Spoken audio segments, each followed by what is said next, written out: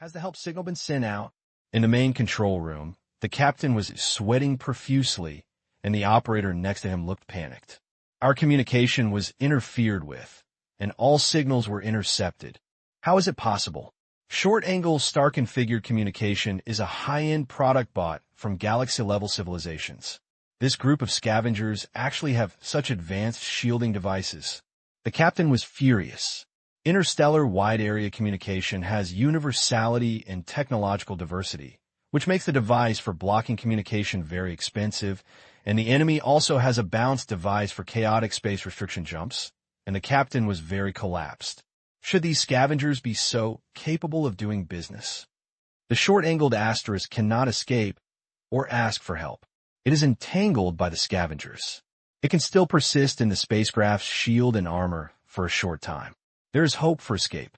Perhaps the high-energy reaction here will be captured by the detector arranged by Ghidorah in the universe, and the guard will help itself. In the bustling star area, the ruling civilization will maintain the starry sky security within the jurisdiction. The detectors are very sensitive, and some detectors are fixed. Artificial intelligence monitors real-time, which is equivalent to a warning area and has a large range. If a short-angle asterisk occurs, you can move towards the detector and indirectly alarm. Generally speaking, the signal strength of the detector is military-grade, and there is a high probability that it will break through the shielding or the warning range will be greater than the shielding range. At this time, the short-angled asterisk flew towards the nearest detector, unable to jump, but could only fly. If you move forward at full speed, you can reach the warning area in about 20 to 25 minutes. The scavenger spacecraft is small and sensitive, has strong interference, and the attack power is sloppy, and the shield can barely support this period of time. But the enemy boarding the ship is an imminent crisis. The bodyguards on the ship are retreating step by step, and the opponent's target must be the main control room. Once the main control room is mastered, it is equivalent to the short-angled asterisk being lost, and you can only rely on your dream to escape. Only 1/3 of the bodyguards who are waiting for the enemy are retreating, and they can't stop the enemy. It's over. The scavenger is coming to the main control room. Captain, what should I do now? An assistant looked at the surveillance screen and was trembling with nervousness. Try to negotiate. The captain gritted his teeth, turned on the radio, and with a glimmer of hope, he expressed his willingness to pay the passing money, but he did not receive a response from the scavenger. He clearly wanted to swallow an entire ship. The scavengers blocked outwardly, and the internal broadcast on the ship was independent and could still be used. In the picture, guards fell to the ground one after another. The captain was anxious, and suddenly his expression changed. He asked anxiously, "Hurry up, call out the passenger list. Are there any powerful guys?" Soon someone screened the passenger list, and the identity information of several people showed that they were all fighters with some nicknames, the most famous of which was the senior mercenary Green Knight. Green Knight. It turned out to be him. It's great. The captain was overjoyed and hurriedly turned on the radio and said, "Dear passengers, the situation is very urgent now. The scavengers are running towards the main control room. I hope that the combat-capable passengers can help. This is also saving yourself. I will pay a high reward. The current situation can only be done by death. The enemy must be defeated, and the passengers can have hope of escaping. Passengers are the last straw. The captain could only rely on the passengers, especially the famous Green Knight, who prayed secretly." The warhammer swept across, and a strong wind burst out, and a large group of spacecraft guards were blown away. The snake Braid danced the warhammer with one hand, and kept walking, covering his body with a gray martial arts aura. Bullets and low-energy beams hit him, leaving only white marks on the rocky skin. This is his racial talent, and is very resistant to fighting. He laughed wildly, and his momentum was unstoppable, and the guards were defeated one after another. The spacecraft fought fiercely, and the external shields exploded one after another, mixing into a flamboyant tune. "Where are you now?" "Boss, there's a VIP cabin in front of you. Sicily is waiting for you there." Soon, the metal door of the VIP hall appeared in front of you, which was locked at this time. The snake braid held the hammer handle with both hands, turned twice, and hit it with a hammer, slamming like thunder. The door was sunken and flew in. Cicely walked out with a smile. "You are finally here. Good job. Where's that Godora?" "Ordinary cabin hall." "Very good." Snake braid grinned, turned his head to see a group of shrunk passengers, and ordered, "All of them are arrested as hostages, and some people are left to guard." A group of scavengers took a small black metal circle and went to the passengers' hands and feet and automatically stretched into mechanical shackles, which were very thick and locked their hands and feet tightly. The ordinary superpowers could not break free. All of these passengers were arrested as hostages.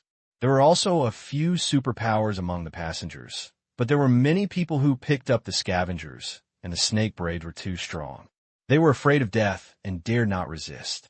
Immediately afterwards, Snake Braid turned to the hall of the ordinary cabin, controlled the passengers of the ordinary cabin again, and searched carefully, but there was no Godora figure, and he was furious. Cicely hurriedly said, "I moved to the VIP cabin yesterday." The spacecraft had not stopped before. He must be still on the spacecraft. Snake braided his head with his big hand and roared and asked, "Where has the Godora man been?" "They broke the door just now and ran out." The man answered hurriedly, "Bang."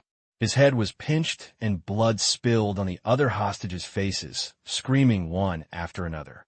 Snake Braid shook her hand and said angrily, "I actually ran away. Go find it immediately." Before he finished speaking, another group of scavengers came from the communicator. "Call for help. Ask for help. We were stopped on the road in the main control room, and we were stopped. Ask for help." Cicely hurriedly said, "Boss, the target is on the spaceship. If you can't run, we will first occupy the main control room. As long as the spaceship is captured, the target will be found sooner or later." Snake Braid nodded when she heard it. "Then go to the main control room. Cicely, you can take some people to stay and control these passengers." "No problem." The passengers in the ordinary cabin were shackles and were thrown aside. The scavengers held up their guns and aimed at everyone, so that the passengers would not dare to act rashly and tremble. The Snake Braid took people to the main control room. The spacecraft was quite small. It took a while before we arrived at the scene. The corpses of scavengers were everywhere. The Snake Braid flashed in its vision, and a fountain-like green light burst out at the end of the passage. More than a dozen scavengers hit the wall, their bodies twisted, and their tendons were broken, and their bones were broken. The green knight blocked the passage in the main control room with a cold face, and the green light was flooded, lingering around his body like ripples. The mechanical limbs were reflected in dark green. He was actually a supernatural person who controlled some strange energy that showed green on the spectrum, could shape it, possessed impact and defense. It is a variant of the force field supernatural power, which is the origin of the nickname. Look, Green Knight Relton, a senior mercenary, a remnant of the Sunil tribe. Snake Braid's eyes revealed desire and was excited. He dragged the warhammer to approach and said, "A powerful guy finally came." Relton's eyes were cold. He was a mercenary. The reason for help was largely the reward promised by the captain. Otherwise, he would have gone to find the escape vehicle long ago. The left-hand robot arm folded and deformed, revealing the black muzzle. A beam of laser light shot out, with a very fast firing rate, piercing through the chests of several scavengers, leaving a melted blood hole. The other scavengers hurriedly found a cover and fought back. The Snake Braid was fearless and charged forward with great strides. The laser hit him, leaving only spots of charred black. He turned to the hammer, rolled up a thick gray arrogance, and smashed it down on his head. Relton raised his right hand and released green light to form a burning light shield that blocked the top of his head. Bang!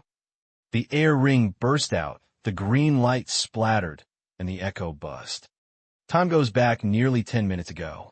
The warehouse of the stern of the Short Ingle Star is far away from the battlefield. The sound of fighting is already very small. The warehouse door is wide open, and the way it opens is very consistent with the violent aesthetics. Han Xiao and his group searched in the warehouse. Finished.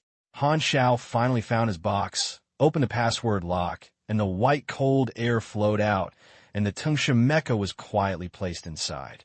He quickly put on his equipment and activated the system. The sleeping mecha lighted up, the energy core illuminated, and the blue energy was like blood, slowly flowing through all the delivery tubes. With equipment in hand, he was in excellent condition. The Han technician relaxed and brought all the weapons. Suddenly, he remembered Carad's request. After thinking about it, he left behind Garriton's wrath and threw all the other golden balls at Carad. "Take your equipment, don't hold me back." Carad was stunned for a moment, put away the ball, and said solemnly, "I will fight side by side with you." Only half of the players were online, and more than 20 players got the weapons. Han Xiao said in a deep voice, "Operations separate. Now we will allocate the team. The plan is to divide the troops into 3 groups, Guangdao, Yuxiang Eggplant, and another team to control the emergency aircraft and find the way out. The Temple, the Dynasty, and others went to cut off the scavengers' retreat and cut off the entrance of the other party to enter the short-angled asterisk. Carad and the remaining players followed him to the main control room, which is the most important way. At this moment, the radio started to ring, and the captain's declaration of asking passengers for help sounded. After listening, Han Xiao's eyes lit up. Remuneration. The space inside the spacecraft is limited, and you cannot wear the Batwing aircraft. Han Xiao uses electromagnetic skateboard shoes and small jet maneuver, running towards the main control room at a speed of lightning, gliding much faster than stepping on banana peels. Han Xiao was very experienced. He knew that the main control room was extremely important. In order to provide timely support, he advanced at full speed. Carad and others were left behind, so he couldn't take care of it for the time being. He was rushing alone, and at the same time, he was analyzing the enemy's combat power in his mind. "I haven't captured the short-angled star for so long. There must be no B-level superpowers among the scavengers. Otherwise, the spacecraft would have changed hands long ago. The strongest enemy is at most C-level or C+. I have equipment and templates, and the probability of being equal to the enemy is very high. But there must be many enemies under my command. The level of conventional weapons between the stars is different. I guess the attack power will not be too low. If you concentrate on fire, it'll be a bit dangerous." Han Xiao looked calm and listed various factors that affect the situation in his mind. He knew his own strength, and he would not be arrogant or blindly raise his opponent. Although there are many superpowers in the interstellar world, advanced combat power is not everywhere. Most of them are still in the E and D levels. I want to talk about these young men who are just starting out. They're all young men who still need to grow up. Starting from level C, it is a combat power. In the Broken Star Ring, the C-level superpower is considered the backbone force. The B level is a rare high-end force, and the A level is a very rare natural disaster level strongman. The difference between the 3 is still very clear. Class C has good personal combat power and can handle a small army on the ground. Class B is the level of destroying cities and has greatly increased its endurance. It can also be used as a single soldier to flatten a spaceship alone. Class A is the natural disaster level, which can cause natural disasters on the surface of the planet, and some sharp abilities can even destroy the surface ecology of a planet. Of course, this will take some time. The sound of collision resounded through the passage, and the aftermath of the recoil made the metal wall tremble continuously. The green light collided with the warhammer again, and the 2 stepped back. Swish! A hot air spurted out from behind Realton, releasing the pressure of overloading the mechanical limbs. He gasped. His face was full of sweat, and his already white cheeks were even paler at this time. Superpowers consume energy, but the body of mechanical breeding equipment will not generate energy. Relton's superpowers are not strong at all. The mechanical breeding equipment gives him rich combat weapons, and his body is harder and he will not die so easily, but it also brings a price. It won't last long, and it will wither very quickly. At this time, the limbs of the mechanical breeding chamber were damaged everywhere, and there were electric sparks. The snake braid is very fierce and has great strength, but Relton asked himself that he would not lose to him But the most troublesome thing is that this is not a one-on-one challenge. Hundreds of scavengers hid beside him and secretly fired cold guns. He had to pay attention to stray bullets at all times, so he wasted a lot of effort to shape the energy shield, and his attention was also dispersed. Many injuries were caused by other scavengers' sneak attacks and concentrated fire. At the end of the passage behind Realton was the main control room. Once he walked away, the main control room was dangerous, which greatly restricted his movements. He did not dare to bypass the snake braid and deal with the scavengers first. The main control room door was closed, and the situation outside was monitored and turned to the screen. Everyone in the main control room was worried. The captain was sweating, pressing the table tightly, and murmured, "I will reach the warning area in 12 minutes, so I must hold on." The fierce gunshots sounded again, and Relton could only create a light shield to protect himself. The snake braid sneered, not giving Relton a chance to breathe, and pounced on it again, and the warhammers were smashed down one after another. Relton's eyes were bloodshot, his face was cold, and he was firmly holding on, but the green shield dimmed at a speed visible to the naked eye. Suddenly, the light shield exploded, and the warhammer hit Relton's left body without any obstacle. Zong! Half of Relton's body exploded, and the parts in the sky were like blooming flowers, jingling on the walls, and the oil spilled all over the floor. Relton flew out and hit the wall, but his face was gone without pain. He was a semi-collar body, and his broken mechanical body felt no pain. This kind of genetic technology is more mature and perfect than the budding semi-collar, and of course it will not damage life. The soles of his feet suddenly spewed out of flames, flew up, jumped over the snake braid, and resolutely fled the battlefield. Rewards were the reason for his help. Realton attached more importance to life. His body was broken, and the situation was critical. He ran away immediately, never nostalgic, and was rational and indifferent. This spacecraft will definitely fall. No matter what the scavengers are going to do, I am not their target. Now it should be not far from the warning area. I can escape by just sitting on the emergency aircraft. The scavengers will not chase me. Seeing Relton turning his head and running away, the captain suddenly became soft and sat down on the chair, closing his eyes in pain. It's over, it's all over. The Green Knight was beaten away, and the enemy was close to the main control room. What hope is there? The snake braid suppressed the desire to pursue, remembered the main task, waved his hand, and led people to the main control room door. Panic and confused emotion spread, and everyone looked frightened. Every time the scavenger took a step forward in the picture, the captain's mood sinks a little more. This situation is already a desperate situation. The captain couldn't imagine any turning point. He couldn't help but think of his wife, children, and mistresses far away in his hometown. He couldn't help but feel miserable. The snake braid was about to smash the door with a hammer when he suddenly heard a boom sound, and a surge of heat quickly approached from behind.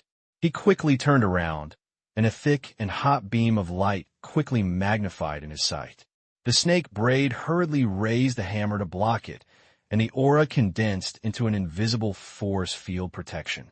The light column hits the target. Bang! The warhammer instantly turned into a red soldering iron. The snake braid screamed. The warhammer came out of his hand and fell out. His arms and chest were shining like embers, and it was still burning. What? The captain suddenly changed his expression. At the other end of the passage, Han Xiao was holding a strange golden gun, and white smoke was still emitting the muzzle.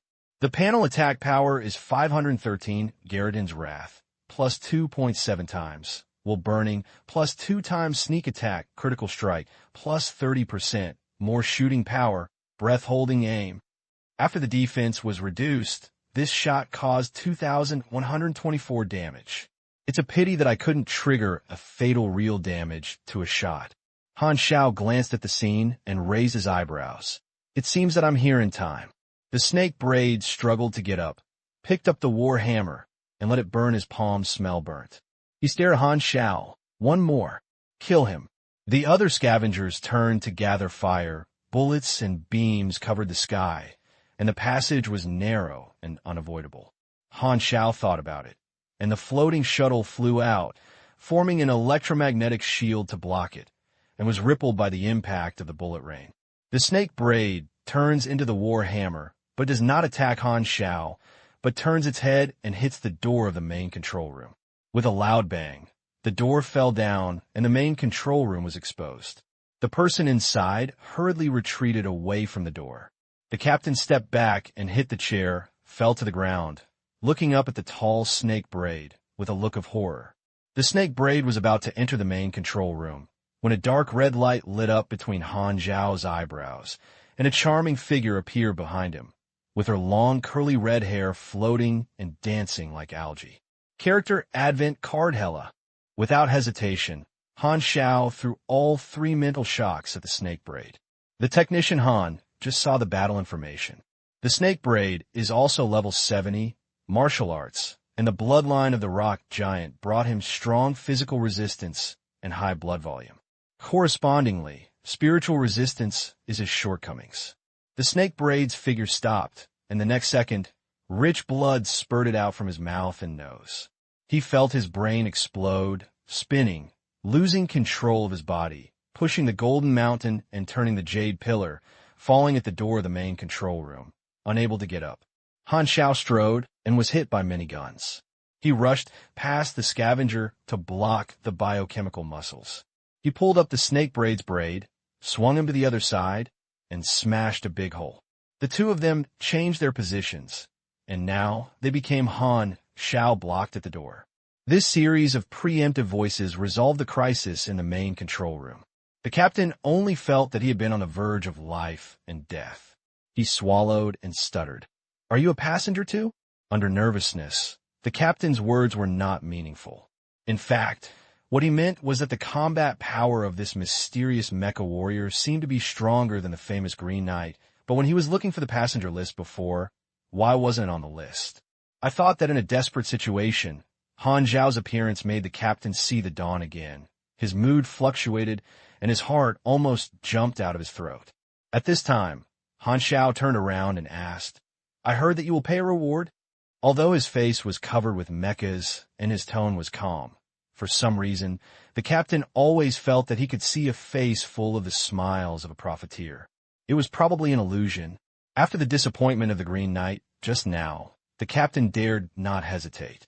He could only grab the life-saving straw regardless of everything and hurriedly said, "That's right. I could spend a lot of money.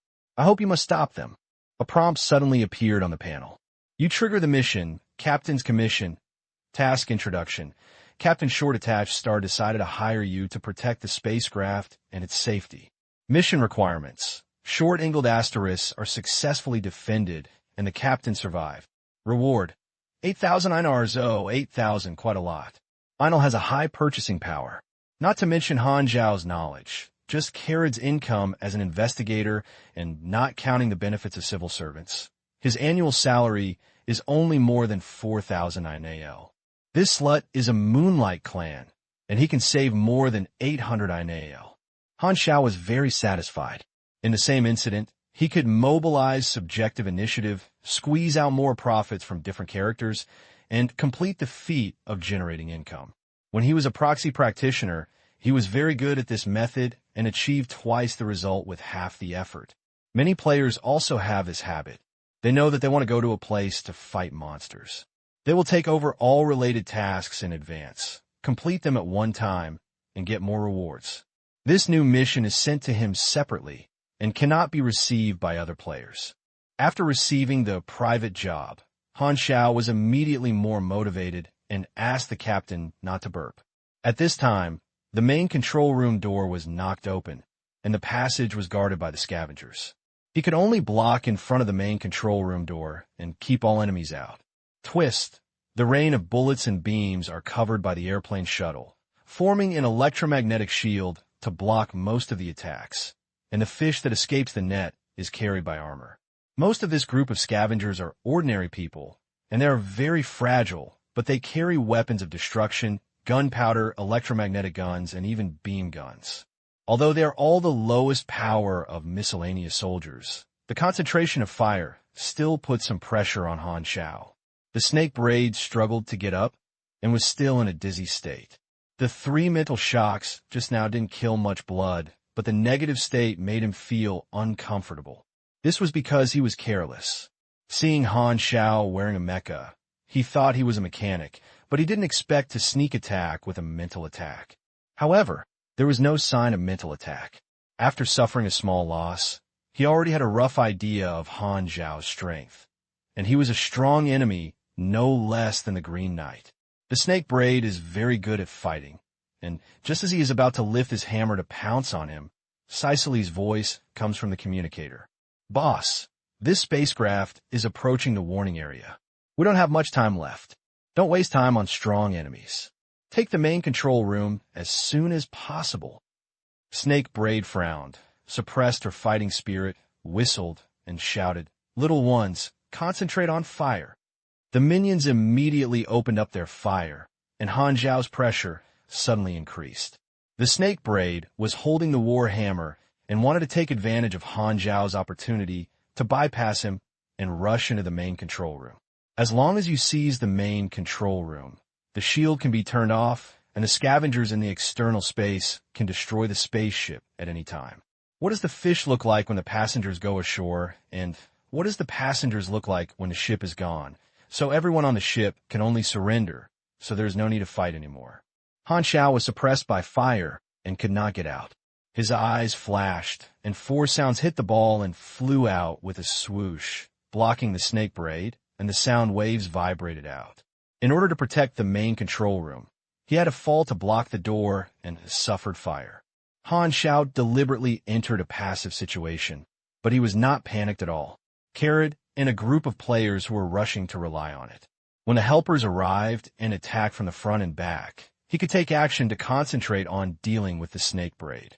The Snake Braid had some strength, which made Han Xiao unable to bypass him and solve the problem first, and Han Xiao could not leave the door. If he dealt with the Snake Braid first, the scavenger could cause interference.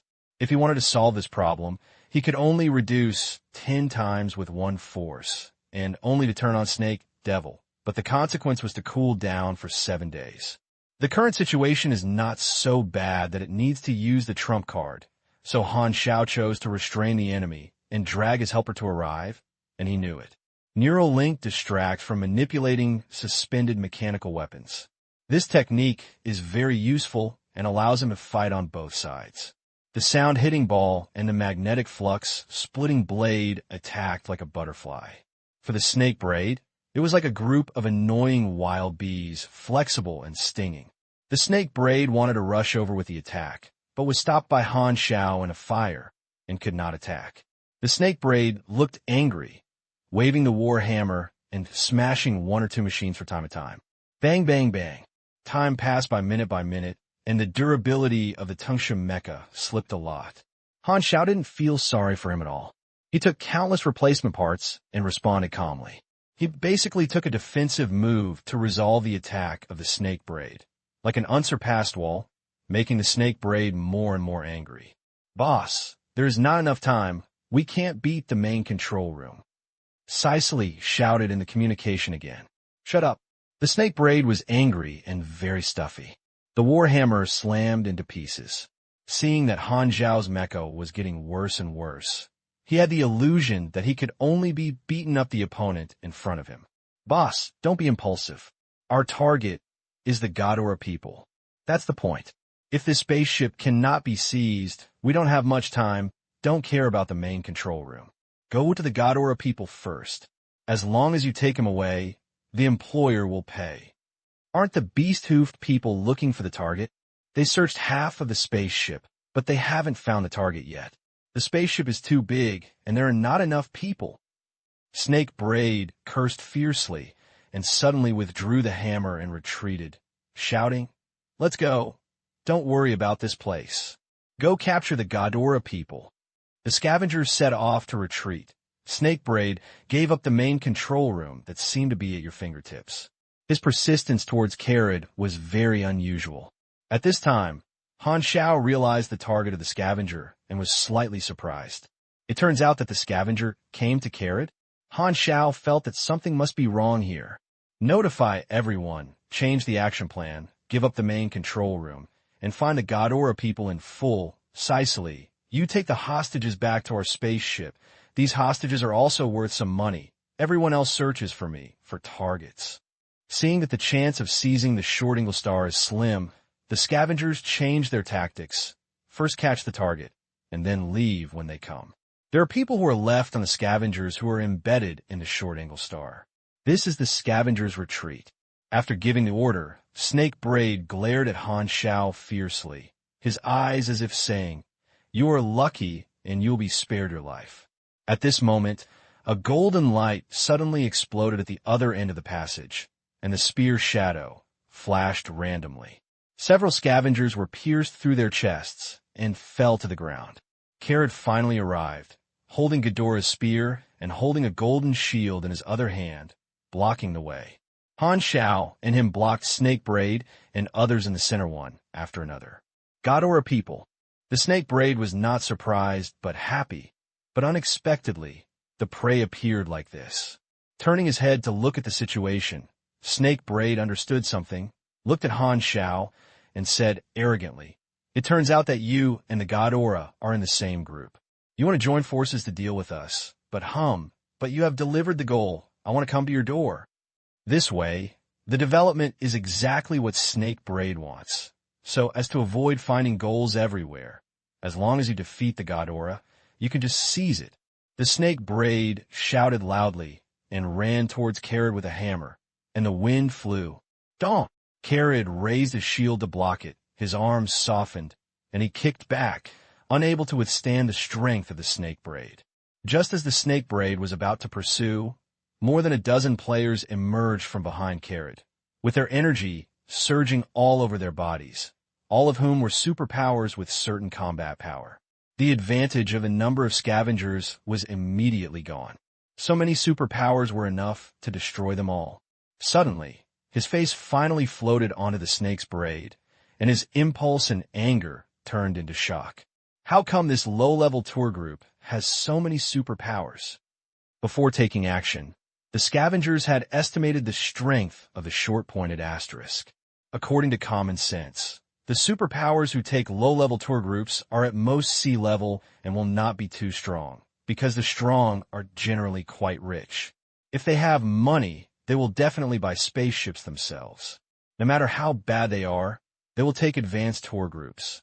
For example, low-level tour groups like short-pointed asterisks are like buses, while high-level tour groups are trains and high-speed rails.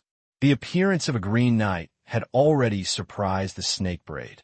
So many superpowers with almost sea-level strength appeared, which was completely beyond his expectations. Which remote area did these poor superpowers pop up? And hello fucking in groups. A mistake. Han Xiao smiled. I have a helper too. The next moment, he closed his smile and said coldly, "Go." Han Xiao, Carrot, and others attacked the Snake Braid gang that was caught off guard in the middle, and the one-sided massacre broke out. The situation suddenly reversed. Oh no, the boss is going to be finished. Sicily shook all over, as if a cool air penetrated his spine. He was in the hall of the ordinary cabin, taking a group of scavengers to guard the passengers. What should I do now? I can't save the boss. Go back to the spaceship first. Sicily felt that the situation was beyond control and felt uneasy. He just wanted to return to the spaceship as soon as possible to give himself a way out. It just so happened that his mission was to take the hostages on the ship, comforting himself that this was not a betrayal. He had no intention of supporting the Snake Braids at all. Most of the scavengers were selfish and had low loyalty. Sicily cared more about whether he could leave smoothly. The boss wants me to take the hostages back to the spaceship and act quickly. Sicily couldn't wait to issue an order to his subordinates. Halfway through his words, Sicily suddenly stopped and looked at the corner of the hall in a daze. The corner was originally empty. Just now, more than a dozen people suddenly appeared. Hao Ian, Minghui Changzhong, Jiang Yuluo, Meat Bun, and a few high-end games. They agreed to finish their meals and go online at the same time. The players looked around in a daze, looking surprised. Hey, what's the situation now? Why were all the passengers arrested? Who were these people holding guns? Why is the spaceship shaking constantly? There's still gunshots in the distance. Is this an attack? All the scavengers in the hall were stunned and dumbfounded. I checked all the rooms when I kidnapped the hostages. And where did these people pop up? Are you all ghosts? Both sides stared at each other with big eyes and confused. The scavenger subconsciously turned the gun around. When Hao Qian and others saw this, they immediately knew it. What fuck you want to do? Fuck him. With a burst of strength, the group of scavengers were immediately pressed to the ground to rub. Cicely was shocked. So despicable. There is an ambush. The gate bridge of the emergency escape vehicle. The crazy sword and a group of players are here, bored. The other people are fighting, and we are idle. Do you think we are a wastewater? Said the fragrant bear. He was one of the 3 carriages of Yuxiang Eggplant, a cute boy. Our mission is also very important. Control the escape route. Kwang Dao paused and said frustrated, but it is indeed very paddling. Son Eggplant touched the stubble. We haven't met you well yet. You are the biggest dark horse in this league, the #1 weapon in China, TSK. The reputation is quite loud. Kwang Dao was embarrassed and said modestly, Don't lift me up. I'm just lucky. The wealthy families like to contact potential players, and if you have grades, you can get the respect of your peers. You won't ignore him just because Kwang Dao is a newcomer. The few of them talked very speculatively. The business blew up several times. And Yulong Wu Jingfei, who had not spoken, suddenly said, Are you interested in signing a contract with Yuxiang Eggplant? Kwang Dao waved his hand quickly. I like Yuxiang Eggplant very much, but Jiangchang treats me well and is ready to form a new team with me as the core. Yulong Wu Jingfei said, Oh, and continued to remain silent.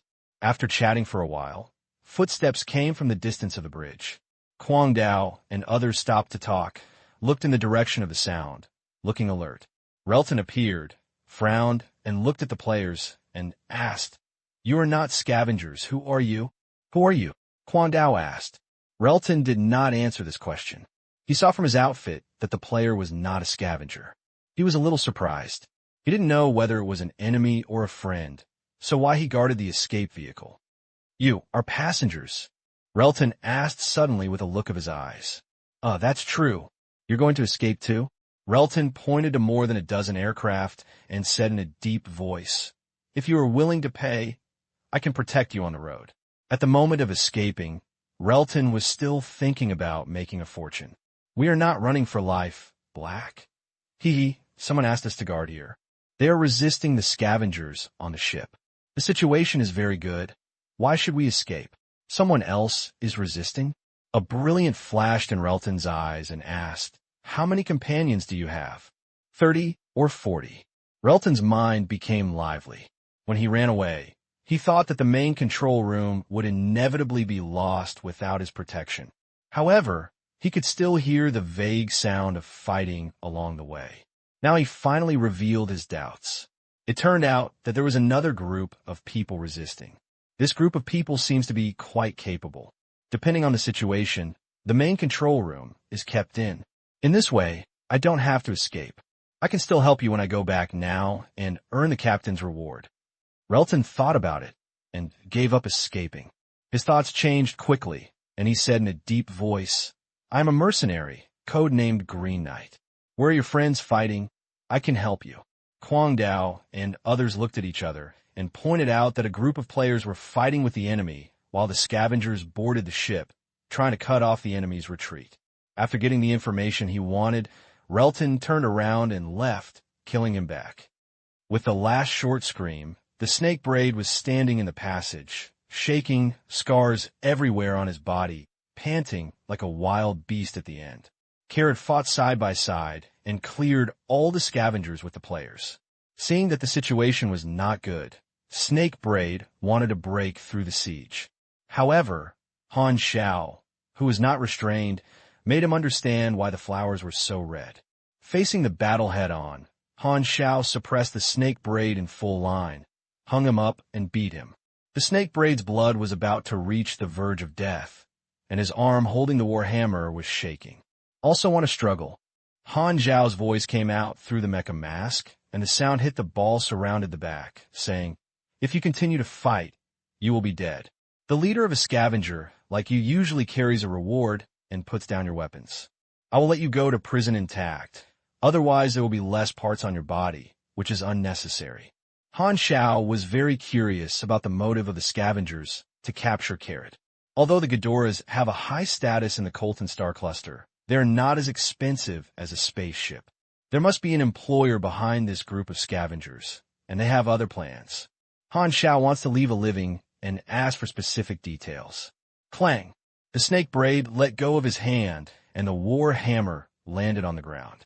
He fell to the ground without standing firmly, gasping heavily, looking indignant, but his behavior had already indicated that he had compromised. Although Snake Braid is warlike and impulsive, it is not that she has no brains. It is better to be able to live in prison than to die on the spot. Everyone locked the snake braids to make sure he couldn't resist. Even though he was sitting with a snake braid, his upper body was a little more than 2 meters long. Seeing this huge body, Han Xiao couldn't help but think of it. This guy is a mixed blood of the rock giant and human. With such a big body size gap, it seems terrible whether the rock giant is his father or mother. Han Xiao hurriedly braked to avoid thinking about some terrifying scenes. The atmosphere is too unrestrained. It's not just true love, no gender, no race, no matter how good it is. Well, mating is not necessarily true love. I can't afford to offend. I can't afford to offend. Han Xiao hurriedly calmed down, expelled all kinds of thoughts from his body, and said in a deep voice, "Tell me, what force you are employed by? Why should you catch the Ghidorah?" Snake Pig snorted angrily. "Don't imagine that I'll tell you that the news of not betraying the employer is our professional ethics." Han Xiao sneered and threatened. "You can exchange for a bounty for you, but you may not have to keep the complete you. Hurry up and give me some materials, otherwise I will let you have less materials. My employer is the Dark Star." Snake Pig was so cowardly. Han Xiao curled his lips. A scavenger talked to me about ethics, and he was funny. Carrot's face changed suddenly. Dark Star? When he mentioned it, Han Xiao remembered that Dark Star and Ghidorah were mortal enemies. The snake braid told the whole story.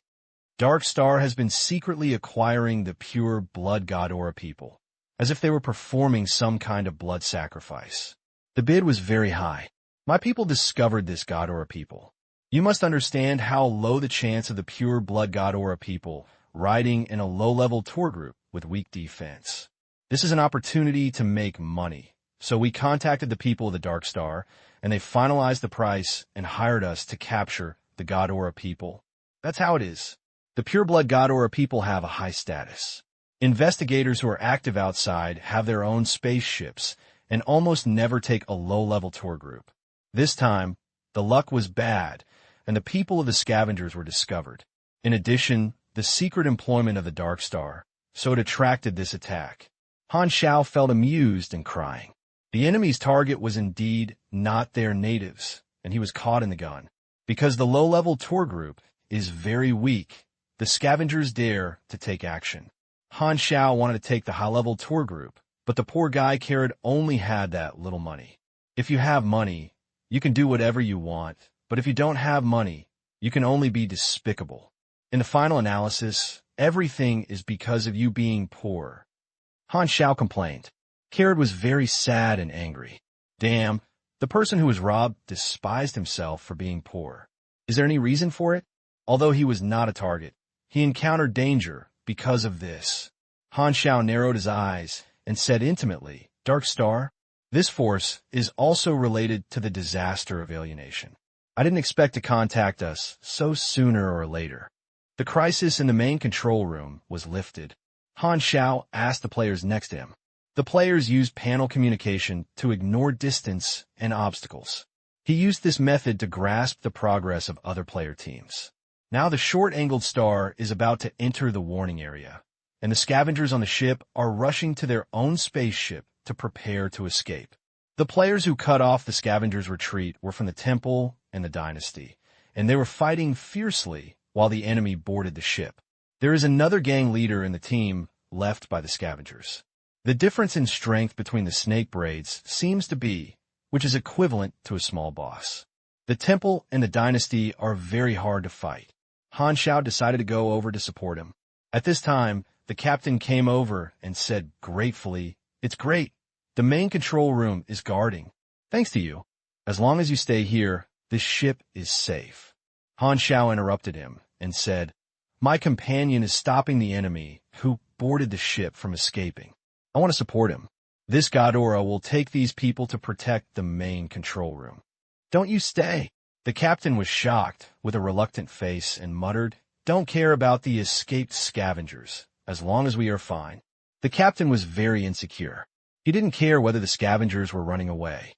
He just wanted Han Xiao to stay to protect him, so he felt safe. P.S. It's winter, it's getting colder. Everyone wears more clothes, and I feel like I'm catching a cold. Han Xiao naturally didn't want to stay. At this time, the main control room operator said in surprise, "We have entered the reconnaissance range of the model energy detector. The database shows that there is a permanent Ghidorah guard in this area.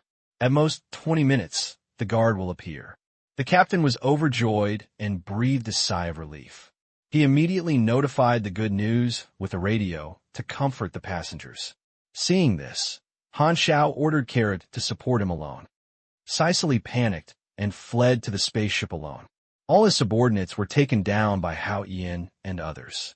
Only when he saw that the situation was not good, he ran away immediately and was lucky to be uncatched, but he was alone spared.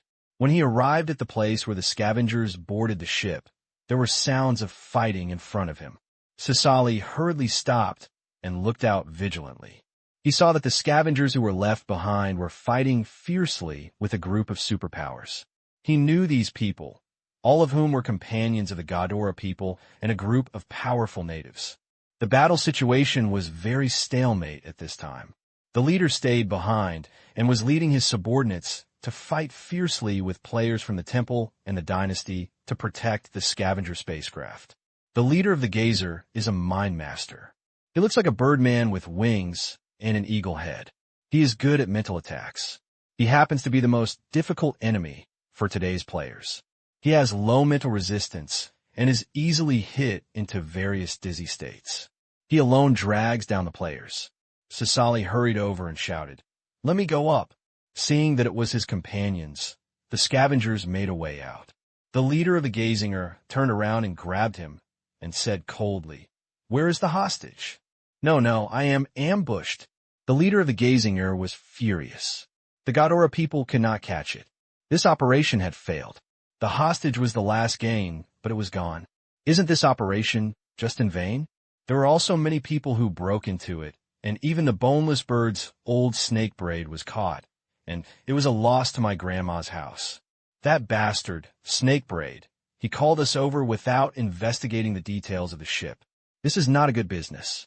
When the beast hoof people come back, we will retreat. You go in. The leader of the staring man kicked Sicily back to the spaceship.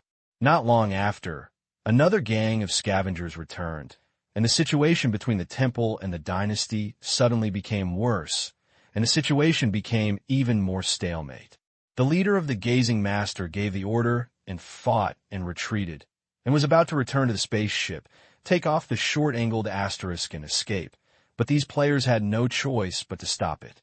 In the distance, a series of serial laser cannons shot rapidly, killing several scavengers. Relton finally arrived at the scene with a calm expression. Although the robotic arm in his left hand was blown up, there was a secret muzzle hidden in his crotch, which was spraying high-temperature laser. The scavenger hurriedly walked onto the bridge and was about to run back to the spacecraft. A green light flashed in Relton's eyes, and he roared in a low voice. He raised his hand and created green light curtains to separate the spacecraft's entrance, so that the scavenger could not enter. "Don't stand there. I can't hold on for long. Hold them up." Relton shouted to the player. He was sweating heavily and fought with the snake braid, which consumed a lot of energy. Maintaining the green light curtain requires a full concentration of physical work. If it weren't for the help of another group of passengers, he wouldn't have dared to do so. As long as you obstruct for a while, the guards will arrive, the group of scavengers will not be able to escape.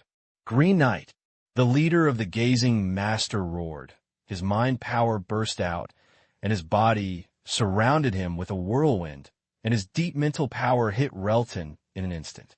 Relton groaned, and the winding blood flowed from the end of his nose, but he held it, not letting the green light curtain dissipate. The scavengers hurriedly attacked the green light curtain. The light curtain trembled like water waves, but it never dispersed. Some scavengers turned their heads and rushed towards Relton. Only by knocking over the green knight can the light curtain disappear, and the player immediately stopped them. The light was shining, the roar continued, and the scene was in chaos. Cicely on the ship was anxious and kept looking at the time, hoping to leave others behind and drive a spaceship to escape first. At this moment, Han Xiao arrived, swept the situation, and understood the situation immediately. He instantly came up with the roughest tactics. As long as he solved the leader of the Gazette, the enemy would be finished. My master, the level should be a little worse than the snake braid. Typically, the attack is high and defense is low. Han Xiao has a high intellectual property, so his mental resistance is not bad. Moreover, he is rough and thick in skin and flesh. He likes to deal with enemies with high and low attacks and defenses. His will burn has cooled down. Han Xiao took it out without saying a word and fucked it first. The blast of light spurted out from the muzzle. The leader of the starer was alert and turned around in horror. He hurriedly created a shield of thought power, but it broke instantly. The pillar of light swallowed up half of his body and burned black. The light in the leader of the starer dissipated, and he screamed and fell to the ground. This shot triggers the effect of the feat, and when the first shot is launched on the target, there is a 12% to 25% chance of causing real damage. In Han Xiao's vision, the blood volume of the leader of the Gazinger dropped from about 4/5 to 1/5 in the blink of an eye. Such heavy damage immediately attached the negative states of weakness, serious injuries, etc. to the leader of the gazing master. Han Xiao seized the opportunity, advanced at full speed, and ran away. The scavenger who blocked the road, rushed into the crowd, and directly controlled the leader of the gazing master, who had no ability to resist. This series of operations was completed in the lightning and fire. The rabbit rose and Magpie fell, and when it came to the face, it knocked down the leader of the scavenger, who could not be captured for a long time. Although it was a sneak attack, the efficiency also shocked everyone. Relton's pupils shrank, and his eyes followed Han Xiao's figure tightly. What a great guy! Are you a mercenary? The leader of the Gazinger and Snake Braid are not much different in strength, but the two sides have different tendencies. Han Xiao's explosive power is most suitable for dealing with enemies with high attack and low defense. In comparison, Snake Braid's MT-style enemies are more laborious to fight, and this time it triggers real damage, which would be said to be hidden. Without the leader, the group of scavengers were in chaos. Cicely felt disappointed. She didn't care about anything else, and just got into the driver's seat, and was about to start the spaceship and run away alone. Cicely closed the hatch door as soon as possible, and suddenly heard the sound of tooth-acid metal tearing.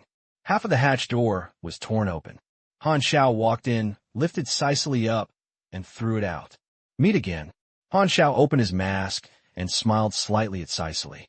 He was obviously very friendly, but in Cicely's eyes, it was like a jackal, tiger, and leopard, and the dangerous aura pierced his heart. It's you. Don't kill me. I know a lot of things. I know a lot of information.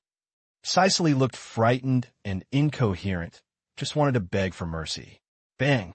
An electromagnetic stimulus bullet broke through Cicely's forehead and flew half of the back of his head, and the ground was red and white. Han Xiao put away Gao's sniper rifle and didn't even look at Cicely's body. He turned to the Temple Dynasty and said, "Let me leave it to you to solve it." The remaining scavengers were unilaterally massacred, and none of them boarded the ship fled. At this time, the vibration of the spacecraft also stopped. Han Xiao looked at the porthole. The scavenger spacecraft who was harassing in the universe saw that his accomplices were wiped out and immediately fled in panic. Until now, the crisis has truly disappeared. It's finally over, but fortunately, there is no danger. Han Xiao breathed a sigh of relief. When encountering an attacker in the universe, if you are not careful, the ship will be destroyed. This little episode made him a little nervous, but it also awakened the tension of interstellar combat. After staying on the Sea Blue Star for too long, Han Xiao's familiarity with interstellar war is gradually returning. Han Xiao was used to summarizing after the war. In this attack, he used to play the advantages of the players, divided the troops, and grasped the overall situation. There was also the surprise of the players who suddenly went online. Overall, he felt that he could give himself 82 points. At this time, Han Xiao had time to look at Relton beside him and saw his broken mechanical body. His eyes flashed slightly. Mechanical fertilization. Well, it should be an advanced modification, and it also has a deformation function. Out of professional instinct, Han Xiao subconsciously analyzed the technology. Although Relton was quite curious about Han Xiao, he was quite indifferent, stood aside with expressionless face, without any intention of saying hello. It seems like a lone warrior, Han Xiao thought to himself, and suddenly felt that something was wrong with this sentence. He stared at Relton's crotch for a while, and said in his mind, "I'm wrong. It should be a warrior without a height." The Godora guard finally arrived late, floating next to the short-angled asterisk, and issued a communication request. At this time, the shield had disappeared and the signal could be received. The task prompt is completed, and a new prompt appears. Go to the captain to receive the reward. Han Xiao came to the main control room, and all the players followed, and the captain was communicating with the guard team to explain the situation. When the guard captain learned that all the scavengers were solved, he asked about the specific process. The attacks of scavengers are just a small public security issue. Since the tour group is safe and sound, it is enough to record the passage according to the process and enter the duty log. Although he met his compatriots, Carrot was very settled and stood beside Han Xiao, playing with his little braids. After the call ended, the guard team left, and the captain turned on the radio again and informed the entire ship. The crisis has been lifted. I'm sorry to scare you all. The short-angled star will go directly to Uberry Hub to berth and repair it. The passengers who survived the disaster cheered and hugged each other and were moved. Turning off the radio, the captain had time to thank Han Xiao and others. He looked grateful and asked, "Thank you very much for your help. I don't know your name yet." Han Xiao.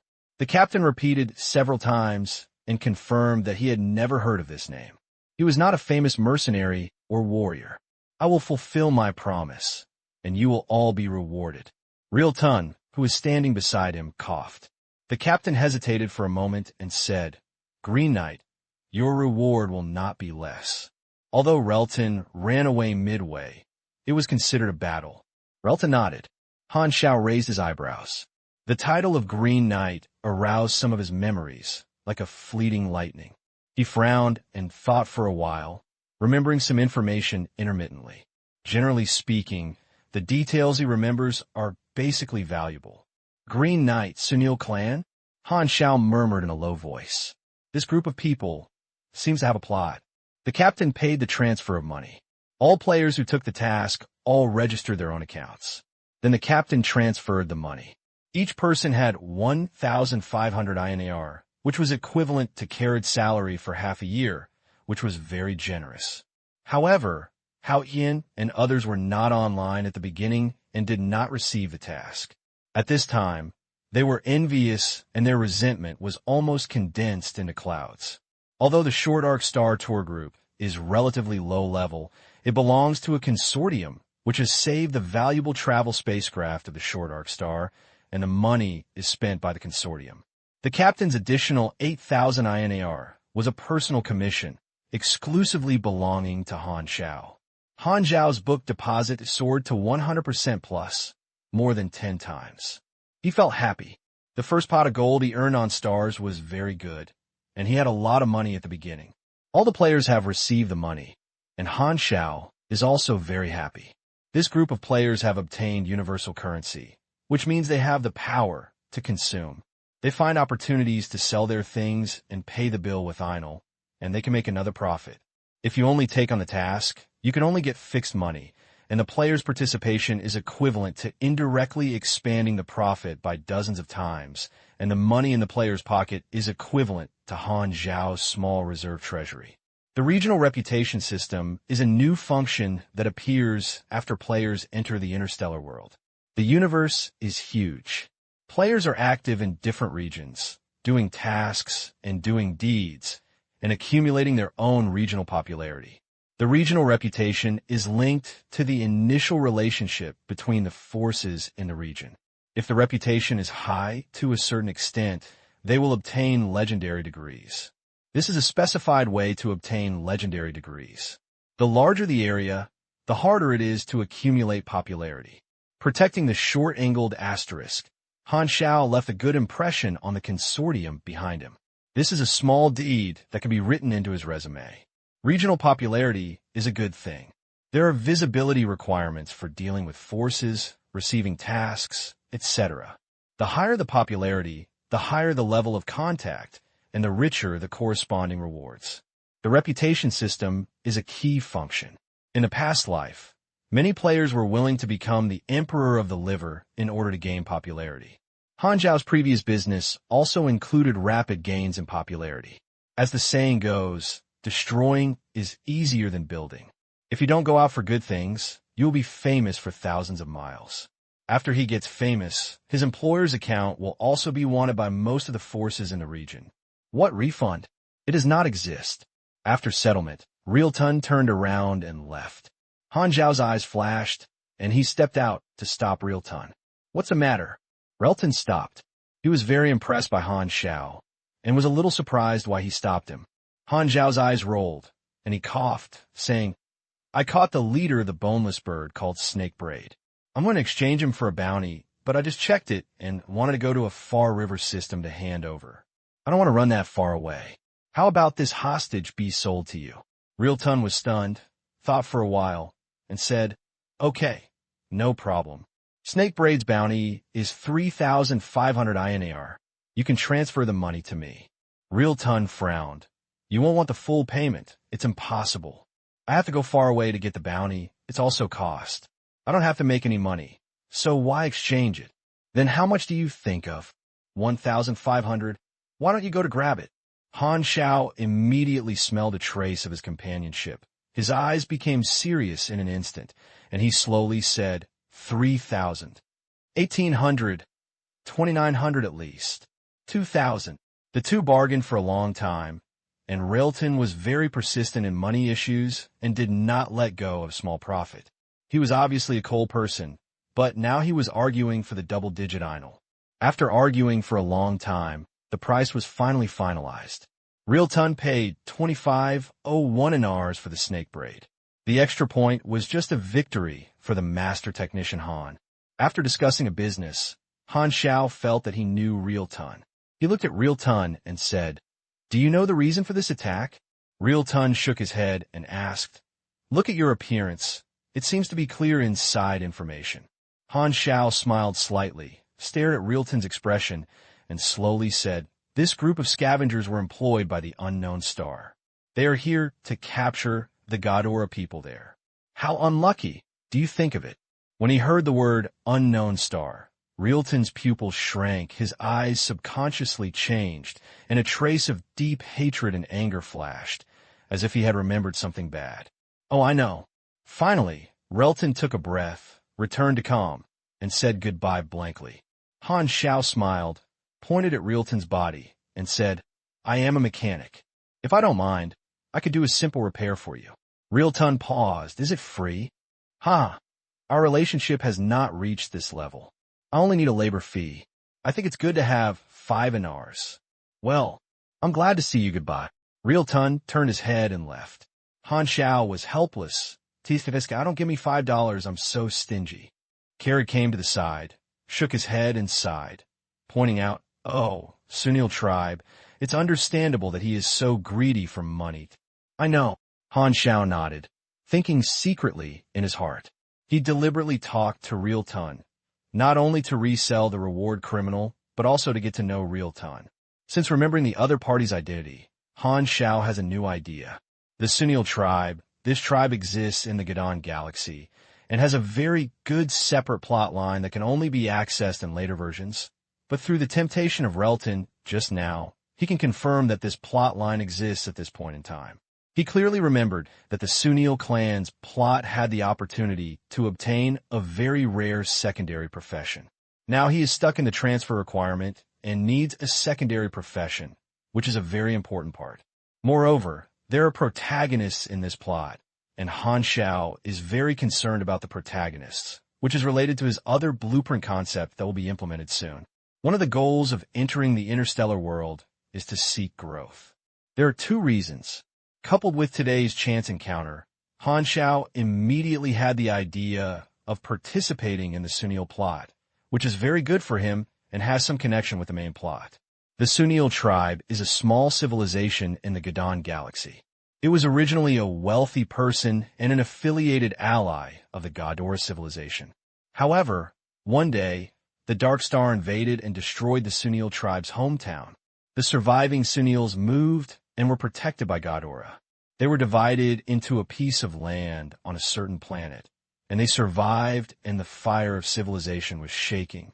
Therefore, when talking about the Dark Star, Relton could not suppress his anger, almost a grudge against the genocide.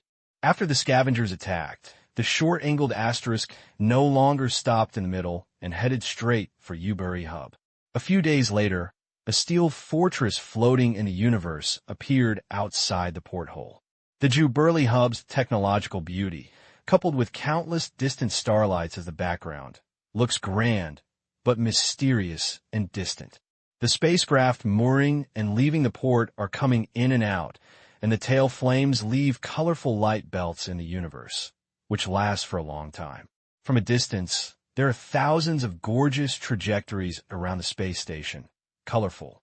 Although they are silent, they inexplicably create a lively atmosphere, just like fireworks blooming in the night sky. The beauty of civilization is nothing more than this. Open the communicator local channel, and countless local calls were released. Each spacecraft was applying for procedures, the official hub dispatch, different languages, voices, and instructions of mechanical synthesizing sounds, mixed into a unique symphony. The bustling and busyness are completely different from the appearance of silence. The short-angled asterisk lowers its speed and slowly approaches the Juberly Hub.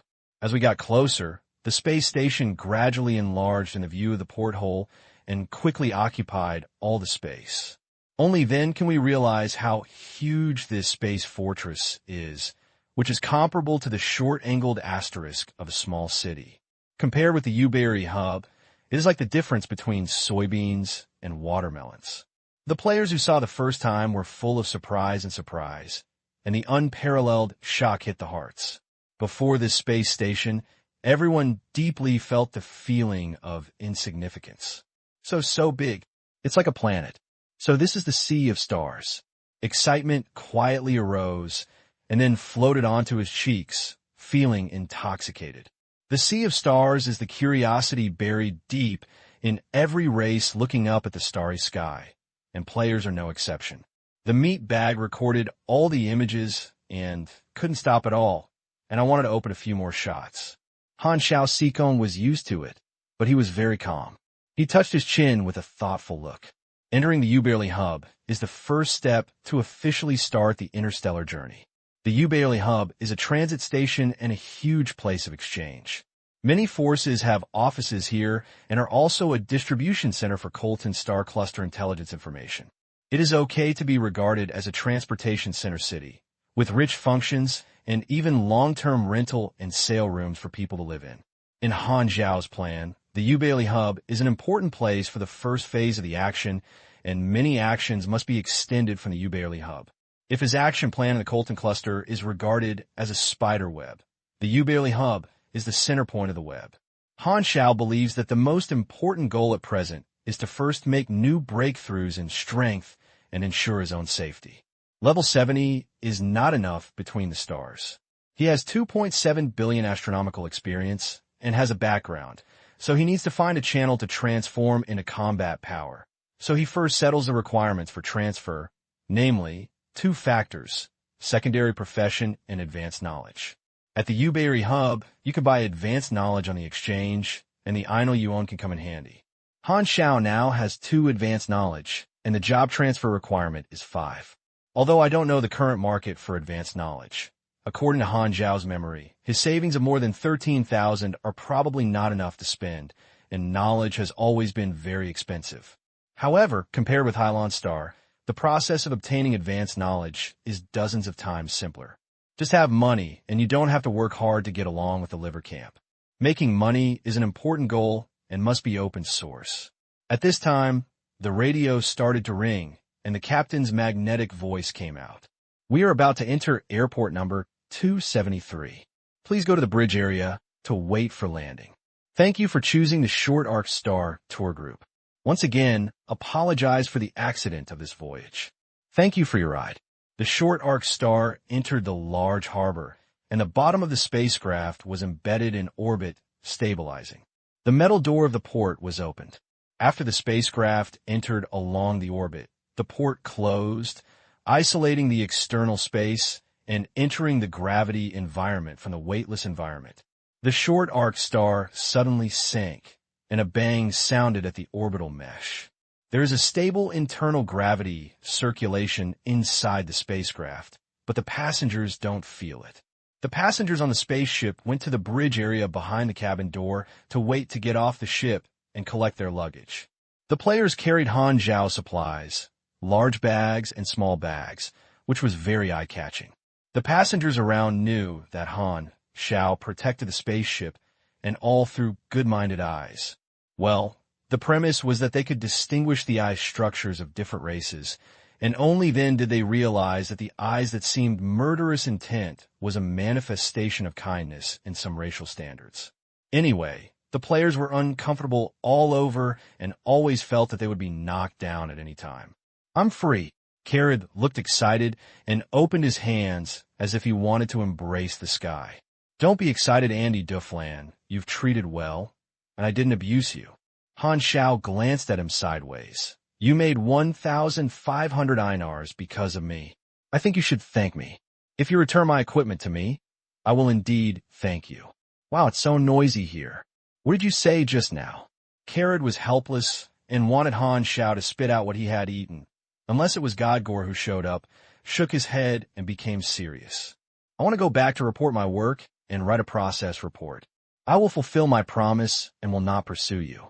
Even if you doubt my integrity, your behavior does not constitute a wanted standard based on the dangers of the investigator's career, so don't worry, no one will cause trouble for you. It sounds good. Han Xiao smiled and put down his gun. Carrot said angrily, I am unlucky when I meet you. Han Xiao smiled and was in a bright mood. I am very happy. The spacecraft shook and stopped. The cabin door slowly opened. There was a white platform outside, as huge as a square, bright lights, and a dome of hundreds of meters, which was magnificent. Only such a large port can accommodate the short-angled asterisks. At the end of the platform is the gate to the passage inside the space station. Han Xiao took the players out of the boat with the crowd, and the afterglow caught sight of Relton. The guy was in a hurry and didn't want to delay a minute or a second. He walked quickly towards the gate with the reward culprit and led the front. After the attack, Han Xiao and Relton did not have a second exchange along the way, and their relationship stopped at meeting each other, but nothing serious was wrong.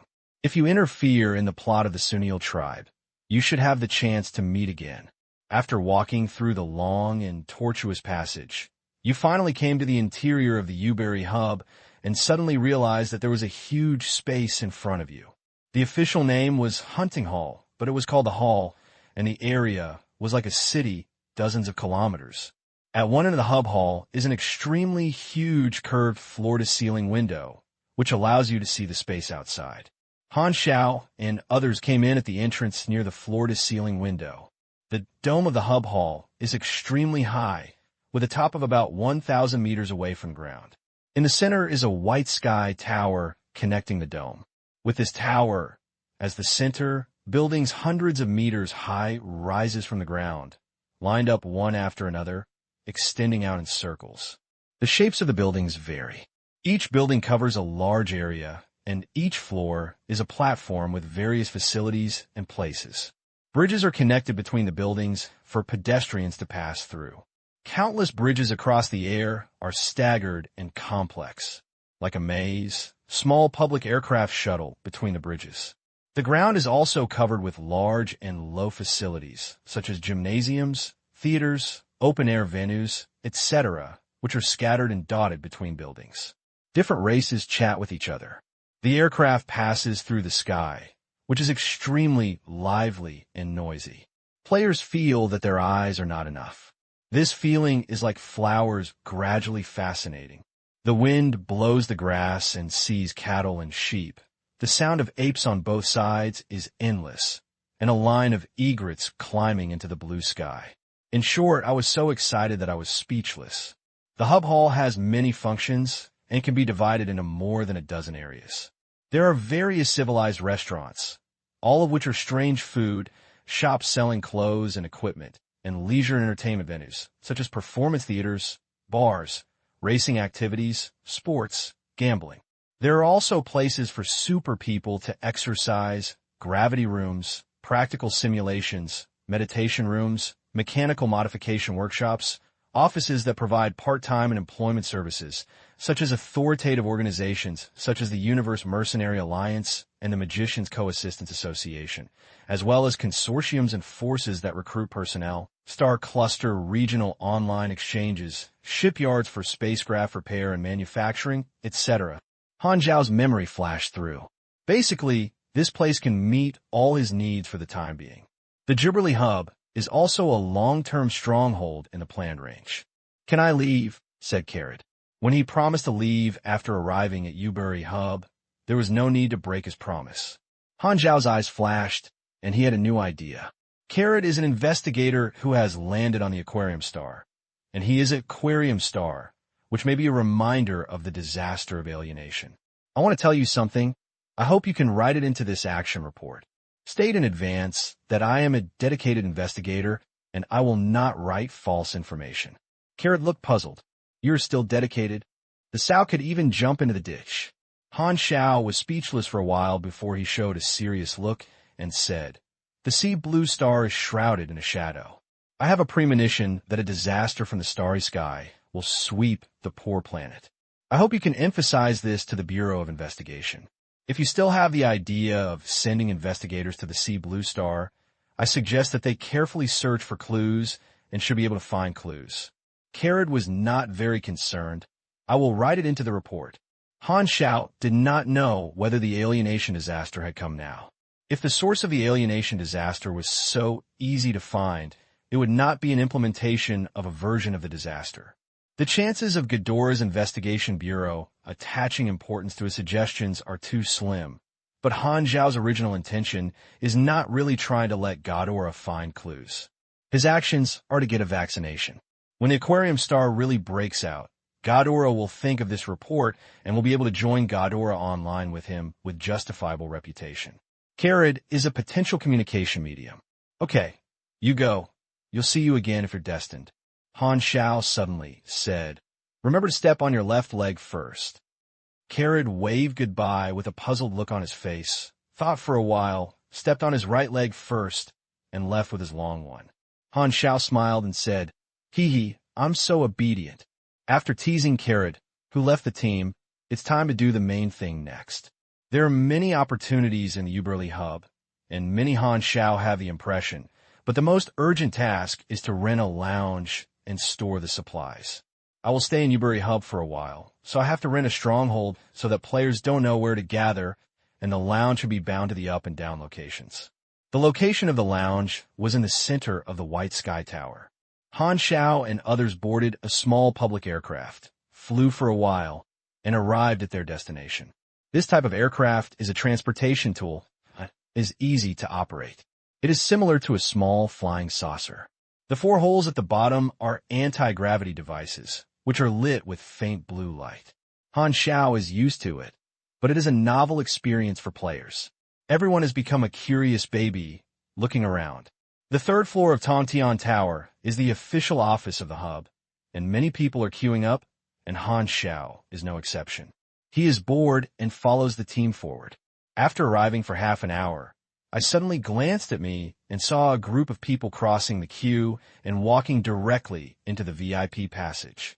The hub staff took the initiative to greet him respectfully. This group of people were wearing simple, pure white combat uniforms of the same style, mechanically constructed like simple armor, with an inverted triangle crystal embedded in the center of the chest, with different colors: red, orange, yellow, green, and purple. A slender pipeline extends from the three tips, 2 lines above the shoulders, and 1 below passes over the crotch. The 3 lines converge to form a point on the back, which is located at the corresponding position of the triangle, that is, the center of the back. Why don't those people line up? Feng Yu asked curiously. Han Xiao recalled the pattern and said slowly, that is the Sky Ring person, also known as the Sky Ring Allied Forces, with thousands of members. The combat organization from the Galang Star Cluster does not belong to any civilization and is equivalent to a free mercenary. He enjoys a reputation throughout the Broken Star Cluster, undertakes bodyguards, combat, exploration, colonization, and other businesses, and even accepts war employment. They are famous and have privileges, and do not have to queue up like us. The Galang Star Cluster and the Colton Star Cluster are both located in the Broken Star Cluster and are neighbors to each other. The members of the Sky Ring who just passed by are probably taken over the task of Colton. This shows that the Sky Ring's business is very large and can be hired across the star cluster. Tianhuan is so famous that members of the organization enjoy privileges in various places in the Broken Star Ring. Fame is a very important factor in the universe. Just like now, people from Tianhuan easily walk through the VIP channel, while a large group of unknown ordinary passengers have to queue up. Han Xiao couldn't help but remember that he had the same privileges in Hylon Star, and now he has to work hard again when he is at Star. Despite this, Han Xiao does not miss the treatment of Hylon Star. He stays in a remote area as a chicken head, and will always stay in the same place. Han Xiao has a very adventurous spirit in his bones. After a long queue, it was finally his turn. The lounge had multiple specifications. Han Xiao had a wealthy waste bag and rented a medium-level lounge with a warehouse. The space was large enough to accommodate dozens of people. The cost was only 40 INAR per month. The lounge is located in a nearby building. Han Xiao quickly found the lounge door according to the door number and opened the access control with permission. The thick metal door slid to both sides, revealing the full view inside, with a simple style and large enough space. Everyone entered in a row, and the player piled up supplies boxes to the warehouse. Han Xiao coughed and asked everyone to see it. Then he said, "We will stay in the Ubeiri hub for a while. This is our stronghold. We have left the planet for the first time. We will adapt to it in the next few days." Everyone had no objection. They are still in the ignorant stage, and everything is followed. Baby Feng Yue said curiously, "Why are you so skillful? Isn't it the first time you left the planet?" Han Zhao's deeds on Hylon Star left the impression on players that he was a native of Hylon Star. But since he entered the Interstellar, he has been familiar with it. Most players don't care. Only Feng Yue pays attention to this detail. Han Xiao thought for a while and said lightly, "You know that my eyes can see through the future. Although it is the first time I've stepped into the interstellar world, I can see a lot of distant things. More importantly," Han Xiao took out the communicator and shook it. "I have this." Feng Yu suddenly felt that she had asked a stupid question, and she bulged her mouth, looking depressed. Han Xiao took out a copy of the rules and regulations of the Uberly Hub and placed it on the table, saying, "You can look at these rules first. Don't be captured by the guards if they violate the rules. I want to do something. Stay here and don't go around. There is a guard at Uberly Hub to maintain public order, and no crime is allowed, otherwise they will be arrested. Players come over to watch the rules." Han Xiao left the lounge alone and went to the exchange. He had spare money on hand, so he wanted to buy advanced knowledge first. The exchange is divided into individual private rooms with control panels inside. Han Xiao enters a room, opens the transaction list, and countless product items are flashed out: name, introduction, price, seller, and shipping time, which makes it very interesting to buy online. The regional online exchange function is to integrate all the goods in the interstellar area. Sellers are hanging things and waiting for people to buy. A large number of items are convenient for buyers to screen. The goods are notarized and tested, and you will never buy fake goods here. Han Xiao directly chose the superpower knowledge of the mechanical system. There are not many sellers selling knowledge in the Colton Star Group, and there is no complete set of knowledge. There are 15 advanced knowledge in the 3 branches, only 8 of which are sold, and the price is over 10,000 yuan. Key knowledge, such as advanced mechanical dynamics and advanced energy theory, are even sold for 50,000 yuan. Knowledge is extremely expensive, and there is definitely no need for major forces to disclose it.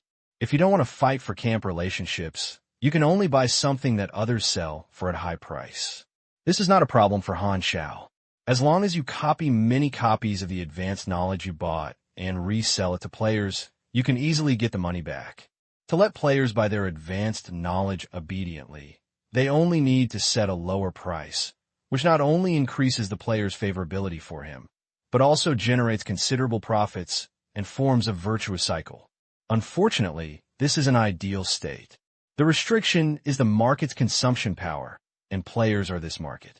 Now only a few of them have 1,500 INAR in their pockets, and this idea can only be temporarily put on hold.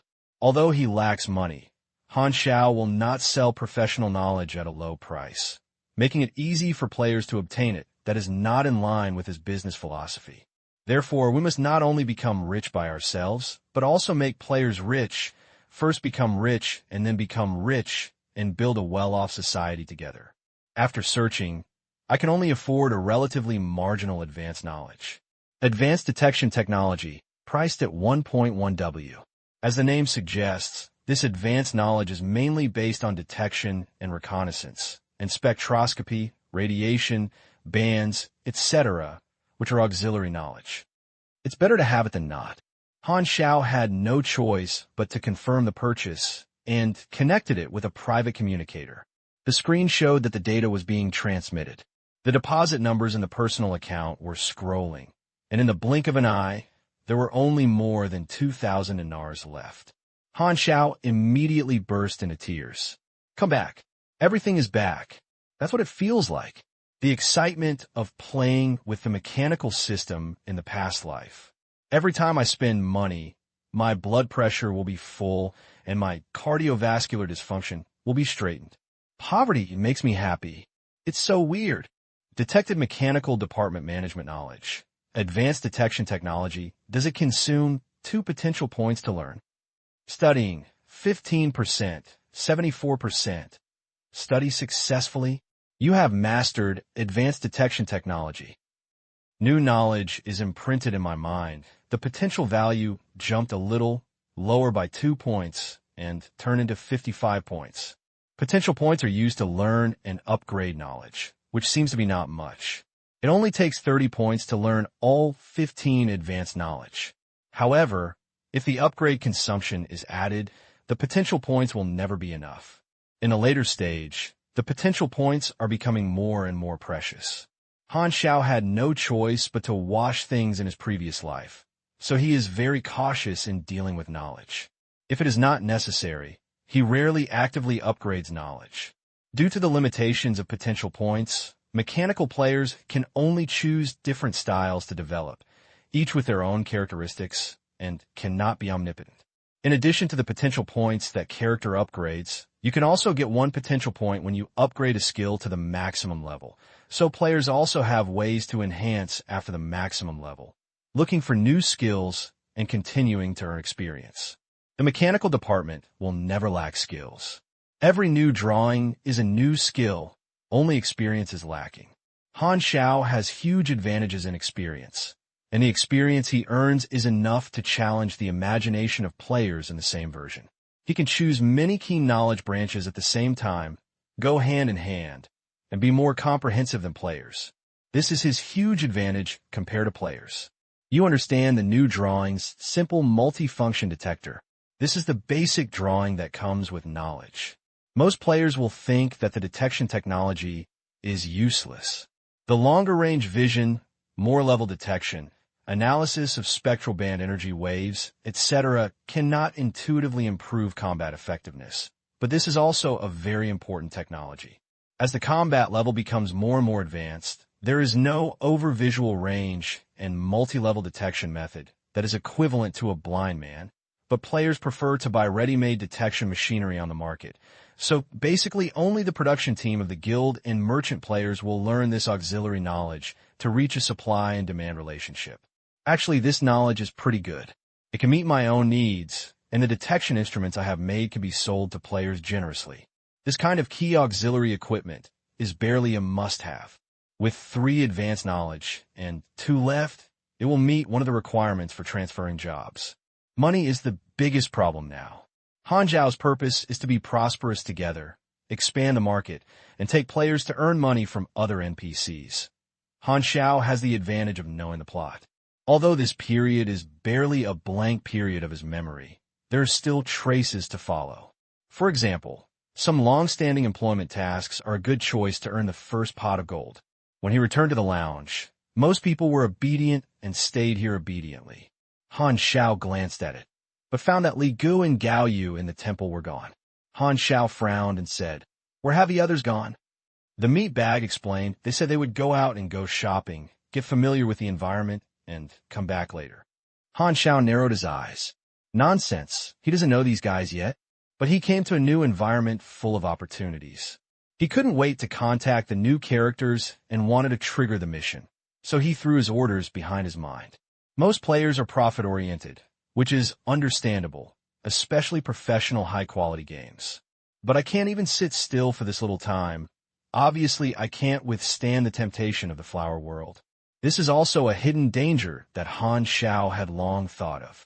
As good opportunities continue to emerge, these players will gradually dilute the idea of following their own ideas and begin to get ready to join a more profitable camp of forces. To ensure that players follow them firmly, Han Xiao has already prepared plans for the future, and now is the time to implement them. Follow me and work. Han Xiao turned his head and went out, and the player followed behind him. The group came to a building, which was a square-like hall. All races sat or stood, came and went, chatted with each other, and had a common characteristic. All of these people were wearing combat equipment and were basically superpowers. Where is this? The players looked around. Han Xiao said slowly, "The Cosmic Mercenary Alliance, an authoritative mercenary neutral organization, has a business spanning the entire Star Sea. It is jointly led by the 3 cosmic civilizations. It is absolutely neutral. Any smart creature can be registered as a mercenary. The Alliance classifies registered mercenaries, connects various difficulty tasks with mercenaries that meet the conditions, coordinates supply and demand, allocates human resources, and provides convenience for both employed parties. The Mercenary Alliance has a long history. It is as neutral as the Universe Bank and protects the rights and interests of both employers and mercenaries. It does not force mercenaries to do anything. It is a supply and demand platform. He also knows that the original intention of the Mercenary Alliance is to allow the superpowers to have something to do, can make money with their own abilities, and let the superpowers vent their energy and will not cause trouble everywhere. As the saying goes, a hero violates the ban with martial arts. The superpower is strong in individual strength, which is also a threat to public security. The effect of the Mercenary Alliance is very significant.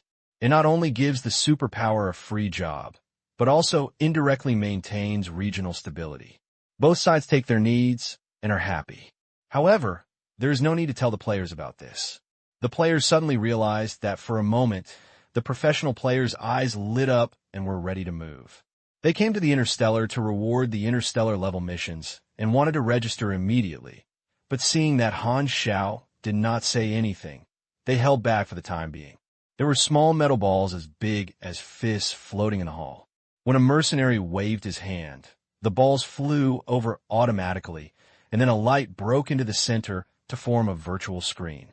This is an automated control terminal that allows the mercenaries to handle their own business. Han Xiao brought a small ball and opened the operation screen. Please enter the mercenary account and log in with permission authentication. Xiao made a mechanical, synthesized sound. Han Xiao directly clicked on the registration. The screen changed and prompted to enter identity verification. You can connect to China Unicom's bank account. Han Xiao entered his bank account, and the screen flashed, showing his identity information, only his basic name, and only one resume below, defending the short-angle asterisk. His resume is a deed left in the universe, equivalent to an activity log. He has just entered the interstellar world, almost a piece of white paper. These deeds are actually the manifestation of the panel's popularity value, but some deeds without witnesses are likely not recorded on the resume, while the panel's popularity system is different. Even if there are no witnesses, as long as the rumors are rumored, the value will increase and the fame will be digitized. To become a mercenary, Han Xiao's nickname on Hylon is Black Ghost, which seems to be less powerful. Han Xiao decided to change to a new code name to improve the player's sense of freshness towards him. After thinking about it, Han Xiao said slowly, "That's called Black Star." Black Ghost is a nickname used by the killer. It gives people a bit of a dark feeling and is more limited. The new code name is very right, and it sounds very consistent with his image. Technician Han was very satisfied. It is also a code name that starts with black. He has a special liking for this color. He liked to wear black clothes in his previous life. It was not because he was handsome, but because he was dirty. He couldn't tell it. He could numb himself without washing clothes. Enter a lot of information, and then the ball stretched out a probe and prompted, "If you are a superpower, please release your power towards the probe." The system will analyze your level, which will affect the difficulty of the task matched to you. Pinching the probe, Han Xiao's mind turned around, and the electric spark exploded at his fingertips. He used 80% of a level, and the screen showed the level C level. Data collection is completed. Archives are being built. Mercenary code. Black Star credit points. 10 basic points, strength level. C occupation. Mechanic certificate badge. None team. None overall comment. New mercenary. The archives are built and have been entered into the database. Black Star. Welcome to join the Mercenary Alliance. The Colton Star Group has many opportunities, and the Mercenary Alliance's employment mission database is the most intuitive display. Han Xiao has the advantage of being familiar with the plot and can select familiar tasks. Becoming a free mercenary is a good choice. It can make money and reach various forces through employment. It is a free path to promotion. Han Xiao's plan is not only that. The next action is the real focus. There's an option on the Mercenary Identity interface to form a mercenary group, and Han Xiao clicked without hesitation. Will a mercenary group be formed? As the name suggests, a mercenary group is a team of mercenaries that can undertake employment tasks required by the number of people. The mercenary group has a scoring system, and the actions of members will be recorded. A single member's employment will also be included in the mercenary group's rating.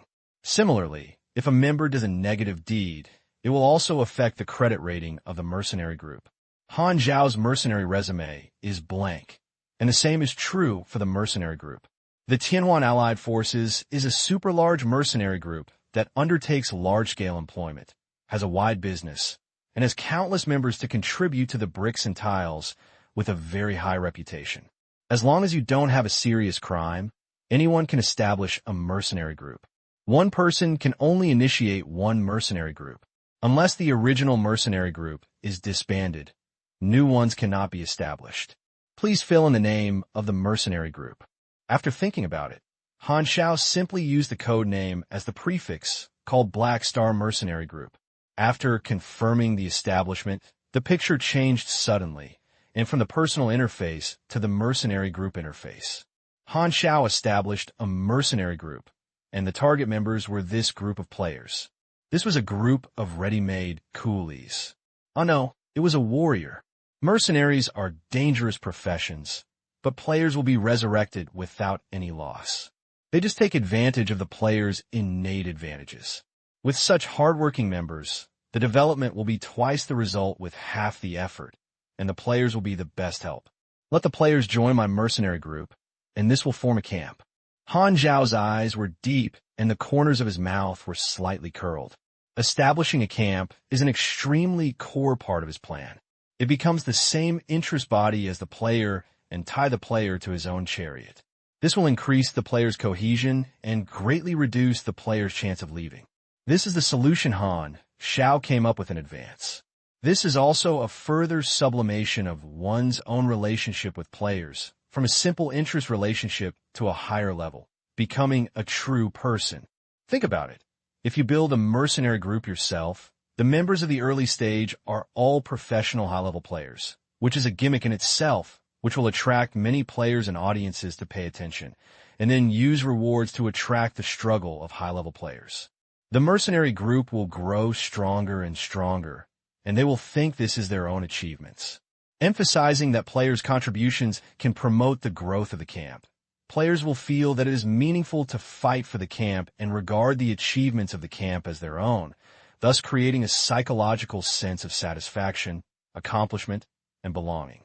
Don't underestimate the sense of belonging. If this kind of thing is brewed for a long time, it will become sentiment. The lethality of sentiment to players is not ordinary and will cultivate fanatical loyalty. For most players, the game is for fun, adding role-playing factors, allowing players to choose their camps and adhere to their ideas, which will bring a strong sense of substitution. This gameplay is very attractive to players. Everyone has a passion in their hearts, a loyal vision, and a heroic fantasy of dying for a certain force. However, in the so-called reality, these emotions are suppressed by reason, but there is a chance to release these emotions in the game, and there is no need to bear any consequences. Han Xiao has to do to evoke this feeling in the player's heart and attach it to himself.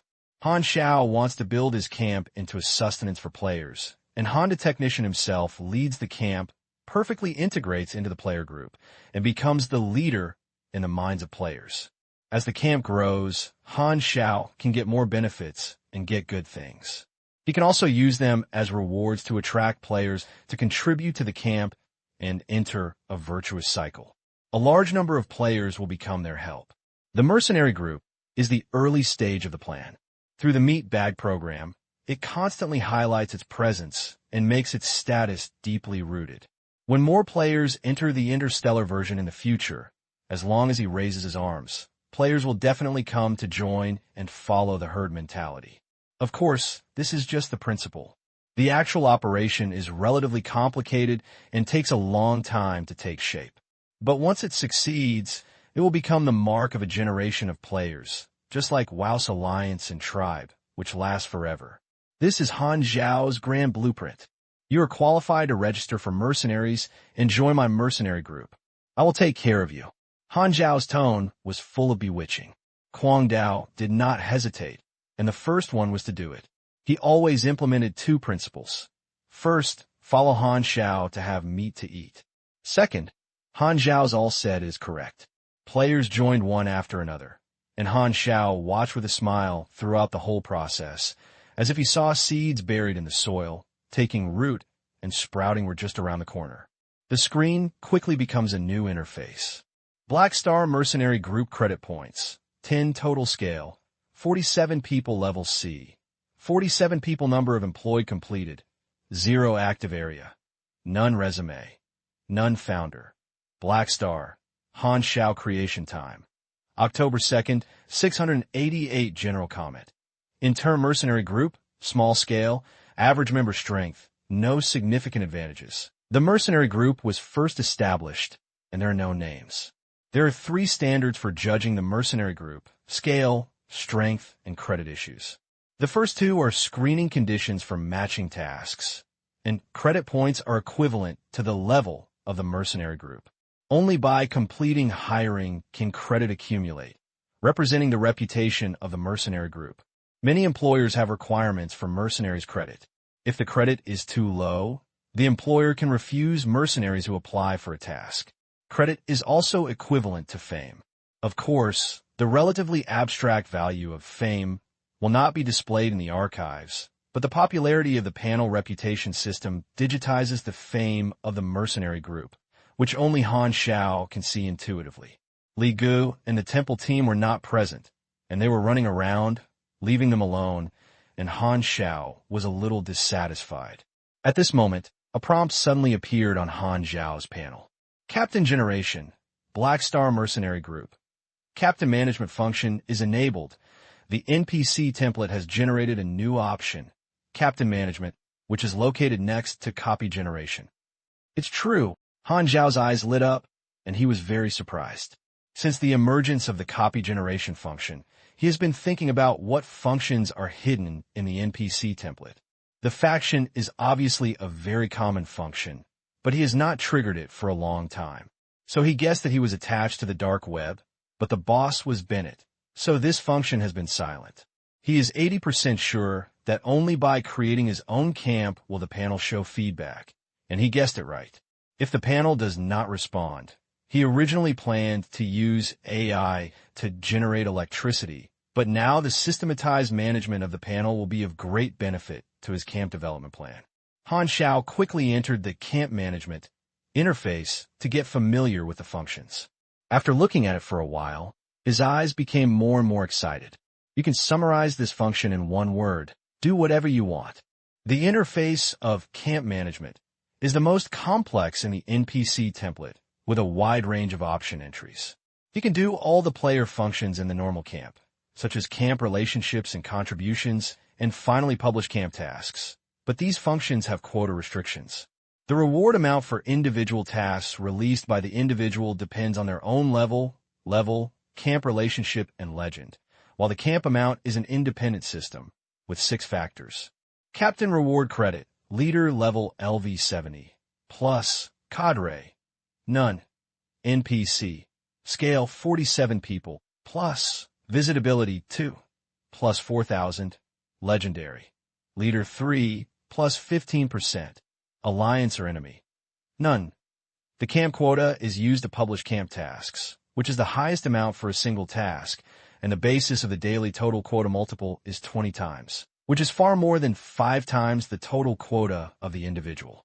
Moreover, the cadre, legend, and popularity have an additional bonus to the daily total quota multiple. Now the popularity is too low and is not displayed. However, Han Xiao's 3-point legend as the leader himself has increased by 6 times, equivalent to twice 1 point, and the total daily quota is temporarily 26 times. 26 times, which means that 2,400 000 experience can be distributed to players in the same camp every day, but it is divided into more than 50 people on average, and one person only has 50,000 experience per day, which is obviously relatively few players of this level. The credit limit mainly limits the scale and expansion speed. This is just the credit limit that the camp has just established, and it also has high growth potential. Han Xiao was very confident. He analyzed one by one, and first of all, the leader level is not to mention. The stronger he is, the higher the amount. The cadres must be NPCs. Joining NPCs of different levels of strength will bring bonuses, which makes Han Xiao more determined to get in touch with the idea of a protagonist. The scale includes players, and the bonus mode is similar to the power level. Only when a number reaches a certain standard can the next stage be obtained by obtaining the quota bonus. For example, the next bonus is 100 people. The popularity of different people is the same as the reputation system, but there is a small difference. That is, the popularity of the camp is the sum of reputation in all regions. For example, there is 10 points in the Gadon Galaxy and 5 points in the Gornstar cluster. The total of 15 points is the sum of the popularity of the camp. The legendary degree has a percentage bonus to the quota, and the benefits are very high. Not only the leaders, but the team cadres have legendary degrees, and they will also bring a bonus, so the benefits of recruiting NPCs to join the quota are very high. Finally, there are allies and enemies, which is a relationship between one's own camp and other camps, which is equivalent to diplomacy. In addition to camp tasks, you can also manage player camp relationships, contributions, etc. Han Xiao is extremely satisfied with this function, and a lot of data is clear to glance. There are more means to attract players through the panel. When Han Xiao's camp was born, all the players also received a panel prompt.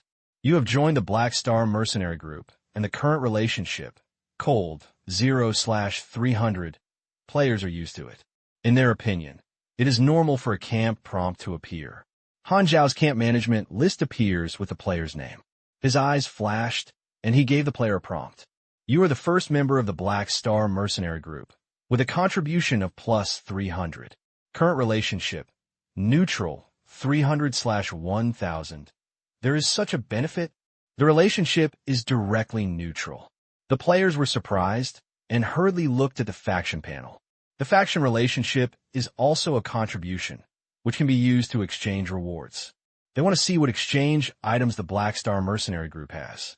As soon as he entered the camp reward interface, a wide range of items were browsed out, many of which were sold by Han Xiao's store. He transplanted them into the camp rewards, and he also put some non-sold good things, such as the 2.5th Generation Rangers, which required 1,500 contribution degrees, the small folding turret, which was exchanged for 1,200 contribution degrees, the original version of Viper Mecha, which was exchanged for 6,000 contribution degrees. These equipment is equivalent to drawing big cakes. The routine has been used many times, but it works repeatedly. Good thing, divine equipment. The player was immediately excited, and his inner desire was flooded. These equipment could not be bought. It was the first time that he appeared in front of the player, and the effect was very sensational. Han Xiao said in a timely manner, "The mercenary group has just been established, and its credit points are still very low. Only by increasing the credit can we undertake higher-paid employment tasks. We are now partners. The future of the mercenary group depends on everyone's work together." Immediately afterwards, he specially marked the current size of the camp on the camp panel displayed to the players, indicating that the growth of the camp will increase the mission rewards. He did this to let the players understand that their own contribution can promote the growth of the camp, and it is closely related to the amount of their own rewards and enhance the player's sense of substitution. Such a series of punches made the player dizzy. Immediately afterwards, Han Xiao turned to find the Sunil tribe's employment application. In order to have a secondary career, he decided to be the first to accept the Sunil tribe's mission. He quickly found several tasks to recruit, but the recruitment required the mercenary group's credit points to be at least 120 points. 120 points? Han Xiao touched his chin. If he followed the normal way and did a few extradition combat hires, he could accumulate to 120 points. However, he decided to do those internal tasks with the lowest credit of 1 point. Daily tasks are better than safety and simplicity, which is more time-consuming. However, players are all ready-made, so it doesn't take care of them. He immediately used the new function to write a camp mission for the player. Capital mission, credit standard, task introduction.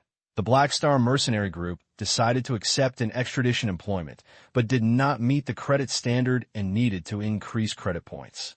Note: this is the pre-task for starting the first extradition employment. Task requirements: accept daily employment inside the hub hall. The credit points of the Black Star Mercenary Group reach 120. Reward: for W5 experience, 300 points camp contribution. Note: the top 3 credit points contribute. You can get additional rewards. The experience is quite small, and the faction contribution is very good. Didn't you see it? This is a pre-task. There is a combat employment after completion, and that experience is more. This is a collective mission, and everyone is required to contribute 120 points. Oh, there are additional rewards for the top 3 points contributions. Everyone whispered and saw the extra rewards. Quang Dao and Hao Yin were eager to try. They knew better than others that Han Xiao's extra reward must be a good thing. The task requires that you can only do daily employment within the hub, and these can only increase the minimum credit points by 1 point. They are all cleaning, logistics, and maintenance tasks. The advantage is that you will not leave the Jaberli hub. More than 50 players work together to accumulate little, and credit will accumulate very quickly. Han Xiao is not worried at all. Moreover, the hiring mission itself also gives players rewards, plus camp missions, which is a double reward. It is almost all of the benefits of players joining his camp, so naturally there is no reason to refuse. After receiving Han Xiao's approval, the players immediately dispersed and went to take on daily employment. With such an assistant, Han Xiao could do other things without wasting time to do daily tasks. He went straight back to the lounge and prepared to improve his plan. A few hours later, Li Gu and his group returned to the lounge. They were walking outside for several hours. Li Gu thought that he would come to the interstellar world and seize the time to trigger the mission. There were so many people in the hub hall. He thought there were many tasks to trigger, but found that most of the people here were passing passengers. When they expressed their desire to help, 80% of the people would laugh at them for not going to the Mercenary Alliance. Although they did not get the mission, Li Gu and others learned about the new information. They asked for directions to find the Mercenary Alliance. After working for a long time, they finally registered for the mercenary qualification. Seeing a series of mission lists, they were overjoyed and felt that they had found the correct posture to accept the mission in the interstellar world. Li Gu is therefore firmly convinced that acting alone is correct and is ahead of other players. Several people entered the door while chatting. This time we seize the initiative. Should we tell others about the qualifications of mercenaries? Li Gu shook his head. This is an opportunity we have discovered. Everyone is a competitor, so there is no need to take the initiative to remind you. If they ask, do we also keep it secret? Li Gu thought about it. His face was a little annoyed. If someone asked, and he deliberately concealed it, such behavior would easily offend people. He was hesitating, and several people opened the door, but found that there was not a player in the lounge. Hey, where are they all? A temple contestant was puzzled. I don't know. Li Gu was happy and secretly breathed a sigh of relief. Fortunately, there was no one, so there was no need to worry about others asking. Several people turned around and found that Han Xiao was the only one left in the lounge. They were sitting on the sofa playing with the communicator, looked up and said lightly, "You are back. You are the ones who are missing." Li Gu was puzzled. What do you mean? The others have registered mercenary qualifications and joined my mercenary group. Where are you? Li Gu was stunned. Could it be that the others have already obtained the qualification of mercenaries, so they have spent so much effort in vain? What is a mercenary group? A bad premonition arose. We are already qualified as a mercenary. Li Gu said truthfully. Han Xiao raised his eyebrows and directly posted a task, joining the Black Star mercenary group. Li Gu and others had no other good place to go, so he accepted it immediately and then returned to the mercenary hall to join the mercenary group. Immediately afterwards, the tasks that other players had already received were triggered by them at this time. Seeing the camp introduction and task requirements, several people widened their eyes and looked annoyed. Li Ji's face looked ugly. This was originally their treatment, but because of his unauthorized actions, the gap was widened by other players. When he thought that his teammates were complacent just now, he felt embarrassed. He not only spent time, but also lost the task progress. After asking other players, Li Gu also found that other players had an additional 300 contribution points reward for joining the first batch, but he did not. His mentality was completely depressed, and he regretted it. It would be better to stay obediently at the beginning. Running around was of use. Can they still understand the interstellar world than Han Xiao? Li Ji's tragedy was passed down by other players, and he kept laughing and became more determined to follow Han Xiao's idea. Han Xiao was indeed a guide to the road. He knew very little about the interstellar world. Following Han Xiao's actions would definitely get the greatest benefits, which was much more efficient than trying luck everywhere. With the efforts of players, the mercenary group's credit points have been accumulated bit by bit. Han Xiao rented a mechanical modification room, conducted several new knowledge betting drawings, and used the materials brought by Hylon Star to create an independent combat helmet called Cine-type carbon-based biological detector helmet. It contains multi-layer detection, scans life signals within a range of several kilometers, has stronger radar functions, and has certain protection and air filtration and other life maintenance systems. Honda technicians have made dozens of them, preparing to sell them to players and send out must-have auxiliary equipment. After a few days, the Meat Bun finally edited the first interstellar adventure and was released on the forum. Starsea Adventure Log, Black Star Chapter 1. The title of this issue has already predicted that this is a new series. The scenes of the opening editing have changed, becoming the cosmic scenery of the short-angled asterisk and the Jubilee Hub. as well as strange-shaped interstellar species. Just a few minutes after the release, a large number of viewers flocked in. The Black Ghost series that Meat Bao used to make has accumulated a solid fan base. His new series was highly anticipated when it was previewed. The first program to enter the interstellar world was not only the Aquarium Star players, but also foreign players from other novice planets were looking forward to it. The viewing group expanded several times, and in just 10 minutes, it almost tied the highest number of viewers of previous programs. The meat buns became so popular this time, and their popularity soared again, and they became the #1 player in the video area. I was shocked. I still remember to update it. Damn it, there are 320,000 viewers at the same time. Am I dazzled? You guys, I'm so excited. Foreign friends, let me see your hands. The big face of the meat bag appeared on the screen, and the usual opening was started in a humble tone. Welcome to the Shanghai Adventure Diary. I'm a meat bag. Do you think there's something missing? Yes, there is no final poem in this issue. Because I didn't think about it. The barrage went wild. It's hard to guard against. This anchor is shameless, so I'm paying attention. Kill you to death. In the first episode of the Black Stars, the meat bag uses a special editing method, no longer the previous introduction. He edited the process of Han Xiao taking the player to arrive at the Jubilee Hub on a short pointed star into a movie-like feeling. A line is smoothed down, abandoning the tone of the introduction and only occasionally embellishing some humorous narration, plus some tone renderings, which immediately refreshes the audience and feels like watching a TV series. Because there are too many materials and the meat bag cannot be chosen, he simply made it into a story-based video, which lasted more than an hour.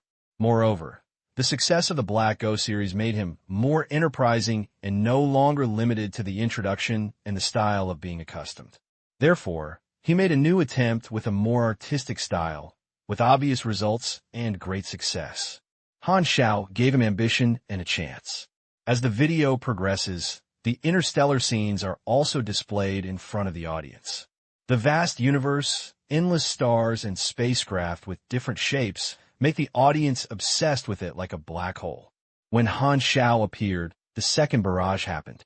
Xiao Qi is here, sucking the Black Ghost at close range. Picking up the Black Ghost is a 100-meter sprint. Han Xiao is my husband, and he will not accept any rebuttal. Wow, the Black Ghost is here. There is no box to open in the future. I still have to bet. I want to prove my bloodline. Brother, go to bed. They're everything in my dream. A large group of barrage floated over.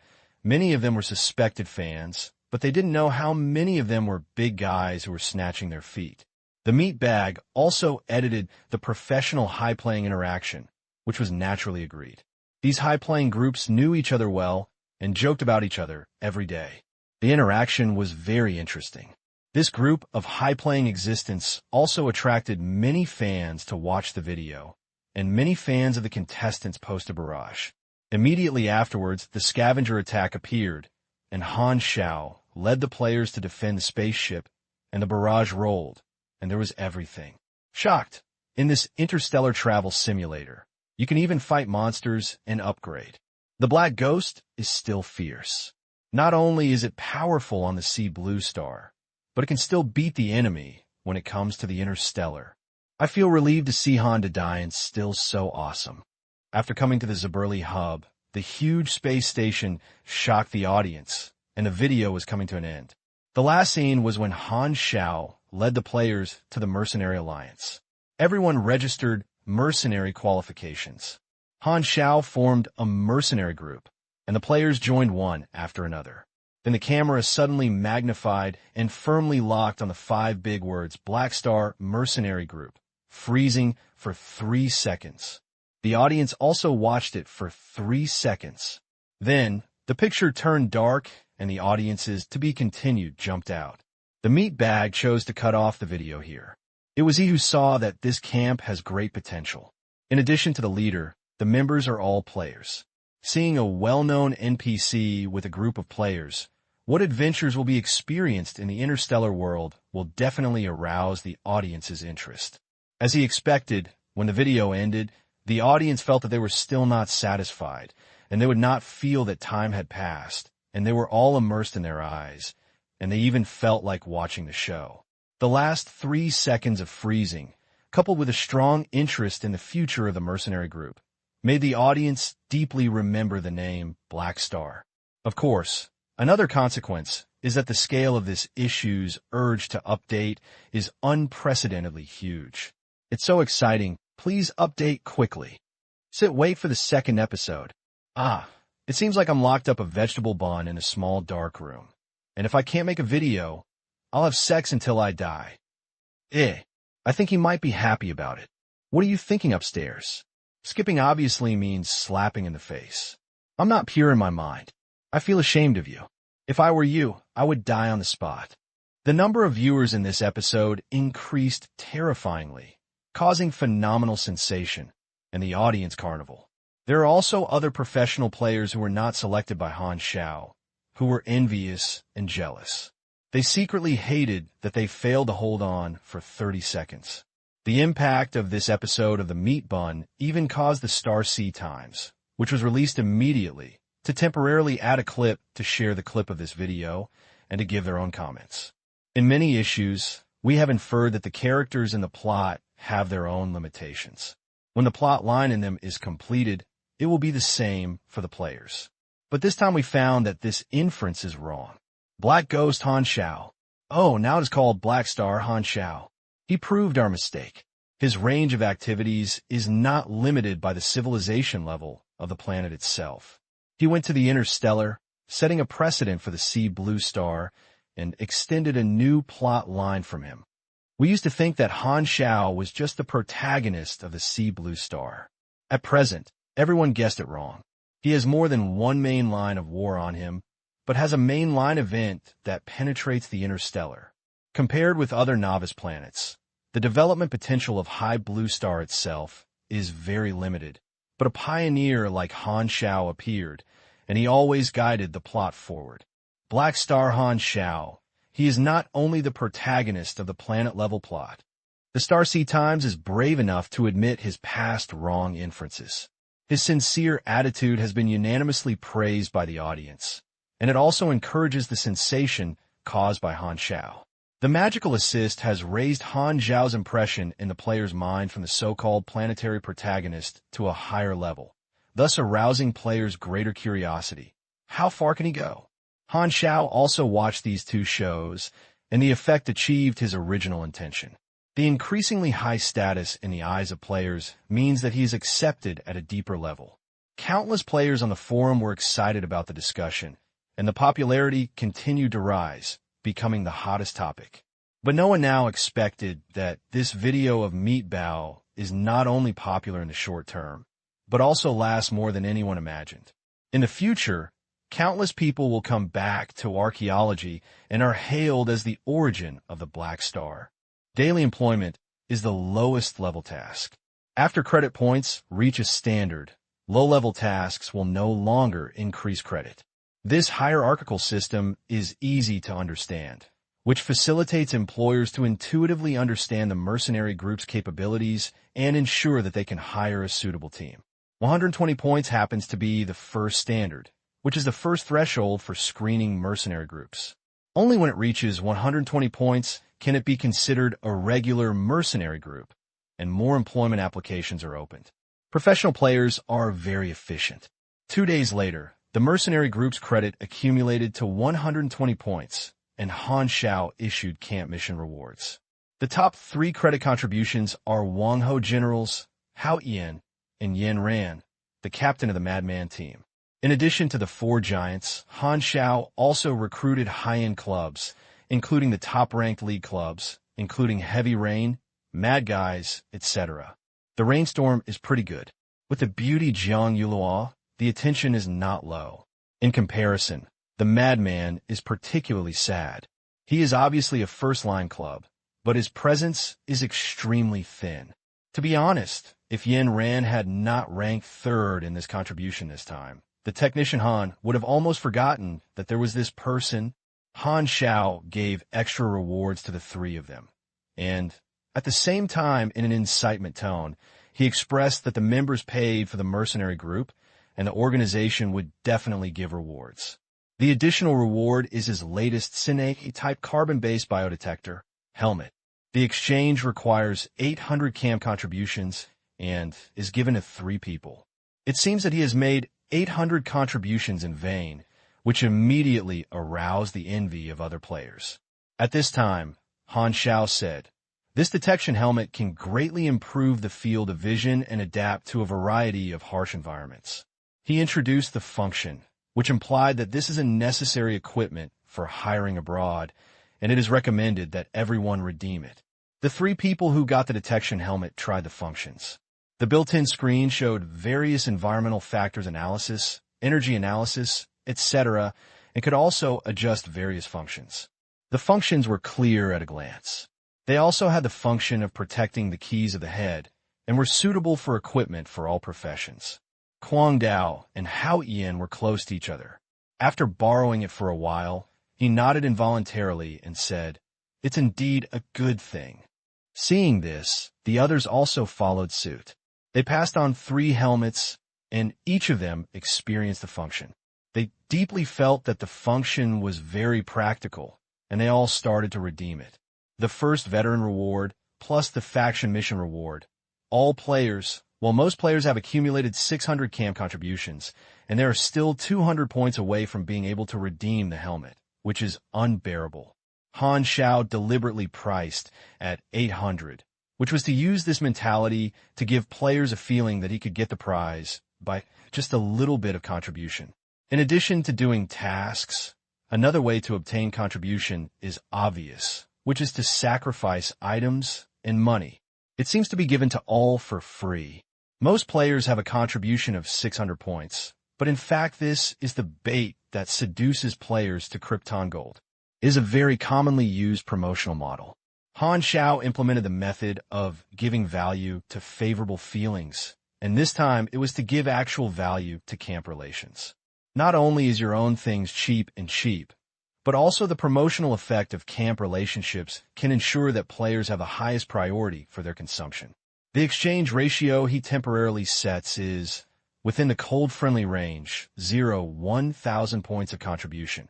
50 INARs exchange for 100 points of camp relationship. So in the eyes of players, the detection helmet is converted into a value of 400 INAR, and now they can get it by spending 25% of the original price, which is only 100 yuan, which is too cost-effective.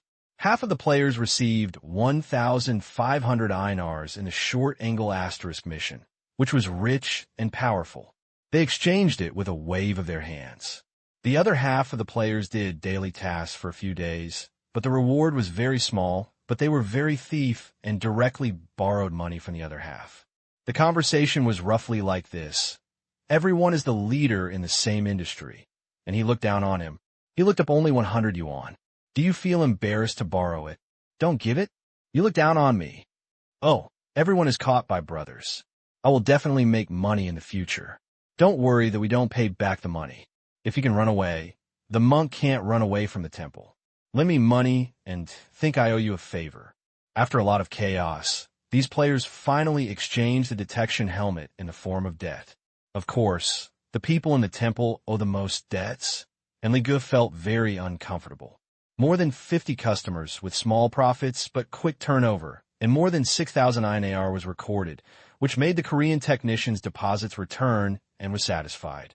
The raw materials for this batch of helmets are materials brought from Aquarium Star, with extremely low costs and an outrageous profit margin. Everyone came to the mercenary hall. Han Xiao was about to open the mercenary interface to accept the Sunil clan's employment mission. Suddenly, he found that today's mercenary hall was a little abnormal. A group of mercenaries crowded in a corner of the hall, making noise. Han Xiao was curious and walked over. He saw a short, blue-skinned man surrounded by a crowd, wearing a loose and luxurious robe. His hair was like steel nails, his ears were pointed, he had no nose, and his 2 pairs of eyes were narrowed into a gap, and his lips were curved downward half-moon shape, commonly known as the bitter melon face. This race is called the Nilan people, which looks very much like a certain expression picture. The biggest impression that Nilan gave to other races is that she was stingy, and liked to speculate. This Nilan came from a resource inspection team, funded by a consortium. He recruited mercenaries offline in the mercenary hall in order to avoid the little service fee of the Mercenary Alliance. The Nilan man is called Martin and is introducing the work requirements. I come from a resource inspection team and will go to Gardon 791 for 3-day field exploration. Now I will recruit a group of bodyguards, each with 400 nows. I will be responsible for protecting the inspection team, cleaning the beasts on the surface, and exploring dangerous areas.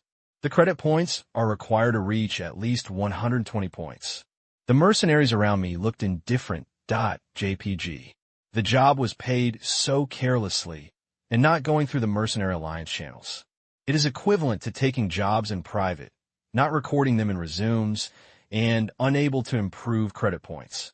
It is really not attractive to them. They are all watching and no one comes forward to recruit. Han Xiao's eyes flashed and he looked at the star map.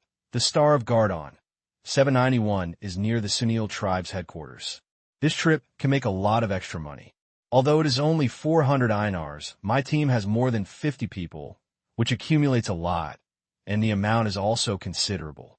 Some deserted planets with inanimate activities are named Galaxy plus numbered modes, which are convenient for positioning and are basically only used to collect resources.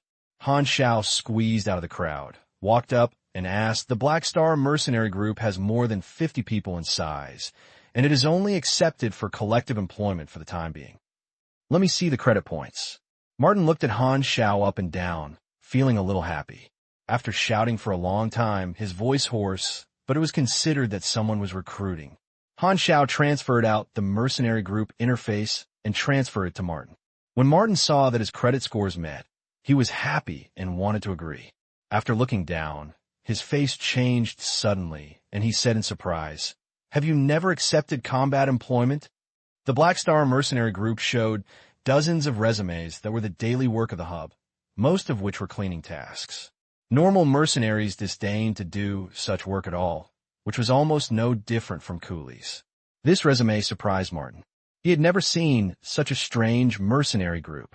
Han Xiao raised his eyebrows. "What's the problem?" "My credit points have met the standards." Martin said, disgusted. "What I want is the warrior bodyguard. Your resume is all the daily tasks of the Jaberli hub, just a group of cleaners. Are you really considered mercenaries?" Han Xiao frowned. "What do you mean?" "It means you didn't meet my recruitment requirements." Martin waved his hand impatiently. Although he was stingy and refused to give a high salary, it did not affect his picky appetite. He wanted to pick up generals from the short guys and spend the least money to hire the most cost-effective mercenaries. The Nilan people have always been like this. They are both stingy and like to take advantage of them. Although the strength evaluation of the Black Star mercenary group is average at sea level, this resume makes him doubt his actual combat effectiveness. If he recruits unreliable mercenaries, the expedition team will not be used at all when they encounter danger. The mercenaries around him were talking and mocking Martin to support his peers. "It's only 400 INRs, you're still picky. Have you heard of getting what you pay for?" "Ah, Nilan." Han Xiao had a toothache. Alas, these melon-eating mercenaries were joining in the fun. Why did you feel that they were not talking to him, but completing the fight? Martin's eyes rolled, and he took the opportunity to lower the price and pretended to behave. "I can only pay 200 INRs per person with your resume. Goodbye." Han Xiao turned his head and left, too lazy to argue. Martin's attitude made him complain. Being squeezed was never the style of a master technician in Han. It's better not to make any profit by this extravagant excitement. Anyway, there are so many opportunities, so you don't need to hang yourself on a crooked tree. Open the mercenary interface and directly find the Sunil clan application list. There are several employment tasks, all about the same event. The Sunil family's hometown was destroyed by the Dark Star. With the help of Ghidorah, it moved to another forest planet with a strong natural atmosphere and was renamed Sunil Star. Sunil is home to a large number of local wild beasts, which are very gentle most of the time. However, Sunil is filled with ores that are polluted by the soul. Every few years, wild beasts on the planet will enter an inexplicable period of mania causing the impact of the Sunil new home. At this time, the Sunil tribe's warriors will return to their clan, guard their homes, and recruit a large number of mercenaries to help. This is a very tragic race. It was originally just a planetary civilization. It was not fighting with the world and worked hard to develop, but was suddenly attacked by the Dark Star and suffered a catastrophe. It had almost no power to fight back. The Dark Star's warships carried out a covert blow to the ground. Countless cities were bombarded by lasers and missiles, turning into fireworks soaring into the sky, swallowing screams and cries. Even despair fell into nothingness, which was a completely one-sided massacre. Dark Star and Ghidorah are mortal enemies, very active in the Ghidorrean galaxy. They seized Ghidorah's weakness as the Order camp and attacked the planets under Ghidorah again and again, forcing Ghidorah to rescue and fund the low-level civilization in distress, thereby consuming the resources of Ghidorah's civilization. If Ghidorah's civilization is desperate, the jurisdiction of the Ghidorrean galaxy will be unstable.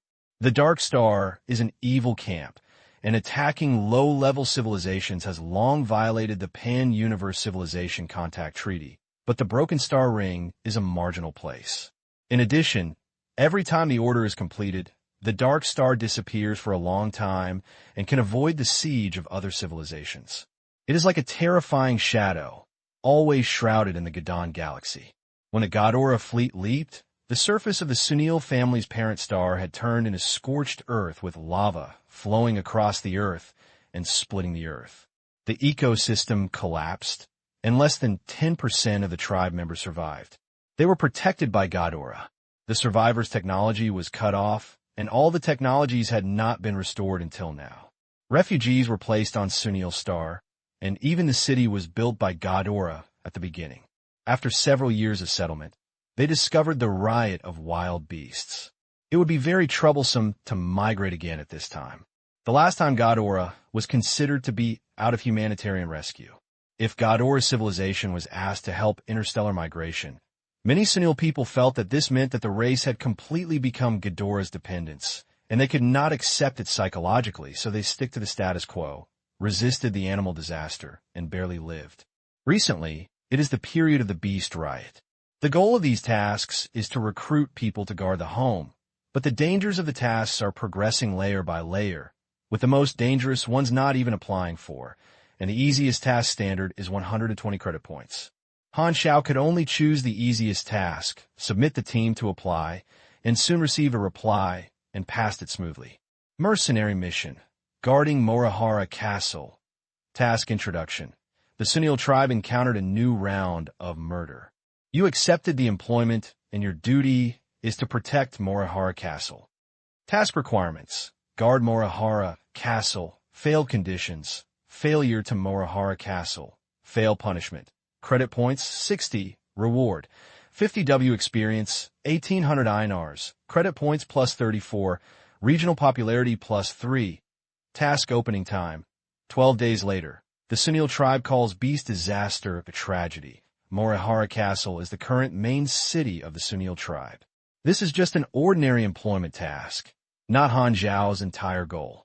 He accepted employment in order to get a reasonable identity to contact the Sunil tribe. The plot tasks of the Sunil tribe need to be triggered by himself. As one of the members, the player also obtained the mercenary group employment task. Han Xiao also released a camp mission that rewards the contribution of the camp after the employment is completed. It seems to be a double reward, giving the player a feeling of earning money. The Black Star mercenary group hired for the first time, and everyone was eager to try it out. Han Xiao waved his hand. Depart. 3 days later, the group took a direct flight to Sunil. Looking down from the perspective of the universe, this is a green forest planet surrounded by white clouds. The shaking suddenly came. The spacecraft entered the atmosphere. The surface gradually enlarged in the field of view. The spacecraft flew along with the direction of the line. The forest sea retreated in its sight. Han Xiao looked out from the porthole, and a plane appeared in the continuous forest, and a city stood on the plain, which was the new home of the Sunil tribe, Moriyuan City. When the spacecraft lowered the airdrop cabin, Han Xiao and his group felt a slight weightlessness, and then they shook their feet and landed steadily. Swish! The hatch door slid open, and there was a continuous military base outside. Han Xiao stepped out of the hatch door and saw teams of Sunil soldiers wearing heavy individual armor patrolling and standing guard. Sunil, defensive soldier armor. As the name suggests, the individual combat armor worn by Sunil soldiers of ordinary people is silver gray, with extremely thick armor plates, which can withstand rapid-fire artillery strafing. After putting on, the whole person seems to have expanded several times. The soldier's armor weighs nearly 1 ton, has a separate power device, equipped with large-caliber depleted uranium defense machine guns, shoulder honeycomb rockets, melee wrist saws, and other weapons. The Sunil tribe is a purely technological civilization, and when a technological civilization develops to a certain extent, it will inevitably point out individual armor branches. Different technological civilizations have their own armor styles. The individual armor of the Sunil tribe is divided into soldiers and non-commissioned classes, and is divided into defense, assault, reconnaissance, and other models. In fact, Han Xiao knew that the Sunil tribe's individual armor had a stronger general level, but the destruction of his hometown and the manufacturing technology was lost. In addition to armor technology, there are also mechanical weapons, vehicles, and several small interstellar-level warships docked in the distance. Han Xiao felt that there was a great enjoyment with a wide range of machinery and was in a state of great excitement. The technological civilization is the best breeding ground for the mechanical system. This is also the reason why he tried every means to contact the Sunil tribe. The mechanical level of the Sunil tribe can just help him now, and there are too many benefits.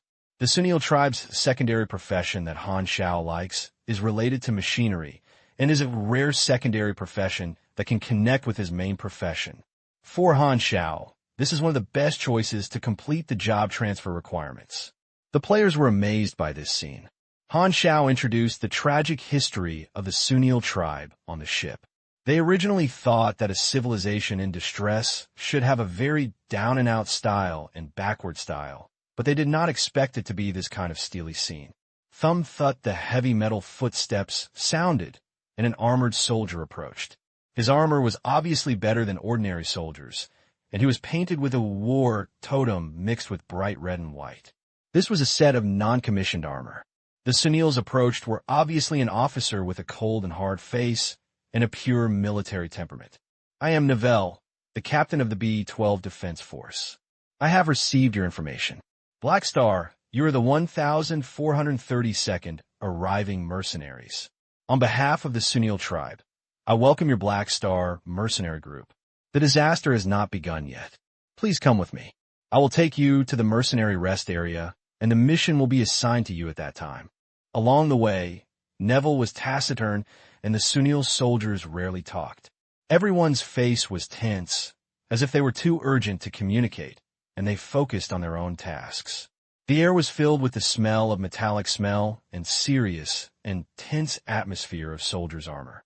It was quiet, and only the clanging sound of the chariot passing by and the armored movement. The Sunil people were originally a civilization that loved life and advocated culture and art. Disasters changed their thoughts. Survivors were given a pragmatic and direct attitude by the sinister environment. This was also reflected in the architectural style. The ever-changing steel fortress is monotonous and sharp.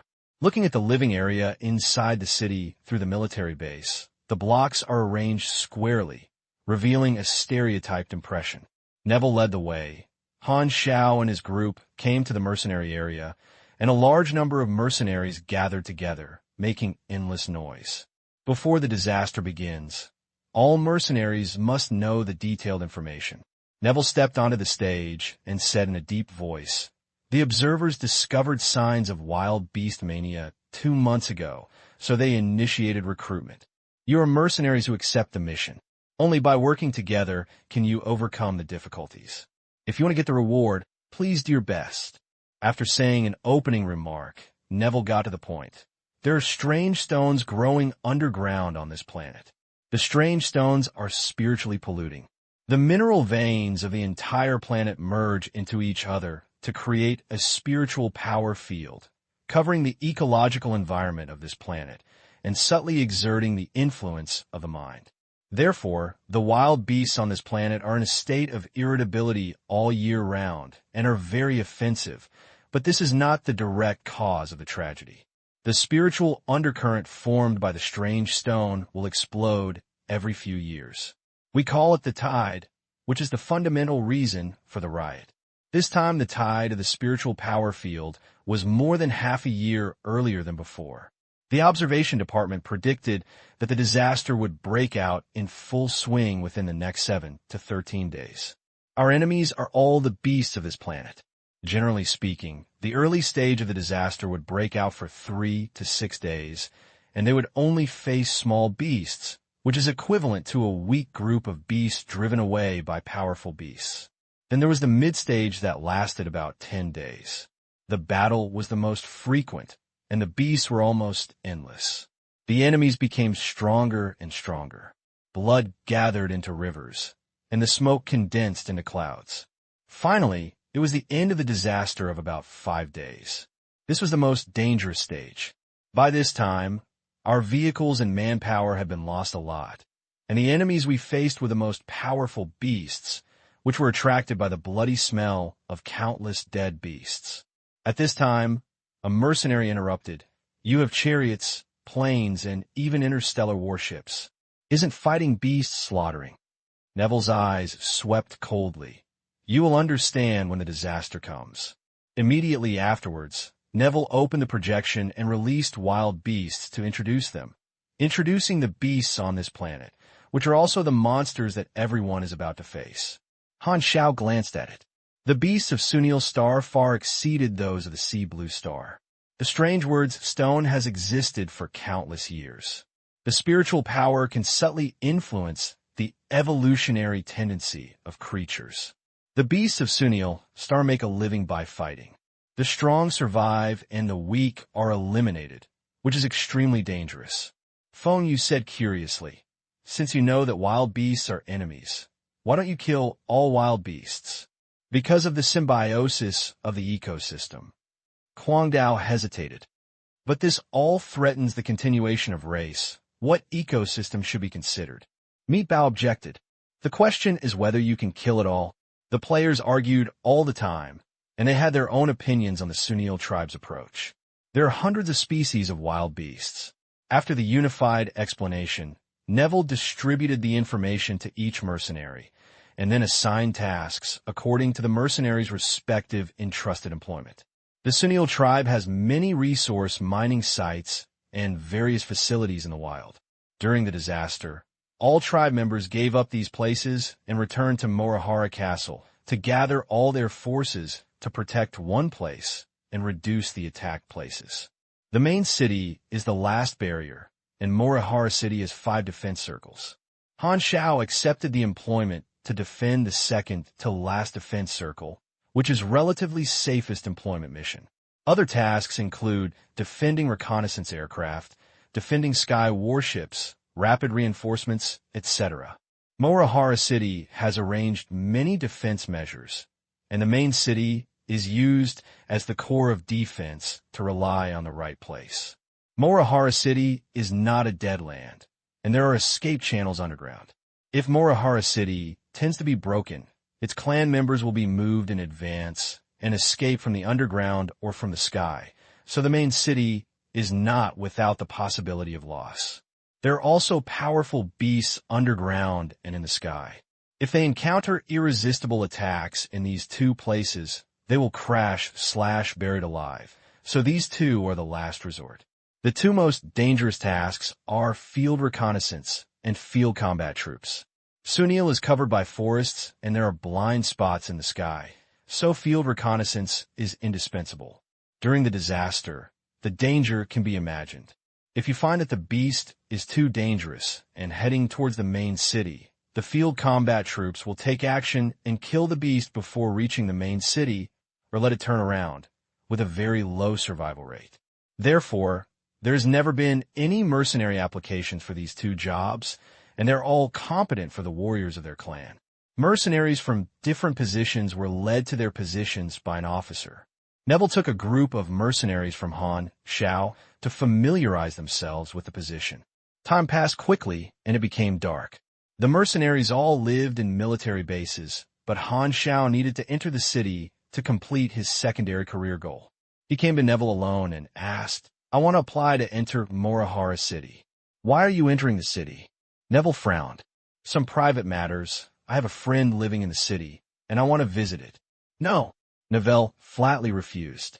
In order to prevent hidden dangers, mercenaries are not allowed to enter the city unless necessary, and can only move in military bases. You can't use this reason to enter the city, but your friends can come and visit you. Neville added. Han Xiao looked helpless. He wanted to contact the key plot characters.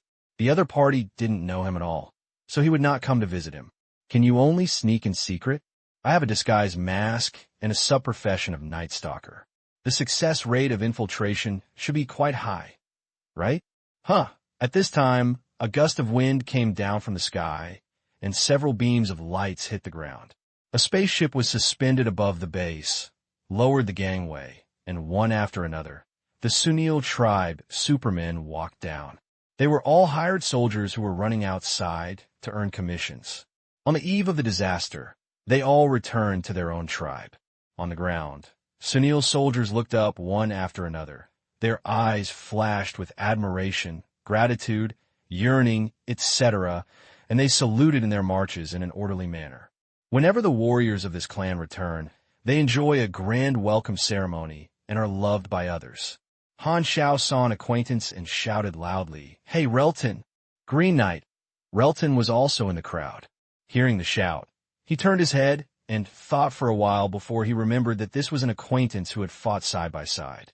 He spitted blue fire in the soles of his feet and descended in front of Han Xiao and said in surprise, "Why are you here?" "Blackstar is a mercenary who was recruited." Neville saluted and answered first. "So you're also a mercenary?" Realton suddenly realized. "It wasn't long before I registered. I heard that your race was in danger, so I came. I didn't expect to fight side by side with you." Han Xiao was familiar with it and got close to it. "I have an acquaintance in the city. I hope to visit the city. Can you do me a favor?" Neveller said, "If he is your friend, there is no problem." Relton thought about it. The two had fought side by side. Although they had known each other for a long time, he thought that Han Xiao's identity was not dangerous and his strength was very good. It doesn't matter if he did a small favor. So he nodded and said, "Okay, I'll accompany you into the city." "Thank you." Han Xiao smiled. It's convenient to know acquaintances. It can solve the problem in just one sentence, and there is no need to take the risk of sneaking in. "I haven't seen each other for a while." Realton's body has been repaired. Han Xiao followed him through the checkpoint. The first thing the other Sunil supermen who returned was to enter the city. Han Xiao and Realton followed behind this team. Boom!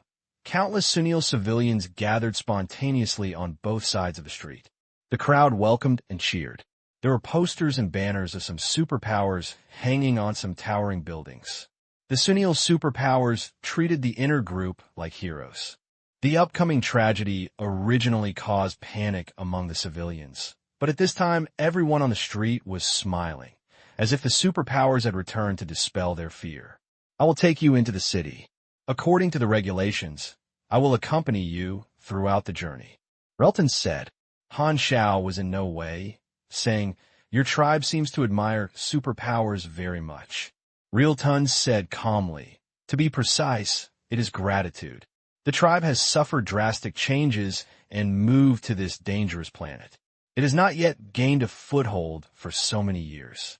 The efficiency of collecting resources is too slow, and it is not enough to consume itself. Many materials have to be purchased from the interstellar, and productivity cannot afford foreign trade. Therefore, in our tribe, superpowers who are powerful enough will enter the interstellar and become mercenaries, and most of the rewards will be handed over to the tribe.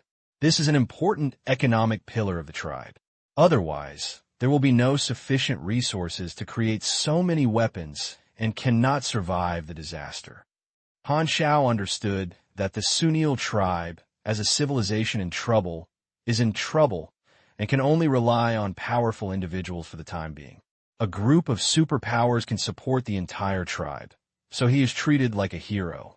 Being a superpower is an honor in the eyes of civilians, so the whole nation is martial.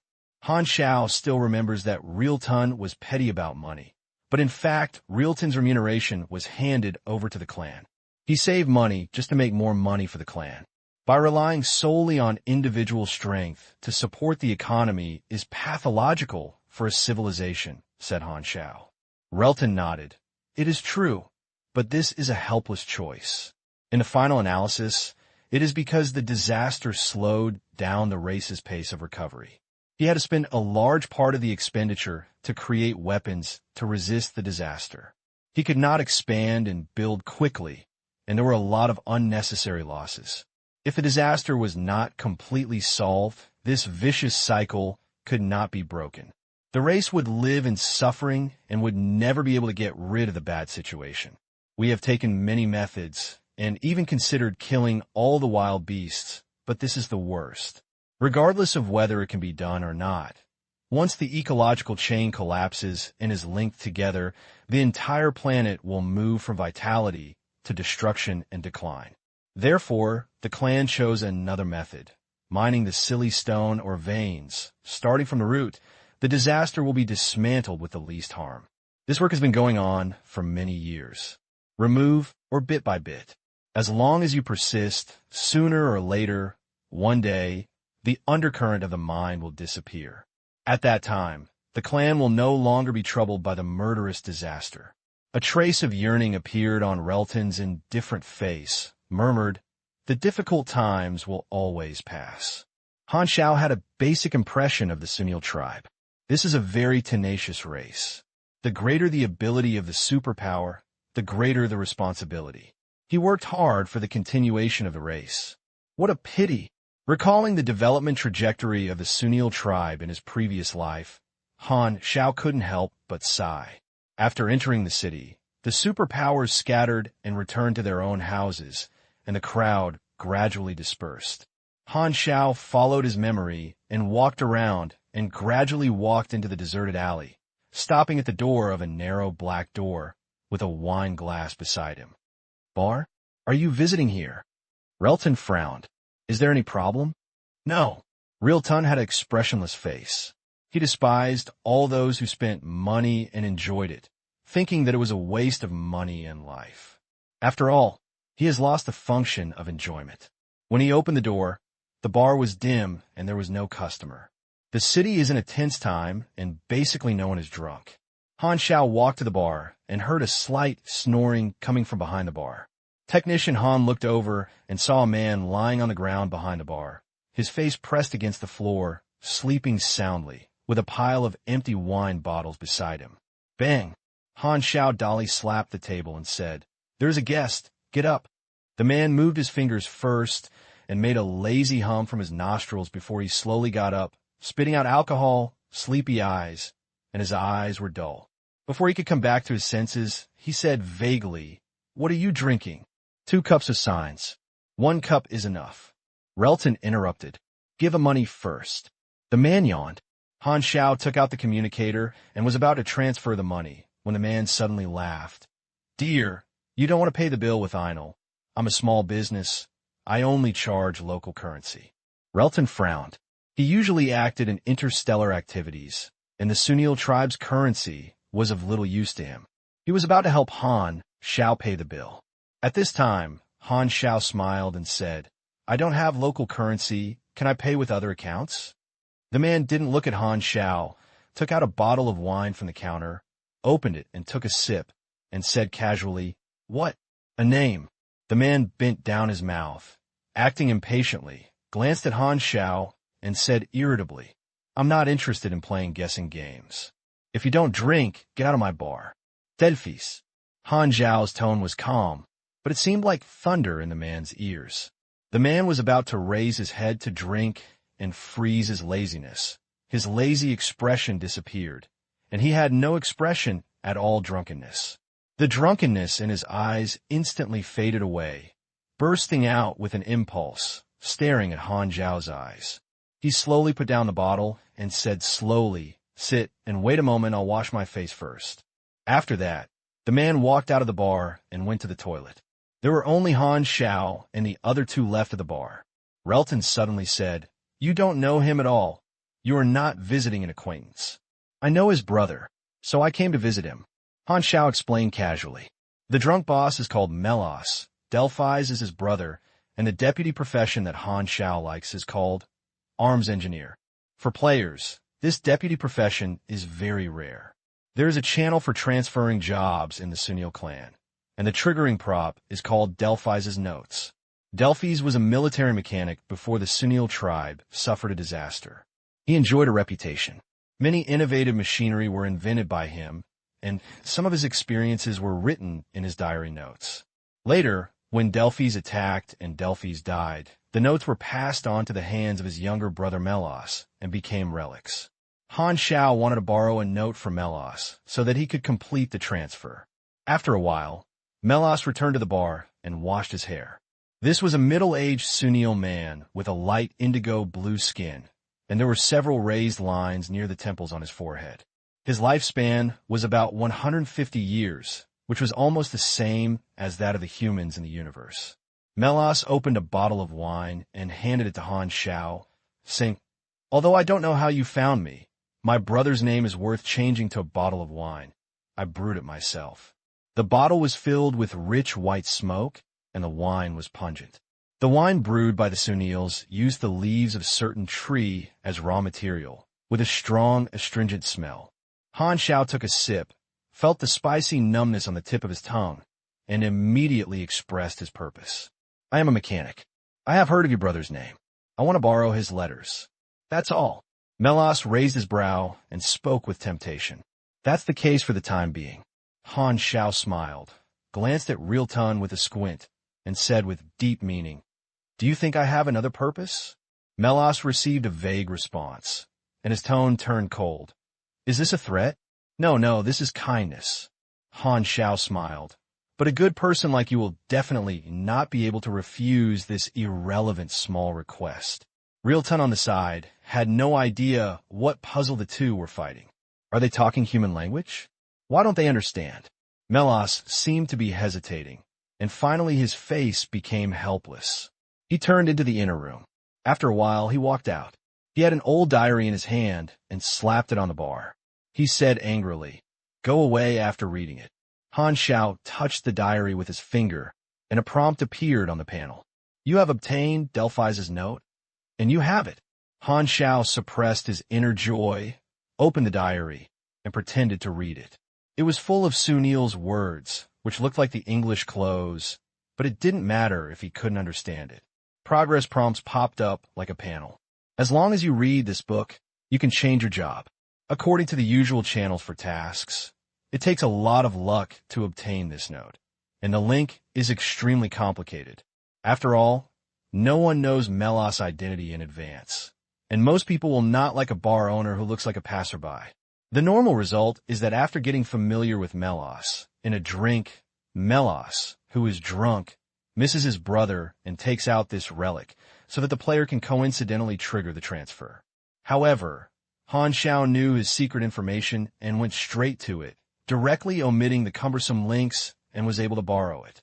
Relton glanced at it and said in confusion, "Do you understand Sunil's words?" Han Xiao closed the book. "I don't understand." "Then do you still want to read it?" Melos glared. "Just treat me as my visit to your brother. Thank you for your wine." Han Xiao put down his diary, smiled, and turned around and left. Melos shouted behind her, "Someone, don't bother me again." "That's possible." Han Xiao's eyes flashed with jokes.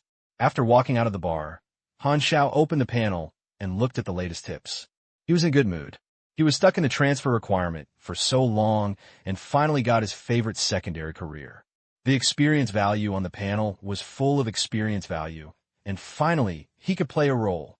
You have obtained a new profession, Agile Engineer.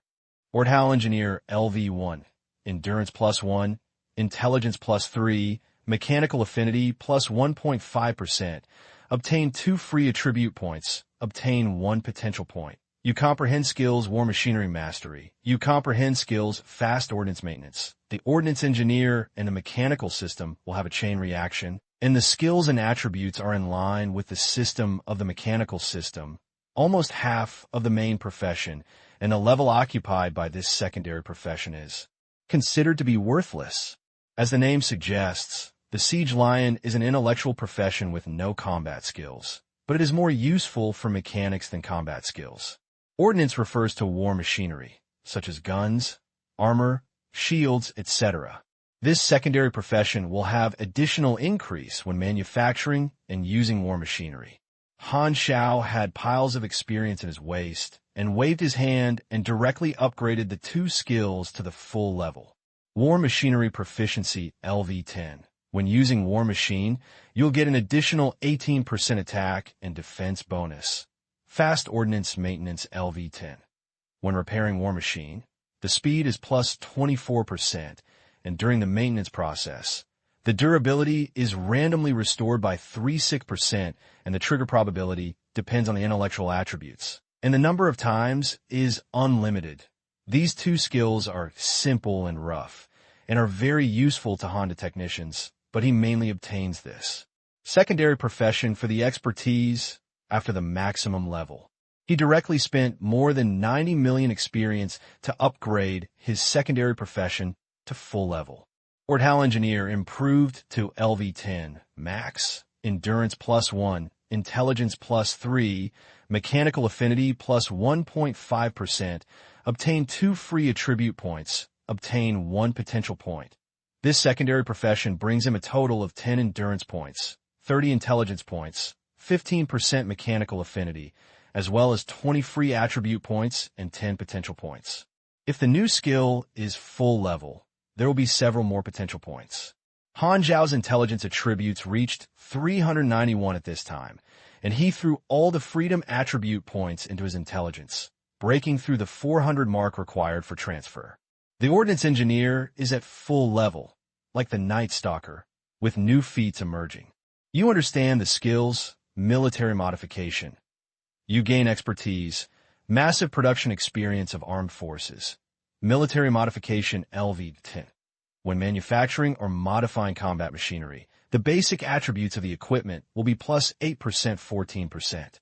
Note, this bonus is calculated separately and has nothing to do with enhanced modification. This is equivalent to an additional enhancement increase, which is fair. Han Xiao nodded and looked at the newly acquired expertise. This is the goal he valued. Massive production experience of ordnance. You have a new understanding of mass production projects. When manufacturing war machinery, the success rate of assembly production line is plus 30%, the quality of production line plus 10%, the cost of material minus 18%, and the speed of mass production plus 20%. Mass production bonus is the essence of this secondary profession. There are several signs of the growth stage of mechanics. High-speed assembly during combat is one of them, which is one of the reasons for the rise of the 3.0 version of the mechanical system. The assembly line mass production is a sign of a more late stage, and mass production is the essential ability of the most violent in Krypton Gold style Legend Stream and Violent Soldier Stream.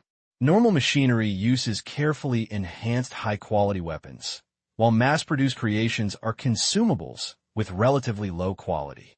With the improvement of mechanical technology, the gap between different qualities is getting bigger and bigger, but quantitative change can accumulate into qualitative change. The results of scattered bonuses through mass production will be very different. Mechanical and magic are two professions that benefit a lot in the later stages. Mechanical Legion Stream and Magic Summon Stream can turn a single challenge into a group fight, which is very disgusting. Almost all players cannot withstand a wave of rush in these two combat genres, and the game experience is bad. But these two schools have great restrictions on the strength of being strong, and the reason is obvious. It's very expensive. Mass production of a mechanical legion is extremely costly for players. Moreover, at that time, all players' individual combat capabilities are strong enough. Even if the legion can subdue their opponents with a sea of people, their own legions will lose a lot. If they participate in the league and fight one round after another, the Legion's own combat effectiveness will continue to decline. It may have accumulated a season of legions, and they will be defeated after 10 or 20 games. This is the real failure to last. If the Legion encounters the Legion, it will be too refreshing.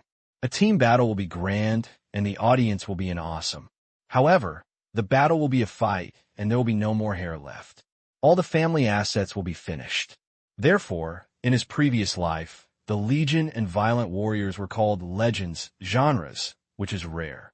When you see such a player, you must cherish him well. After all, you may apostate at any time. Han Xiao analyzed that players are relatively weak now, and you can open your arms and ravage them himself. By the later stage, the player's lethality will become stronger and stronger, and all kinds of strange abilities will emerge one after another. He doesn't want to take too much risk, so developing Legion is an inevitable choice, even if it is used as a killer weapon. What Legion flow is very expensive. In the eyes of Honda technicians, is it still a problem that can be solved with money? Especially this expertise can reduce costs. Seeing these 4 big words, Han Xiao felt like drinking a cup of hot water. His whole body was comfortable and nutritious. He could cure all kinds of difficult and complicated diseases. Han Xiao has a long-term plan for growth. Although he has not learned the knowledge of assembly line yet, he has gotten useful expertise first. The total level reaches level 80 and meets the requirements for transfer. The level 80 advanced task is to sacrifice 60 million experience, which is simple and crude. Han Xiao couldn't help but breathe a sigh of relief. The random advanced task this time was very easy. In version 2.0, the upper limit of level is level 90, while the upper limit of version 1.0 is level 60. Players do not know the advancement task in version 1.0 because they cannot be upgraded, which means that players need to go through 2 advanced tasks in version 2.0. Level 60 advancement is the key watershed of race sublimation, so level 80 advancement is relatively smooth. However, the so-called simplicity is just based on the standards of the Han University technician. It takes a long time for players to accumulate 60 million experience. He went straight from level 70 to level 80, but it only cost more than 90 million experience. Players are not as rich and willful as the Han University technician. They can only work hard to slowly grind up the level. The significance of this amount to them is conceivable. Moreover, sacrifice of these experiences is almost equivalent to no profit, and this advanced requirement will make the player very blue and thin. Han Xiao was in a happy mood and said to himself, "Now, there are only the last 2 advanced mechanical knowledge left. As long as you earn enough money on this job, you can go back to your hometown to get married. Bah, you can go back to change your new main job." After leaving the bar, Han Xiao and Relton strolled in the streets of Moryuanqing. There are thousands of star dots in the sky, and the soft gauze-like starlight falls on the shoulders of 2 people. Although the planet has a dangerous environment, the scenery is beautiful. The distant mountains and green forests seem to be dyed with green breezes, and the rustling sound of leaves, and the brilliant galaxy that has existed upside down above my head. I think the Sunil refugee was moved to this planet by Ghidorah, perhaps because he was attracted by the natural environment here. Han Xiao shook his head and couldn't help but think of a famous saying that was suspected to be Lu's son. Dangerous things often have beautiful appearances. "Where are you going?" Real Tun asked. "Just go. Then go out of the city and go back to the base." Han Xiao asked, "Do you have no place to go when you enter the city, such as going home or something?" Relton shook his head. "I don't have family." Han Xiao touched his chin and asked, "What mission are you doing?" "Fighting in the wild. This is the most dangerous job. Use Sunil Super's hand over the hard-earned money you earned and have to sacrifice your life to carry out dangerous tasks. Such a dedication is worthy of being a racial hero." Relton's eyes were a little complicated, and he wanted to speak, but stopped. Finally, he shook his head and said nothing. This expression was taken into consideration by Han Xiao, and he was secretly happy. His temptation got the information he wanted. That's right, The plot of the Sunil clan already exists now. Han Xiao narrowed his eyes slightly. The employment mission is not the main goal of this trip, and Han Xiao has a unique purpose. Relton went to the field reconnaissance unit to report that in the next few days, Han Xiao could only stay at the military base. But the goal of the deputy career has been completed, and he has no need to enter the city for the time being. As the date of the disaster approaches, the impact of the tide gradually becomes obvious. Everyone notices an abnormality, and vague whispers always sound in their minds, which are very far away, as if they have never heard of the language before, but they have inexplicably had an illusion that they can understand. When they want to listen carefully, they disappear, which is strange and abnormal. The frequency of the mind whispers fits in the band of brain waves, which can affect emotional fluctuations, and the mercenaries' actions gradually become irritable. However, the Sunil soldiers are used to it, have a tough mind, and are unmoved. This is the low-intensity, spiritual undercurrent formed by the strange stone. Intelligent creatures are more resistant and are not easily affected in normal times. However, whenever the tide swells and the intensity of the mind whisper increases, everyone can feel the daily feelings of the beast. Living in brainwashing whispers for a long time, you only need a little fuse to lose all your reason and follow the instinct of killing. Tides are the fuse, which is also the source of the disaster.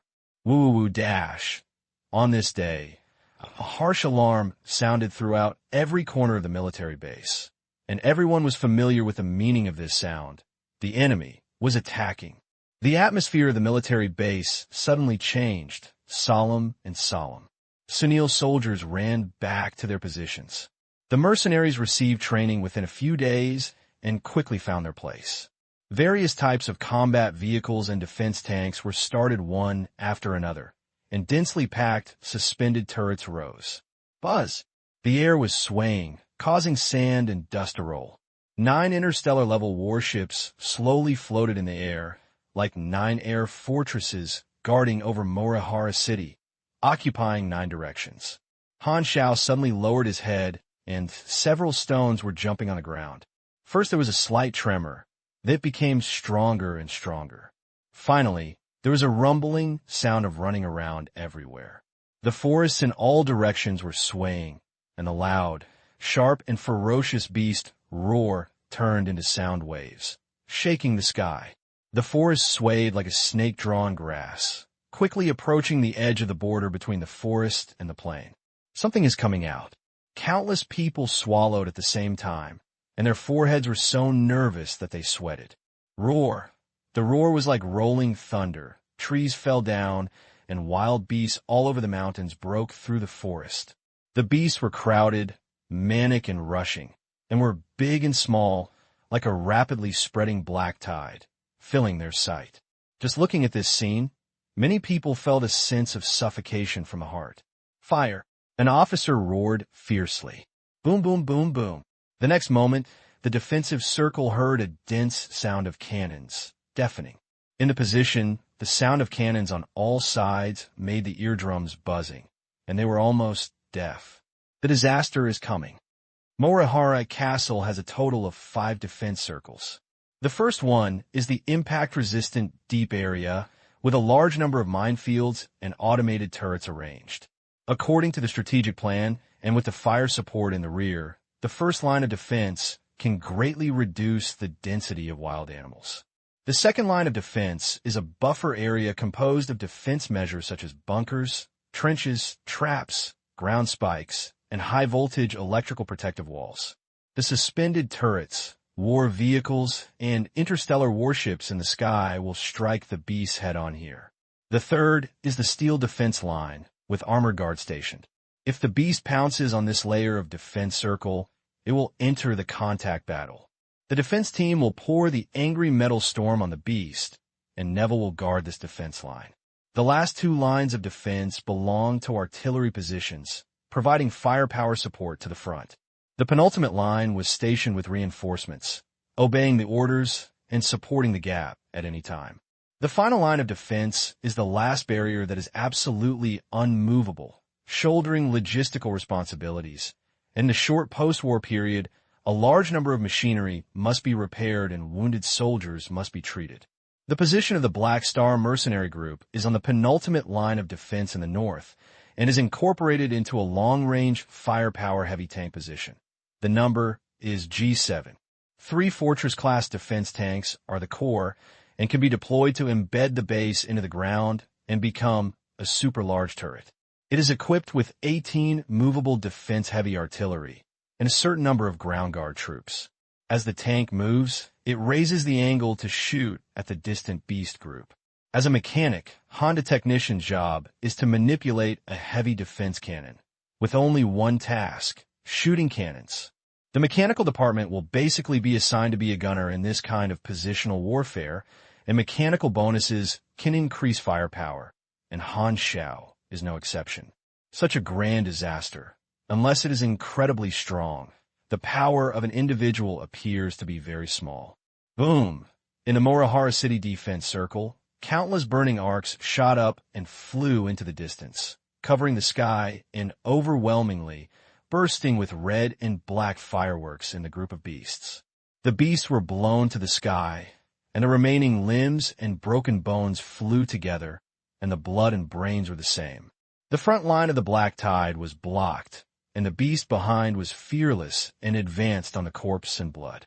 The heavy rain of steel penetrated the flesh and blood, and the scene was extremely bloody. The smoke and the smell of blood mixed with the hot air waves were swept into the position. Bang! Bang! Bang! Every time Han Xiao fired a cannon, he could feel the strong recoil. He clearly saw a burning fire gushing out of the muzzle, exploding in the beast group several thousand meters away, and an orange wave was set off in the endless Black Tide. It feels very refreshing to control heavy artillery and fire at will, just shooting. The panel constantly browses experience, borrowing Sunil's weapons. The experience of killing monsters has been reduced to a certain extent. Han Xiao mainly judges how much experience a player can gain by killing monsters. However, looking at the excited face of the player when shooting cannons, you will know that the rewards and fun are not bad. In such a large-scale army, every player has a special feeling, as if he has participated in a big event, which is very novel and exciting. The Black Tide was blocked outside the first line of defense. It was difficult to advance in the face of overwhelming artillery fire, leaving behind a piece of plasma and meat paste. Next to him was another Birdman mercenary who controlled heavy artillery. He was very relaxed when he operated it casually, saying the disaster was not as terrifying as the Sunils said. The beast could not rush in at all. Han Xiao glanced at him and said nothing. The Birdman mercenary had definitely not listened to the popularization of the Sunils.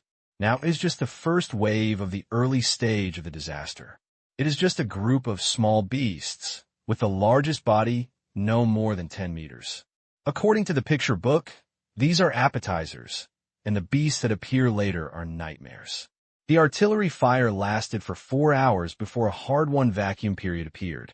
The logistics troops hurriedly replenished ammunition and sent disinfection troops to hold flamethrowers to burn the blood and corpses on the battlefield. At the same time, soldiers changed shifts, and there are several rotations of shifts in all positions. No one can turn around in high-intensity battles. Han Xiao also walked off the fort and rested. The roar of planes passed over his head. A new batch of reconnaissance planes took off. The field reconnaissance team and field combat troops had already penetrated into the forest. Their work was dozens of times more dangerous than positional warfare and could die at any time, just like a small boat in the huge waves. Before long, the field reconnaissance information was sent back, and the next wave of beast groups was about to arrive, and the candidates for shifts were in place, waiting for the battle. The scene just now replayed, but this time the Dark Tide began to advance slowly and gradually approach the first line of defense. At this time, the fighter took off, projected missiles from a high point, covered the firepower, and blocked the beast group again. The Sunil fighter jets are small and very flexible. The wings are steering propellers similar to the Tangsha mecha. Han Xiao knew at a glance that this structure is very good at flexible air combat. The enemy is far away, Even if the beasts are endless, there is no tension on the faces of the mercenaries around them. It seems that distance brings peace of mind, and there are steel fortresses around them, which gives people the illusion of "I am very safe." In contrast, the Sunil soldiers were solemn and worried like clouds piled up between the eyebrows. At this moment, a dark shadow appeared in the distance, and the flying beasts appeared and approached quickly. Among them were small flying beasts less than 1 meter, and medium flying beasts with wingspans of several meters. They looked extremely ferocious and were all creatures that they had never seen before. They looked like dung beetles became immortals. The picture book says that the flying beast appeared around the 3rd day, and this time it was early. Han Xiao just flashed this idea and heard the officer of the G7 formation roar. Replace the high explosive bomb, raise the muzzle, and shoot in the air. The shelling formations did as they did, and sparks suddenly exploded in the sky, and bloody flying beasts fell. The fighter raised its height, got rid of the entanglement of flying beasts, and swayed its body.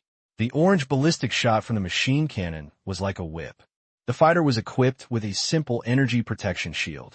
The attack methods of this wave of flying beasts were only sharp teeth and claws, and they could only buckle the bursting arc of electric vents on the energy shield. The sound barriers continued to burst out at the tail end of the fighter, killing in and out of the flying beast group, just like armored heavy cavalry piercing through infantry formations again and again. This is already the scale of a large-scale ground war, and time has passed quickly in the fierce battle. At the beginning, the mercenaries looked relaxed, but after only 3 days, the strength of the beast group grew rapidly, and gradually no one could laugh. Continuous high-intensity combat, everyone showed fatigue. Han Xiao tried his best to do his job well and play the role of the gear on the chain. On the 4th day, enemies threatening the safety of the rear positions appeared. The ground was undulating like waves. A group of wild beasts that could drill through the front 2 lines of defense hit the alloy wall underground of the 3rd line of defense and broke out from the ground. This was the first time that the rear position saw the group of beasts close up. The appearance of the beast from the ground was a signal that the contact battle officially began. The superpower person on standby after the 3rd line of defense had a place to use his skills. The 3rd defense circle, the steel front that had been silent, finally roared with gunfire. The fishy storm blew, and the wild beasts burrowing through the ground exposed their fangs and rushed towards the heinous steel defense line. Dong, dong, dong, dong, dong. The sound of Sunil's large-caliber defense machine gun fired more like the sound of cannons. The muzzle sprayed out more than 1 meter of gun flames, and the depleted uranium armor-piercing bombs and burst bombs swept across. The beasts drilled into the ground were like being pulled away by invisible giant hands. They fell to the ground and were gathered by bullets. They howled and rolled, and the carapace and flesh were crushed into mud, and the slurry splashed everywhere, leaving sticky marks on the dry ground. Hold the front. Neville's tone was cold and hard, and he commanded his B-12 defense team through the combat channel provided by the non-commissioned armor. He had 30 soldiers under his command, and the intertwined firepower net blocked the beasts in this area. During the break in the fire, Neville's eyes swept across the surroundings. This wave of wild beasts drilled into the ground did not cause any trouble. They only damaged some armor, no casualties, and no dangers. Rumble. 2 dark wild beasts suddenly broke out from the ground beside the B-12 defense force. These were 2 fish that had escaped the net. They bit a Vril and a soldier beside them. The attack came very suddenly. Before the other defense members could turn the muzzle around, Neville had already reacted, dropped the gun, stretched out his hands in the air, and the steel palm accurately grabbed the beast's open upper and lower jaws in the air, without letting the fangs pierce his helmet. At this moment, a stream of air was emitted by the mechanical arm, and the mechanical component Kerala moved its power, locked the joints of the body, and withstand the huge force of the beast. The next second, he twisted his wrist, popped up the rotating wrist saw, and slashed it, cutting off the beast's big mouth in half. Immediately afterwards, Neville pressed the beast's claws and hit the beast's shoulders, overthrew the beast, lifted the metal foot and stepped on its throat like a nail, pressing the struggle and thrusting the beast tightly. He quickly took out 2 electromagnetic-powered pistols from the groove between his waist and pierced through the beast's head. Blood splattered all over the armor, and the tactical screen vision was stained with a piece of mucus. This series of actions was filled with hairs, without the clumsiness of wearing heavy armor at all. However, another soldier who was attacked was not that powerful. His helmet was bitten and deformed, almost flattened. Blood sprayed all over the ground from the gap between the helmet and fell down. This was the first dead man. He shot several times at the belly of the beast before he died, fulfilling his last duty. Before he fell, he was worried that Neville was in danger and wanted to support the captain, but his gun turned around. But unfortunately, he didn't have the strength to pull the trigger. Sunil's soldier-level armor has improved the combat quality of ordinary soldiers, and the thick steel-powered armor allows soldiers to have the power to fight against individual powerful beasts. Neville's non-commissioned armor has stronger performance. Even if he is not a superpower, he will not lose to the superpower mercenaries who are entering the field to reinforce with his armor ability. Neville picked up the defense machine gun and fired the beast with his companions. He glanced at his subordinate's corpse. His tone did not fluctuate at all, and he shouted, "Don't worry about him. Don't be messy in the formation." After more than 10 years in the army, he could not count how many times he had put on this armor to fight. During his long service career, he participated in the Dark Star disaster and experienced a great racial migration. He led the reconnaissance team to explore Sunil's star in the early stages. After experiencing every disaster, his comrades were constantly killed, fewer and fewer veterans, and the old friends around him disappeared one by one. Neville's team has been updated many times.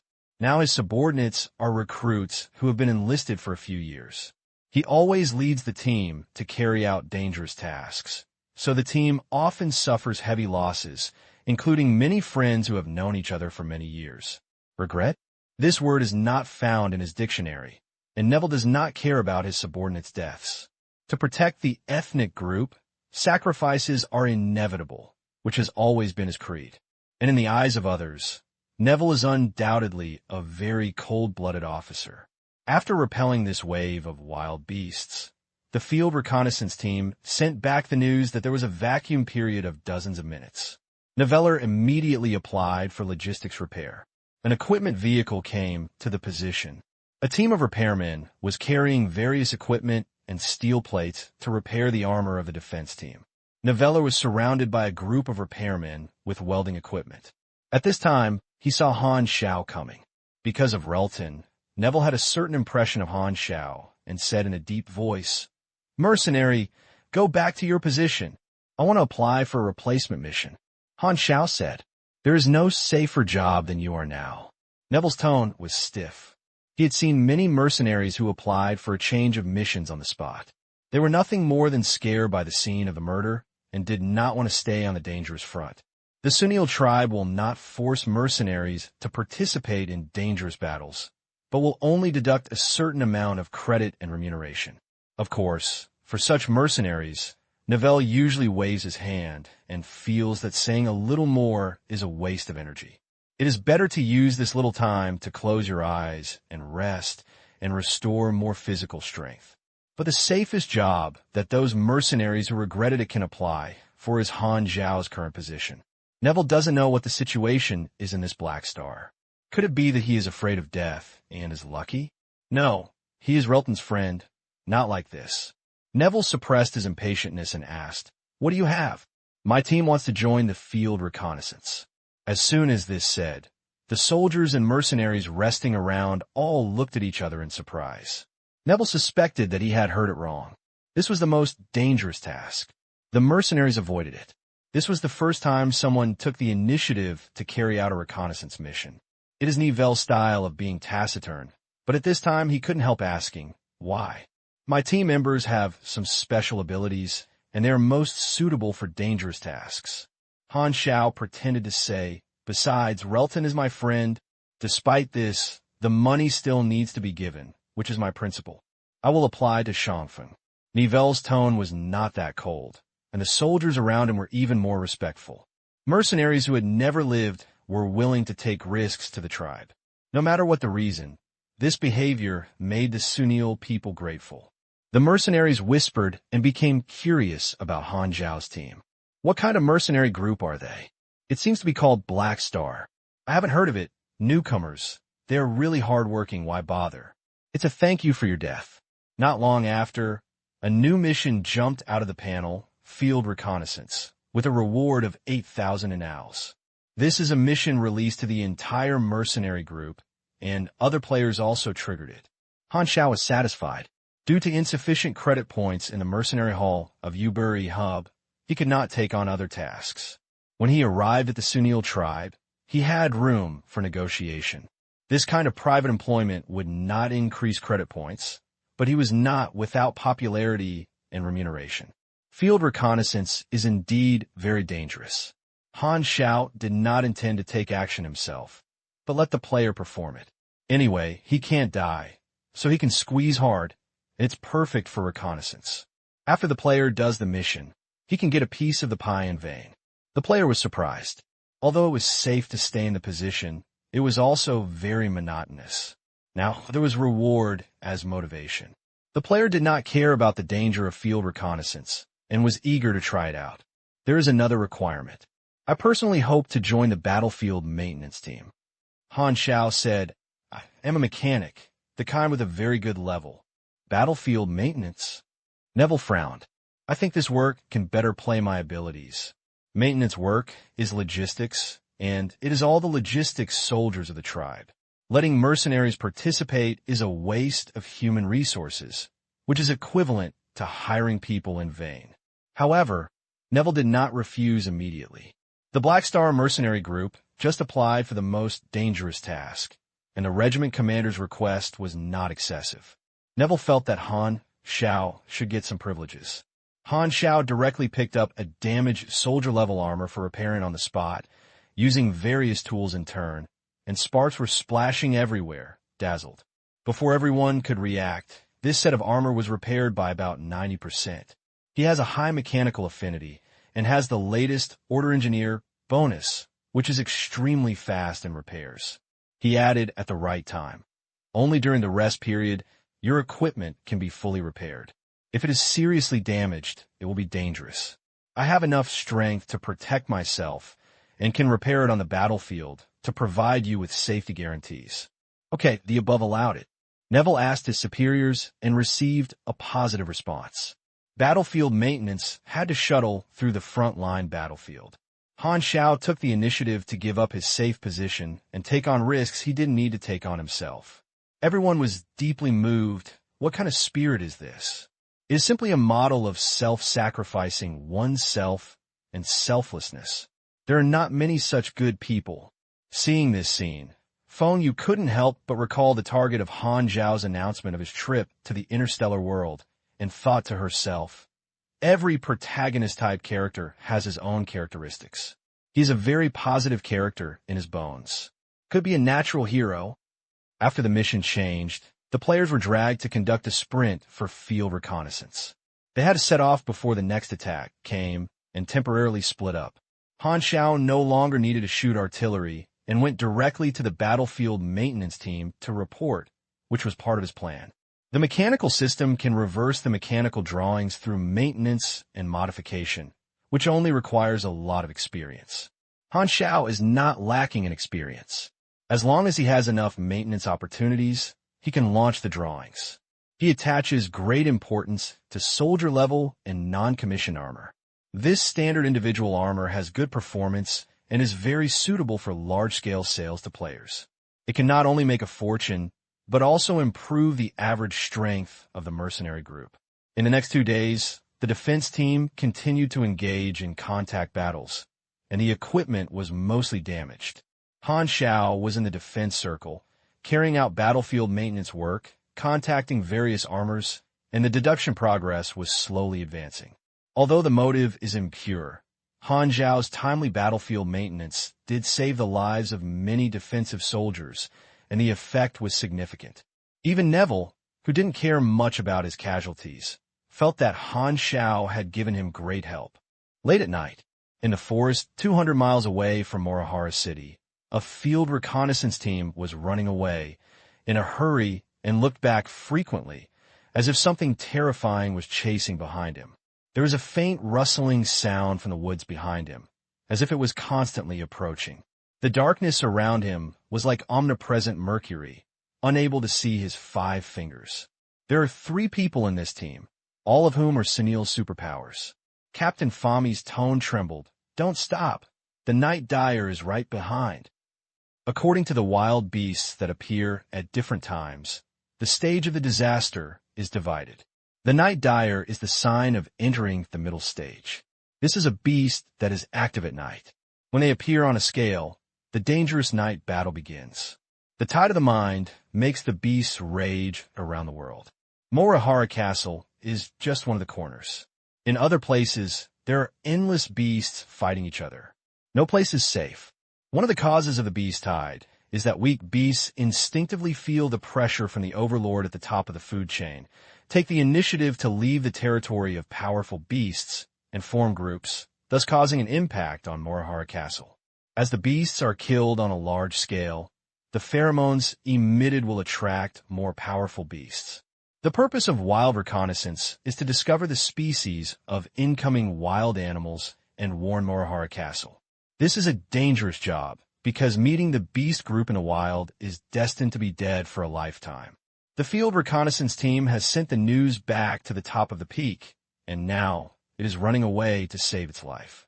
Feeling the cold darkness that is so close, the 3 of them are creepy. Fumi clenched his teeth, and the feeling of regret spreads inside. It's like this again. It's not the first time. He experienced 3 disasters, was selected for field reconnaissance 3 times, and hesitated countless times on the line of life and death, and the scars on his body were still aching faintly. He had enough of this kind of life. When the disaster came, the rushing supernatural person actively returned to guard the tribe, and the same was true for Fumi. Now he only felt bored and resisted. The surging blood always cooled down slowly, and he kept giving without any reward.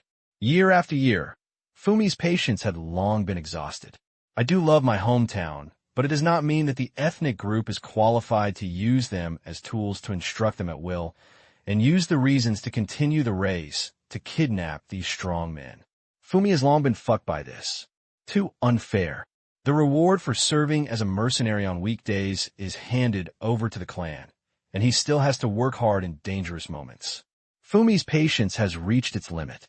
Why should the clan ask him to do so?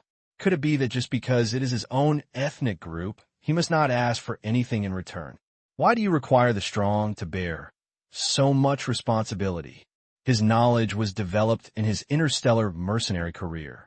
Fumi only felt that it was becoming less and less worthy of working for the clan.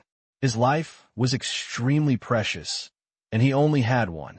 Many warriors of this clan have firm beliefs, but there are many warriors with the same ideas as themselves. After spending so long, he consciously has done his best to the clan. If I can survive this time, no matter what kind of disaster he is, I will never come back. Fumi gritted his teeth.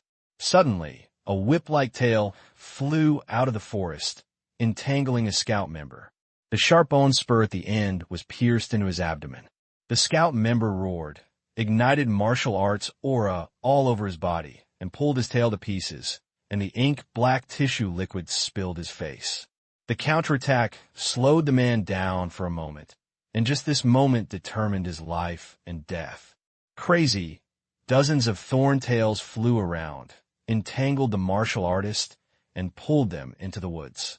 Fumi hurriedly turned around and saw a stronger martial arts aura bursting out in the forest, which set off a surging wind, demonstrating the strength of the martial artist to reach the sea level. However, this momentum lasted only half a second, and the aura exploded and fell apart such a human body. Suddenly, there was a touch of warmth on his face. When Fumi reached out to touch it, it was the hot blood of his companions. In less than a second, a sea-level martial artist was divided into pieces.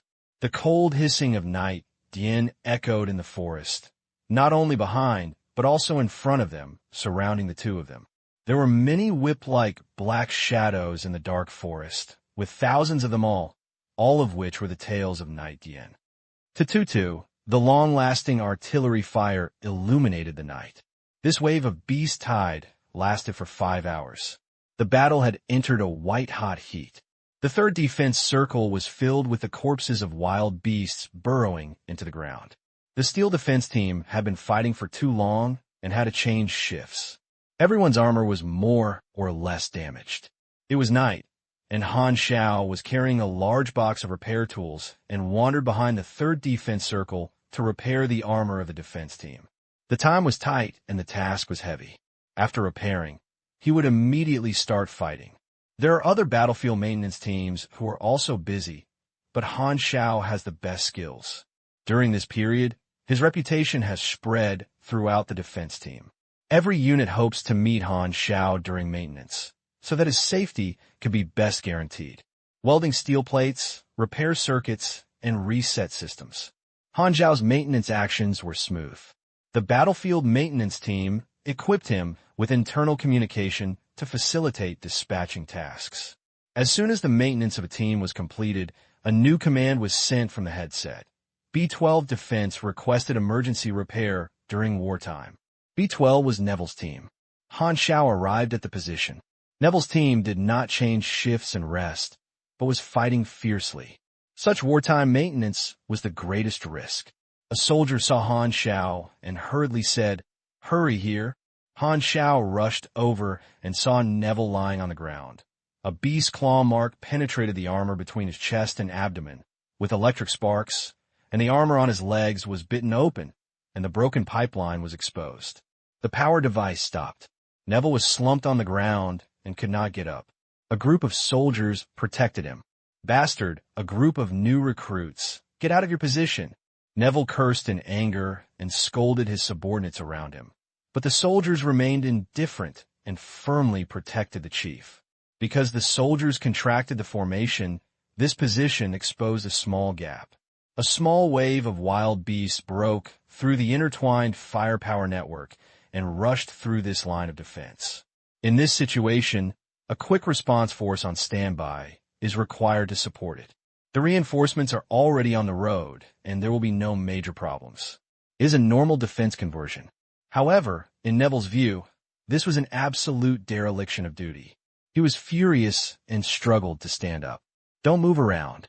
Han Xiao held Neville, took out the materials and tools, and started repairing. Neville only felt that Han Xiao's palm was like a mountain pressing on his body. No matter how hard he struggled, he could not move.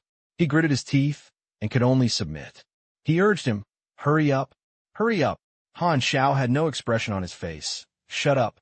Sunil defensive NCO armor derivation progress was 27%.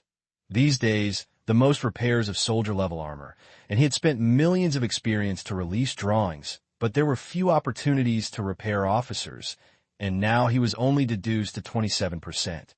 However, he estimated that the non-commissioned officer-level armor needed heavy machine transformation as a prerequisite requirement and would block the progress. In addition to armor, he was also responsible for repairing some vehicles and turrets, and obtained drawings of suspended turrets, which made a lot of gains.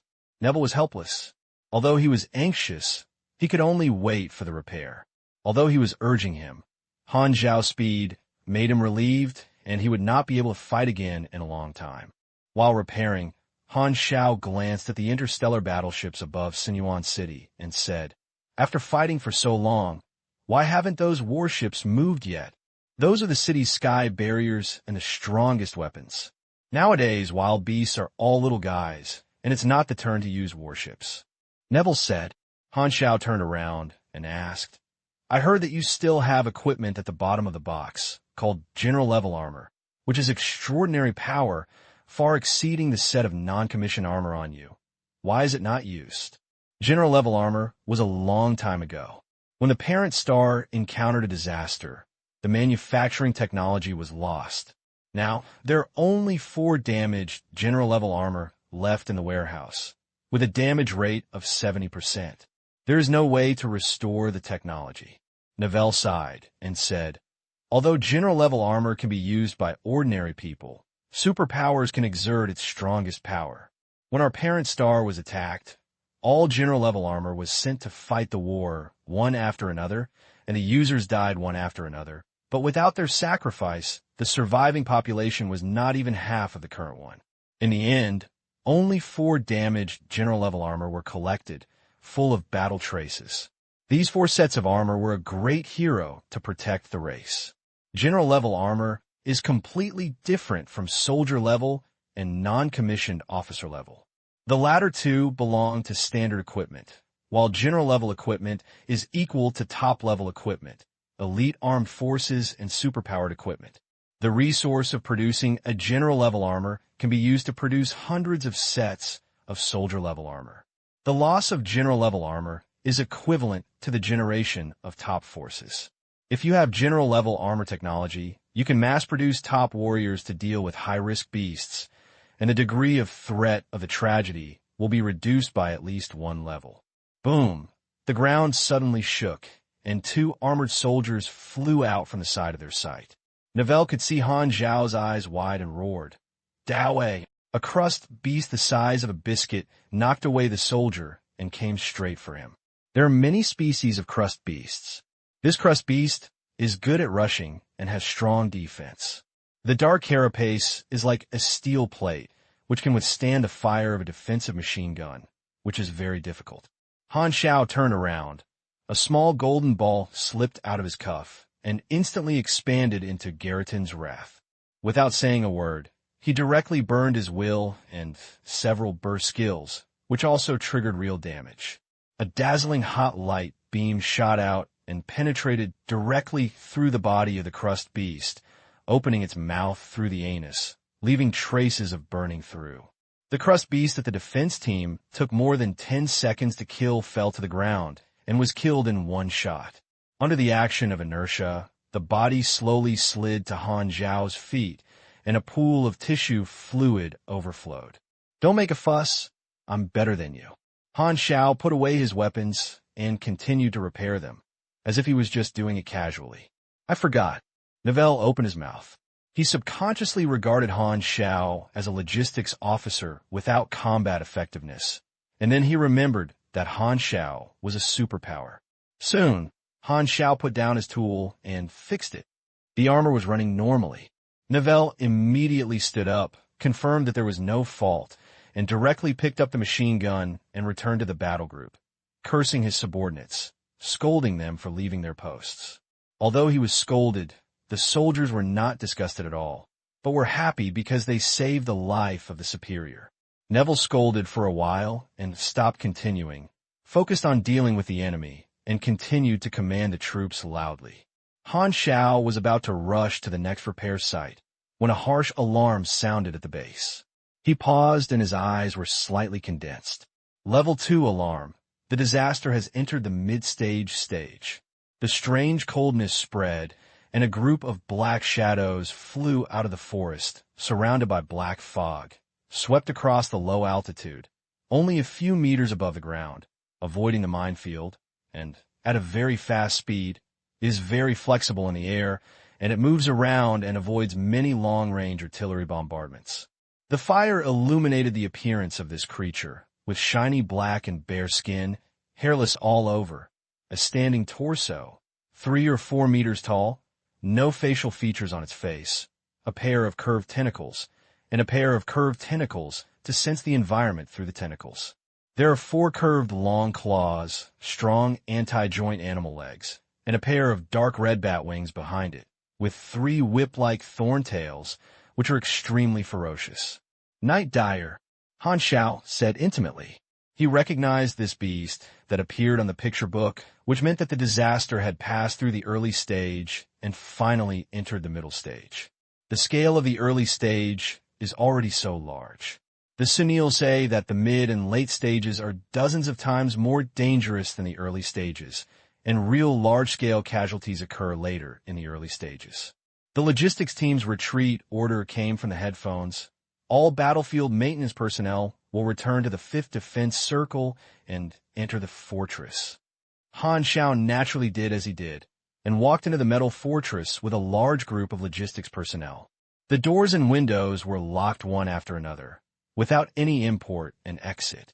This was a protective measure, and only the battle scene outside could be seen from the windows. Bang! I saw the various defense circles suddenly activated powerful high beams, and countless light columns soared into the sky. The night suddenly became bright like daytime. The approaching night dire made a shrill cry. It turned out that it was flying well. When the strong light swept over, it swayed like drunkenness, hitting other night dire, rolling and falling to the ground. Many night dyers fell in the minefield and were bombarded and smashed. The antennae of the night dire are very sensitive to light. They only act in the darkness, and once exposed to strong light, it is like a human eye stained with whipped oil. The Sentinels formulated various targeted measures for dangerous beasts. When they entered the middle stage of the disaster, they were no longer simply shooting guns, but used various targeted plans based on the types of beasts in the beast tide. These plans were the experiences learned after bloody lessons and could reduce casualties to a certain extent. After all, there are many enemies that cannot be solved by conventional means, such as the overwhelming poisonous insect, which is a sign of entering the end. Each night direct is equivalent to a B-level superpower, very flexible, and the Thorntail can easily penetrate the armor. Wherever you pass, many floating turrets were cut off, and the defense team and mercenaries were immediately in a tough battle, and casualties gradually increased.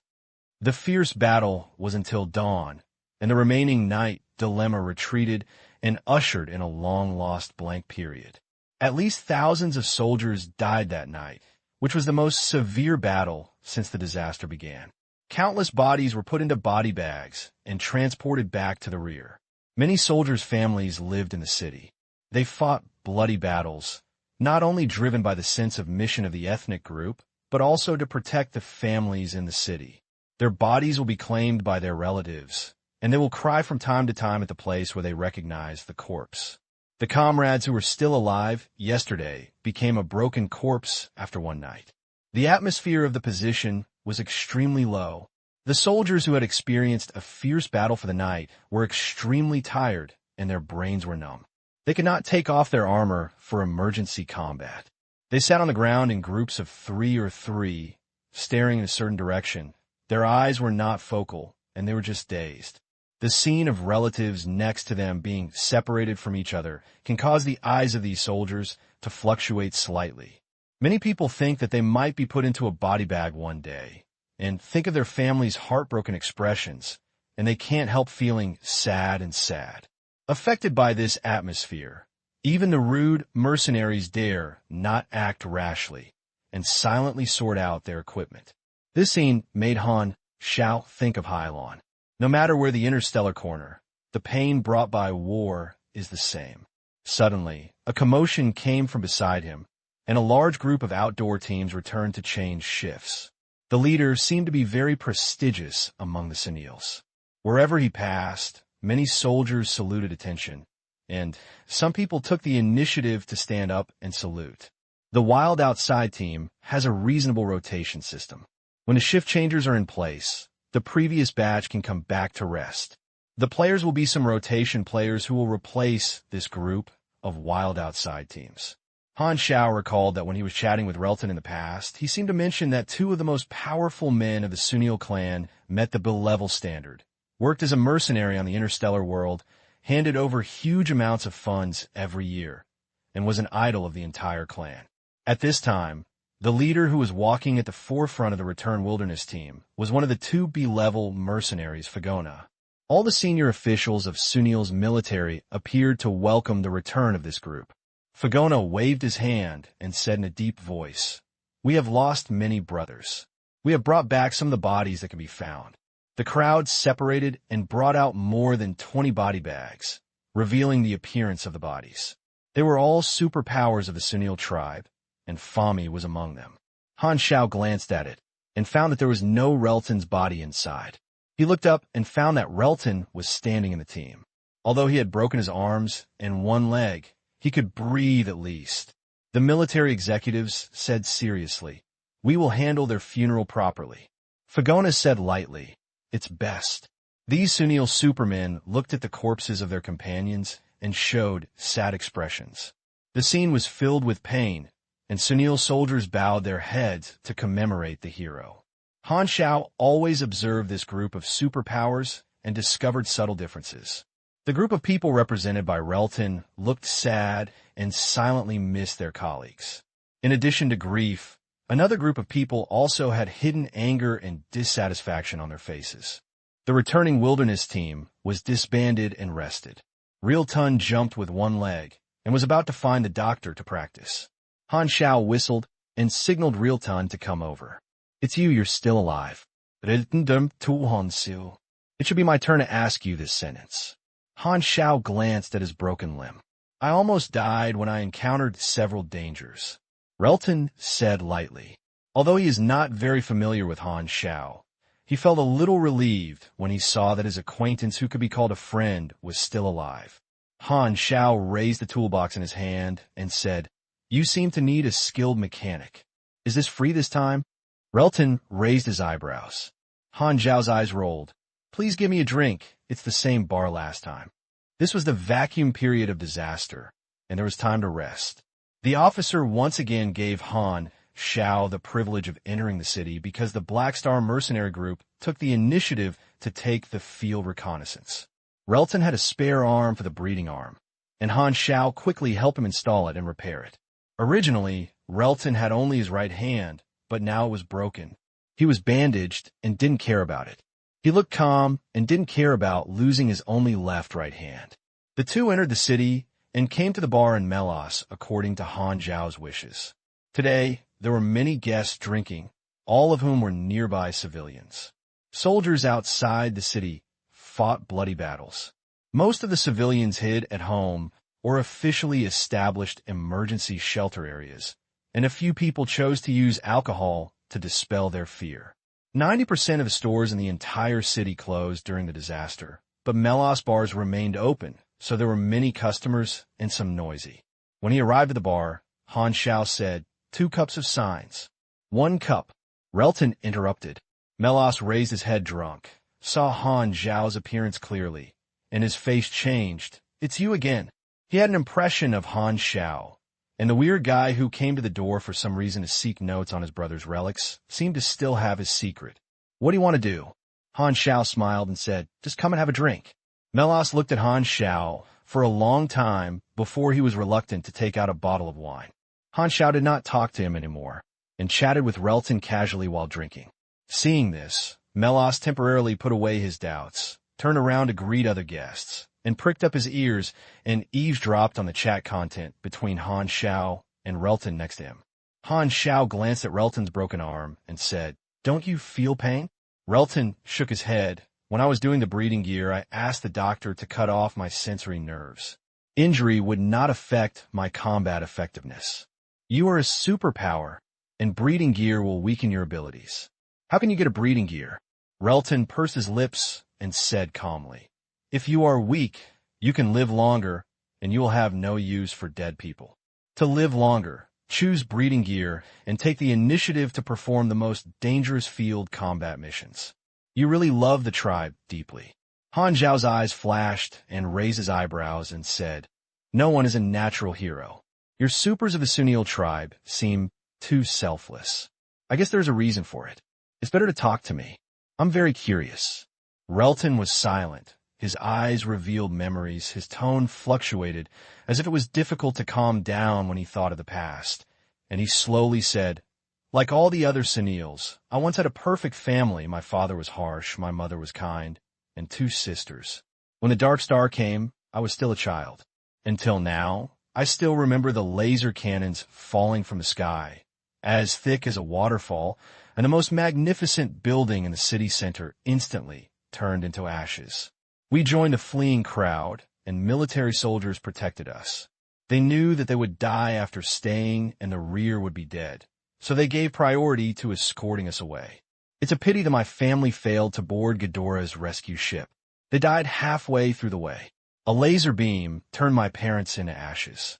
At that time, I was just a child with fear and collapse. I only knew how to cry and follow the refugees and move forward numbly. Every day, the army would distribute very little food to the refugees. I was extremely hungry and couldn't control myself at all. After receiving the food, I would quietly hide most of my share and give it a small amount to my sister.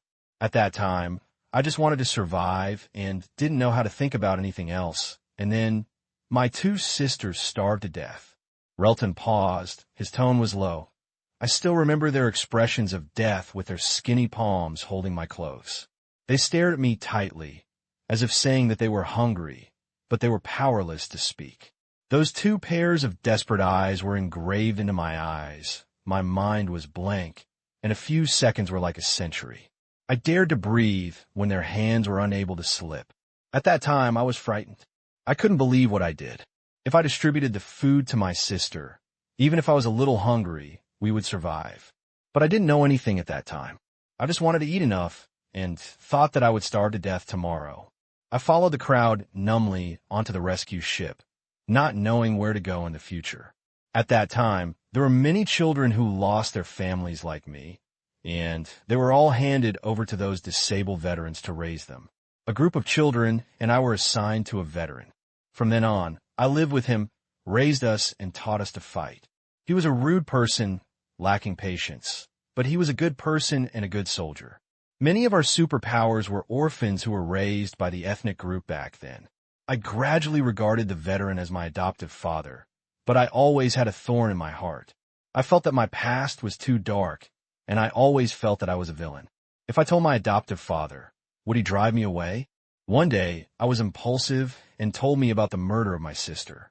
He scolded me, but it was not because of my selfishness, but because of my leisure to recall the past. It would be better to save this little time to train.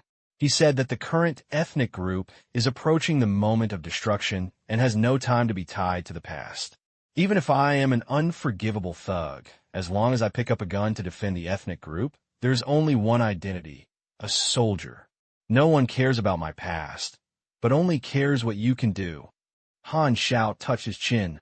Where is that veteran? The first disaster came. A disabled soldier could be protected with peace of mind, but he took the initiative to apply to the battlefield. Then he died. I later learned that he belonged to the formation that protected our refugees, and I had received food from him. Later, I became a mercenary. Relton shook his head. The clan has great kindness to me, so the greater the ability I have now, I will contribute as much as I can. So your dedication is mainly to repay kindness? Han Xiao turned his head and glanced at Melas, who was pricking his ears and eavesdropping. Melas was expressionless and slapped the empty wine bottle on the table. He turned his head impatiently and walked away as if he was too lazy to listen to this kind of conversation.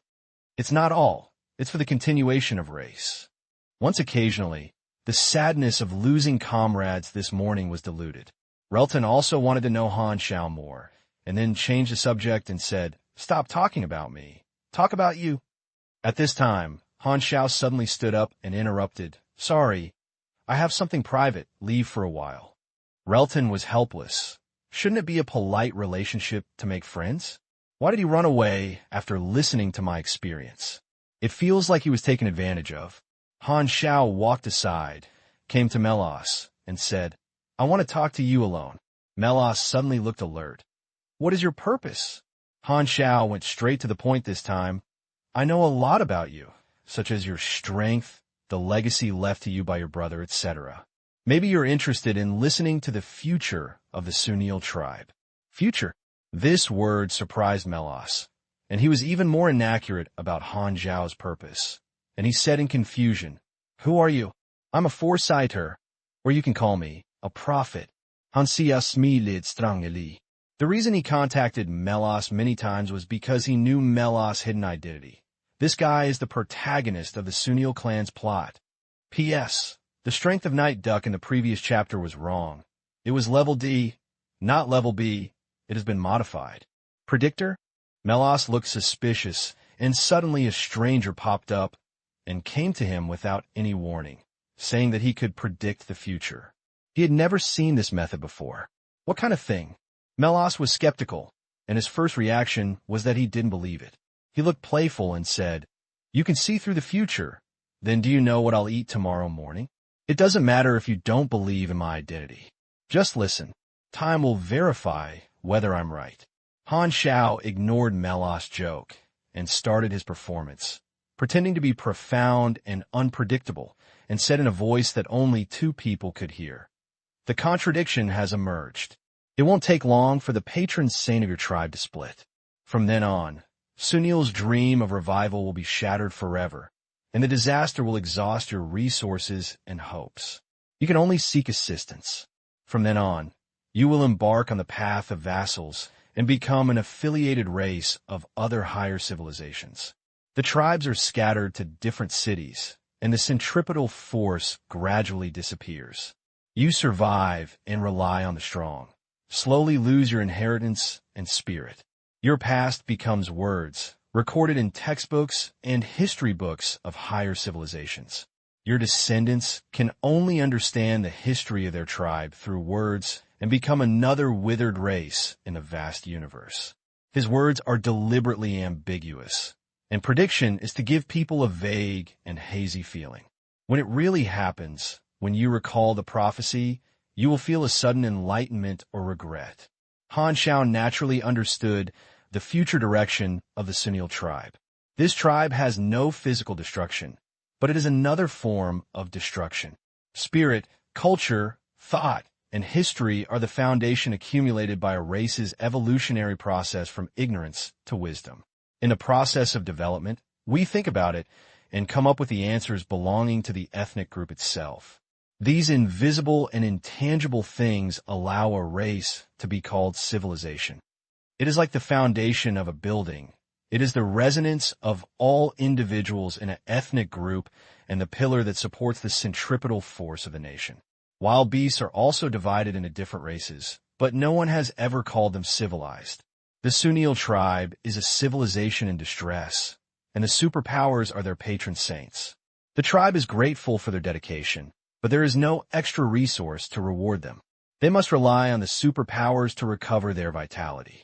However, it is the endless dedication that has gradually made the contradiction surface. In the past life, some superpowers could no longer bear it. They felt that benevolence and righteousness were exhausted, so they chose to abandon their country and family, pursue freedom, abandon the tribes they regarded as burdens, indulge in the stars, and regard it as a new destination. The Sunil tribe was hit hard. Every time he experienced a disaster, the loss was acceptable. The strength of the tribe was still slowly recovering. The senior management was looking forward to the day when the suffering was over. However, when the patron saint of the tribe split, the situation plummeted, and the loss of the disaster began to be greater than the accumulation of the tribe, and it became more and more difficult. The Sunil tribe does not have enough resources to migrate, and can only seek help, but will not do so even with enough resources. Various evil forces are hovering between the stars. The devastating civilization is a fragrant prey. Without Ghidorah's protection, greater dangers will follow one after another, such as large scavengers, slave merchants, etc. There are many such examples. The tough slave merchants in the backstage take action to kill a group, only retain a certain number of individuals, and hype up high prices on the grounds of extinct species. There are also evil camps that exterminate genocide in order to complete a certain ritual or simply gain satisfaction. Order maintains the basic balance of the universe, but cannot expel all evil. In the end, the Sunil people received military assistance from Ghidorah and moved again. Ghidorah scattered the Sunil people and sent a long-term garrison to protect. With the various targeted decisions implemented by Ghidorah and the roll of time, the Sunil people were assimilated and Sunil civilization disappeared. The three cosmic civilizations agreed on a treaty to prohibit invading low-level civilizations, but the war never ended, but there was no smoke of gunpowder. The carnival, lively and orderly universe is just a manifestation, with hidden civilization ambitions that are either ostentatious or forbearing. Every civilization has the fantasy of becoming the overlord.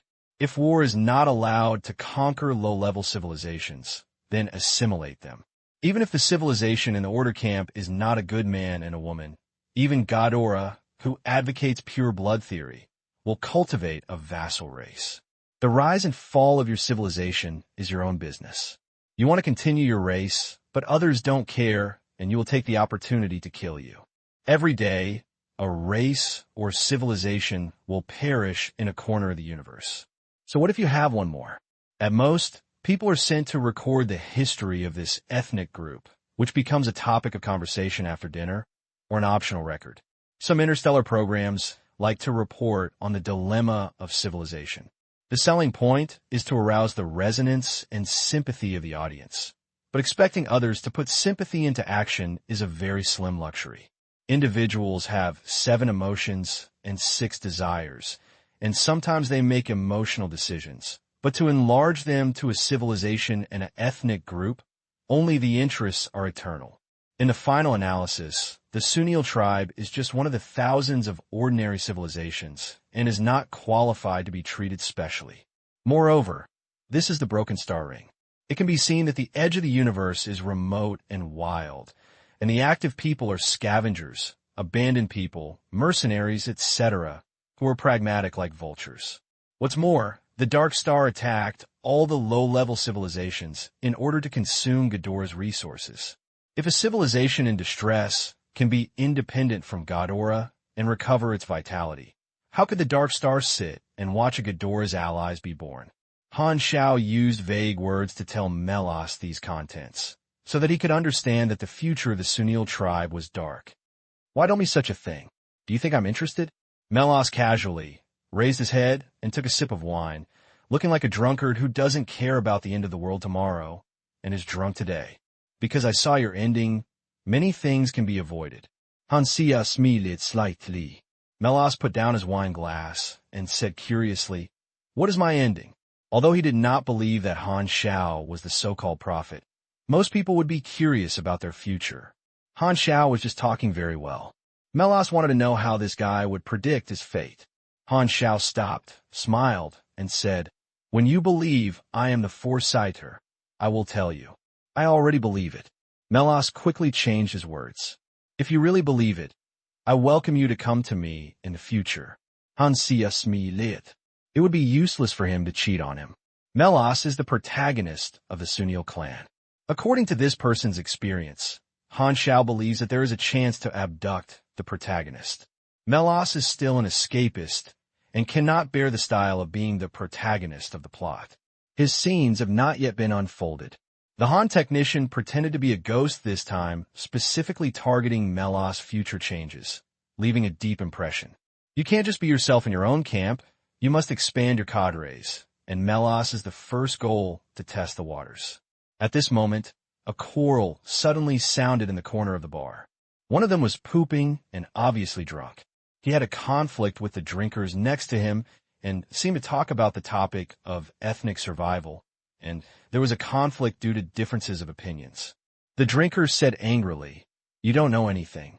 All this is Ghidorah's calculation. He deliberately moved us to a dangerous planet. How could they not understand the real environment of this planet? Ghidorah just wants us to beg him." On the other side, the drunkard with a big belly grabbed the bottle and kept waving and was excited and shouted, "Then go and ask Ghidorah. What's the use of racial honor? Only by living is important." Those leaders are full of shit in their minds. Every time so many people die, my 2 younger brothers have joined the army and died. All persistence is futile. You can get Ghidorah's help. Why do you have to show off? Those superpowers are useless. It's useless. If they really have the ability, they would have solved the disaster long ago. The drunkard looked disgusted. His tone was excited, and he had the momentum to give advice to the country. He disliked the superpowers, and the army's ability was too poor, and he blamed them. The words became increasingly ugly. This behavior of holding up a bowl of meat and putting down chopsticks to curse her mother angered other drunkards. The superpowers and the army are heroes in the eyes of most civilians. Any doubts and insults will offend public anger. At that moment, several drinkers spoke angrily. Everything you enjoy now is for the heroes to fight for their own lives. What qualifications do you have to point fingers? The drunkard sneered. This is what they should do. People with ability must bear more responsibilities. If it weren't for the ethnic training, they would be just an ordinary person like me. You are so disgusting. You should be sent to the outside of the city to fend for yourself. The drunkard sneered. Even if the city is lost, I will be a civilian who is given priority refuge. Anyway, it's not me who dies. You don't deserve protection at all. Everyone became even more angry and excited. The quarrel became more and more intense, and Relton next to the bar had no expression on his face, as if he hadn't heard it at all, and he was too lazy to turn his head and take a look. At this time, a very young man looked angry and rushed up impulsively and got started directly. He fought with the drunk man. He pressed the drunk man under his body with strong body, and his fist slammed the drunk man's face. Blood splattered everywhere. When the others saw that he was bleeding, they hurriedly pulled the fight, tried to pull the impulsive young man away. Rana, calm down. Stop hitting, killing someone. Rana made up a few more punches before getting up angrily. She was pulled aside. The drunk man had bleeding from his mouth and nose, and was beaten up, and he couldn't stand up. Other guests gathered around for examination, but fortunately the drunk man was just injured. Some people immediately complained that Rana was too serious, and Rana lived nearby. Many people here were his neighbors. He was a young man who wanted to join the army. He was strong and a supporter of the army. Melas shouted, "Get out of my shop and calm down for me." Lana left with anger on her face, and the drunk man was also taken out, and the small farce was over. Han Xiao turned to look at Melas and said, "I am Black Star. If you're interested in what I say, come to me. I can solve this problem." After that, Han Xiao greeted Relton, and the two left the bar. The expression of inattention gradually faded away. Melas's expression slightly darkened, and his eyes flashed. He did not care about the future of the clan, as he deliberately pretended. I don't know if this mercenary who claims to be a Black Star is a real predictor. Even if it is a real person, he may deliberately make up prophecies to lure him into a trap. Anyone who acts must have some intentions, but Melas does not understand the other party's goal. Could it be that it is for him? The bar door was pushed open again, and a burly man in a hood covered his body approached the bar with a low voice. "Give me a glass of wine." The hooded man raised his head and showed his face. "Fagona." Melas looked surprised and said, "You never drink. Just celebrate my return alive." Fagona picked up Melas' bottle and took a sip. The two of them were very familiar with each other. If others knew that the strongest beloved Superman in the ethnic group was so familiar with a small bar owner, they would definitely be very surprised. The two were childhood playmates. Melas was too familiar with his childhood friend. Almost all positive and positive adjectives could be placed on Fagona. He was brave, upright, and responsible. After the disaster in Sunil, Fagona resolutely became a mercenary to contribute to the tribe. Melas has actually been jealous of Fagona. Since childhood, his short-lived old brother Delphis has been talking about Fagona next door every day. In his eyes, Fagona is other people's child. Although he was a little jealous, Melas also secretly respected Fagona. When he asked himself, he felt that he would never be as dedicated as Fagona. After his brother was overwhelmed, Melas lived a life of drunkenness and dreams, and was living a life of death, regardless of the survival status of his ethnic group. He knew that he was a lazy person. When his brother was still alive, he often felt that his talent was not much different from Fagona, but he was wasting his time. Now, Fagona is the patron saint of the entire clan, and he is just an anonymous clan. He knew Fagona. This was a very self-disciplined person, and would not make an exception for no reason. Melas frowned and said, "What's wrong with you?" Fagona smiled faintly, full of bitterness. Melas had never seen such an expression appear on this firm face, and he whispered, "Brother, I can't hold on anymore. I'm ready to leave." "Leave?" Melas looked surprised. Fagona said slowly, "The interstellar has boundless possibilities. Only by cutting off the past can we move forward. I don't want to be tied up by the clan anymore. There are many warriors who think the same as me. We will never come back after this disaster. We have protected the clan for a long time. Many friends have sacrificed their lives. Some people beg for our protection, but they take it for granted. This is not our obligation. There is no need to continue. We have done our best. Perhaps the clan accepts Ghidorah's assistance. No one will die in vain. Even you have to give up? Melas was shocked. Suddenly, Han Xiao's words appeared in his mind. Is this the division of the prophecy of the charlatan? Then the future of the tribe will become Ghidorah's dependence and lose her inheritance. Just as he said. By the way, Melas prepared a few words and told him what Han Xiao predicted Sunil would receive military aid. After hearing this, Fagona's eyes didn't fluctuate at all, and she shook her head and said, "Life is the most important thing. As long as people live, there will not die. Is this true? But the Fagona I know is absolutely impossible to abandon the tribe. You are still alive, but you have changed." When Melas saw Fagona's expression, he knew that he had made up his mind and could not be persuaded. He was in a mixed mood. He always regarded Fagona as his greatest and glorious friend, but now he can no longer look at this childhood friend with his former eyes, as if he had become a stranger. "Then why did you come to me to tell me this?" Melas asked. Fagona shook the bottle and said softly, "To be honest, I hate you very much. Although I have more powerful power than me, I hurried behind and accepted our protection calmly. Forget it, I won't say these words. I just came to tell you, continue to escape or stand up, you can do whatever you want." Fagona pulled down her hood and turned around and left. Melas's eyes were complicated. The seeds had been planted. Han Xiao did not enter the city again. He stayed outside the city to carry out his own battlefield maintenance work. He entered the middle stage of the disaster. The battle situation became more and more tragic. All kinds of terrifying monsters took turns to fight. He did not continue to use his body to shuttle through the battlefield, but put on the Tungsha mecha. Sometimes the repair place was broken by wild beasts, and he had to play reinforcements to fill the gap. Among all the mercenaries, his strength was not conspicuous. The only reason why other mercenaries remembered him was that the Black Star mercenary group took the initiative to undertake the field reconnaissance mission. Many mercenaries thought that Han Xiao was a madman. When the next shift of the wild external team, the mercenary group would definitely suffer heavy losses. Every day, a large number of soldiers were killed, and a broken corpse was transported back to the rear for people to claim.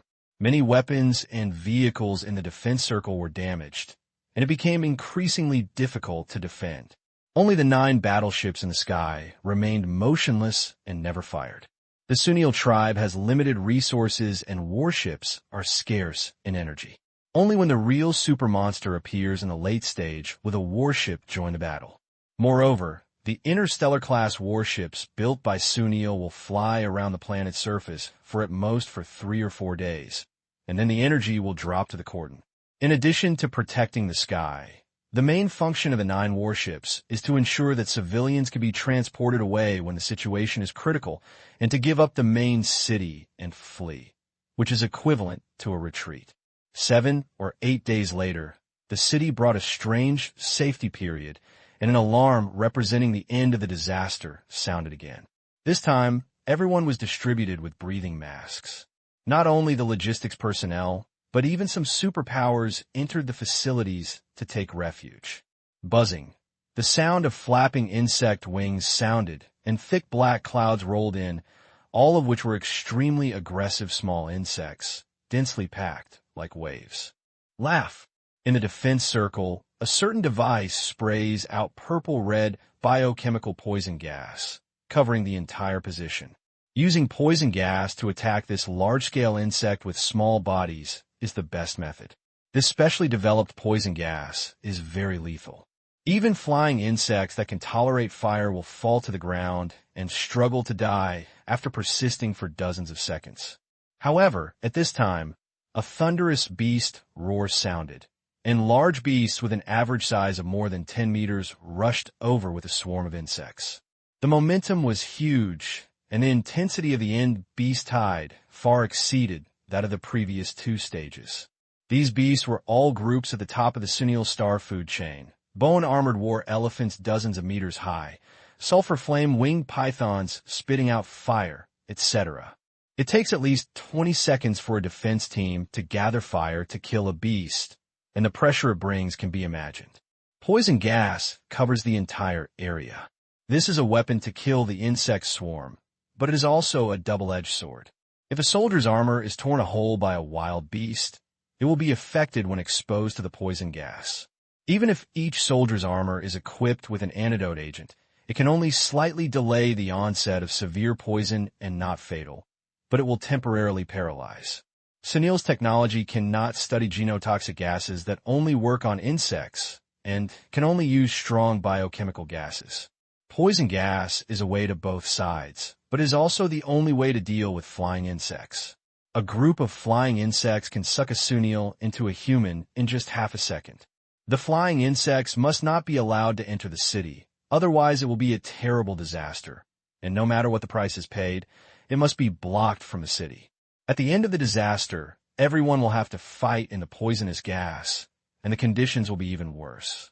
The two outermost defense lines were almost wiped out after the first 2 stages of Rampage, which was also the disadvantage of the Sunils. The beast tide approached the defense team's position under the fire of artillery. The ground was shaken violently, and a skull-armored war elephant rushed towards the B-12 defense team in a crushing state. The super-large pressure made Neville's spirit, as strong as steel, nervous. At this moment, a large light ball of light flashing fell from the sky. The speed was too fast, and the light ball was streamlined. It exploded half of the bone-armored war elephant's body, and blood and flesh flew everywhere. Neville looked up and saw that the electric light ball left a dazzling, tortuous trace of electric light in the air, sweeping across the sky, connecting the warships in the sky at the end. The 9 air warships that had been fighting for half a month finally opened fire. One electromagnetic rail gun surging blue light, shooting projectiles wrapped in electric light, and specifically targeting super-large beasts to attack, which immediately reduced the pressure on the ground. The fierce battle began, artillery fire and lightning shone across the audience, deafening, and the beast tide was endless. The smell of fishy smell and blood were extremely pungent. The defense team shot wildly, and the flames illuminated the corpses of wild beasts and soldiers on the ground again and again, causing heavy losses. Kata. In the position of the B-12 Defense Force, a pure purple thunder leopard with a size of more than 10 meters was moving quickly, like a purple lightning, cutting the armor of the defending soldiers with one claw, and cutting them in half. Neville ignored it and greeted his subordinates with a calm face. There were only 12 people left in his subordinates, and more than half of them were injured. Don't waver. Hold on to the position. Neville's tone was cold and hard. Countless bullets shot into the thick skin of Thunder Leopard. Blood splashed everywhere. The Thunder Leopard roared and called, killing all the soldiers, leaving only Neville. The Thunder Leopard's vitality is still very strong. Countless fresh breaths of life far away in the city are like freshly released bread, and the bloodthirsty factor of this Thunder Leopard is ready to move. Lei Bao was about to cross the defense line. Neville immediately stopped in front and fired a defensive machine gun. He witnessed Lei Bao easily killing the defending soldiers. He knew that he was definitely not an opponent, but he still blocked Lei Bao without hesitation. The responsibility of the defense team penetrates his bones and does not allow any wild beast to cross the line of defense he is responsible for. As long as there is no order on the top, he will never retreat. Lei Bao roared and snatched fiercely, powerful and fast. Neville controlled the non-commissioned armor to fight with him, rolled and dodged, leaving scars on Lei Bao's body. A sliding shovel slid past Lei Bao's abdomen and avoided a claw strike. He was about to get up, but his left arm suddenly felt severe pain. Lei Bao turned his head at a strange angle and bit through his armor. The poisonous gas poured into the hole, and Neville felt a tingling sensation from his skin, which quickly turned into poisonous numbness. He immediately held his breath, and an antidote was injected into his waist, and the burning sensation flowed into his body. After injecting the antidote, the attack time was extended to about 2 minutes. I held my breath and should be able to hold on for 10 more seconds. This beast must be killed during this period. Neville's expression was cold. Even if he was poisoned, he put the blocking enemy first. He had long put life and death in death. One man and one beast fought fiercely. Neville abandoned the bulky defense machine gun and used a wrist saw to fight with the armored guns and rockets. After tens of seconds of fierce fighting, both sides were covered in bruises. Neville began to feel stiffness, dizzy head, excessive blood loss, and poisoning began to take off. Neville suddenly stood still and did not move. Lei Bao rushed over. He did not flash at all, allowing himself to be pressed under Lei Bao, and his claws pierced his chest and abdomen. Puff! Blood overflowed from his mouth. Neville endured the severe pain and stabbed Lei Bao's neck with one hand, hung himself firmly on Lei Bao's body with force, and stabbed himself into Lei Bao's mouth with the other hand, opening fire frantically. He knew that he was slow to move, so he used his body as bait and sacrificed his life. Lei Bao twisted in pain and bit off his arm that was reaching in his mouth with a click, and his claws fell like crazy. Neville was seriously injured and slumped on the ground and unable to move. He was in a calm mood as his huge claws quickly magnified in his sight. I finally welcomed this day. Just as my paws were about to take a picture, Neville watched a huge lightning come, extremely dazzling. Immediately afterwards, Neville and the Thunder Leopard were both covered by the light of the rail cannon. The tragic battle ended. On the first day of the end of the disaster, there were heavy casualties. Dozens of fighter planes crashed, and even the energy shields of 2 warships were almost broken by groups of super-large flying beasts with serious energy loss. What a terrible battle. The first time I've seen such a big scene, I will never accept large-scale employment again next time. The mercenaries participating in the war were still scared and gasped, and many corpses of their peers lay on the ground. Han Xiao started to repair armor pieces, and he didn't need to directly intervene in the battle situation. In such a dangerous situation, he was not confident and did not want to take risks when applying for logistics repairs. He came here to earn commissions and just use his ability to help, but he would not really work hard for other forces for some money. In a rare blank period, another group of wild outside teams returned in shifts, and all the players were back, and everyone's expression was relaxed, as if they were not going to perform dangerous tasks, but going on outing. Acting in dangerous areas has no psychological burden for players. They will be resurrected anyway. Although there are restrictions on the number of times, most of these people are professional players, so they naturally know how to control the number of deaths. Now that they are full, it's nothing to lose some experience. Anyway, the mission rewards can be made up, and it's more useful to earn cosmic currency. A bunch of people from Black Star gathered here, and the mercenaries around him noticed it immediately. After a few glances, a look of astonishment appeared on his face. It seems that there are quite a few people. What? All the members survived. The mercenary peers were shocked and curious. They hurriedly asked other wild players who were traveling with them.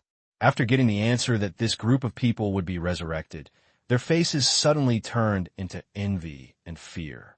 In the universe, the immortal superpower is the most difficult enemy, and no one dares to underestimate them. This mercenary group is all undead. It's amazing. These mercenaries remember the name of the Black Star Mercenary Group, a mercenary group that is immortal.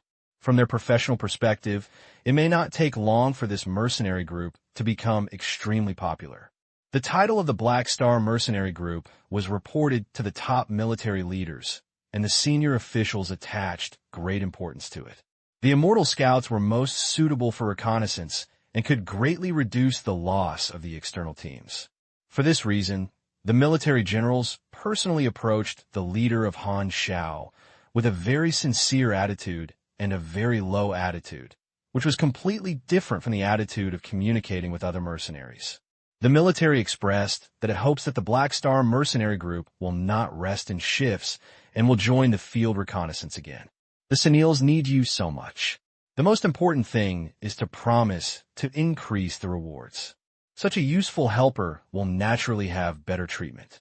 The military took the initiative to request an increase in remuneration because it was afraid that the Black Star mercenary group would refuse. The mission reward was increased to 1W8 dinars, an increase of 50%. Han Xiao immediately agreed, and the miserable players started a new round of reconnaissance. According to time, it was also the last round of reconnaissance. The dead bodies on the battlefield were brought back for people to claim. Han Xiao found that Neville was killed and felt a little sad. After all, he was an acquaintance. The family member who came to claim was a woman and cried loudly. Han Xiao asked other soldiers and found out that the woman was Neville's wife, and there was a child in Neville's family. Inside Morihara Castle, most people stayed in front of TV and watched the battle situation. At critical moments, the media did not have any false news, which was the most real battle situation. Everyone was worried about the situation. The bar was not open, and mechas sat in the attic, watching the broadcast on TV, drinking wine constantly, and tragic battlefield scenes flashed by.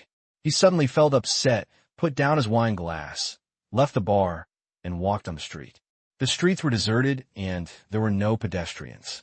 After walking aimlessly for a while, a subtle quarrel came into my ears.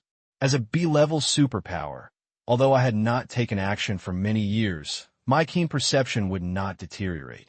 Melas had a moment of intention and followed the sound to an outside of a house, just near the bar, and the quarrel inside became clearer. In a few days, I will meet the recruitment requirements. I will join the army. This voice sounded a little familiar, as if I had heard it somewhere. Melas was a little curious, hiding his figure, jumping to the windowsill, peeping through the window into the scene, and discovering that he had indeed seen the person who was talking. It was Rana, who was making trouble in the bar a few days ago, who was in a passionate tone. The quarrel with Rana was his parents, who were dressed poorly and were relatively low-class civilians. At this time, Rana's parents looked anxious. Being a soldier means dying. I don't allow you to go. The Sunil tribe vigorously promotes the spirit of advocating superpowers and the army, and the concept of dedication must start with children. Rana has dreamed of joining the army since she was a child and becomes a glorious soldier who defends the ethnic group and has been training hard. The neighbor happened to be a veteran. Rana and the nearby children often asked veterans to train them, counting the days with their fingers, hoping to meet the enlistment standards. The disaster is once every few years, and the interval is the development period of collecting resources, building more weapons, and cultivating a new group of soldiers. The Sunil tribe usually starts recruiting troops after the disaster. Although the population after the Dark Star disaster was 90% less than its heyday, it is still relatively dense in a big city. There are two types of recruitment models. One is to join the army voluntarily, so there is no need to say more. The other is to recruit people with prisoners and families of many children. Moreover, all young people of appropriate age must be forced to serve for a period of military service and conduct basic soldier training. When the critical moment comes, these people can be temporarily recruited as soldiers. Of course, Rana's wish was not only for military service. He wanted to apply for enlistment and become a formal soldier, but was strongly rejected by his parents. How can you say such things? It is glorious to defend the tribe. Countless people sacrificed their lives for it. I am willing to sacrifice my life. This is glory. Lana's eyes widened. Lana's parents said earnestly, "You are still young, and you don't understand many things. Every year, so many people join the army. You won't do anything else. No, this is shameful. My dream is to defend the ethnic group." Lana's tone was excited. "Did you ever think of us?" Rana's mother sobbed. "You used to go to Mr. Neville next door to train. Yesterday, he died in battle. The body was moved back and broken into several pieces. You didn't see that scene. His wife fainted several times after crying. There were only orphans and widows left in the family. In the future, she could only live on pensions. It was so pitiful, but she had at least a child to raise. We are old, and you're the only child. What should we do if you die? How do you let us survive?" Rana was speechless, with a confused look on her face, murmured, "This is wrong. Rana, Whether it is the superpower, the army, or Mr. Neville, they're all great people, but we're just ordinary civilians. I love my race. I will produce and work as an ethnic group, and the battlefield should not be our choice. My father put his hands on Rana's shoulders and spoke earnestly. He respected the superpowers and the army, and was grateful for their contributions, but once it was his turn, he could not make the same choice. Rana lowered her head and said nothing. The mother said anxiously, "Rana, you must agree to us. Don't be overwhelmed." I agreed. Lanana lowered her head and said softly, "I will go to the military service and will not join the army." His parents immediately breathed a sigh of relief and looked kind. Outside the window, Melas leaned against the windowsill, raised his head and stared blankly at the sky. In the sky, the huge figures of the 9 warships were like thick, dark clouds, covering up the sunshine that should have sprinkled into the city. The airflow from the bottom engine turned into an enduring wind. The rich smell of blood outside the city was spread to the city and almost became inaudible. Many memories emerged one after another in my mind. Fagona's wry smile, Rana's passionate blood, the accusations of the drinkers, the bloody battlefield, the sacrificed soldiers, the worship people, the withdrawal after countless times, guarding the bar and allowing themselves to slowly rot. And there's still a long time when the Dark Star disaster that has not been recalled. It is the last time I meet my elder brother Delphis. Delphis in his memory still wore thick eyes. His hair had not been taken care of for a long time. It was messy and greasy. He was wearing a white research suit, wearing a thin and short body like a robe, and inexplicably funny. His figure appeared on the communication screen. Behind him was the Institute with a dome blasted. Delphis habitually pushed his glasses and said to his tall brother Melas, "Boy, I left something for you in the laboratory at home. The code to open the door is the birthday of my parents, and you don't have to crack it hard." His tone was as always, and it was still the feeling of being disappointed, but there was a little more nostalgia. The communication ended. He looked out the window. In the direction of the Military Research Institute where Delphis worked, countless hideous Dark Star battleships were floating, and a mushroom cloud exploded on the ground. He opened Delphis's private laboratory with his password. Melas once wanted to sneak in and make trouble, but he never knew the password. He saw the legacy left to him by his brother. More memories emerged. Melas still remembered that he was an idle gangster at that time. He relied on his brother's salary to enjoy himself everywhere and had a terrible talent. He reached the level of B-level superpower at a young age, which was thousands of times better than Delphis, but he was always shorter when facing his brother and was often scolded and scolded.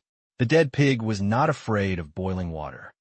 "Brother," Melas murmured to himself. Memory is like a rolling bubble, and the final freeze is Han Xiao's deep eyes, and there seems to be a torrent of time hidden in his eyes.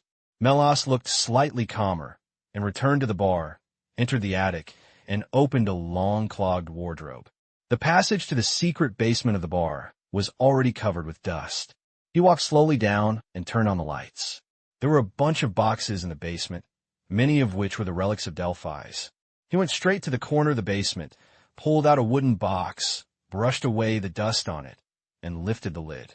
There was a set of dark-colored armor inside, which was the legacy left to him by Delphis, and the armor was quietly tailored for him. Broken light. During the Dark Star disaster, Melas survived with this armor, and then he never used it again and threw it into the basement to accumulate dust as a souvenir for his brother. This may be the last piece of general-level armor that can still be used in the entire Sunil tribe. Melas stared at the armor in a daze, his eyes gradually becoming sharper. "I haven't fought for too long. I hope I won't cramp." The beasts that appeared in the end were even more perverted. They were all overlords at the top of the food chain of this planet. Some of them had left the category of wild beasts and could be called monsters directly. They were giant, concentrated acid flying beetles with a wingspan of more than 100 meters. They carried more than a dozen railguns and were still alive. They could spit corrosive acid liquid on their mouths, attached to the shield of the warship and hissing smoke. One such monster could easily deal with it. However, the firepower of the position gradually disappeared. A warship's shield was broken, the outer armor was damaged, and it was forced to land with smoke and urgent repairs. What do the monsters on this planet eat to grow up? The mercenaries were amazed. What is the concept of a monster with a wingspan of 100 meters? Its body size is similar to Sunil's small battleship. This is just a wild animal that evolved on the planet, and there's only a small probability that it will grow into this hanging style. Super large monsters like this do not require ground reconnaissance troops. An air reconnaissance aircraft can directly locate them. Those synthetic beasts and starry sky races are not included. The missiles bombed continuously in the air, deafening. Suddenly, an alarm in the defense circle made a big noise, and an emergency broadcast came out. Impact preparation. Impact preparation. Detecting the approaching of the mountain beast. It is expected to arrive in 14 minutes. All the soldiers are ready. The high-energy concentrated particle cannon begin to be charged. The 5th defense circle cracked on the ground, revealing a super-large cannon with a strong steel and extremely complex structure. The barrel is hexagonally embedded in the hollow particle stabilization device, as if the gun barrel is divided into sections. Han Xiao's mecha immediately emits a high-energy reaction alarm, and the muzzle of the giant cannon gradually lit up. This high-energy concentrated particle cannon is an eliminated product sprayed from the wormhole in the center of the Broken Star Ring. It is an interstellar-level war weapon. I don't know which high civilization it came from. It was picked up and sold by the scavengers. The Sunil tribe spared no expense to buy it. This is the first time that the disaster suffered heavy losses. It is necessary to have a killer weapon to deal with powerful beasts. Although it is an elimination product, it also cost the Sunil tribes huge wealth. The technology of higher civilizations is kept confidential and cannot be repaired or studied, so it can only be used. Every shot is consumed with huge amounts of energy. Sunil's energy is short of energy, and firing a shot is equivalent to burning a lot of wealth. Their energy technology is naturally not as good as that of advanced civilizations. It takes a long time to recharge before firing. Only when encountering the strongest monster will it use this giant cannon on Earth. The Sunil tribe has been exploring this planet for more than 10 years and has recorded a large number of wild beasts in the picture book. The mountain beast is one of the top monsters. The powerful wild beasts are all led away by the wild combat troops. The appearance of this mountain beast undoubtedly indicates that the wild outside team has failed. Han Xiao let out a surprise and shot through a nearby thunder leopard. He looked back at the high-energy concentrated particle cannon and felt that his saliva was about to flow out. This feeling of a little deer bumping into my heart. Technician Han widened his eyes. P.S. The next chapter is updated in the early morning or morning of immortal cultivation. The updates in the past few days are probably like this bird. Brother, my kidneys and daily routine have collapsed. The ground was vibrating. The forest fell in the distance, and a huge, giant beast slowly approached, with a size of nearly 200 meters, like a moving mountain peak, reaching the sky and the earth. Even though I learned about the appearance of the mountain beast from the picture book, many mercenaries looked horrified at this time. What a huge creature! The mountain beast has four-stout hooves as thick as a building and a long, erect tail. Its body is covered with rock-like scales. It has a thick yellow shell similar to a tortoise shell on its back. Its head is like a shovel, its jaw is protruding, and its eyes are hidden in the cracks of the rock shell. Its head shape gives people a sense of fierceness. But in fact, the mountain beast is a relatively gentle animal. It likes to sleep in a disguise as a hill. It is affected by the tide of the soul and becomes extremely irritable. The adult mountain beasts are generally between 150 meters and 220 meters in size.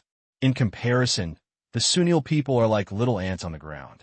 The warship in the sky opened fire at the mountain beast from a distance. The 6-7 electromagnetic railgun exploded on it, breaking down the large schist armor but not hurting the flesh and blood. The mountain beast's defense was extremely astonishing. These guns angered it and let out a low roar like a cow's howl.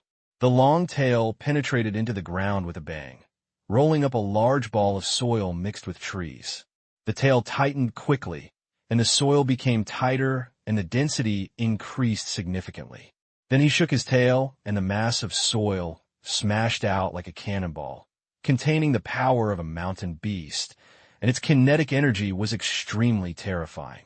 Han Xiao couldn't see the full picture of the flying blocks clearly, and could only see the fleeting phantoms. Bang! The warship's shield flashed, and the earth block exploded on it. With this as the center, the chaotic current spread throughout the shield, and the cracks spread rapidly. This attack almost broke through the shield's defense performance. The warship urgently increased its energy output, and the shield returned to its original state. The attack did not work, and the mountain beast roared and rolled up another ball of soil. It could still carry out hundreds or thousands of such attacks, but the energy of the warship was limited. The high-energy concentrated particle cannon has been charged. The target has entered the range of range. The firing countdown, 5, 4, 3, 2, 1. Open fire. A dazzling milky white beam shot out, with a diameter of at least 4 meters, and swept across several thousand meters in the blink of an eye, easily penetrated the carapace of the mountain beast, shot into its abdomen from the oblique square, and a chain explosion occurred inside the body. Boom! The explosion sounds like the earth shaking. A thick beast's hooves were blown away, and a huge gap was broken on the front half of the mountain beast body. The broken part was like a waterfall, and the howling shook the sky and fell to the ground. The high-energy concentrated particle cannon is a weapon against bombing by ultra-high civilized warships. The shocking shot directly seriously injured a 100-meter giant beast. This is the current killer weapon of the Sunil tribe. This scene greatly boosted the soldiers' spirits, suppressed their fatigue, and rose up to resist the beast group. A terrible weapon. Han Xiao's eyes shone, suppressing his desire. This is a weapon that can only be mastered in the later stages. His current knowledge level cannot be learned. Only by continuing to grow will he have the opportunity to create a killer of this level.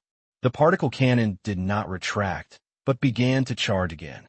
At this time, the radio rang out again. Not only this mountain beast, but also 2 powerful monsters approached and soon appeared in sight. One end is a flying monster with a similar appearance to the Dragon Clan, a lava lizard with a wingspan of 100 meters and a ferocious scale. This thing is much harder to deal with than a thick, acid, flying beetle of the same size. It can't help but have a tough shell and can spit out lava and live in a volcanic environment. The other end is a land creature, a king-hunting beast like a tiger or a leopard, and a scale like armor. It is only about 30 meters tall, but it is more dangerous than a mountain beast. It is agile and flexible body, and it moves as fast as lightning, so it is difficult to lock it, unlike a mountain beast. It can easily break through the lines of defense, and the sharp claws that cut steel and break iron can easily tear the metal, which is the biggest threat to the ground forces. The name hunting beast comes from its dominance in the forest and is the well-deserved jungle overlord of this planet. Every appearance means that the Sunils must pay a heavy price to solve it. In the most dangerous time, a king-hunting beast almost drilled through the defense circle and rushed into the city. The situation is getting worse. The lava lizard dives at high speed. The king-hunting beast runs like lightning. Strong enemies approaching in the sky and underground, and an injured mountain beast keeps throwing stones. The particle cannon was slowly charged, and he aimed at the lava lizard in the sky and shot it out, directly shooting one side of the lava lizard's wings. The monster swirled and landed on the ground, making a loud shock. Flying enemies should be dealt with first, and the hunting king beast on the ground can only temporarily delay with manpower and wait for the particle cannon to recharge in the next stage. The army mobilized troops to block the king-hunting beast with a total of thousands of people, but this number of people may not be enough. The endless rain of bullets was covered by the scales of the king-hunting beast, and Mars splashed everywhere. The king-hunting beast was getting faster and faster, and no attack could stop its momentum. When it hit the steel defense line at this speed, everyone could foresee the ending. With the collision, the defense team would be plowed out of a bloody path, and at least 2 formations would be lost. Every soldier was unshakable, and he obeyed orders and was ready to die. Just when the 2 sides are about to collide, boom! The dust suddenly rose, as if the unstoppable hunting king beast stopped, with bloody mouths wide open, biting a ruler-like iron-gray metal square. An armored warrior was holding a long piece of hair. Both sides were competing, comparable. It was this armored warrior who blocked the hunting king beast, leaving only a grand back for all soldiers. Everyone widened their eyes, trying to see who the messenger was. However, he was wearing a helmet and could not see his face at all. The armor was a bit simple, just like a few pieces of armor embedded on the tights, with a deep color. Seeing this, Han Xiao curled his lips slightly. The visitor is Melas. It's true, Master Han smiled. Let me see if you're strong enough in this period of time. The hunting king beast seemed to notice the danger and went to the side, vigilantly wandering. The defense team was about to step forward to surround him, when Melas suddenly spoke, saying, "Leave this beast to me. You go somewhere else." "Leave it to you? Who are you? What if you fail?" The troops naturally did not dare to trust others easily. But before they could continue to act, they saw a strong martial arts aura bursting out from the armored warrior, and then a change that stunned all Sunils. The simple combat uniform of Melas was suddenly deformed, and several compressed armor spread out, turning into countless precise structures and armors.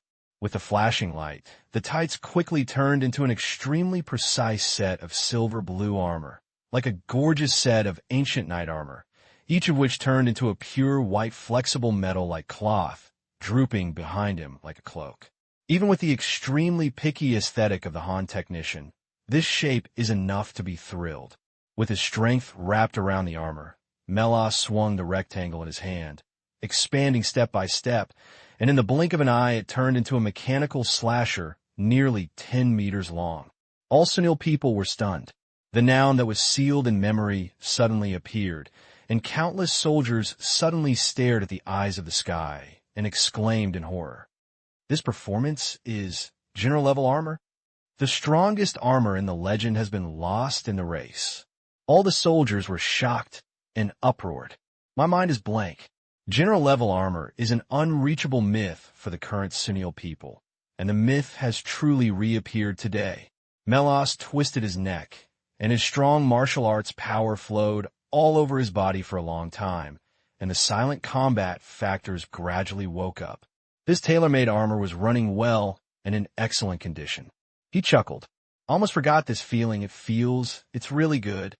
With a loud shout, Melas waved the 10-meter ship-cut knife and pounced on it.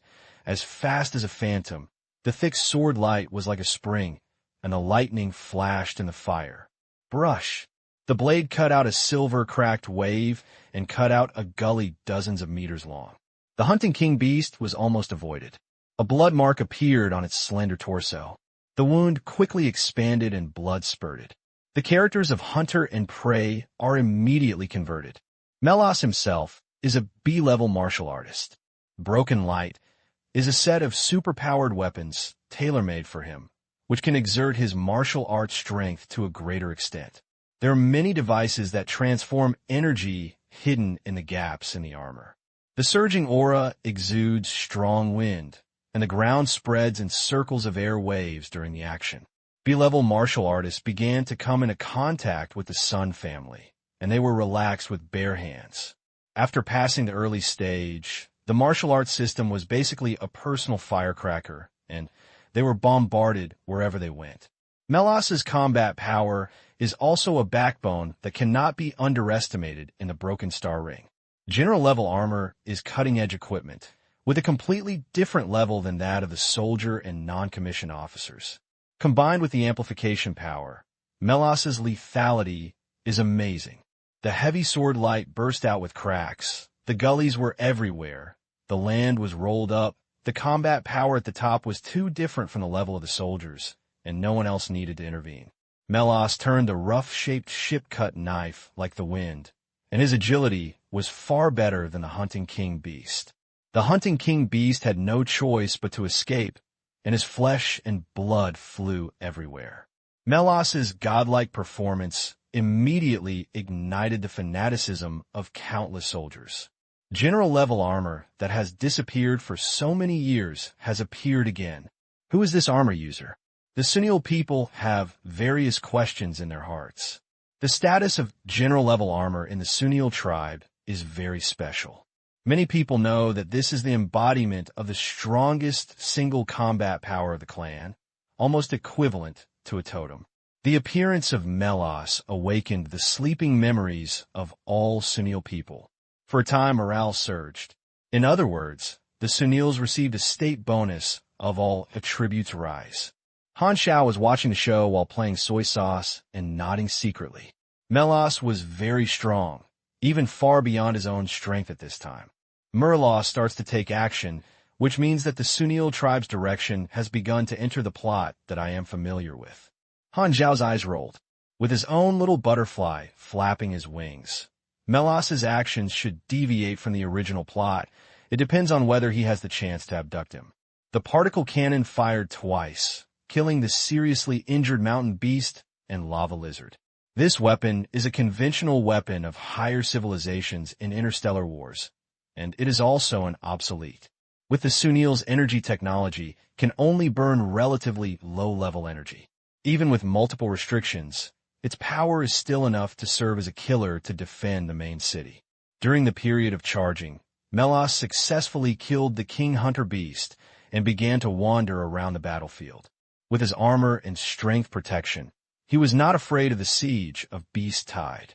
He swept across the tide of ships and swords, and was unparalleled in the Beast Tide, curbing the decline in this area. Melos alone could not stop the entire Beast Tide, but the role he played was unquestionable, and the soldiers in this area were given a chance to breathe. A sea-level Superman on the Sea Blue Star can beat the army, and Melos's rank is even higher. Even if the beast at the end of the disaster is very powerful, he is still at ease, especially he is a rough and thick-skinned martial artist. Individuals with extraordinary power are more flexible, like sharp swords. Under the same technological level, high-end combat power and war troops are the difference between quality and quantity. A powerful individual becomes an army by one person.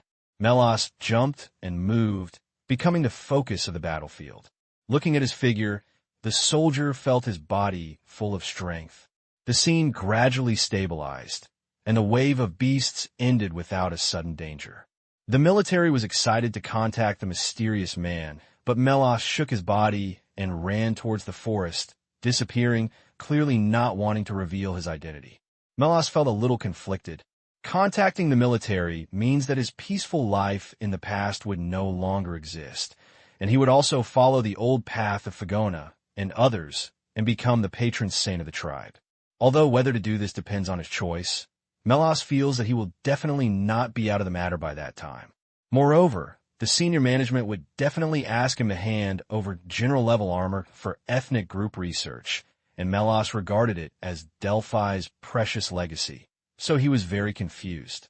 Although the sense of responsibility that has been sleeping at this time is slowly awakening, a strong man will not change his personality overnight.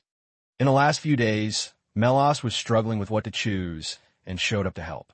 The military had been reconnaissance of his identity, but every time the battle ended, he quickly left and remained mysterious. A few days later, the whispers in everyone's mind suddenly disappeared and the tide ended.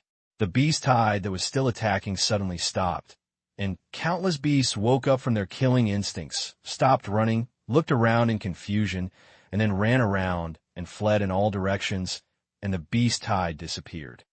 The disaster has finally disappeared. Han Xiao exhaled. The soldiers laid down exhausted, unable to move, their bodies reached their limits, and the surviving soldiers were too tired. The logistics team cleaned the battlefield, dragged the sleeping soldiers out of their armor, and transported them to the medical room one by one. The army was recuperating and resting. When the battle situation was broadcast in the city, countless people cheered. Every disaster ends like a survivor. According to convention, a celebration will be held in a few days. Thank you for your dedication and mourn the deceased martyrs. This kind of celebration with a full sense of ritual is beneficial to cultivating racial cohesion, relaxing tense nerves, making people smile, leaving some tears, and expel some negative emotions, and once again arouses the feeling of life has hope. However, this time was completely different. The disaster had only ended for an hour, and Fagona's face appeared on TV on the streets and alleys at the same time. Fagona said lightly, "My fellow countrymen, I am Fagona. I believe many people know me. I want to make a statement. From today, on behalf of 40% of the superpowers, the guardians in your mouth, declare that they had left the Sunil tribe and would not return." His words were very resolute, indicating that they had done their best and were now going to pursue freedom and no longer work for the tribe. The Sunil seemed to have suffered an ice rain, and the joy and enthusiasm of surviving the disaster were frozen and all confused. What's wrong? Why is it so sudden? The senior military officials were shocked, and they had no idea about this in advance. Far away in the forest, Melas saw Fagona's declaration through the built-in armor terminal. He was incredible and murmured, "Why don't you leave quietly?" In this way, the tribe members. As soon as the declaration was released, the entire Sunil tribe was shocked, and his heart was in chaos and confusion. They didn't know the reason, but only knew that the guardian god they had been relying on was about to abandon them. Why? Why? So, no one was silent. Collapse, disillusionment, despair, crying, screaming, and roaring. This is the collapse of faith. Even the few people who were dissatisfied with the superpower felt boundless panic when they saw this scene. The clan was shocked. Fagona showed up with the Superman, who decided to leave and walked out. The Sunil soldiers looked at them with incredible eyes, but they couldn't help but make way. At this time, another group of people, including Relton, came up with a furious voice. Sunil superpowers were divided into two groups. One declared to leave the tribe, and the other was shocked and angry. The two sides stood far away and stood opposite each other, clearly distinguishing themselves. The mercenaries who were waiting for the final payment all showed a look of watching the show. Han Xiao leaned against a tank, looked at the scene with his eyes squinting, narrowing his eyes, and said intimately, "It started." He had only seen rumors and records of the splitting of the Sunil Supermen, but this time he was able to witness the real situation with his own eyes. Both sides will call the independent faction led by Fagona and the Guardian faction that defends the ethnic group. Why do you do this? The Guardian sect looked furious. Fagona glanced coldly and said lightly, "I have said it very clearly. Don't show this expression. I know you have thought about it in your heart for a long time. In so many years, many brothers have sacrificed and many brothers have been disabled. We have done our best." The expressions of the Guardian sect changed slightly. Indeed, most people have had similar thoughts, and not many people can always be determined and unwavering, let alone spending a long time lingering in the colorful interstellar world and seeing the temptation of the flower world. Some people get rid of their growing desires, while others let them take root and sprout. But Realton gritted his teeth. "If you want to leave, you can leave quietly. Why do you have to make a big fuss? Why do you openly announce the division? You are destroying the clan's group." Fagona interrupted Realton and said coldly, "So what?" The Guardians looked surprised, only to feel that Fagona, who was once firm and reliable, has completely become a stranger at this time. The two sides were in a stalemate, and the Sunil soldiers around them gradually surrounded them. Further away, the mercenaries took out their snacks and watched the battle without turning around, looking at the battle with interest, fearing that the world would not be in chaos.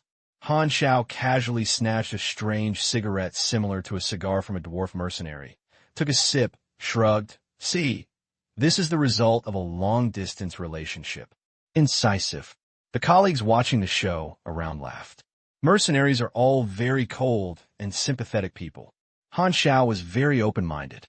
The division of the Sunil tribe was already doomed, which kicked off the demise of Sunil civilization and also kicked off the role of Melas. "I'm just a spectator now. Only when Sunil splits and becomes in chaos, can I have room for a third party to intervene, and I just wait for everything to develop naturally.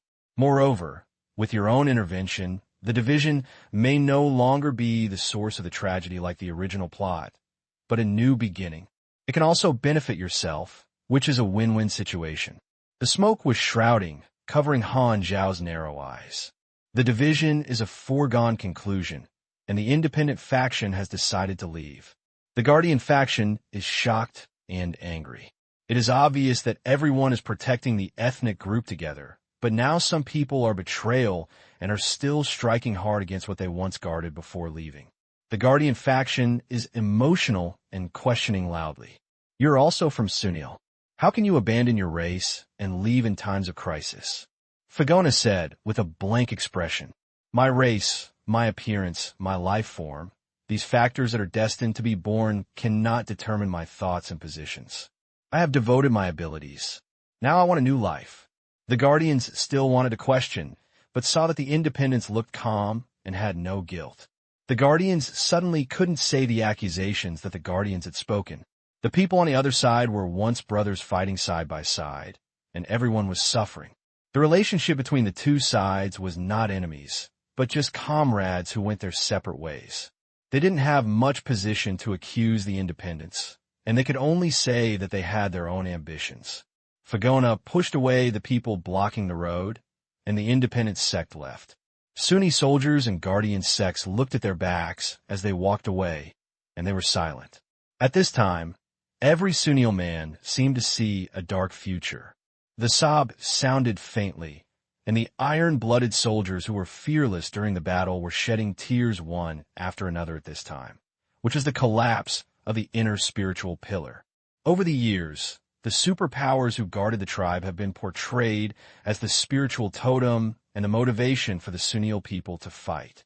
The soldiers are fearless of death, but are heartbroken by the current division. Sometimes, the collapse of the spiritual pillar will even hit a hole more than an external disaster. Han Xiao shook his head. The Sunil tribe who was in trouble was like a tough, disabled person. His physical incompleteness failed to defeat him. He still maintained his fighting spirit of striving for progress. His thoughts were sound, but when his spiritual beliefs also collapsed, he became psychologically disabled and lost motivation. Therefore, the impact of division on the ethnic group is not just a group of superpowers. It has had a far-reaching impact on the spirit of the people and soldiers and on the tenacity of the ethnic group. The positioning of Melas, the protagonist, is to downplay the former heroes of Fagona after the split, and to support him into a new benchmark and a new spiritual driving force, which means that there are still people who are persisting. In his previous life, Melas' future status exceeded that of Fagona. If Fagona is said to be a representative from generosity to bloodiness to boredom and indifference, Relton is a representative of the burden of sin and redeeming himself, while Melas is a representative of the escapist who slowly awakens his sense of responsibility. After Sunil fell into trouble, the ethnic group's thoughts continued to change, from passion to indifference, and then found the belief of persistence from indifference.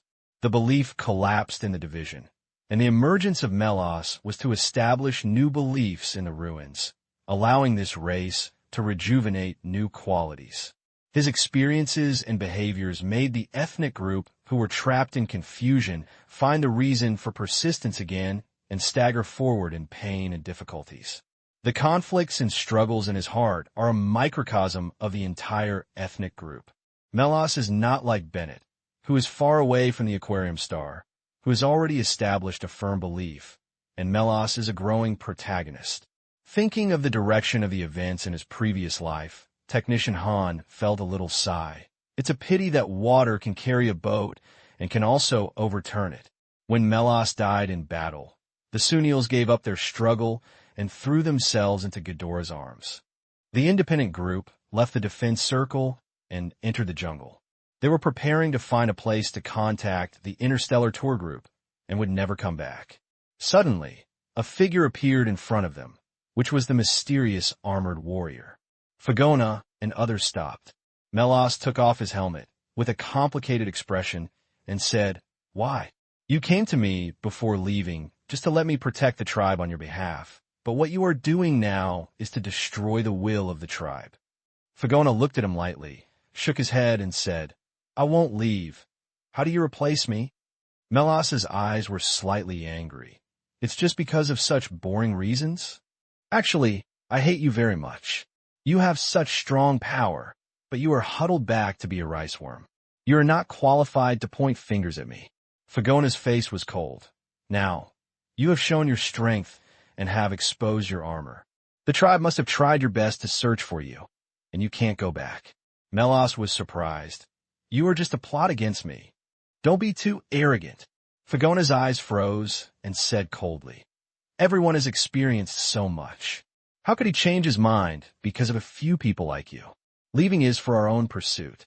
Just like those brothers who continue to persist, even if we have a negative impact on our division, and accuse them of a small number of people, it will not shake their stupid determination to defend the race.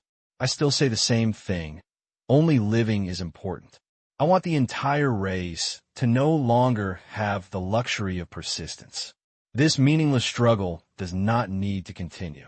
Just accept Ghidorah's assistance. In that way, everyone will not have to shed blood or fight anymore. All Sunils can get a stable life. This road is the real way to protect the race. Melas opened his mouth, and Han Xiao's face came to his mind again. He once told Fagona about the future of the ethnic group after receiving military aid, but Fagona insisted on his own opinion and unwavering, thinking that this was a wrong prophecy. The independents are gone.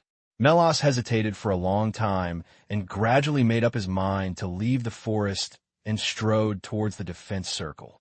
The army was still immersed in the shock of division and discovered that the mysterious armored warrior appeared. After being stunned for a while, they remembered the order to go up the peak. They hurriedly calmed down, suppressed the confusion in their hearts, put military orders first, and surrounded them. In front of countless soldiers, Melas slowly took off his helmet, glanced at the exhausted soldiers, took a deep breath, and said slowly, My name is Melas. For the entire Sunil tribe, this disaster has experienced twists and turns and countless storms.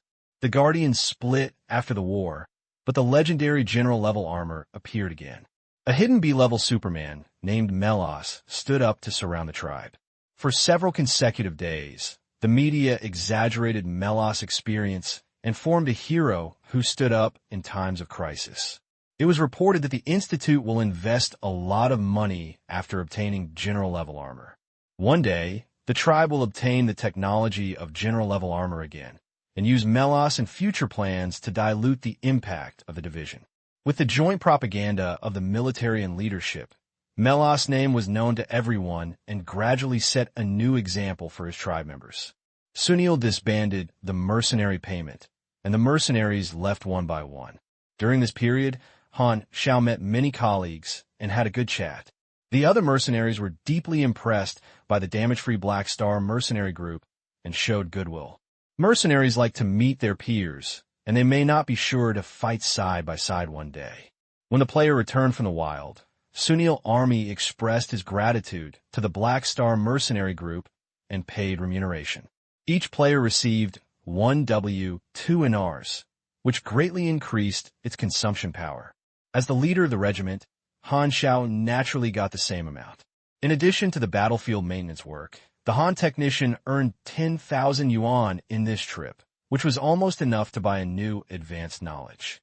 Through field maintenance, Han Xiao launched several new drawings, including suspended turrets, large-caliber defense machine guns, assault, reconnaissance, and defense 3 types of soldier-level armor. As expected, the non-commissioned armor needed reinstalled machinery transformation and stuck to the progress. But Honda Technician did not have the style of returning empty-handed. He relied on the military connection and spent more than 2,000 INAR to buy 3 sets of different types of non-commissioned armor. When you return to the Uberly Hub to learn reinstallation machinery reform, you can launch drawings and create finished products to sell them to the group of high-quality players. The cost of buying armor can be easily earned. Everyone gets 12,000 yuan, and the market consumption power is greatly improved. Han Xiao was in a happy mood. This type of armor is easy to sell.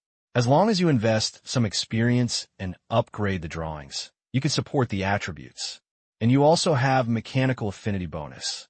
The production of armor is much higher than assembly line operations. After selling it, it can also bring long-term repair fees to account.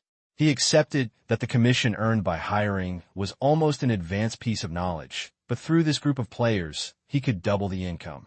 The credit points of the Black Star Mercenary Group have increased a lot, and finally got its first combat employment resume. The Sunil clan wrote down the specific tasks, showing that the mercenary group applied for the most dangerous field mission, successfully completed without casualties. This new resume is full of gold. The Sunil clan camp's favorability was unlocked, and it rose by 1,000 points in an instant to achieve friendly relations. Moreover, its popularity has increased by 5 points, 2 points more than the original reward. The fame of the Black Star Mercenary Group has begun to improve in the mercenary industry. The most intuitive improvement is that the faction reward limit has increased a little experience, which is to increase by 26 times, which means that it can be controlled by 260 yuan every day. After the payment was settled, the mercenaries left one after another, but Han Xiao remained in Moryuan City. The players stayed for several days and couldn't sit still. On this day, everyone came to Han Xiao, and Quang Dao said in confusion, "Black Ghost, you call me Black Star." Han Xiao knocked on Quang Dao's forehead. Quang Dao was helpless. "Hey Xing, when will we go back? Is there anything else to stay here?" "Wait for someone." After the player thought the disaster was over, the employment mission ended here, but in Han Xiao's eyes, everything had just begun. A day later, Sunil's military sent someone to notify Han Xiao that Melas wanted to meet with him. Han Xiao narrowed his eyes and showed a smile. "It's finally here." Following the soldiers to a base facility and entering a private room, Melas stood up from his chair, waved his hand, told the soldiers to leave, and closed the door, leaving only 2 people in the room. There were 2 glasses of wine on the table. Han Xiao glanced at it, sat down directly, and smiled and said, "I thought you would come to me soon. Some things were delayed. I want to cooperate with the military propaganda and lend the armor left by my brother to the Institute." Melas looked helpless. He didn't expect that he would receive such a grand treatment. There were 3 main reasons. The first was to dilute the influence of the division. Second, Melas himself was strong, and his strength represented status. The entire clan had only 2 well-known B-level superpowers. One Fagona left, and another Melas appeared. Third, the general-level armor reappeared. "You seem to have a lot of things to ask me, but let me ask you a question first." Han Xiao picked up the wine glass, shook it slowly, and deliberately said in a slow tone, "Do you believe I am the 4C? Half believe." Melas's eyes were bright. "Did you predict the future of my protection of the race, so that he came to contact me?" "Of course I don't know that a bar owner is actually a hidden B-level Superman, nor do I know that he would wear general-level armor called Broken Light to fight the disaster." Han Xiao's tone was joking. Melas smiled bitterly. No one knew that his armor was called Broken Light. The prophet's identity was confirmed, but he still had a question and said curiously, "How many events can you predict, and how far the future can you see?" "Haha, to be honest, I can only predict some future fragments, all of which are fragments, and I don't know much. If it weren't for a coincidence, I wouldn't have come here." Han Xiao looked sincere and didn't blink. "So that's the case. Although I don't know much about Interstellar, I heard that premonition is generally limited." Melas suddenly realized, very glad that Han Xiao predicted the future of the Sunil clan rather than other things, and couldn't help but sigh secretly that this might be the long-lost luck of the clan. Suddenly, Melas's eyes became sharp. He stared at Han Xiao and said in a deep voice, "So what purpose do you have?" The atmosphere suddenly became solemn, and arrogance appeared on Melas. He believed that Han Xiao must have something to do. Otherwise, he would not reveal his identity as a 4C for no reason. He must have wanted to get something from the Sunil tribe. Han Xiao pondered, put down his wine glass, and slowly said, "Let me tell you a story." On a backward planet of surface civilization, There's a handsome man who is regarded as an experimental body. One day, he was arranged to conduct an experiment, awaken the ability of foresight, and saw many clips of the future. He relied on foresight, escaped smoothly, gained freedom, and then killed the evil enemies on that planet and became a legendary figure who could scan his face on the planet. But at this moment, he saw a new future. A man-made outlier disaster will soon come to his mother planet. The mastermind behind the scenes is hidden in the depths of the starry sky. So he left the planet and stepped into a wider world to find a way to save the mother planet. Han Xiao sorted out his collar. It's that handsome man. Melas couldn't hold back his face, and his lips twitched. He didn't know if this kind of claim was normal in the interstellar world. Anyway, in the Senile standards, it was shameless. It is normal for you and me to have different races and aesthetic differences. Han Xiao spoke generously. Oh, Melas believed it, and was stunned for a while before suddenly remembering the serious matter. You mean, you entered the universe to save your mother star. Is this related to Sunil? Han Xiao laughed. My mother star is located in the Gadon galaxy and is about to suffer a disaster. I believe the name of the Sunil people are very familiar with. Melas blinked, and his face suddenly changed. Dark star. He felt suddenly enlightened. Everything was connected. So that's it. The Dark Star is the common enemy. So the other party came to Sunil. This is the motivation. At this time, Han Xiao added, my mercenaries are also warriors of the same planet. They are very clear about this and follow me to seek ways to save the planet. They can testify for me at any time. I help you, both to share the same illness and to seek allies. You already know why I came, so you can rest assured. Melas' expression was gentle, and he was in awe. It turns out that you, like Sunil's guardian, are also heroes who want to protect his planet. Han Xiao's face was not red, and he was not angry, and he said modestly, whereas I can't be called a hero, but I'm not a hero.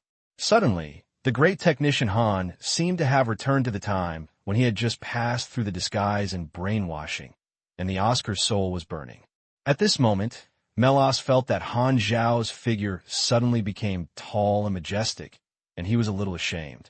Looking at the Enlightenment, just by predicting some fragments, I immediately set out to find a way to save my mother star, a true action faction. Looking at himself again, after the tribe wasted so many years, he blushed after thinking about it, and he was immediately discouraged and could not continue to remain tough in front of Han Xiao. Understanding Han Xiao's motive, Melas's expression slowed down, paused, and asked the question he had been curious about. What is my future like? You? Han Xiao took out his ears, smacked his lips, and said, I've died in a terrible way to fight against murderous sacrifices. How miserable is there? Melas's face froze. Han Xiao picked up the wine glass, tightened his palm, pinched it into pieces, and shrugged. It's probably that. Melas was skeptical. Although I'm not those A-level powerhouses, the beasts on this planet would not have abused me. In the clip I saw, Morihara City was broken by the beast tide. You stick to the gap. Your bloody battle was exhausted. Your strength was exhausted, and you were torn apart by the beast tide. Melas looked surprised. He knew himself too much and took on the responsibility he should have, but he absolutely had no belief in not regressing in bloody battles. If he encountered a fatal crisis, he would run away immediately. How could he become so tenacious? How long will it take? Han Xiao spread his hands. Do you think I am the supreme spirit lord worshipped by the Zuling sect? I am an ordinary foresight, not omniscient and omnipotent. He knew very well that playing the foresight should not show too far ahead. This is a protection for himself and also aroused Melas' appetite. Han Xiao knew Melas' growth trajectory and would become a self-sacrificing racial hero in the future. As a growing protagonist character, Melas was still relatively immature at this time, unlike Bennett who was already familiar with it. Seeing Melas frowning, Han Xiao's eyes flashed and said, What I see is a future fragment that develops according to the existing trajectory. If additional factors intervene, the trajectory will change as a result. With the current situation of the Sunil tribe, it will only become increasingly difficult to resist the disaster, but there's a chance to avoid that future. This statement made Melas breathe a sigh of relief. Han Xiao said that his predictive ability was limited, which made Melas more convinced. Like the kind of charlatan who pretended to be a master under the guise of omniscience, Melas could easily doubt whether he was fooling himself. You said you have a solution? Melas begged sincerely.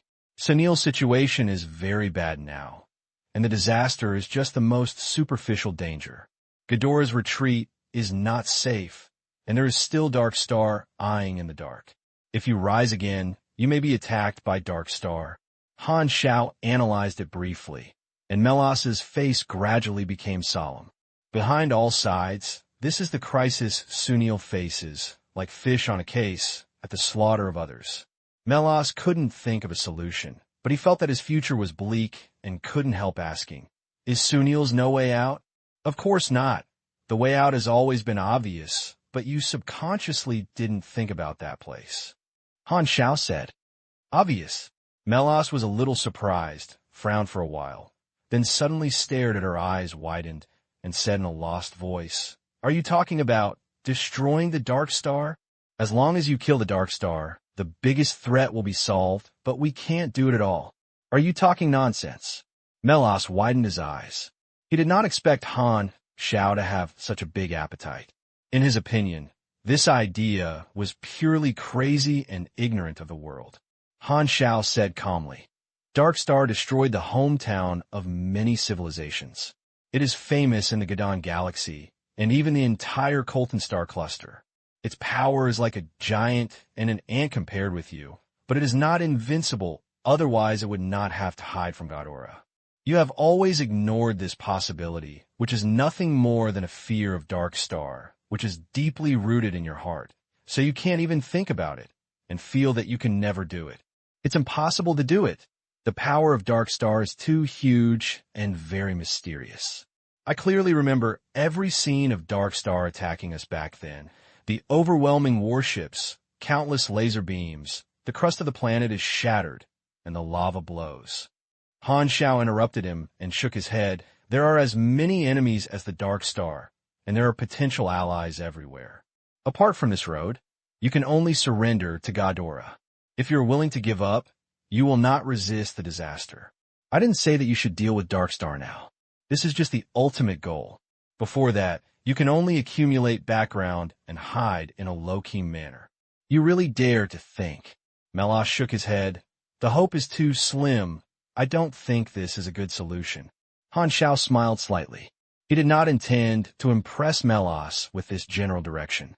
He just threw out a big goal to explore Melas. So he changed the subject, put the Dark Star aside first. Regardless of whether it can rise in the future, at least we must first solve the current difficulties. Sunil's biggest trouble now is to explore this planet and solve the disaster.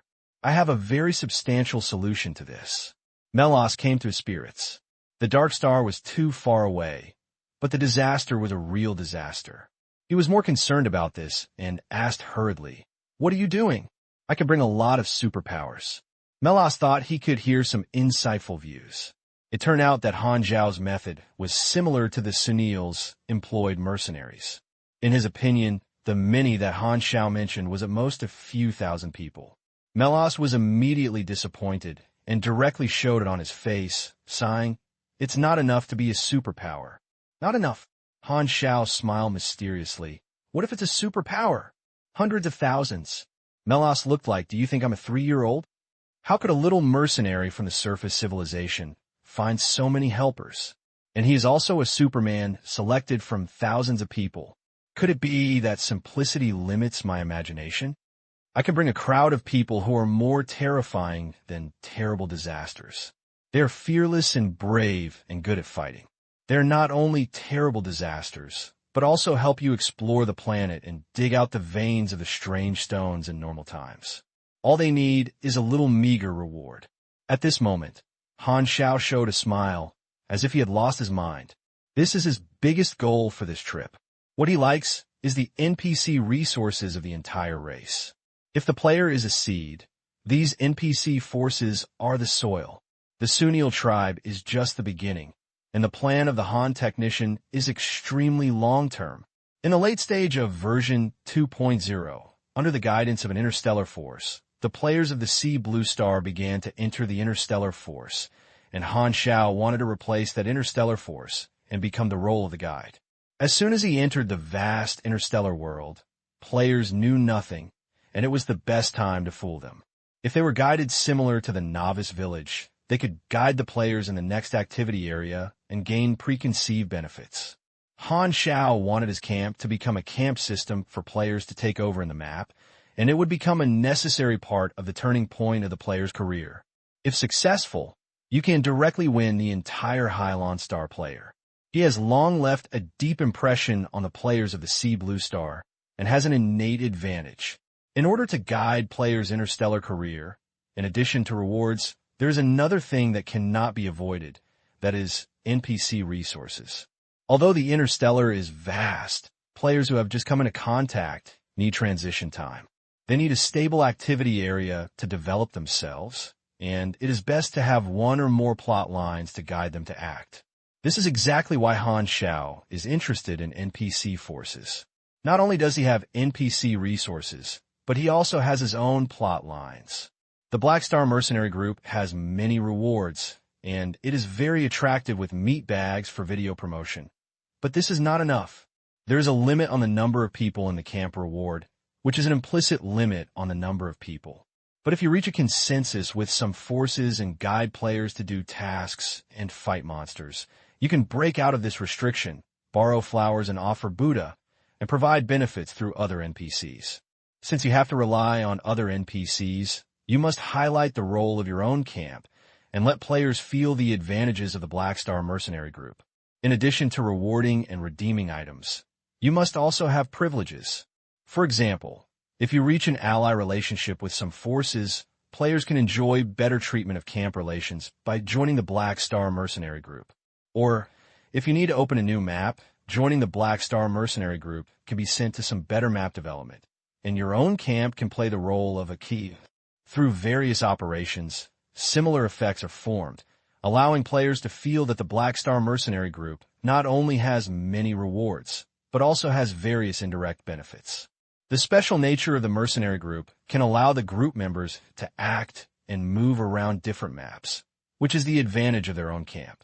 Players get the area where they do the mission, allies get help, their camps develop, and their own benefits, which is a win-win situation.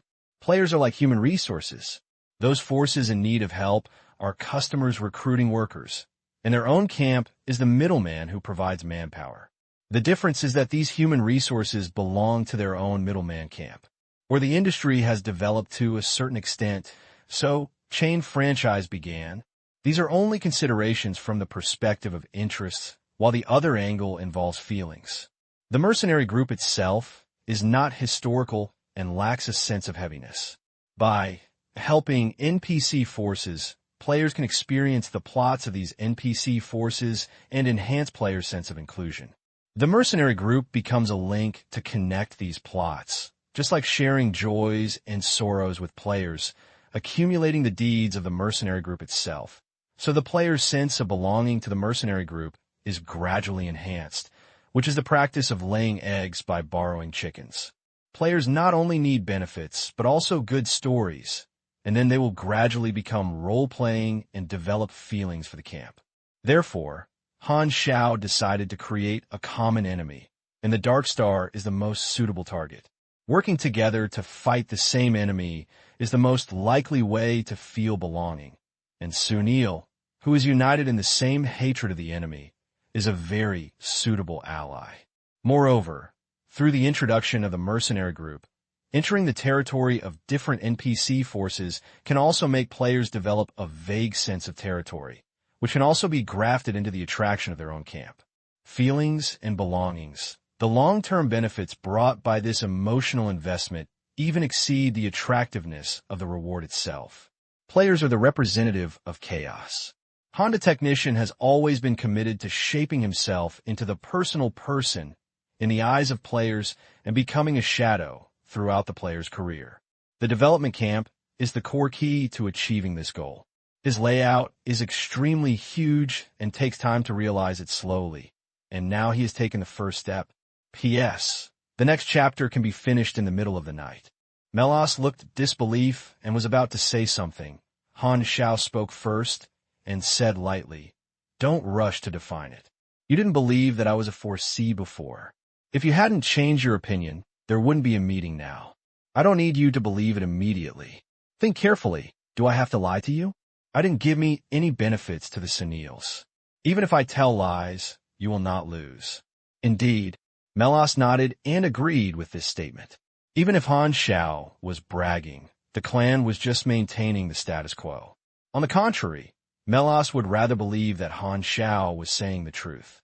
As long as there is aid from the new army, the loss of the clan's fight against the murders will be greatly reduced, and it can develop. Although there is a potential threat from the Dark Star, the Senil tribe is just a small shrimp to the Dark Star. As long as you keep a low profile, you can get gaps in the growing gap in a crisis-ridden environment. Thinking of this, Melas looked serious and said in a deep voice, "If you can really help the tribe overcome difficulties, Senil will become your most solid ally. I cannot make decisions on behalf of the tribe, but I believe the leadership will do this. Please believe in the determination and quality of our Senil people." Of course, I have never doubted these 2 points. Han Xiao waved his hand and made Melas feel relaxed physically and mentally. "About your attitude, I will report to the senior management immediately." Han Xiao waved his hand and said, "I advise you not to say it first. Surprise is better than tormented waiting. Besides, based on your one-sided words, the senior management of your clan may not believe that I am the foresight." Melas was stunned for a moment and thoughtfully said, "What he said is, if you guess correctly, you should be like other superpowers. You should be going to the Interstellar as a mercenary. Well, I've been in the clan for too long. It is time for me to go out and make some contributions. I will set off in 2 days." Melas nodded. Although he is very capable, he has never traveled to the Interstellar alone. Han Xiao's eyes flashed and he laughed. "Since you have reached a consensus, you might as well join my mercenary group and be my partner."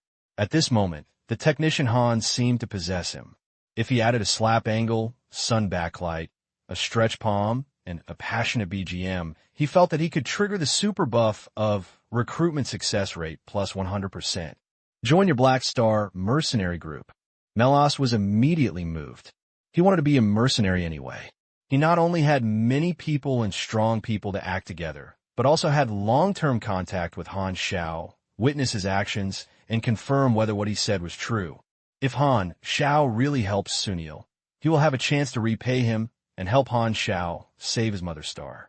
The 2 sides can also discuss carefully how to deal with the unknown star together and have a long talk all night and improve the plan. It is really convenient. Moreover, Han Xiao is very important to Senil. He cannot let him have an accident. If he gets together, he can protect him. After all, Han Xiao's strength is of a level that is neither up nor down in Melas's eyes, and it is definitely not as powerful. His strength is 1 level lower than mine. It is dangerous to be a mercenary. I will follow him so that he will not die unexpectedly. After careful consideration, Melas felt that the proposal was very constructive and immediately responded with affirmative response. "Okay, I will join your mercenary group." Hearing this, Han Xiao nodded calmly, but smiled into a brilliant chrysanthemum in his heart. "I'm not in vain for my 5 single blocking chain tricks, which can be regarded as a kidnapped this protagonist-like character." In addition to connecting Senil, Melas can also enrich the NPC cadres of the mercenary group itself. This is a high-end combat power. This job makes a lot of money. The content of the exchange between the 2 sides was not reported to the senior management. As Han Xiao suggested, Senilmon was first allowed to be in the dark, and only Melas knew it. 2 days later, the caller's interstellar tour group arrived at Senil Star. A group of players followed Han Xiao and couldn't wait to get on the ship. Suddenly, a tall Senil man came over. Everyone had been in Morihara City for so long and had read the military propaganda.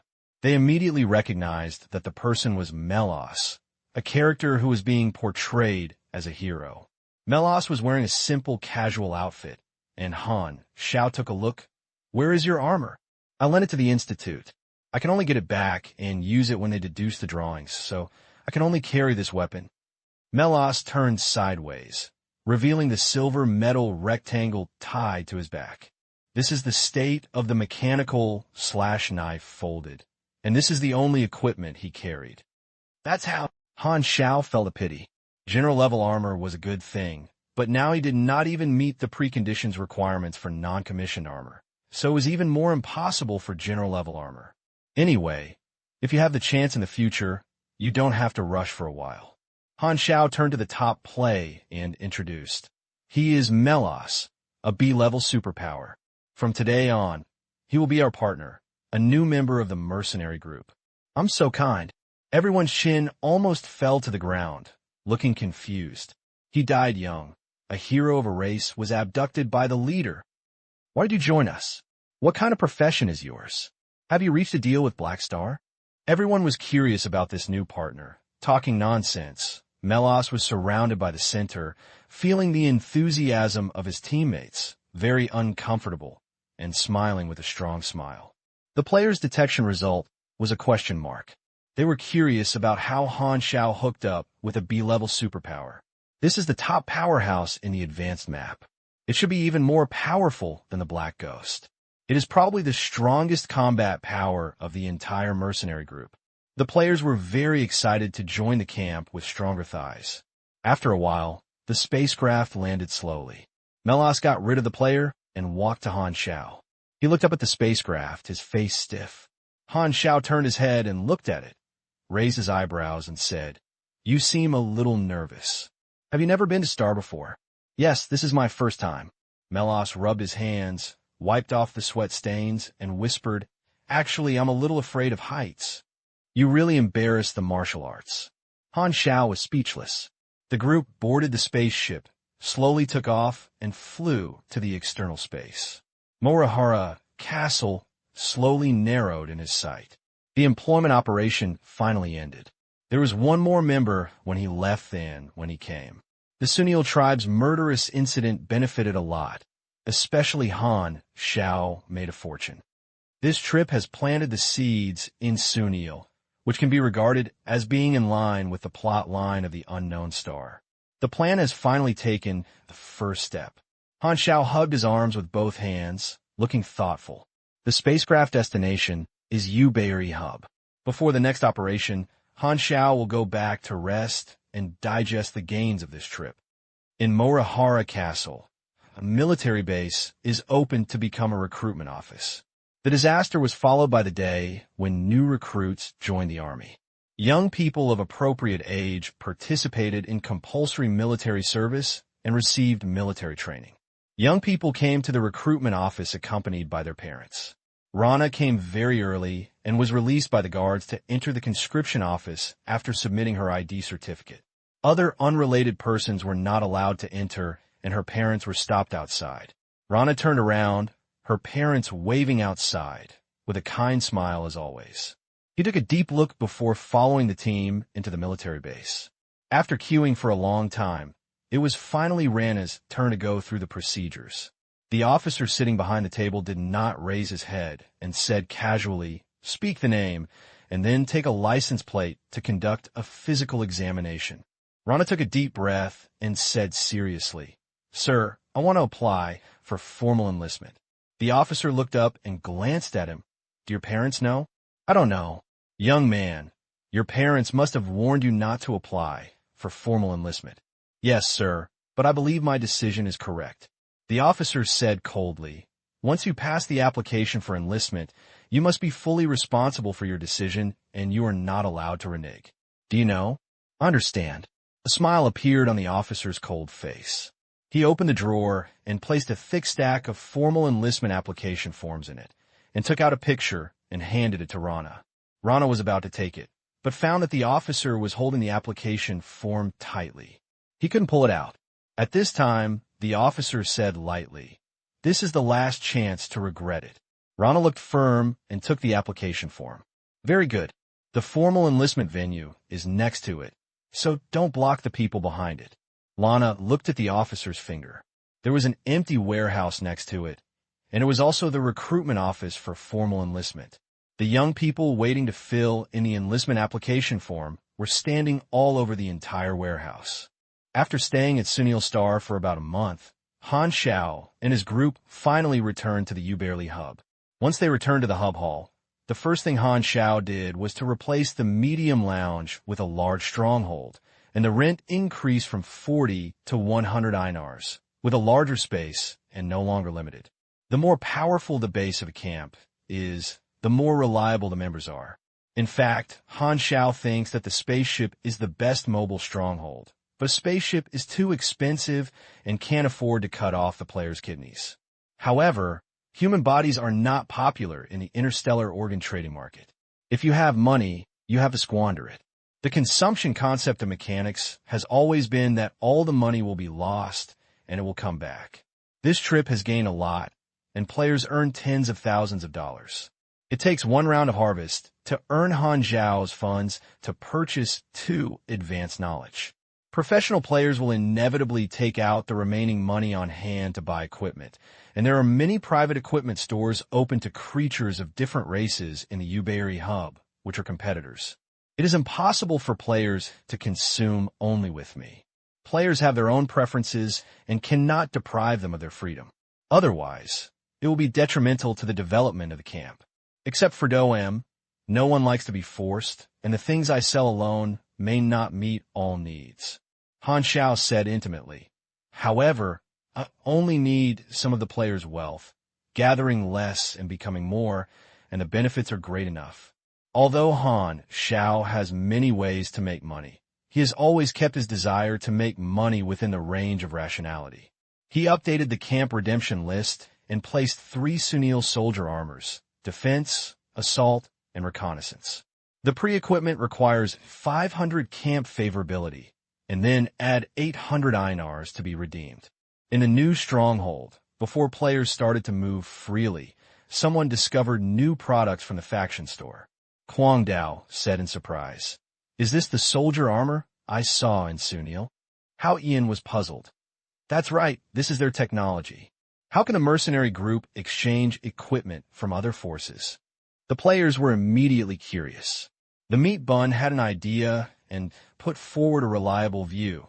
The mercenary group should be a growth camp. If you accept different tasks, you can update the camp store.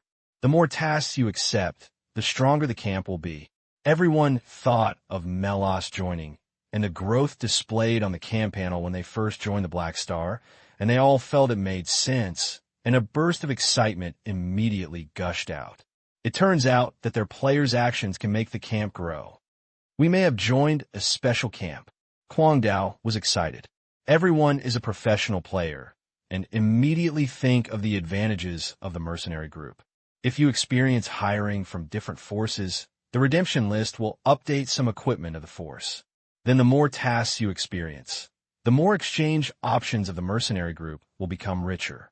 In this way, they don't have to join other camps for equipment, but just need to increase the favorability of the mercenary group itself, saving too much time. They were the first players to enter the interstellar world and accepted difficult selections at the beginning.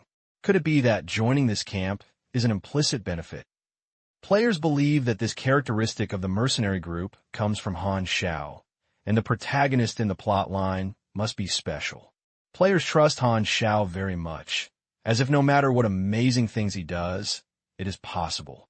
This is the image Han Xiao has always created for players. Let players feel that the growth of the camp is driven by them. If they clearly see the growth of the camp, they can slowly form a sense of belonging.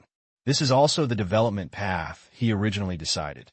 Now the player finally feels this characteristic and creates a sense of novelty, and his strategy has achieved the expected effect. At this time, the player was rich and rich. A few people immediately bought soldier armor. Han Xiao had no physical objects in his hands and needed to customize them. Other players were more pragmatic and prepared to wait until the physical objects came out before observing. When Sunil was fighting, every player was envious of individual armor, but unfortunately there was no way to buy it, so Tyertzi almost wanted to steal one. "I've been fighting for more than a month. So let's take a break for a while. Han Xiao disbanded everyone, left the stronghold, and rented a mechanical modification room. He first spent millions of experience to upgrade the level of armor drawings to level 6, and then began to manufacture them. There was still a lot of materials left from the Aquarium Star. Only a small part of Sunil's soldier armor needed to purchase materials from the Interstellar, and a set cost only about 50 INAR. The mercenary group has no mission yet, and players can finally make a good visit to the Jaberli hub, so naturally they will not only identify one place to spend. There are many stores in the hub center, and there are many products. There are many choices. During this rest period, everyone has seen equipment from different civilizations and bought a lot of equipment, such as more powerful guns, small machinery with auxiliary functions, etc. At the same time, everyone found that some mechanical stores were also selling individual armor, which is very common in the interstellar world. Although the shape of these armors is much different from Sunil, the technology contained is relatively basic. However, the store price is much more expensive than internal exchange of the mercenary group. The cheapest one is 3,200 INRs, 3 times more expensive. However, players became worried because of this. The principle of paying for you is deeply rooted in people's hearts. Han Xiao's armor is so cheap. Will the attributes be very poor?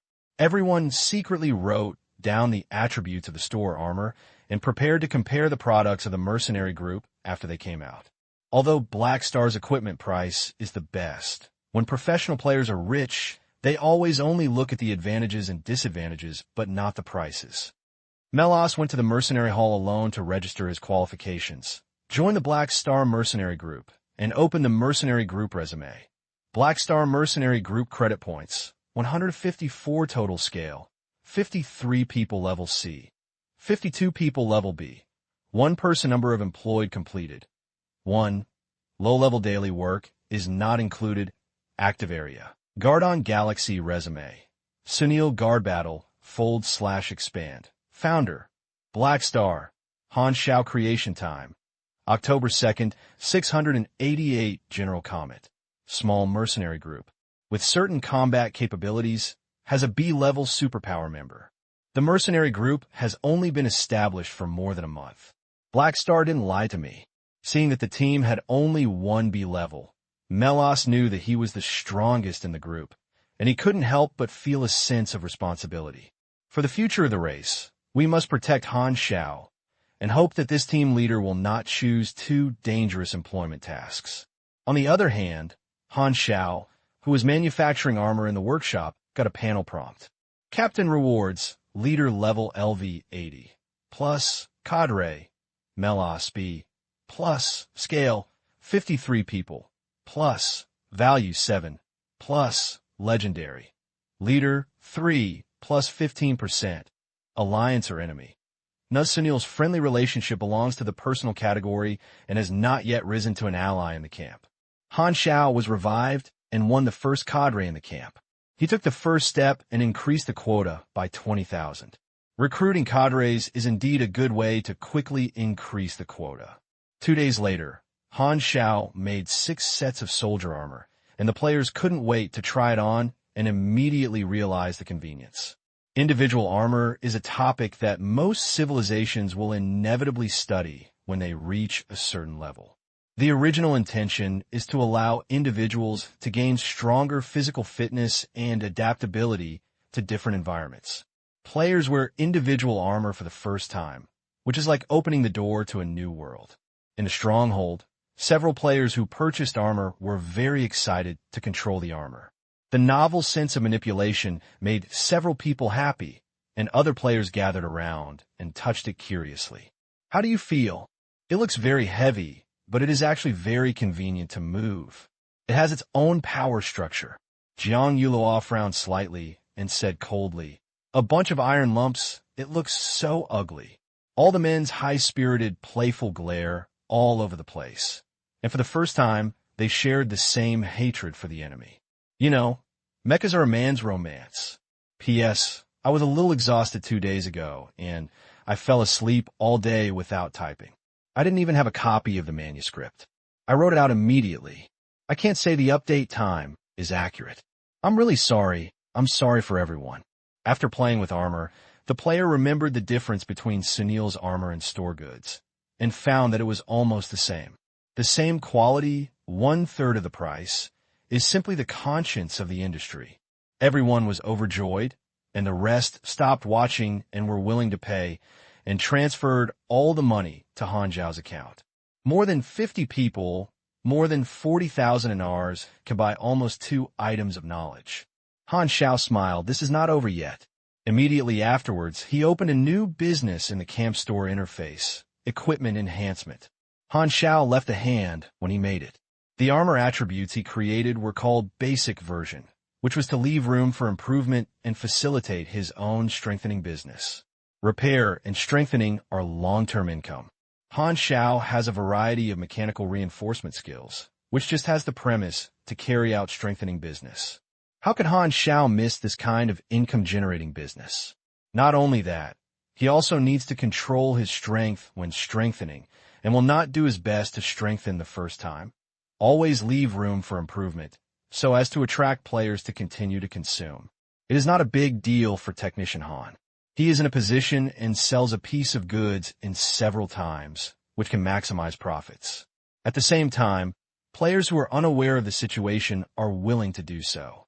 Han Xiao used low-cost and affordable equipment to compete with other store goods. First, let players buy equipment into the trap, and then launch subsequent additional services, turning a one-time transaction into long-term profit. After all, he occasionally played standalone games in his previous life, and was inspired by the fact that the game was broken into DLC and sold. Han Xiao sighed.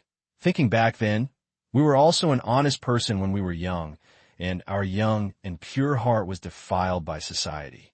It was not the man's fault to become bad, but the world's fault. In the next few days, Han Xiao rushes to work to make all the armor, and every player changes his appearance and wears soldier armor, which looks like a mercenary group has a uniform. Although players are all superpowers, soldier-level armor can also provide some convenience. As a staunch supporter of the Korean technician, Kwang Dao was the first to spend money to strengthen it.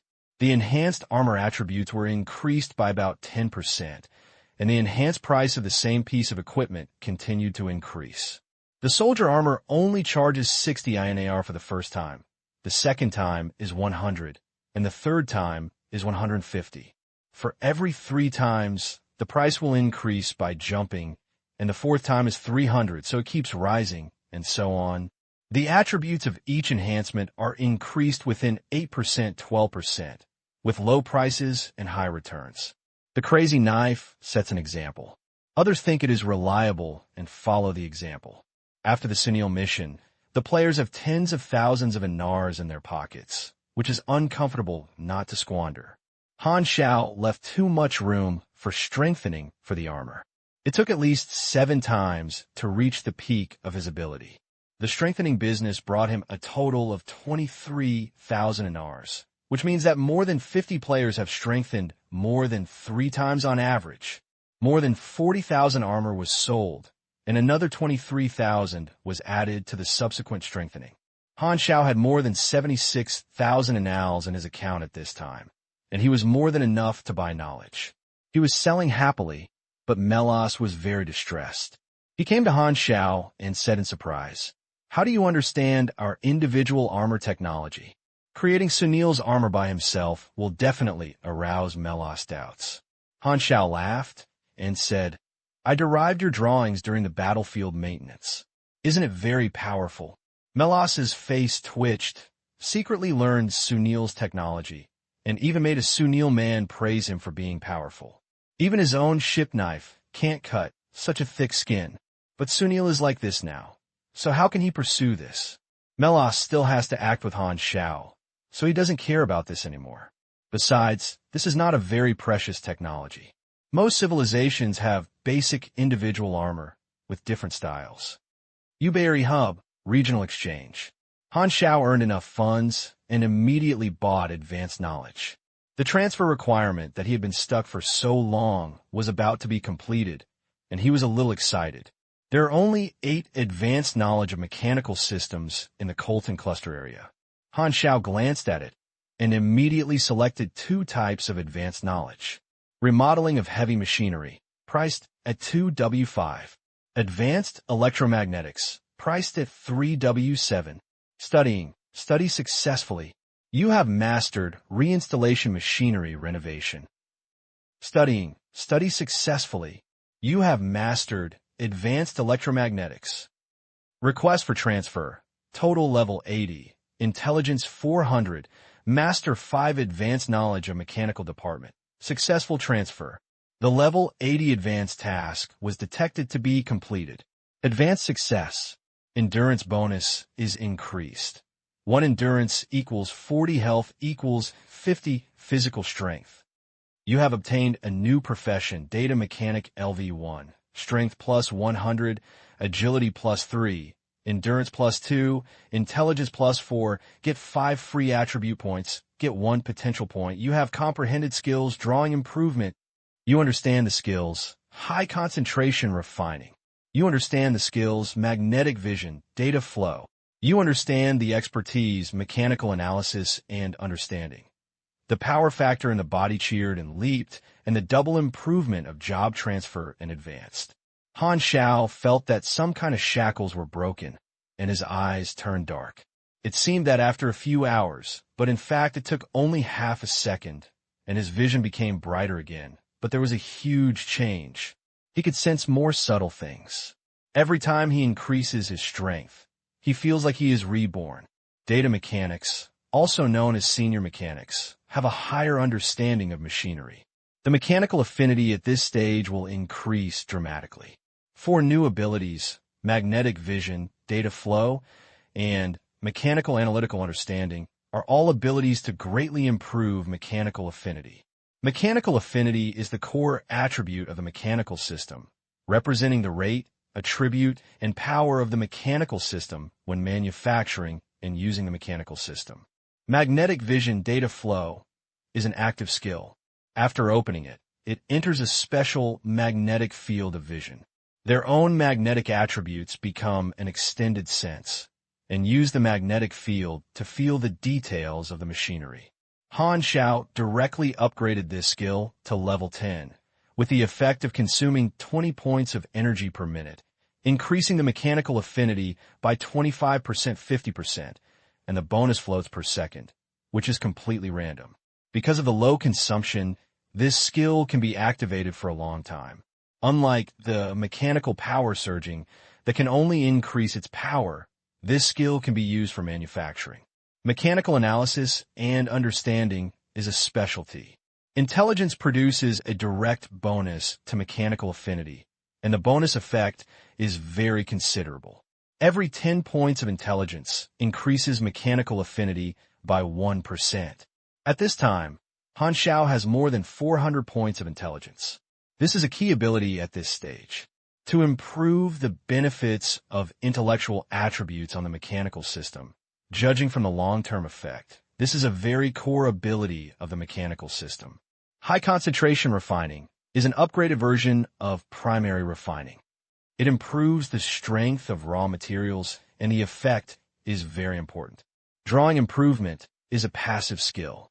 When manufacturing equipment, there's a chance to activate the effect. The drawing level of the equipment is temporarily increased by no more than 3 levels, increasing the product's attributes. And there is a chance to critical in manufacturing to produce cross-quality equipment. The probability depends on intelligence and luck. Han Xiao still has more than 2.5 billion experience. With a wave of his hand, he directly upgraded these skills to the full level, which consumed nearly 50 million experience at once. Then, Han Xiao immediately upgraded his main profession to the full level of LV15. Above level 80, the upgrade experience is geometrically rising. The first level requires tens of millions of experience. He instantly upgraded to level 15, spending 900 million experiences at once, without blinking.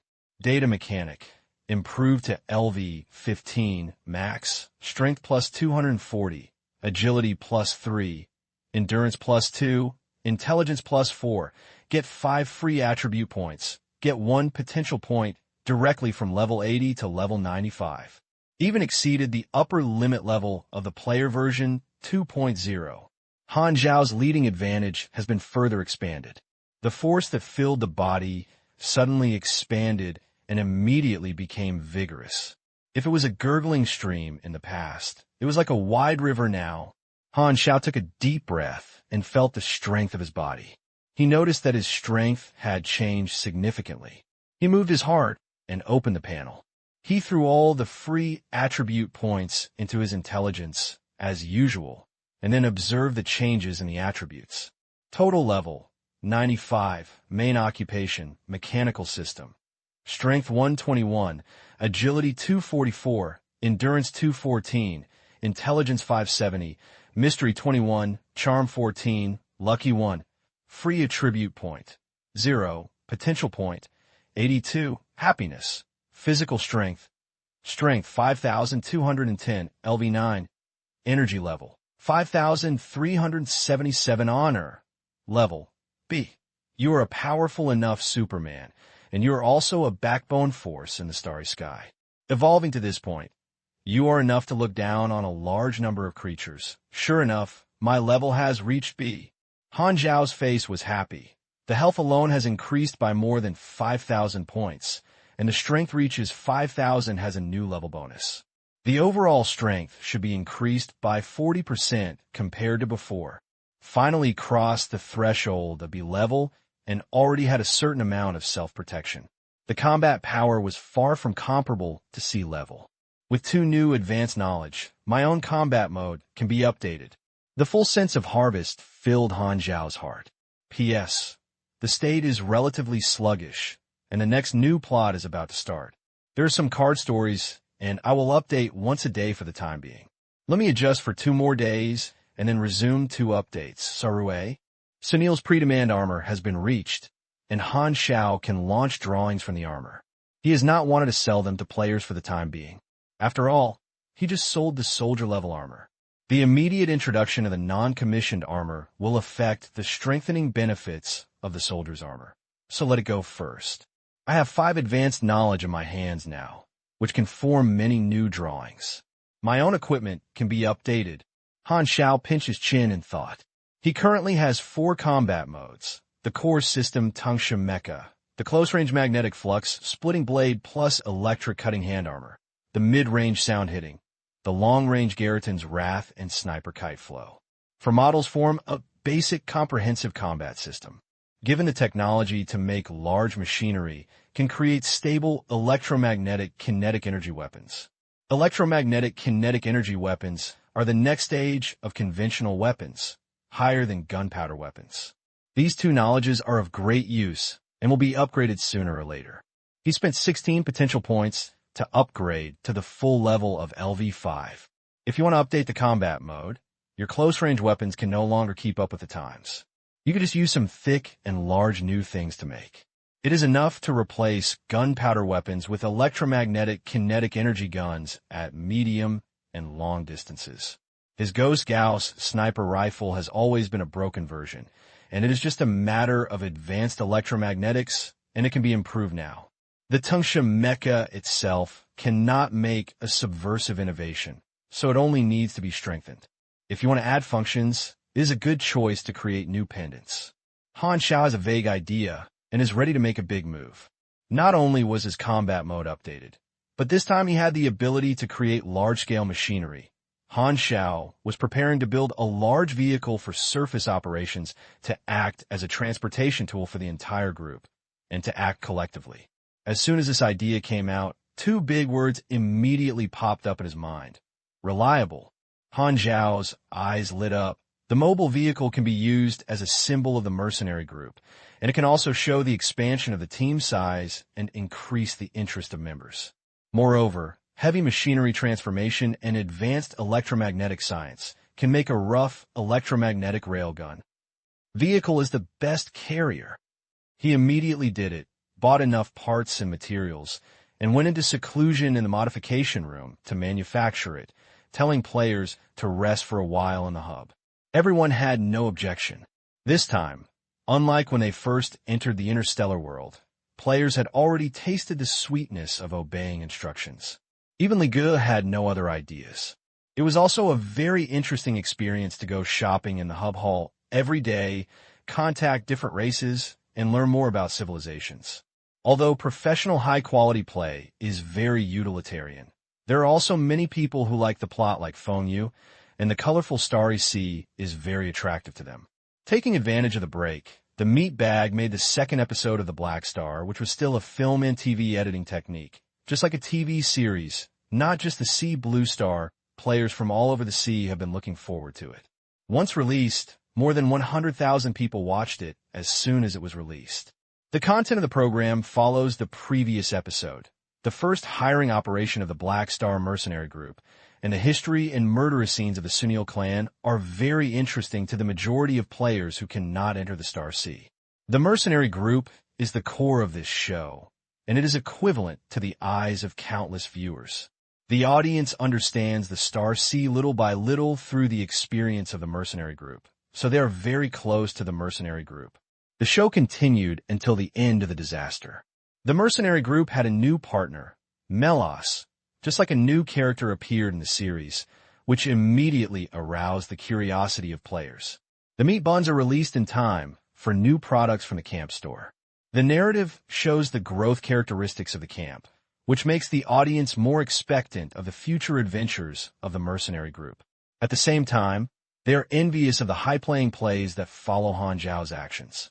Han Xiao also watched the show and was very satisfied with the handling of the meat buns. He is worthy of being the one he likes. If such a show continues, it can gradually develop the audience's habits and slowly create feelings, and the effect is very good.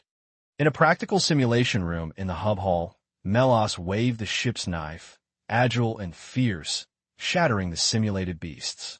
He hasn't fought for too long, and he comes to the practical simulation room every day to restore his feel. Because Han Xiao was immersed in manufacturing and did not update the mercenary information in Melas's heart, he was still the only B-level Superman in the team, and he felt a great responsibility and worked hard. After fighting for several hours, all the phantoms disappeared, and the battlefield with corpses turned back into an empty white room. Melas shook his hand and folded the ship-killing knife, wiped his sweat, and walked out of the room. At this time, Mad Dao, Hao Qian, and the princes and generals walked out of the gravity room next to him. Seeing Melas, he immediately leaned over. "You're training too." Melas nodded to the team members. The players are very enthusiastic about him these days. He feels that he gets along well with the team and is more familiar with each other. Melas is not surprised by the players' names. Each civilization has its own naming methods. He thinks this is the custom of the planet of Han Xiao. He was curious about why the player would not die, so naturally the player could not tell the truth, so Melas thought that this was a collective superpower. "Can you guide us in combat skills?" Hao Qian asked. In the eyes of players, Melas is a treasure that has not been opened yet. Trying to trigger events, such as learning skills, Melas has not taught skills. At most, he can guide melee skills and get his guidance. The player's melee skills will increase considerable experience. The luck of triggering a guide event mainly depends on Melas' mood, but the benefits are free, so players come to ask from time to time. Melas belongs to the same team. At this moment, the area news broadcast by a tall building next to him suddenly sounded an emergency. A sudden incident occurred. A Silver Spirit People's travel team was attacked by a mysterious scavenger when passing through the Broken Star Ring. A group of Silver Spirits were captured by slave traders. It is reported that the attack location of the Colton Star Clusterfusion Galaxy 4th Star Zone. The power of the scavengers was unknown. The escaped Silver Spirits issued a high reward and recruited Mercenary Legion to rescue the same clan. This news attracted the attention of Melas. Silver Spirit Man? This race comes from the distant sea of stars and is a group belonging to the level of the cosmic nobles. Some ethnic groups with strong civilizations and high evolutionary levels are called cosmic nobles. For example, the ruling ethnic groups of the 3 cosmic civilizations are definitely cosmic nobles. The Silver Spirit Man has not reached the height of the 3 civilizations, but it is also a high civilization that has existed for a long time and enjoys a special status in the universe.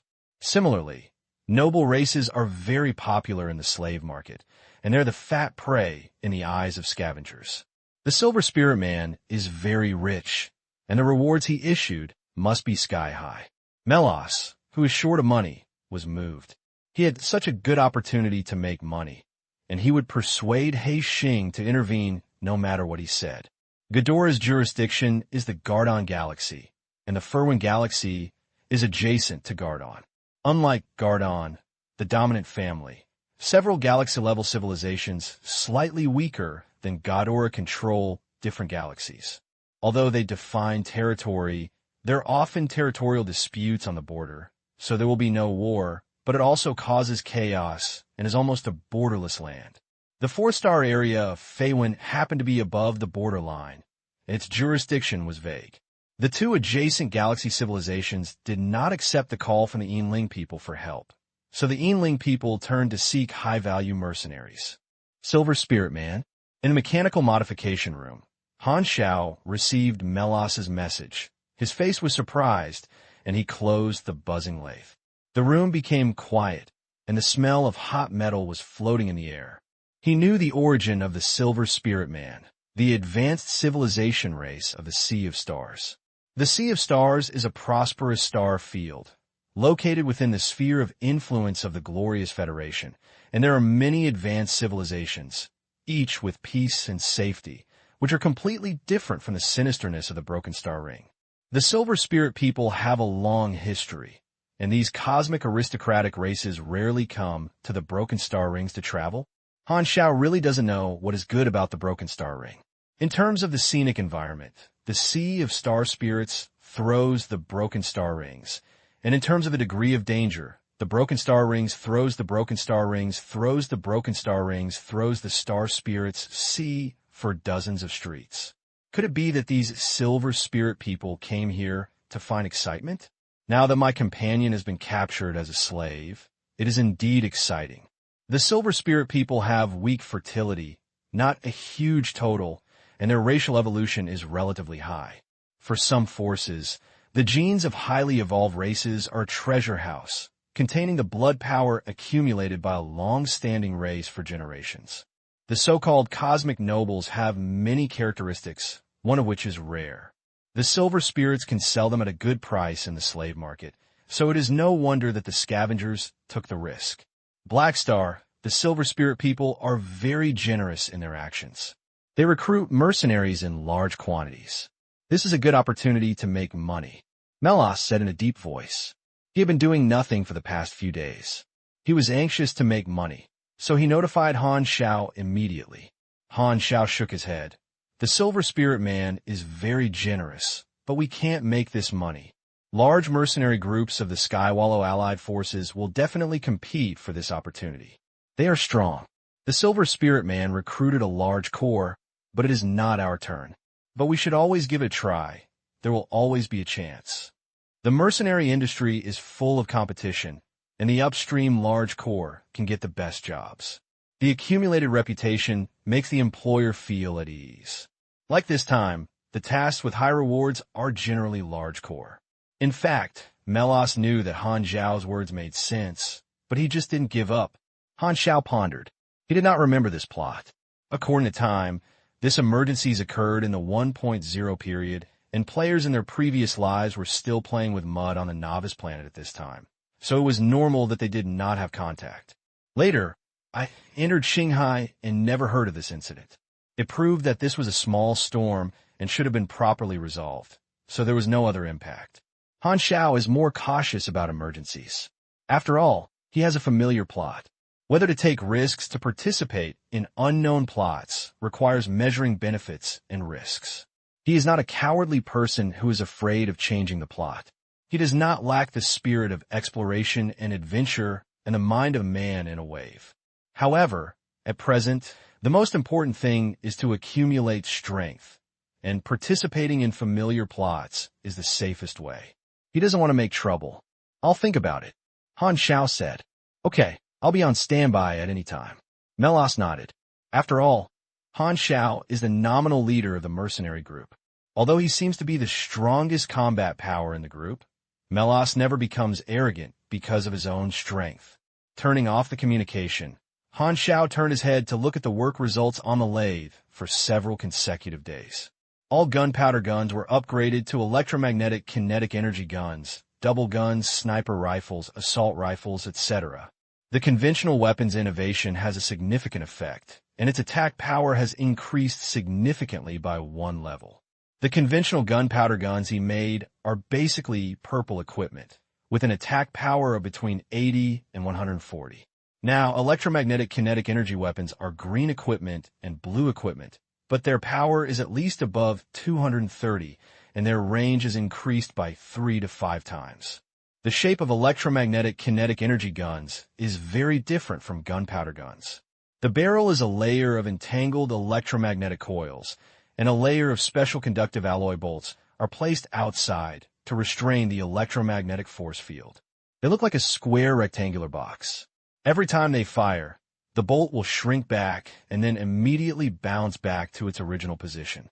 Because the basic bullet used is a magnetic needle bullet, there is no shell throwing process. The rate of fire increases greatly, and electromagnetic firearms are best at penetration.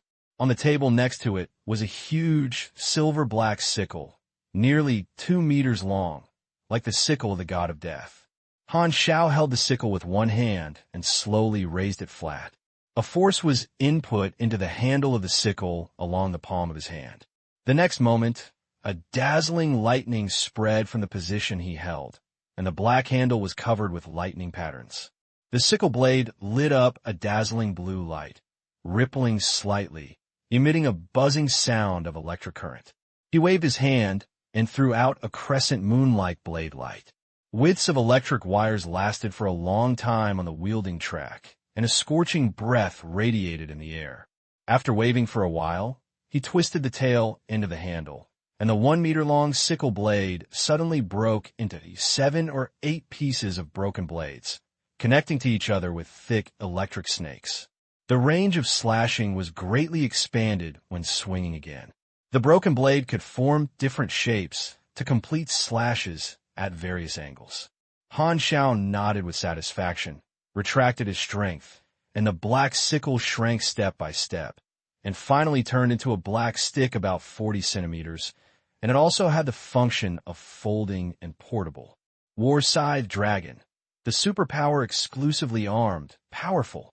This is a mechanical sickle drawing obtained based on the latest combination, integrating the principles of electromagnetic combustion gloves and magnetic linkage shattering blades, a new machine created by itself, and the equipment skills with its own attack methods, and its attack power is extremely considerable. This is the new main melee weapon, which can keep up with the current level of strength. In addition, he added large pendants to the Tungsha mecha, and the full set of exoskeleton-mounted armor was like a set of super heavy knight armor. The armor was covered with double-layer armor, with a body size of more than 3 meters and 5 meters, and its defense and output were stronger. This is the mounting equipment used to attack and can be put away normally. Han Xiao did not name this set of exoskeleton armor that acted simply and rudely, but it was equivalent to the Tungsha mecha having a new state. When loading the Batwing turbo vehicle, it is Tungsha flying state, and when loading this set of exoskeleton armor, it is Tungsha fighting state, which enriches the functions of the mecha. The vehicle has not been completed for the time being because of its complex structure, but the drawings have been integrated. It is a useful 3-aerial land and air amphibious vehicle, but its shape is very different from what Han Xiao expected. Simply put, this is a ball. Han Xiao has benefited a lot from the initial use of the 2 advanced knowledge he has obtained and has created new equipment that has a great effect. However, in his opinion, this change is just the icing on the cake and has not yet reached a subversive innovation. He is far from satisfied, because with his current level, he is qualified to obtain the ability to be a watershed in the early and mid-stage of the mechanical system. He is already at level 95, and this level is only available in version 3.0, so he rarely wants to vomit when he changes his job. The ability Han Xiao wants is a symbol of the rise of the 3.0 version of the mechanical system, instant assembly and super compression technology. Only by obtaining this ability can the mechanical system truly touch the threshold of becoming a soldier by one person. This is a sign that the mechanical system has passed the early stage. Many mechanical system combat schools are based on compression technology. Since items are real weight-bearing, portability is very important. Just like Ghidorah's standard equipment, this ability can fold various large machinery into metal sheets the size of a palm. The number of equipment carried by mechanics has skyrocketed in geometric shape. There is no longer a heavy equipment bag to carry, and it can be lightly installed and can be expanded into a steel fortress at any time, causing a metal storm, just like sprinkling beans into soldiers. For example, Tungsha's latest exoskeleton armor is compressed and folded and easily carried on it, without taking up much space, and it will become a tough state at any time. Or, the Ranger robot that could not be carried with you could fold dozens of them and beat up opponents at any time. There are three core knowledge of this ability: second-level splitting and reorganization, high-density material compression technology, and primary space technology, all of which are advanced. Unfortunately, these three important knowledge will hardly be circulated in the market, broken to rings, and are strictly controlled by major civilizations. Han Xiao frowned and thought, this ability is the only way for mechanics to grow. The market for broken star rings is not sold. The most conspicuous way is to join the big camp to make contributions and finally exchange these three kinds of knowledge. This is what most players did in their previous life. There is another way, which is to leave the broken star rings and go to other star fields to try their luck. More advanced civilizations do not value advanced knowledge so much. Maybe they can pick up bargains, but the products appearing in the market are random and the chances are very slim. Ticking his chin, the technician Han pondered, the Silver Spirit people are also high-level races. They must have these three kinds of knowledge. If they can get their employment, they may be able to convince them to exchange their rewards for knowledge, but the chances are not great. After thinking about it, Han Xiao still decided to try it. He still has a dream. What if it is realized? So no matter how wind and rain in his previous life, the technician Han always persisted in buying lottery tickets and never fell out of the time. Even if he never won once, he could at least accumulate character. He put away his equipment, paid the rent, and left the modification room, and came to the mercenary hall. There were crowds of people, and there were more mercenaries than usual. He probably was attracted by the recruitment information of the Silver Spirit Man, and he was ready to try his luck with the same idea. Han Xiao opened the mercenary information and saw the top Silver Spirit recruitment mission at a glance. After opening it, he was hit by a blow. Minimum credit requirement: 400. We haven't even received half of our credit points. Han Xiao looked speechless. What is this called? Hope I was stuffed back to the womb before I was born. Hey, Black Star.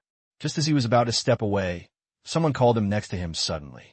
Han Xiao turned his head to look, and a blue-skinned little man in a robe ran over with a pair of short legs that were 100 meters and 30 seconds long. Han Xiao glared for a while, slapped his head, and suddenly said, Hey, aren't you that anyone? Wait, don't remind me. I can remember. What's the name? The muddy person? It's Nilan. Martin was angry, and his hair like a nail stretched out with a pop, from a steel nail to a steel needle. This is what Nilan showed when he was angry. What the hell? Han Xiao's eyes twitched. If he didn't use the idiom irasci to complain about this scene, he felt sorry for his race. What are you going to do? Han Xiao raised his eyebrows and felt strange. He and Martin have only met once. A month ago, Martin privately recruited mercenaries. Because he was picky about his lack of combat history, he refused to apply. It was a bit of a small holiday. If he hadn't seen this iconic blue-skinned short man, he would have forgotten this.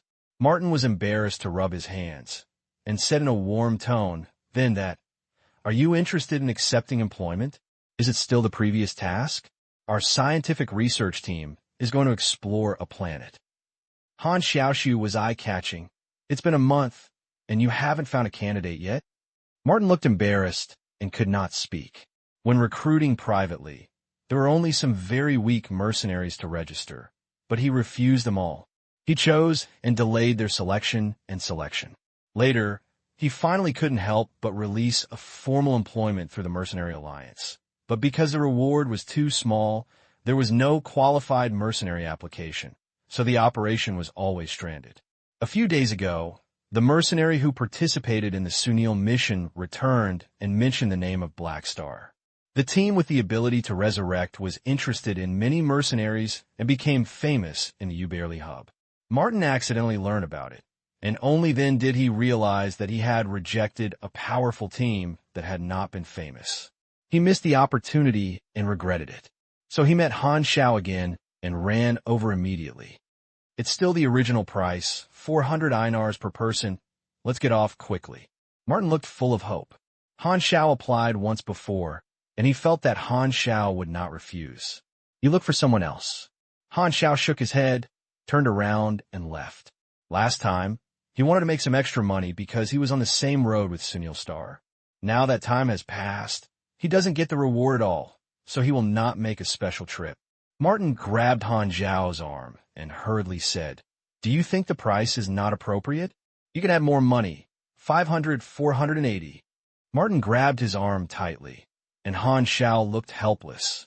His application was rejected by Martin, but now Martin took the initiative to find him, and the Iron Rooster also added more money, so the different treatment was too obvious. Sunil Star and his party have gained a lot of fame for the Black Star mercenary group, which has such a scene.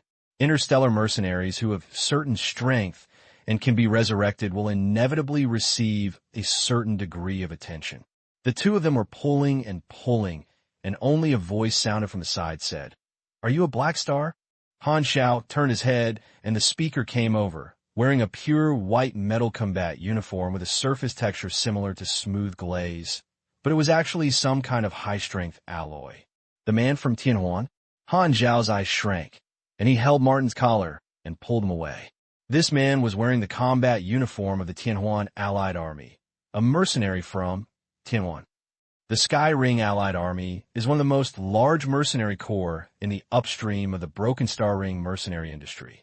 It has more than 10,000 members, and the Legion commander is a natural disaster-level superpower with an A-level business, with several star clusters, such as Gorin and Colton. Tianhuan had no intersection with him for the time being.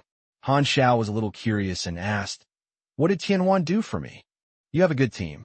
My team leader wants to discuss cooperation with you. Do you have time now?" Han Xiao narrowed his eyes and cooperated.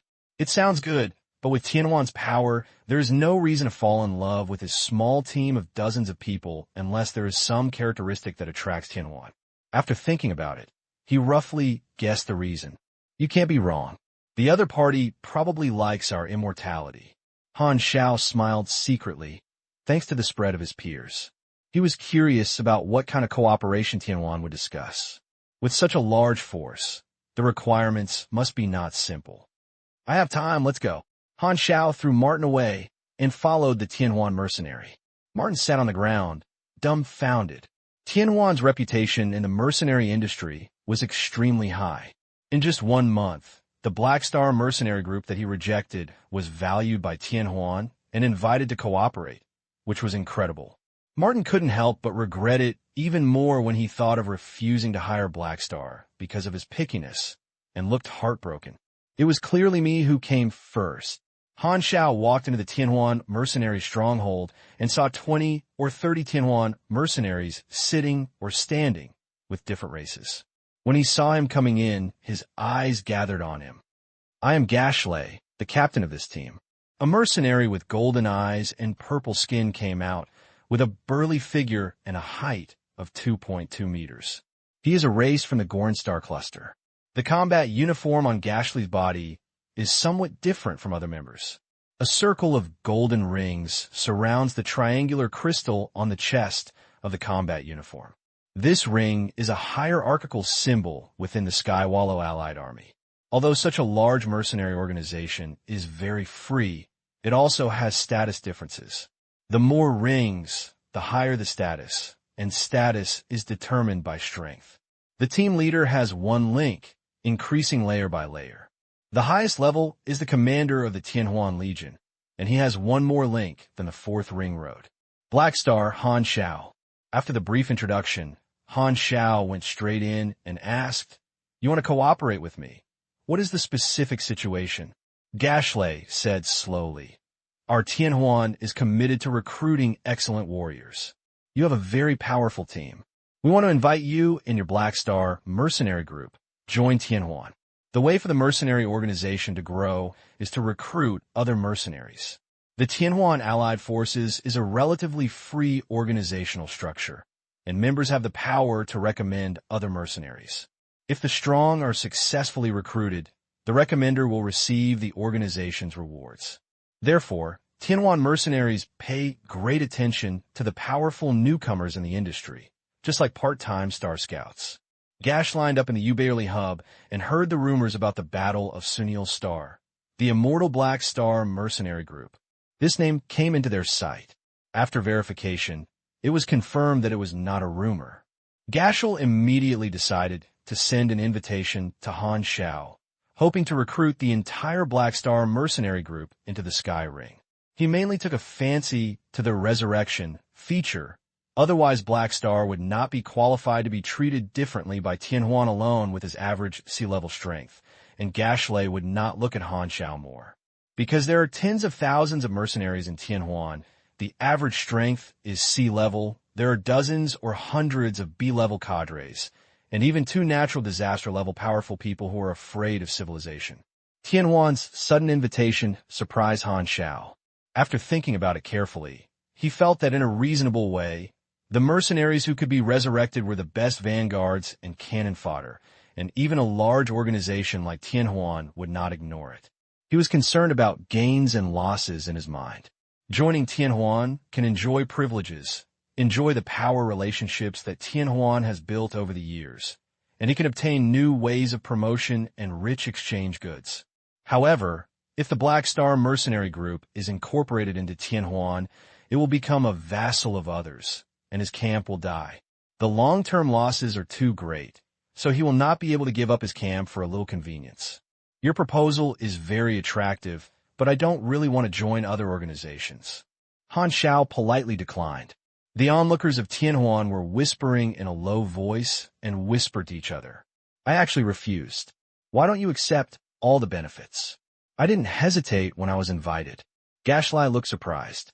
He thought Han Xiao didn't understand the benefits, so he patiently explained, "You may not know the convenience of joining Tianhuan.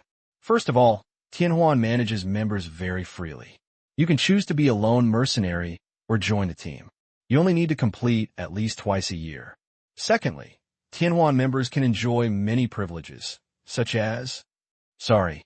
Han Xiao interrupted him and shook his head and said, "Tianhuan is indeed good, but I believe that the benefits are equal to risks. Independent action is more suitable for me, but thank you for your invitation." Everyone looked at each other with a look of surprise. Gashley shook his head helplessly. Haixing used polite words, and he did not feel angry about being rejected, but just felt regretful. Although Tianhuan is a large organization, most members do not feel arrogant and superior because of this. Tianhuan is a regular mercenary organization and belongs to the Order Camp and will not easily make enemies. Gashley felt a pity. At this time, Han Xiao suddenly changed his mind and asked, "The Black Star mercenary group has only been established for more than a month. Tianhuan likes us because we have the ability to resurrect in the rumors, right?" Gashley did not hide it and nodded. "It's true." Han Xiao smiled and said, "Although I don't want to join other mercenary organizations, I think we can reach another cooperation model. With such a large business as Tianhuan, there must be many dangerous tasks. My team can accept Tianhuan's indirect employment to replace those dangerous jobs that are prone to lose manpower." Gashley's eyes moved, and even if he failed to recruit Black Star, it would be good to reach a cooperation. The Tianhuan Allied Forces also have similar cooperative relationships with other mercenary groups, which is also a connection in the Tianhuan industry. It has a long list of these partners, which is equivalent to Tianhuan support. If you encounter danger, you can ask for help from these reliable partners at any time. The two discussed a little and reached a cooperation intention. Gashley reported to the organization. Many mercenary groups wanted to contact large organizations, such as Tianwan. People often applied for cooperation. Tianwan people were no longer surprised. Most applicants did not meet the conditions. However, due to the resurrection characteristics, Black Star passed directly and his name was added to the cooperation list. Han Xiao signed a cooperation treaty. The contract roughly means that all members of the Sky Ring can contact Black Star privately at any time to request support, and they need to pay a separate remuneration.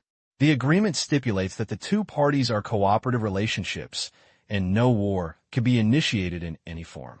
If Tianhuan is hired by one party, Black Star cannot be hired by the enemy party, and vice versa. Otherwise, it will be deemed to be breach of contract. The party breached first must pay compensation, and the treaty will be invalidated. In addition, other terms are very relaxed and notarized by the Mercenary Alliance and must be fulfilled. Han Xiao was quite satisfied with the result, which was equivalent to gaining a new customer. He expanded his business with the help of Tianhuan's reputation. Tianhuan will definitely not lack combat opportunities, and his mercenary group will not lack job opportunities. Anyway, the mercenary group has just started, and anyone who accepts employment will make money. Although the cooperative relationship cannot enjoy the privileges of Tianhuan, it is at least one more background than before, which is conducive to the development of the mercenary group. After signing the contract, Han Xiao suddenly thought of something, and his heart moved, saying, "If I guess correctly, you should be recruited by the Silver Spirit Man." Gashley nodded. "It's not just Tianhuan. Other large mercenary groups will not give up this opportunity. My team received the call from the cadres and will set out to join the Feiwen Galaxy later." Han Zhao's eyes flashed. "Can my team follow me? If you get a mission, maybe you need our help. I am happy to accept Tianhuan's employment." Gashley was stunned for a moment and thought for a while, and it seemed that there was no harm in taking a group of immortal mercenaries. So he said, "Okay, you will take the team to the dock later and take our spaceship to act together, but you must be mentally prepared. If the mission is very simple, Tianhuan will not need help, and you will go for a waste." Han Xiao waved his hand and said that it's okay. He felt that this was an unexpected surprise. With the help of Tianhuan's relationship, he could skip the credit points condition. Although the mercenary group is still weak and has no chance to be favored by the Silver Spirit people, he could count on Tianhuan's second employment. The three types of knowledge of compression technology are his goals. There are many experts in Tianhuan. I think there will be no lack of advanced knowledge. If he is lucky enough to be hired, he thinks he can try to make requirements at that time. After finalizing the time and dock number, Han Xiao returned to the stronghold and summoned all members. "We have new jobs, prepare for it, and set off later," Han Xiao said with his hips on his hips. Everyone looked happy and excited. When they learned that the mercenary group had a growth potential, the players were looking forward to the next adventure. After so long, they finally came to work. Feng Yu raised her hand and asked, "What are you going to do this time? Why doesn't the mercenary group information show a new employment mission?" "The matter of Yinling people has attracted a lot of attention recently. We followed the Tianhuan people to the Feiwen Galaxy system. I reached a cooperative relationship with them and may get a chance to hire." Han Xiao thought for a while and added, "Also, you don't have to raise your hand next time you ask." No wonder the panel did not trigger the mission. Everyone suddenly realized that they only followed Han Xiaoma and had no objection to the arrangement. Melas was surprised. He knew that Tianhuan's huge power had not seen him for only a few hours. Why did Han Xiao reach a cooperative relationship with Tianhuan without any sign of it? Melas privately pulled Han Xiao aside and expressed his questions. Han Xiao naturally had nothing to hide and told the process. "So that's how it is." Melas suddenly realized and secretly admired him. If he had negotiated himself, he would have missed this opportunity without proposing cooperation. Although Han Xiao was not strong enough in his eyes, he was amazed by his ability to take advantage of the situation. Such a person is more suitable to be the leader, Melas whispered. "Then have you predicted what happened?" Han Xiao shook his head helplessly. There was really nothing this time. The Silver Spirit Man is not a familiar plot. He has no impression of it, and it seems that it will not be a major event. The Skywallow Alliance has a great family and a large business. The Gash team has internal spacecraft, a Foldwing-class civilian spacecraft that is dozens of meters long. It has a narrow shape in the front and wide back, streamlined, similar to water droplets, but has clear edges. The outer armor is covered with dark golden metal structures, like the gaps of armor leaves of armor. On the left and right sides of the stern of the spacecraft are mechanical horizontal bars embedded in the hull obliquely. At the ends of both sides of the horizontal bars are spiral propulsion ejectors, with a total of 4 thrusters, which can be converted angles and are relatively flexible. This is a civilized spacecraft of a certain civilization of the Gorn Star Cluster. It is equipped with a light-quality transition engine, good at interstellar travel, and has a slightly weak combat power. This kind of small spacecraft is much more handsome than the bloated large spacecraft of the Interstellar Tour group. The players kept looking at it and looked yearning for it. Han Xiao touched his chin and wanted to buy a spaceship exclusive to the mercenary group. Unfortunately, it was too expensive. The most simple single-person interstellar aircraft was more than 100,000 INAR. If you want to save money, you can only make it yourself. However, there are too many difficulties in building an interstellar spaceship. Engines, energy, armor adaptability, structural strength, probes, etc. require a lot of knowledge. He is far from playing around now. When it was time to meet, the Tianwan mercenaries arrived and the group walked onto the spaceship. The Gash column sets an automatic route on the operating panel, and the spacecraft leaves the dock and enters the outer vacuum with a tremor. The tail thruster emits golden light and gradually enters a jump state. The dazzling galaxy outside the window quickly blurs and eventually becomes a pulling luminous line, as if it is infinite in length, rushing into a teleportation stargate near Ubury Hub. You can quickly reach the Feywin Galaxy through the stargate. The Silver Spirit spacecraft is stationed on Planet 12 in the 4th star area, with a trip of about 12 days. Gashley turned around and said to everyone, "There are more than 80 people on the ship, and the space is quite abundant. After the players allocate the rooms, they will exert their subjective initiative. I want to chat with the Tianwan mercenary." Han Xiao came to Gashley. The two met today, mainly to talk about the tasks of this trip. However, Gashley did not know the specific details, only know that he was just one of the convened teams. This time, the person representing Tianhuan was a third-ring cadre, codenamed Ice Crying Secret Artist. The third-ring level cadres are the backbone of the organization, basically all-powerful combatants with a strength of level B. This ice-shattering secret master is the leader of Tianhuan's trip and has the power to decide whether to hire him. This code name sounds like a magician. Han Xiao has never been exposed to the magician profession. The magic system is a high-difficulty profession that is as famous as the mechanical system, and its enchantment ability can also enhance mechanical equipment. Unfortunately, the players of the Sea Blue Star only have 3 professions: martial arts, superpowers, and machinery. After chatting for a while, Gashley went back to his room to rest. Han Xiao visited the spacecraft by himself and came to the spacecraft's living area. He found that the spacecraft installed a practical simulation room, using virtual imaging technology to deceive the user's senses, simulate various enemies and environments, and achieve the effect of actual combat training. At this time, in use is displayed.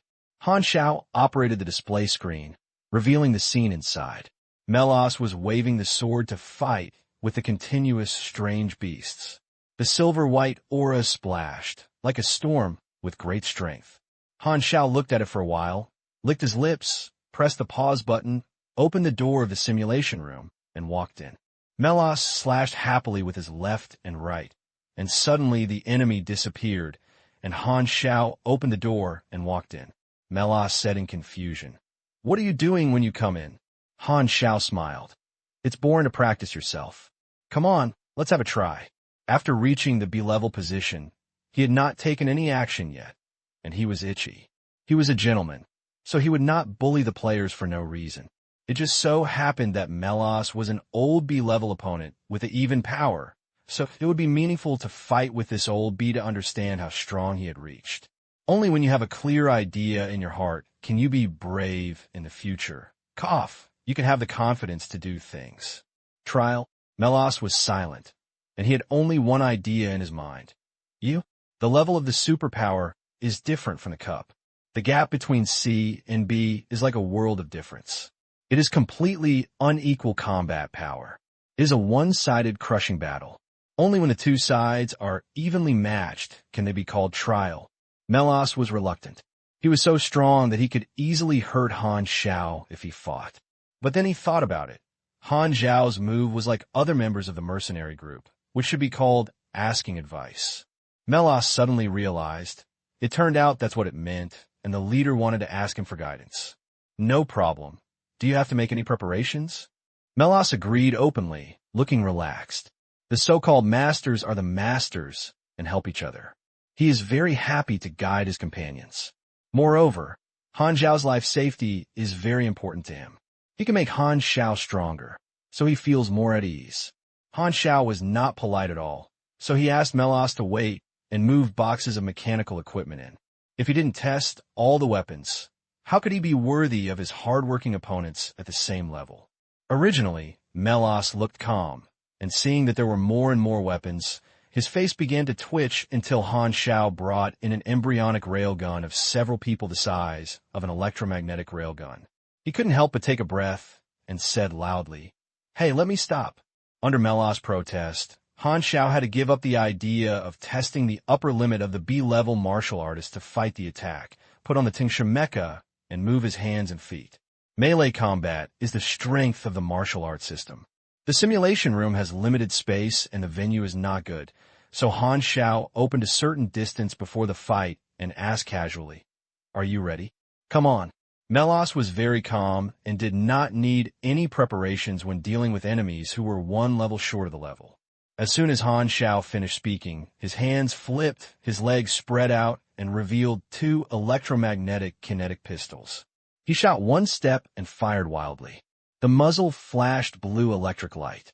The sound was different from the sound of the bottom fire of the gunpowder weapon, but high-frequency, buzzing sound with an electric current sound, and a bullet dragging a faint blue light poured towards Melas, not far away. The ship-cutting knife was lifted up in time, like a shield blocking in front of him, making a jingle and ding-knocking sound. Melas's eyes changed slightly. Electromagnetic firearms? The core ability of the mechanic is to create mechanical combat. It can create electromagnetic firearms, and the attack power has reached a new level. The electromagnetic firearms have a fast firing speed. He almost didn't react for a while. Melas dared not neglect. Although he had the strength to protect his body was his own after all, and he didn't want to be concentrated at all. Melas doesn't know much about mechanics, but he also knows that high-level mechanics can make higher-tech weapons. He's a little confused. Can C-Class make stable electromagnetic guns? Melas raised his knife and approached, and his raid speed was much faster than that of a sports car. He pulled the distance closer. Han Xiao slipped and glided all over the field, keeping a distance from the kite. There are many guns hidden under the armor. Pistols, assault rifles, and sniper rifles have been replaced with electromagnetic kinetic energy, which has stronger lethality, and the effect of long-range kite flow is becoming more disgusting. Melas is worthy of being a B-level and has a very fast reaction. His wide ship-cut knife is suitable for blocking. Han Xiao scored hundreds of shots, with less than 5% hits. He was greatly reduced by the martial arts' protective strength and strong muscles and bones, causing only some skin trauma. Han Xiao saw Melas' data panel. Level 98, B-level martial artist, has both high strength and endurance. Half-meat martial artist with a lot of expertise, almost as many as mine, and the effects are very powerful. Wow, this guy also has a low-level lucky halo. Han Xiao was very envious. According to Melas' self-report, he was lazy since he was a child, but he had extraordinary talent and never worked hard to train. After being wasted for more than 10 years, he still reached the B-level level. Perhaps this is a genius. Han Xiao couldn't help but think that if Melas did not have the original plot, he might have reached the ill-level level in the end. This is a potential stock. The thought flashed, and as his strength increased, Han Xiao's brain ran faster, and he would not be distracted when he was fighting while thinking about other issues. At this time, Melas suddenly stopped and no longer struggled to chase.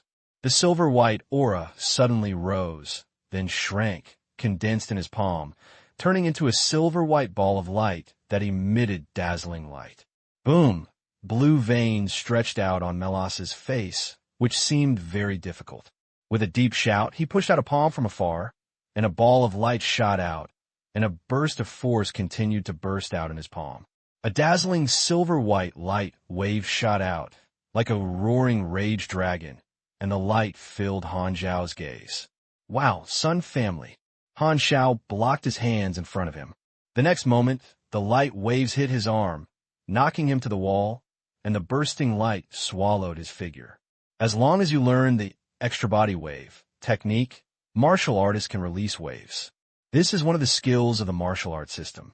Just like the knowledge tree of the mechanical system, compressing the force and condensing it into a cluster. The power depends on the power level, and the disadvantage is that it consumes severely. There is a difference between waves.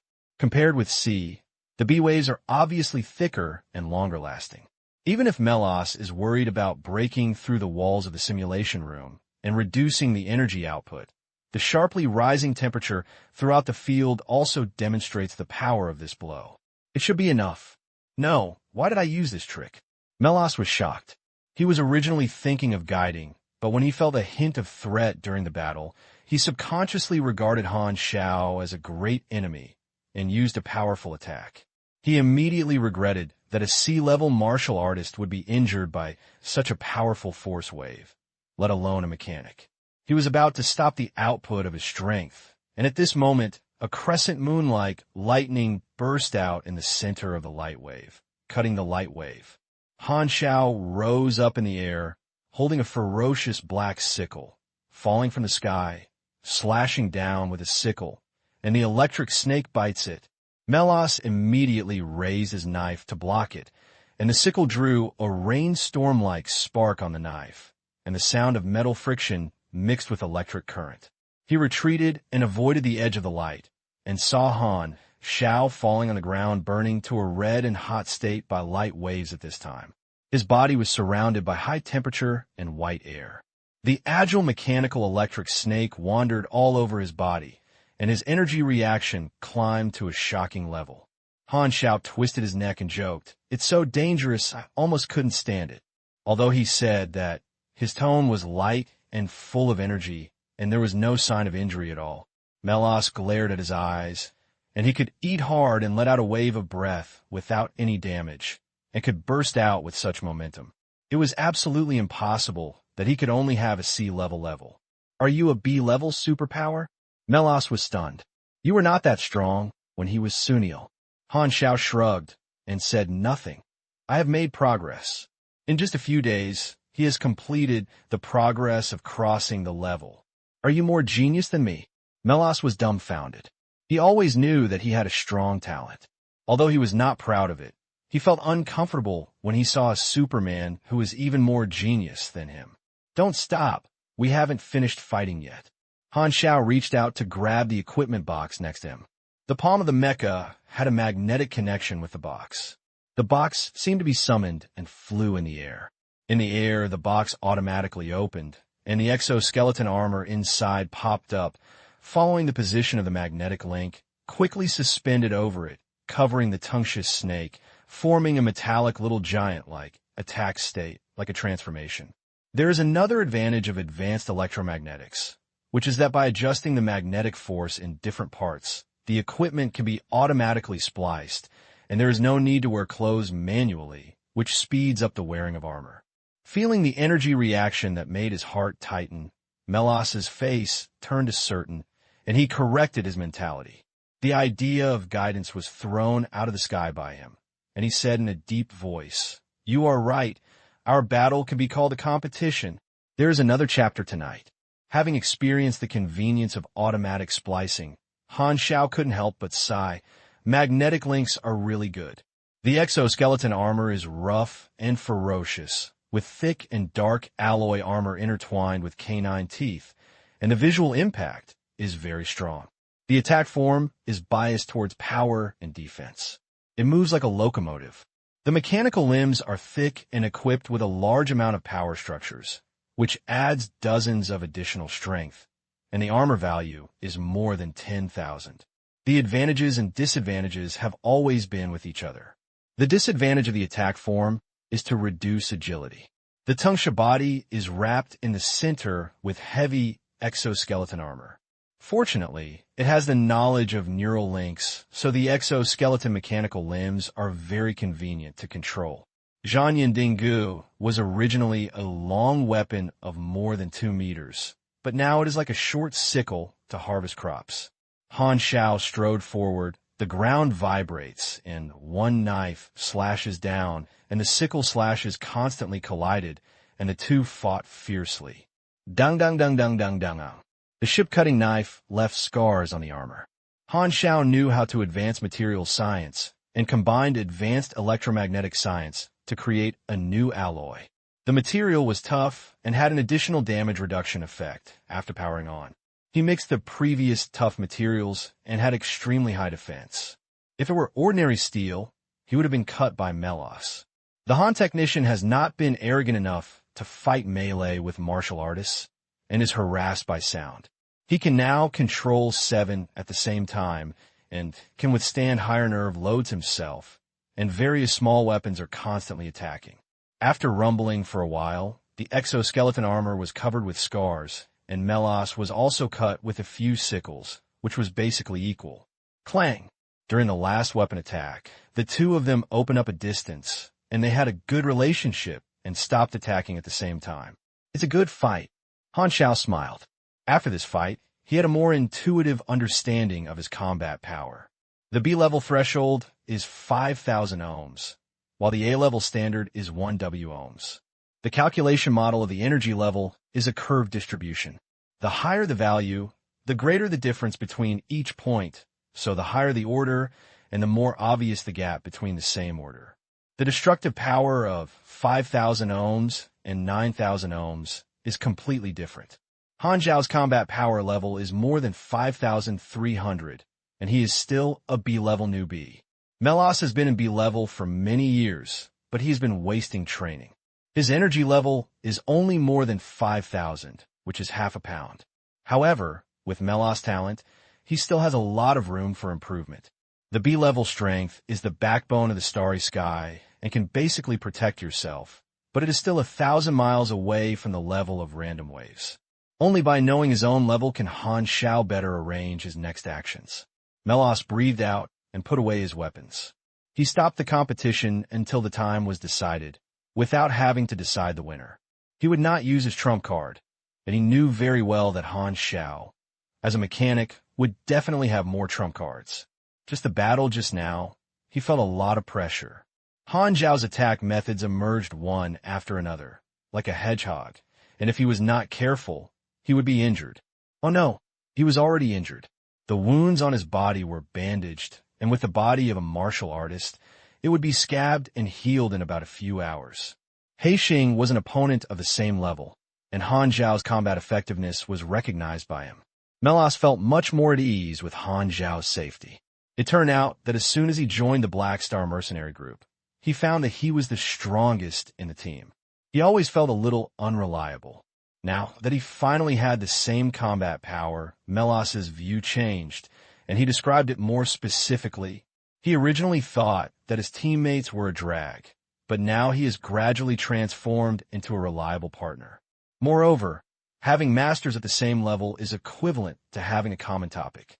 The two look at each other and smile, and each other develops a sense of trust. Only strong people of the same level have the basis for mutual trust. Melas took the initiative to help move several equipment boxes. The two walked out of the simulation room together and found that Mad Knife was waiting at the door, looking surprised. Black Ghost, you are so strong. Little stars flashed in Quang Dao's eyes, and the words were like 50 cents. Quang Dao is very diligent and wants to find Melas to trigger the guidance incident, but by chance he saw the battle process just now, which was amazing. Because the information of the mercenary group was disclosed, there was only Melos B-level, but Han Xiao was evenly matched with Melos just now. So he must be a B-level. Quang Dao and others immediately came up with a reasonable explanation, which must be Han Xiao concealed his strength during the test. In traditional concepts, the leader should be the strongest. The original strength of the group leader is not as strong as the new cadres, which makes players feel awkward. Now, Quang Dao and others are all comfortable. The image of Han the Technician is powerful and mysterious. In the eyes of players, he should be the one who hiding the moon in the sky and catching turtles in the 5 oceans. His performance at this time is in line with Han Xiao's position in their hearts. The Crazy Knife is the first player to follow, witnessing Han Xiao's rise step by step. Every time I see Han Xiao, I am used to being grateful for my original choice. However, since entering the interstellar world, Quang Dao has been a little depressed because the team has expanded and more people have become more people. He feels that he has been neglected. Thinking back to the beginning, Han Xiao released those high-reward tasks that require strange demands. Quang Dao is happy, but the tasks are now too serious. Quang Dao missed his original feelings. But at the same time, he was secretly happy because of this. You must know that no other player has seen those strange tasks. Even the other 3 backbones of Hao Yin, Feng Yue, and Meat Bao didn't know what Han Xiao looked like before. Only he had tried it. This is a very interesting experience. He often recalled it over and over again. Han Xiao raised his eyebrows and quietly moved to the side. He always felt that the look of the crazy sword looking at him was a little weird. Who is the black ghost? Melos didn't react. Han Xiao waved his hand. Don't care, that's my nickname on my mother's star. Oh, I forgot, you were a striking figure in your mother's star. Melos made up his mind to find other teammates to learn about Han Xiao's previous deeds, and he was very interested. There was no activity during the voyage. Apart from occasionally discussing with Melos, Han Xiao chatted with Gashley when he had time to learn about the history of the Sky Ring, and sometimes talked about his insights on traveling through the universe. Gashley was a senior mercenary. He walked through many places and was full of fantasy when he bragged. He always had a sentence pattern that started with thinking back then. In terms of kung fu, Han the Technician was never weak. He had to compare his knowledge. 10 Gashleys were tied together and could not compare to him. The 2 of them talked about everything and had a lot of fun, and they gradually became familiar with each other. Most regular mercenaries are generous and like to make friends. Players often communicate with other Tianhuan mercenaries and talk about the standard armor of both sides. Tianhuan mercenaries showed the effects of Tianhuan armor, which were actually the products of compression technology. Press the triangle crystal on the chest, and the simple Tianhuan combat uniform armor will fold and unfold, turning into a complete form of different shapes, which is very gorgeous. Not afraid of not knowing the goods, just fear of comparing goods. Sunil's soldier's armor suddenly faded, and players were all amazed and envious. Seeing that the players were attracted by their resources, the Tianhuan mercenaries privately used their inducement to attract players, promising to join Tianhuan to get a set of Tianhuan armor for free and to cut off the fire from the bottom of the pot. As long as the recommendation is successful, the recommended person will also be rewarded. Headhunting is a common activity in the mercenary industry, and the atmosphere is very free. Many Tianhuan mercenaries originally belonged to other mercenary groups, but were poached Tianhuan by better treatment. However, players don't take this set at all. Being moved does not mean being shaken. They're still waiting for more good things to appear in the mercenary group store. Maybe one day, the Sky Ring armor will appear in the Black Star store, so there is no hurry at all. This group of high-end players believe Han Xiao very much. The Tianhuan mercenary was very surprised that the private invitation was rejected. Unexpectedly, the mercenaries under Haixing were so loyal and could not help but look at him with admiration. Han Xiao learned about this from the meat bag and was in a good mood. The cohesion of the camp is slowly taking shape. This group of players has the style of a backbone. At the same time, in the Feiwen Galaxy, a meteorite belt. Several scavenger spacecraft sneaked quietly, maintaining the information interference force field and maintaining the hidden track state. It is the scavenger power that attacks the silver spirits. This is a slave trader who often sells humans. He is notorious and has been rampant in the Broken Star rings for a long time. At the bottom of a spaceship is a prison that specifically detains prisoners. These scavengers have done several jobs before attacking the Silver Spirit Man. The less valuable goods are locked together, and the expensive slaves are detained alone. The 17 arrested Silver Spirit Man is imprisoned alone. A thin man with light golden skin and messy white hair walked into the prison area and looked gloomy. He was the leader of this scavenger named Quirky. He was a mixed-race Godora man with only 1/8 of the thin Godora bloodline in his body, but his external characteristics were still very similar to Godora man.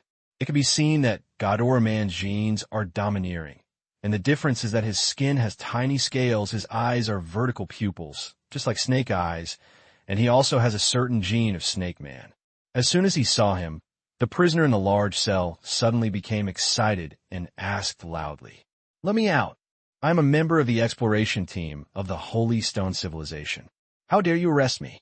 Let me go immediately, otherwise I will. Who do you want to sell us to?" The prisoner was noisy. Paiji ignored it, crossed the large prison area, walked into the corridor of single-person cell, and had not had a routine interrogation after catching the Silver Spirit Man. Now it is time to test the quality of the cargo.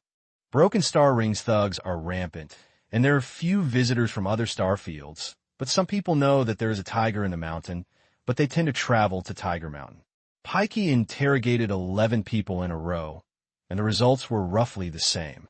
These silver spirits were travelers who wanted to see the edge of the universe with their own eyes. The Broken Star Ring was one of the edges of the universe. When they passed by, they were accidentally robbed by Quirky. He walked into the next cell, and the Silver Spirit Man inside was a little different. The prisoners in other cells would at least shake when they heard the door open. However, this person was very calm and did not move, as if he was not a prisoner, but a distinguished guest of the ship. "Are you the leader?" The Silver Spirit Man spoke first, calming his tone. "I am willing to spend money on my freedom. You can just speak for the price." "I'm not interested." Paiji was expressionless. His spacecraft maintained information partitions to prevent being remotely located. In order to avoid risks, the prisoners would not be allowed to use communicators until safety. He waved his hand, and his subordinates stepped forward to check the body of the Silver Spirit Man. The Silver Spirit Man struggled violently and shouted angrily, "I have a lot of money. Are you selling slaves just for money?" Suddenly, a scavenger's subordinate found something, tore open his clothes, and took out a small black bead from the lining. The Silver Spirit Man was immediately excited and wanted to pounce over to grab the black beads, but was pressed to the ground and roared an angry roar. "What is this?" Quirky took the black bead handed over by his subordinates and pinched it with his fingers. It was very hard. The surface of the bead was flashing with a deep light, with a trace of magical light. "Give it back to me. I am a messenger of the Dark Star. This is the Dark Star's thing. If you dare to take it away, it will inevitably lead to destruction and death." The man roared, "Dark Star." Quirky sneered, "I did a good job." The outsiders far away in the sea of stars actually knew that our Broken Star Ring had a Dark Star organization, but you were just a Silver Spirit Man who passed by. Even I, a mixed-race Godora, did not join Dark Star. Do you still want to scare me? Do you think I'm very good at cheating? Quirky regarded Dark Star as a great pioneer of liberation and always wanted to join, but because Dark Star was too mysterious, he had no chance to contact him, which made him regret it. If in Xing speaks, he is willing to sacrifice his life and shed his blood. The Silver Spirit Man is far away in the sea of stars. How could he have an intersection with the Dark Star? He just grabs it casually and is the so-called messenger. How could such a coincidence be true? It's just a scare. Quirky has seen too many of them. Seeing that you are so nervous, this bead should be a treasure. I'll take it. Quirky put away the beads and was about to find someone to identify them if he had time. He took his men out of the cell and closed the door. Outside the door, his subordinate licked his lips, looked greedy, and said, There has never been a silver spirit man in the slave market of broken star rings. He will definitely sell it for a good price. This time, I made a lot of money. Boss, who do we want to sell people to? Pikey said, I have contacted the customer. Let's go to Long Tanfu Island. His subordinates widened their eyes. That's the territory of that adult. This time a customer is the subordinate of that guy, and I am very willing to pay. Pikey curled his lips, his smile gloomy, and he walked far away. In the cell, the silver spirit man looked angry and cursed. Damn the scavenger. Fortunately, the secret word bead needs a password to open, and they can't take out the things inside. The 4-star area, Fei 1, 122 planet. This is a civilized, hostless planet. The silver spirits who issued the mission stayed here. This deserted planet welcomed a large number of mercenary spacecraft within a few days. Various spacecraft surrounded a position, and the center was the silver spirits travel spacecraft. The spacecraft of Gash Line slowly landed, and Han Xiao and others came out in a row and observed around. The positions were crowded with people, mostly mercenaries. The mission of the Silver Spirit Man attracted many famous mercenaries with broken star rings to gather. Gashley took everyone to find the large army and came to a larger spacecraft. Hundreds of Sky Ring mercenaries gathered here. Han Xiao looked up and saw that the spacecraft was also engraved with the Sky Ring logo. You're finally here. A tall woman in a blue hooded robe walked over. The third ring cadre, Ice Crying Secret Artist, whose real name is Gaia, is the leader of the Tianhuan trip. She has long light blue hair, straight facial features, cold temperament, and an ethereal voice like ice. This is a magician. Although Han Xiao could not feel the surging magic fluctuations on her body, he could also detect the constant coldness of her body. It seems that he is a magician who majored in the ice system. Han Xiao said intimately, the magic system is like the mechanical system, with complex knowledge and numerous schools, and ice mages are very difficult to deal with. Various slow, frozen, and stiff skills are annoying. Gaia glanced over Gashley, saw Han Xiao and others beside her, and frowned and asked, who are they? The Black Star Mercenary Group has just reached a cooperation treaty. Come and help. Gashley said, I haven't heard of it. Goya shook her head. Han Xiao didn't care. The Black Star Mercenary Group's reputation was only at the Zaberli hub. It's not famous enough. Compared with Tianhuan, his mercenary group is indeed inconspicuous.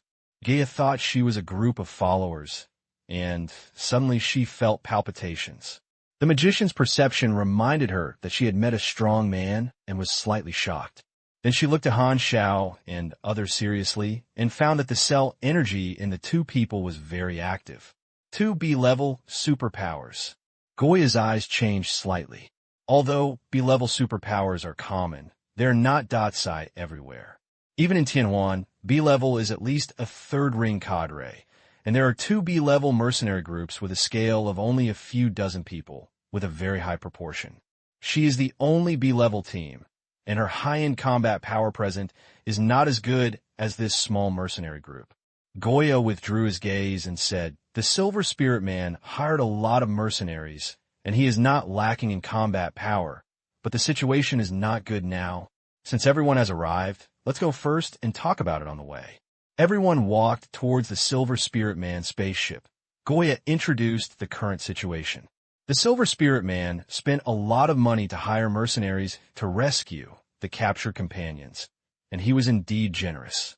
However, the mercenaries were slow to set off and were stuck in an awkward link. No one knew the enemy's location, and the scavengers who attacked the Silver Spirit Man were missing. So no matter how many mercenaries gathered, it would be useless, and there was no way to start. This kind of mission lacking intelligence is very troublesome. The mercenaries use various detection methods. However, the scavenger turned on the information partition and could not locate it. The other party did not leave many clues when committing the crime, which made people at a loss. Even if you know that the other party must sell the stolen goods, you don't know where they will go. If they continue to drag on, the tribe members will be sold. The surviving Silver Spirit people are very anxious and release new requirements. If they can provide effective location information, they will give generous bonuses. In addition to our Tianhuan, the people of Blade and Zijin have also come. Zijin has gone to find the fortune teller, and maybe they can find the enemy's position. Gaius said, the Blade Legion and the Purple Gold Legion, two large mercenary legions of the same level as the Sky Ring, are also active in the Broken Star Ring. The way to share the remuneration of this mission is basic salary plus bonus, and the basic employment cost is basic salary. The Silver Spirit Man will give a bonus several times the basic salary for the mercenaries who rescue the captives.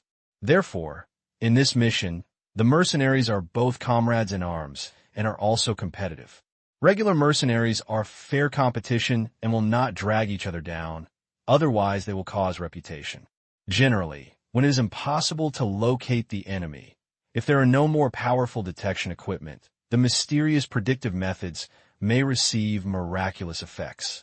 The conditions for using divination and prediction abilities are strict, and they require very special talents and are rare.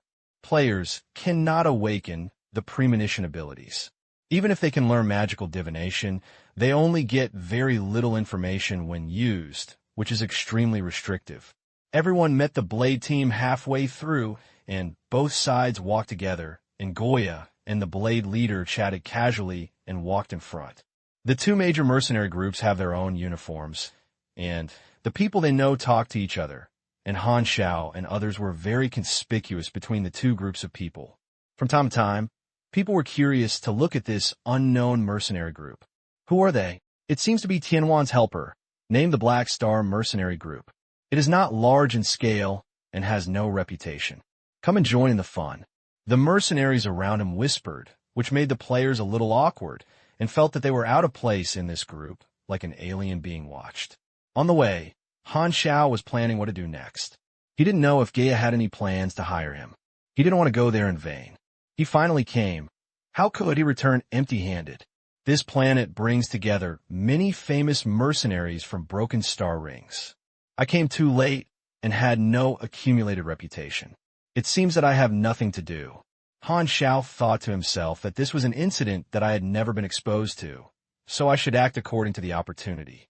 While thinking, everyone came to the center of the position. The appearance of the Silver Spirit Man was shown in front of him. His skin was white, his head was full of cute, slender tentacles, and he was wearing gorgeous clothes. The fabric was made of soft and silky.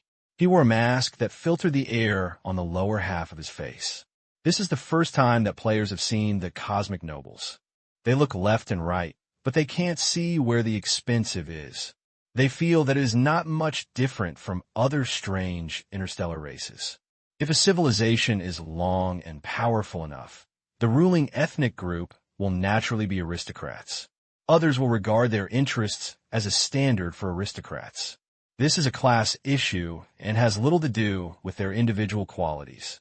Han Xiao patted Melos on the shoulder. What are you doing? Melos rolled his eyes. On this topic, the Sunils expressed that he didn't want to talk to you. The captain of the Silver Spirit Man was negotiating with the mercenary and said, I hope you will set out to rescue my companion as soon as possible. It has been dragging it out for too long.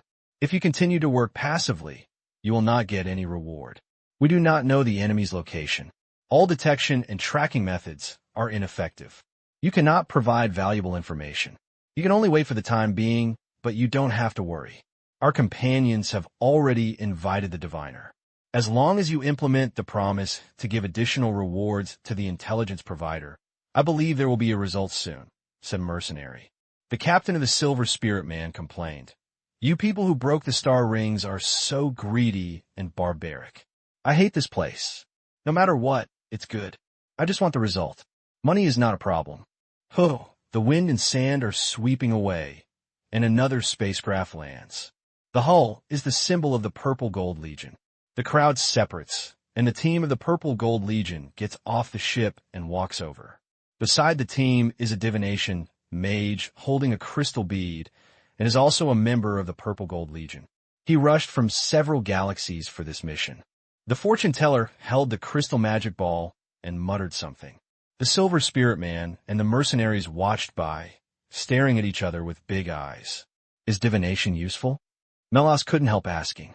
Can the targets that cannot be found by various detection equipment be locked in such divination? After all, Sunil is a technological civilization and has limited knowledge of magic. He can only hear and not understand the principles, so it is normal to doubt it. Han Xiao touched his chin. It depends on the situation. There are all kinds of wonders in the vast universe. Some technological equipment cannot do, magic can do it, and the other way around. Of course, as technology improves, different knowledge systems gradually have more similarities, and they will be the same in different ways and complement each other. The divination of the magic system is still very useful. Can't you use your predictive ability? Melas suddenly remembered that there was a predictive person standing next to him. I am passive. Han Xiao coughed and passed by perfunctorily. After about 10 minutes of chanting, the crystal magic ball appeared blurry. The fortune teller stopped the spell, stared at the crystal ball for a while, wiped his eyes, and his tone was uncertain. I saw a Void Dragon clan. Everyone was stunned. Void Dragon clan? What are you talking about? The clarity of the divination result depends on the number of clues.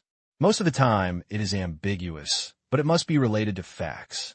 The divinationist said helplessly, I can only see this result.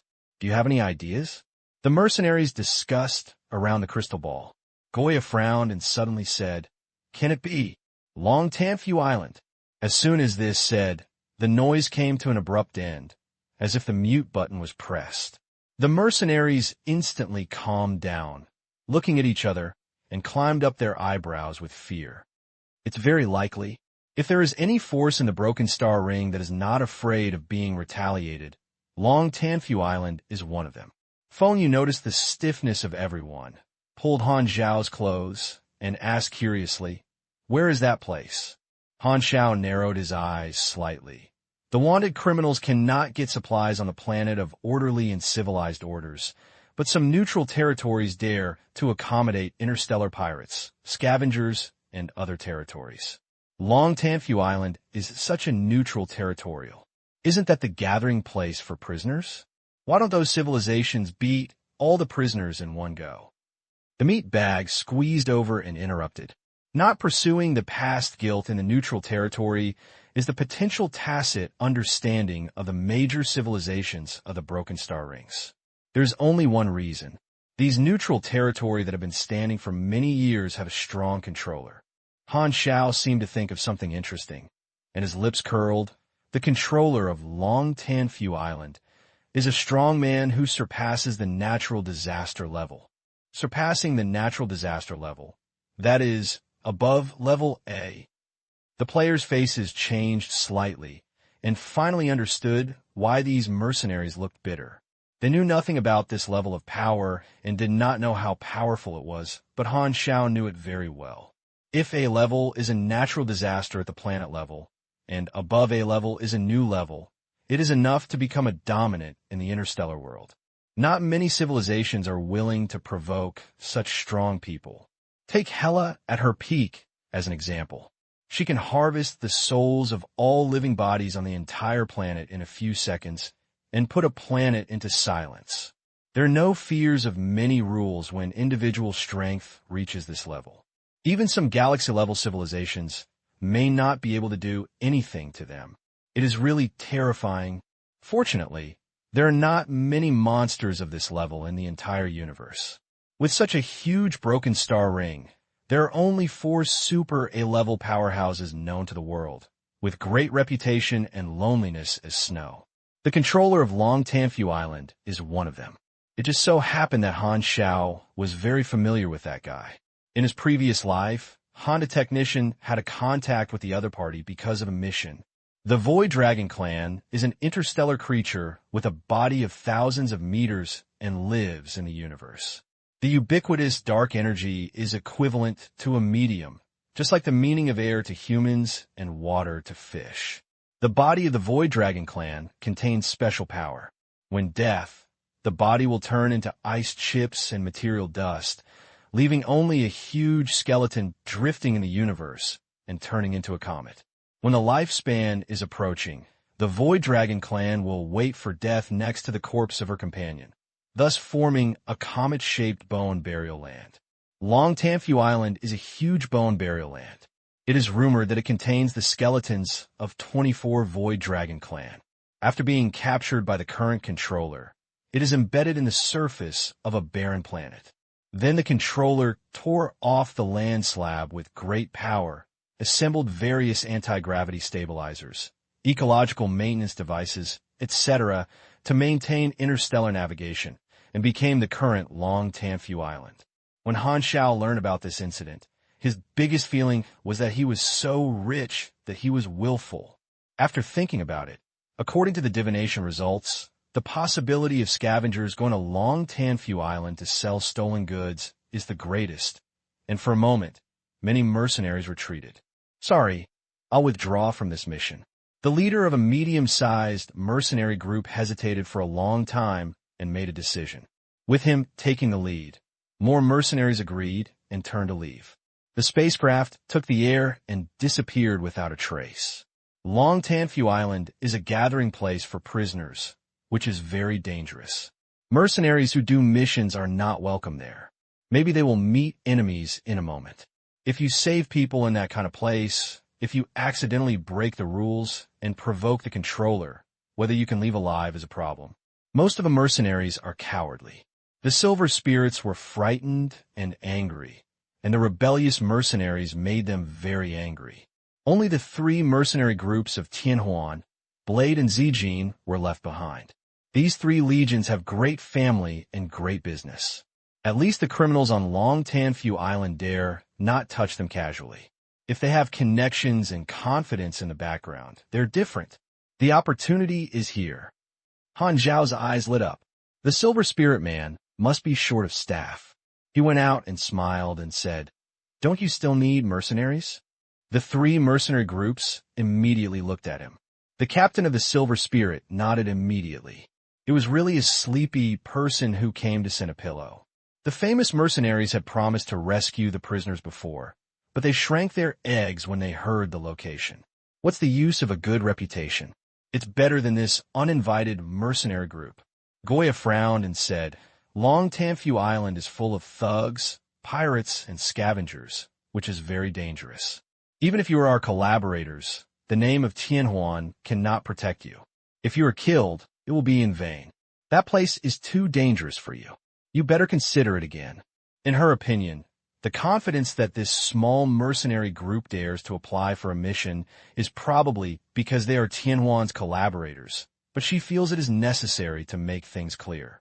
If the direct descendant is killed, Tianhuan will retaliate with all his strength, so the thugs will be afraid of the enemy.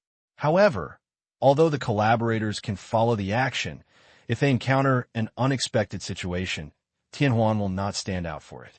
This is the difference. It's okay. My people are not afraid of danger. Han Xiao smiled. The female mage gave him a lot of impression. She could directly hire their combat power, but she took the initiative to explain the danger. Her temperament was very cold, but she was actually quite kind. At this time, Gashley explained in a low voice, "Don't worry. The people of Black Star are all immortal." What? Gaia was shocked. She didn't know Han Xiao's team before. After listening to Gashley's introduction, she realized the special nature of the Black Star mercenary group. She suddenly realized and murmured, "No wonder a group of undead people are qualified to become Tianhuan's collaborators." Now, she no longer persuaded. Han Xiao suddenly felt his mind and said, "We only know that Long Tanfu Island is the location, but we don't know the identity of the scavenger, nor who he is doing a deal with. Then we will also be looking for a needle in a haystack. Do you have any other way?" The fortune teller of the Purple Gold Legion shook his head and said that his divination technique could not find such a meticulous thing. Han Xiao was relieved immediately, coughed, pretending to say, "I am also a foresighter. I just felt something and noticed some new clues." Everyone was surprised and looked over. Han Xiao remembered that he had the character card of the Son of Destiny and had 5 more chances to use it. He asked, "If I provide reliable information, I don't know if there is any reward." The captain of the Silver Spirit nodded. "Of course there is. I want to specify a reward. What do you want?" "Advanced knowledge of the mechanic." Han Xiao smiled. This happened to be an opportunity to make a request. The Silver Spirit Man discussed for a while and said that he could. He agreed to Han Xiao's request. He was far away in the sea of star spirits. Advanced knowledge is not that precious, basically equivalent to a big road product. As long as you say it to a friend from afar, you can transmit it and you don't even have to spend money. After getting affirmation, Han Xiao used the Son of Destiny card. His vision changed, and he entered a blurry scene and saw some clips. After a moment of trance, his vision returned to its original state. The Son of Fate was very capable. Han Xiao had already learned about the general image of the customer. Then he followed the clues and asked, and he should be able to find the target. He told the information, and the Silver Spirit Man passed the designated advanced knowledge to his communicator. Han Xiao directly learned it with potential points, and new knowledge entered his mind. You have understood second split and reorganization. This is the gap. Han Xiao couldn't help but sigh that the knowledge that he could not learn when breaking the star rings could be transferred to the Silver Spirit Man at will. This is the gap in civilization. He even wanted to kidnap these Silver Spirit Man. But after thinking about it, he soon abandoned the idea of committing suicide. He now has a foundation in the camp, but he doesn't want to become a desperate person who is being chased everywhere. After completing the employment procedures, Han Xiao took the opportunity to propose 2 other advanced knowledge requirements for compression technology. For the sake of Han Xiao being the leader, the Yinling people agreed. It is common for super people to ask for new knowledge. The panel triggers the task, and the basic reward is one of the compressed technical knowledge. If the hostages are successfully rescued, another knowledge can be obtained. The experience reward is more than 4 million, and there are some additional financial rewards. The only reward for players is money. It was not too late to finalize everything. Han Xiao and others boarded the spaceship of the Tianhuan and followed the 3 mercenary groups to Long Tanfu Island. Broken star rings, unknown areas, Dark Star Base, video conference room, and high-level executives organized by Dark Star Organization held an emergency meeting. The cargo shipper was robbed this time. Did Ghidorah discover our plan? No, this was just an accident. The cargo shipper selected this time was a Silver Spirit Man, and the one who robbed him was a slave dealer. That's good. The information shows that the place for selling the stolen goods seems to be Long Tanfu Island. What should I do? Send people to rob the bought slaves, find a cargo shipper, and get the goods back. The outsiders have no password and cannot take out the alienated primordials and super energy gene strippers inside. These 2 things have spent a lot of money on the organization, so they cannot be lost. Who's sent to carry out the mission? It's important, let Ash go. He has not lost his hand since he officially joined the Dark Star. Not long after, a hidden spacecraft left the Dark Star base and flew to Long Tanfu Island. The price of only 15 Silver Spirit Men. It was very close to Long Tanfu Island. Paiji contacted the customer again and learned that the other party's new request. There were 17 Silver Spirit Men on the ship, and 2 were still not sold. He thought for a while and asked his subordinates to bring the 2 Silver Spirit Men, one of which was the cargo transporter who claimed to be the messenger of the Dark Star. In front of the side cabin door of the spacecraft, 2 Silver Spirit Men knelt in front of Paiji, and the scavengers surrounded the 2 with an expression of watching the show. Open the door, Paiki said. The subordinates opened the inner cabin door, and the outer cabin door was closed. When the 2 Silver Spirit Men saw this scene, they guessed what the scavenger was going to do. They were shocked and struggled violently, but they were held tightly. Scrolling the mouth, another Silver Spirit Man was out of the inner cabin door. Then the inner cabin door was closed, and the outer cabin door opened. The Silver Spirit Man's body was exposed to a vacuum and slowly floated out. His eyes widened. His hands danced and struggled for a while. His internal organs were broken, and he was in a miserable state of death. Ha ha ha! The scavenger saw this scene through the porthole and laughed loudly. This is the entertainment of the scavenger. The Silver Spirit Man transported the goods panicked and said, "Aren't you going to sell me? I'm very valuable. I have a lot of money to redeem myself. Why did you kill me?" Pikey's eyes were gloomy and his face was distorted. "You are my goods. I could do whatever I want to deal with you. I hate others bargaining with me. And I hate you, the noble races. Every time I see someone like you, I will remind me of pure blood Ghidorah's slut, and the arrogant people deserve to die. After that, he waved his hand, and his subordinates repeated the movements, throwing the Silver Spirit Man out, and quickly died in the vacuum. Immediately afterwards, the spacecraft accelerated and left this area. Only 2 corpses of Silver Spirit humans floating in the cold, starry sky. At the same time, in the other direction, the mercenary group spacecraft is about to land on Long Tanfu Island. This is a land plate sailing in the universe, like an interstellar island with many stabilizers and thrusters at the bottom, and a translucent cover covers the entire floating island, maintaining the atmosphere and gravity. The architectural style of Long Tanfu Island is rough, forming a city. Looking down from above, it looks like a giant dragon spreading its wings. Many mechanical excavation devices are fixed to the ground, and drill bits collect the bones of the Void Dragon clan underground. This is a very expensive material. The pier is docked with countless modified spacecraft with ferocious shapes, painted with different signs, all of which are the cars of scavengers and cosmic pirates. Among them are many of the most famous criminals, such as pirates and scavengers with bounties of more than 100,000. The mercenary group's spacecraft landed smoothly. After completing the procedures, everyone walked into the city together, and criminals with extremely willful appearances could be seen everywhere on the streets.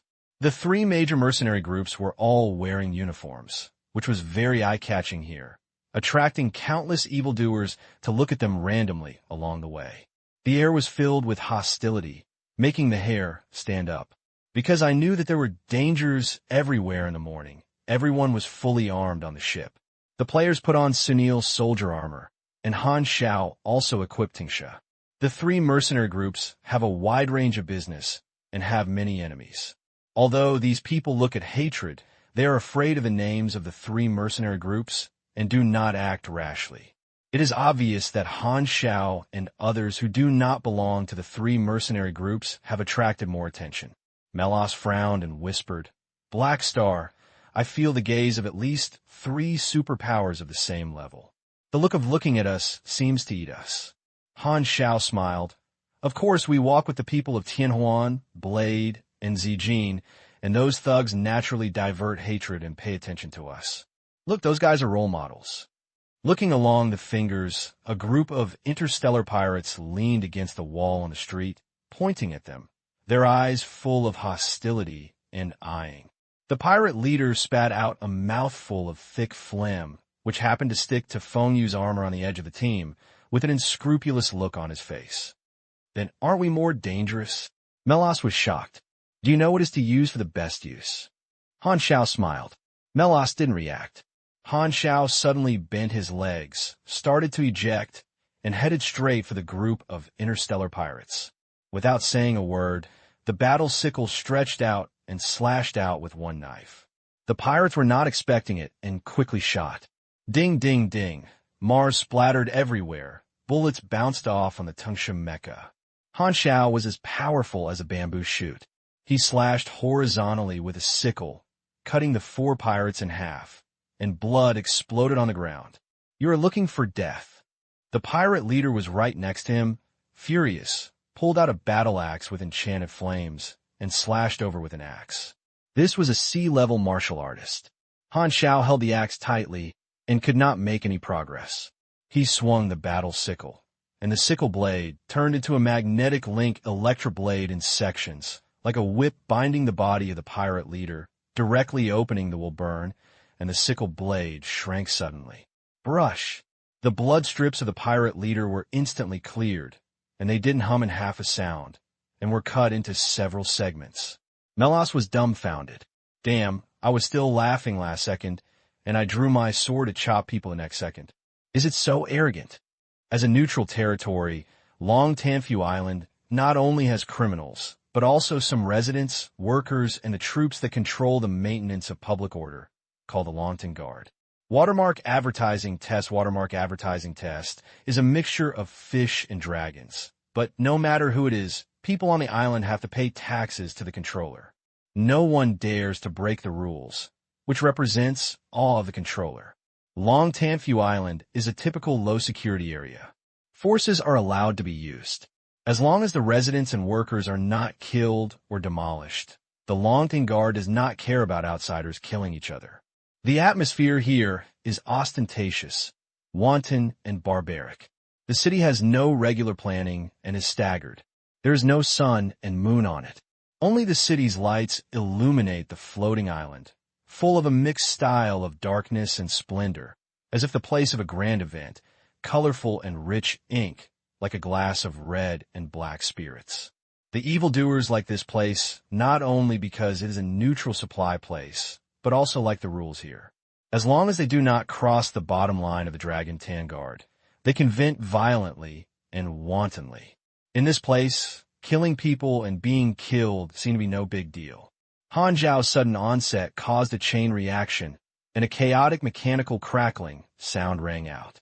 The thugs across the street raised their guns and pointed them at him, with a ferocious look and tense sword, as if they were about to rush forward.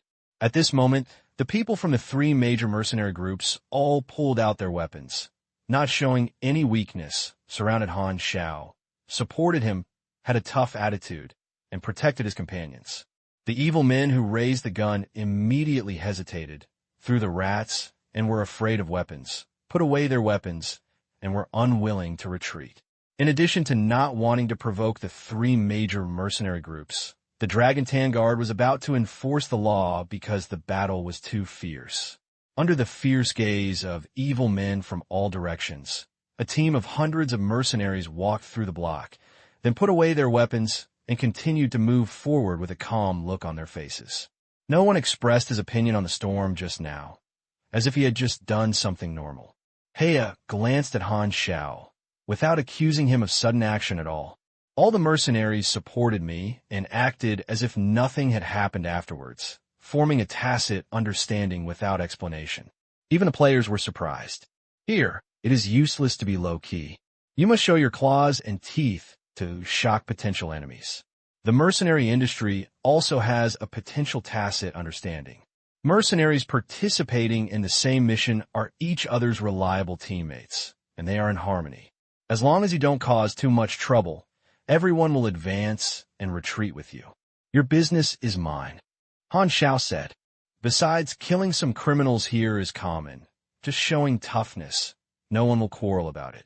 Han Xiao skipped the steps of what you look at and what you are doing, and he would just kill you with one knife, because he could try not to do it here. Melas suddenly realized that Han Xiao's use of everything was the best. At this time, he was acting with the three mercenary groups, with a large number of people in power. He took this opportunity to show off his fist. This silent, tacit understanding suddenly brought players closer to the mercenaries. As they entered the urban area of Long Tanfu Island, there were many fewer criminals on the street. Based on the image of Han Xiao's prediction, everyone locked in the other party's identity. Holder, the owner of a local slave market, and was a subordinate of a direct subordinate of the controller of the Fu Island, managing part of the commercial business. This is difficult. The other party is the subordinate of the Longtan controller. If we rob his slaves, we will offend him. On the street, the leader of the mercenary group came together to discuss. Huan, Blade, and Zijin gave Han Xiao enough attention, and the four of them discussed the action plan together.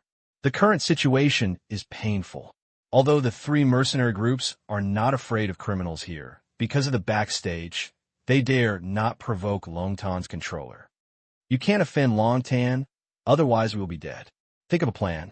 Blade leader Pert said calmly. Father Rennie, the leader of Zijin next to him, turned his eyes and pondered. If Holder has purchased the Silver Spirit Man, we cannot rob him by force. The best way is to rob the prisoners before Holder pays.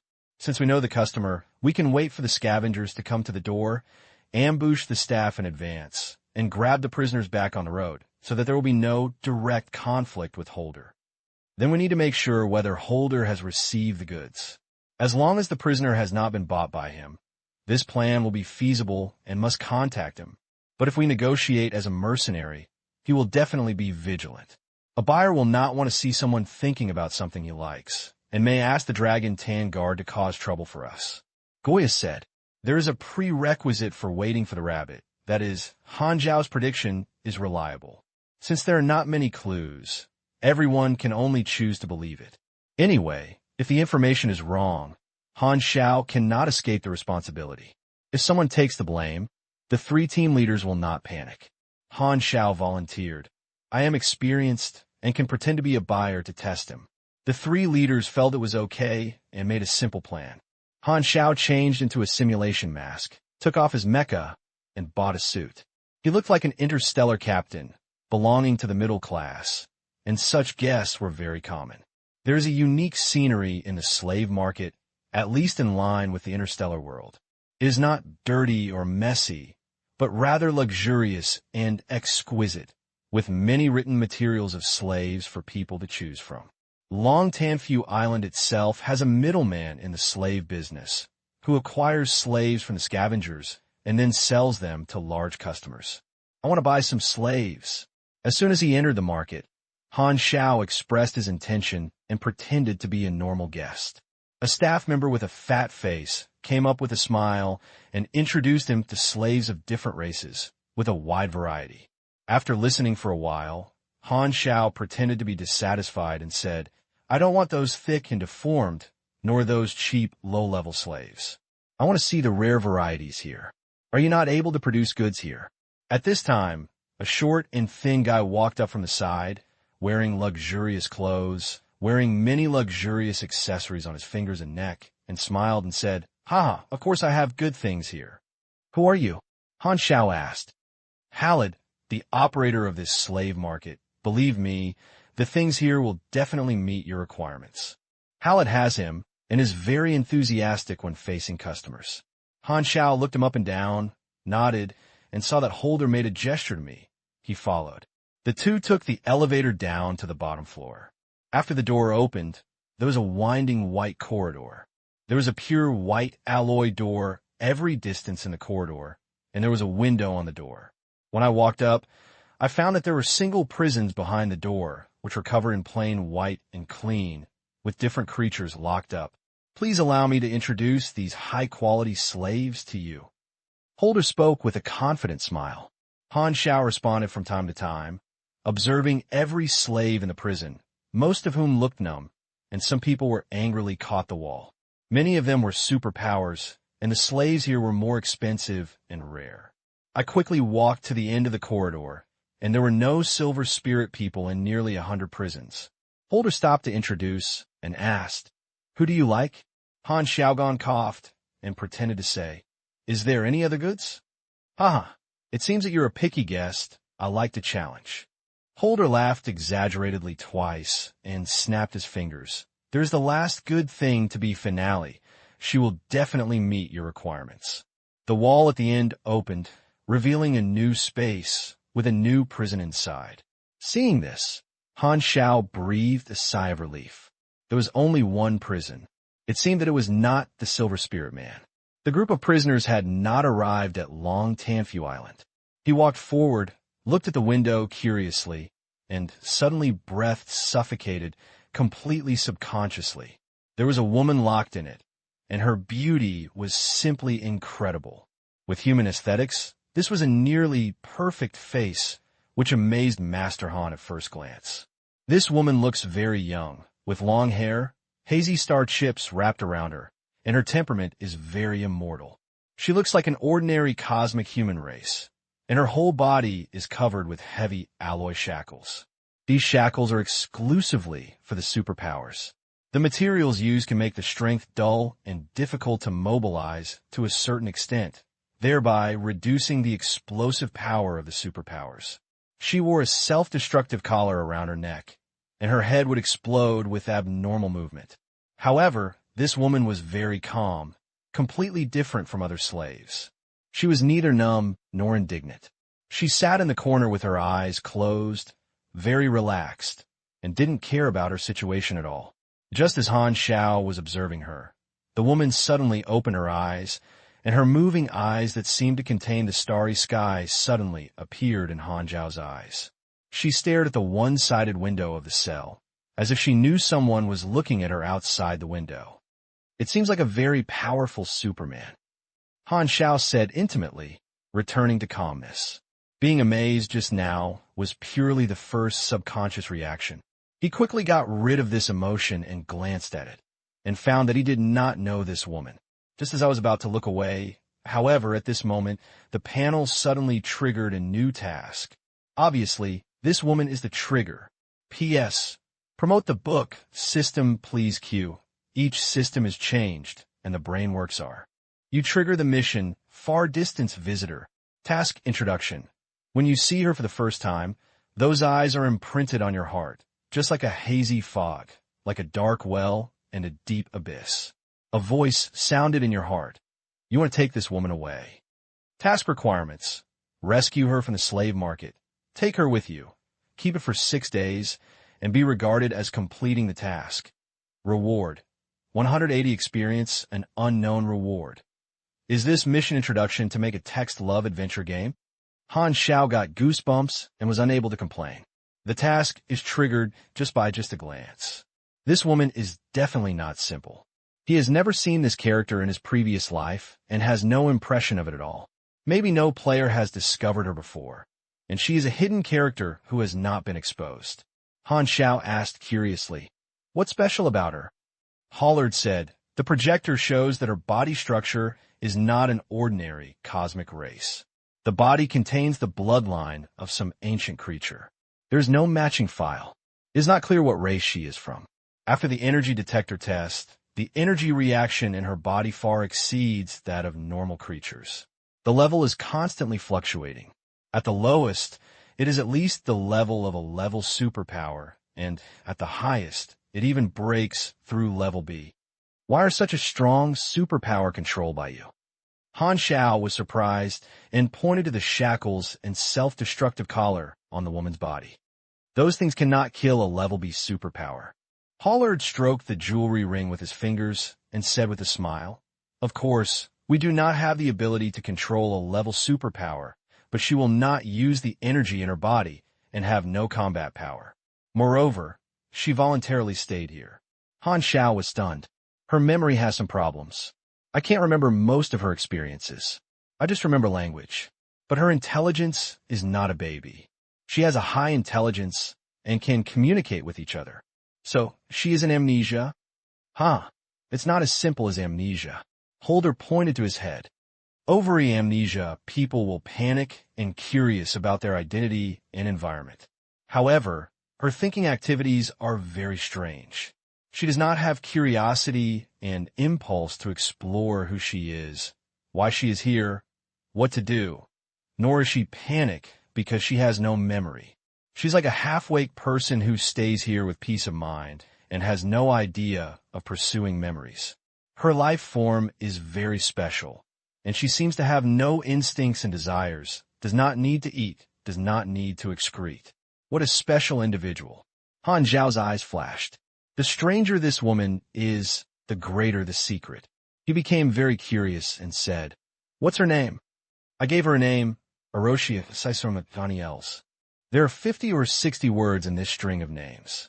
Holder spoke for a long time before he finished speaking and said, "I usually call her Aroshia for short." Han Xiao's eyes twitched. It was poisonous. It's okay to give such a long name. You'll eat too much, so you can't eat it. Or do you?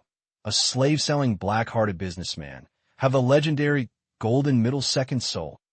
This sudden task experience is considerable, and there is also an unknown reward, which is proportional to the difficulty to a certain extent. Han Xiao decided to give it a try. Since it cannot be used to grab it, then buy it with money. Han Xiao asked, "How much does she sell it?" Holder hung up the merchant's smile. "It's not expensive. It's only 300,000 dinars. Goodbye." Han Xiao turned around and left without a look. Learn from me to grab money, right? Why do you make things difficult for the unscrupulous business? Holder hurriedly caught up and shouted, "If you think it's expensive, you can bargain. How about 200,000, 100,000, 50,000? Okay, I'm losing money. I'll sell it to you at least 10,000. Han Xiao looked suspicious and reduced the discount by 30 times. How could such a thing be? It said that something abnormal must be a monster, and there must be something strange. Thinking of the 6 days and the task requirement, he suddenly felt alert. After thinking about it, Han Xiao temporarily threw this task aside and continued his own temptation, saying, "The price is about the same, but I still want to buy other rare slaves. Do you have any other goods?" Holder grinned and said, "Haha, you are lucky. I will add a batch of rare goods here recently. You can take a look at it later." Han Xiao's heart moved. This batch of new goods should be the Silver Spirit Man. Fortunately, it was not delivered, so the mercenaries' intercepting plan had the opportunity to implement. "That's great. I'll come to see the goods again and buy that Araxia together." Han Xiao pretended to be happy and expressed his sincerity in purchasing, but he just didn't pay the money and tried to make a flicker. Holder had no choice but to let his younger brother send Han Xiao away. Only Holder was left in the underground prison corridor. He curled his lips and muttered, "What do you say is that you will give money to you later? I definitely don't want to buy Araxia." When he took over this slave market, Araxia was already locked up here. The previous owner told him that he didn't need special treatment and just sell it normally. However, a customer once bought Araxia. After a few days, Araxia, who was taken away, appeared out of thin air in this prison room, which scared him. The customer rushed back in anger. Only then did he realize that Araxia would suddenly disappear after being taken away and return to the cell for no reason. Holder asked the former store owner and found out that Araxia had existed not long after the establishment of Long Tanfu Island. The store owner reported the situation, and it reached the ears of Longtan's controller. The willful superboss came over and took a look. Based on the principle of just kill something you don't understand, he killed Araxia and let it die. However, after a few days, Araxia appeared again, as if nothing had happened. The boss came over to kill her again. After repeating it for more than 30 times, he finally came to the conclusion that this was a cosmic wonder, which was some strange phenomenon that was difficult to explain. According to observation, Araxia will only exist at the same time. If you die, you will suddenly be reborn every once in a while. However, the short-term memory of the last life will disappear and you will return to the initial amnesia state. If you leave this cell, you will suddenly disappear from another place. No matter what building it is, it will return to the location of the cell. According to the summary rules, whether it is dead or bought, Araxia will not leave here for more than 6 days. The Longtan controller was very casual and threw the wonders of the universe to the slave market for processing, so the store owner sold it as goods, cheating the buyer of spending money and no profit. Holder shook his head and subconsciously looked at Araxia's cell. Araxia, who was originally sitting in the corner, stood in front of the window at some time. Through the window, he could only see a pair of deep and quiet eyes. Holder was startled and took a while before turning to leave. In the cell, Araxia's eyes moved with Holder's figure. However, this is a single-sided window, and the outside is not visible inside the cell. I've inquired, but the Yinling man hasn't sent him here yet. After returning to the team, Han Xiao told him about the information, and the 3 team leaders were excited. "It's great. You can implement a rescue plan." Purple Gold Leader Fasrani said, "Time is urgent. We don't know when the scavengers will arrive or their identities. It's best to act separately and ambush all the important roads leading to the slave market. There's only one opportunity. You can't miss any suspicious object. You must save them before the Silver Spirit prisoners are sold into the market." Several people finalized the division of labor for ambushing. The ambush location extends from the dock to the slave market. Every section of streets and intersections must be equipped with mercenaries. Based on the distance from the slave market as the standard, the ambush defense line can be roughly divided into 4 layers from a map. The first layer is the farthest, the starting dock, and the 4th layer is the closest to the slave market and is around the market. The 3 team leaders considered that Black Star was not as afraid of criminals as they were, so Han Xiao was assigned to the 3rd floor, which was slightly safer than the dock where criminals gathered, and the last floor of defense was in charge of Gai's team. After a simple disguise, each team went to their respective positions and waited for the rabbit to wait. A brass bullet was thrown up at random. At this time, a dazzling star flew across the floating island. A ray of light shone through the scattered buildings in the block, illuminating the rotating metal bullet, like an arc mirror reflecting Han Xiao's handsome face at a close distance. The bullet turned several times, reached the highest point, and then fell slowly. At this moment, a drop of bright red blood splashed, just like an accurate sniper hitting the falling bullet. Bang! As soon as he closed his fingers, the bullet was caught. Han Xiao spread his palms, and the bullet lay quietly in the center of the black mecha gloves. The cold metal dyed a warm, bright red. Not far away, two thugs who seemed to be interstellar pirates looked at each other more, triggering a fight. The roaring and grinning, mixed with the sound of gunfire, shook his eardrums. The thugs who fell to the ground found peace. The blood was like plums swept up by the wind, sputtering the entire block. Next to the street, a group of long-tan residents hid in watching the show. Han Xiao and several player teammates sat on the scaffolding of a drilling excavator on the street. Looking at the fight from afar, blood splashed around them. TSK, fight again. What's the first time in 2 days? Han Xiao shook his head. At this time, his mecha and helmet were folded, revealing his head. The players around him wrapped themselves tightly with Sunil soldier armor. It's already the 7th time. The meat dumpling immediately replied that the memory of being a reporter is good. Everyone was waiting for the rabbit. The Black Star mercenary group was guarding this block, divided into several squads to guard various intersections. It had been waiting for 2 days. In these 2 days, there had been 7 thugs fighting on the street, led by Han Xiao alone. The foreign criminals had a little temper, fully allowing players to understand how dangerous this place was. 3 times, gangs of different thugs provoked Han Xiao. Honda Technician was very public and helped them cremate the corpse for free. After killing 3 waves of thugs and showing their minions, everyone became much more purified. At this time, the thug who was fighting was in a fierce attack and smashed half of the house, making a big noise, crushing several residents who were watching the show. Suddenly, all the fierce thugs stopped, frightened on their cheeks, and ran away in scatters without caring about anything else.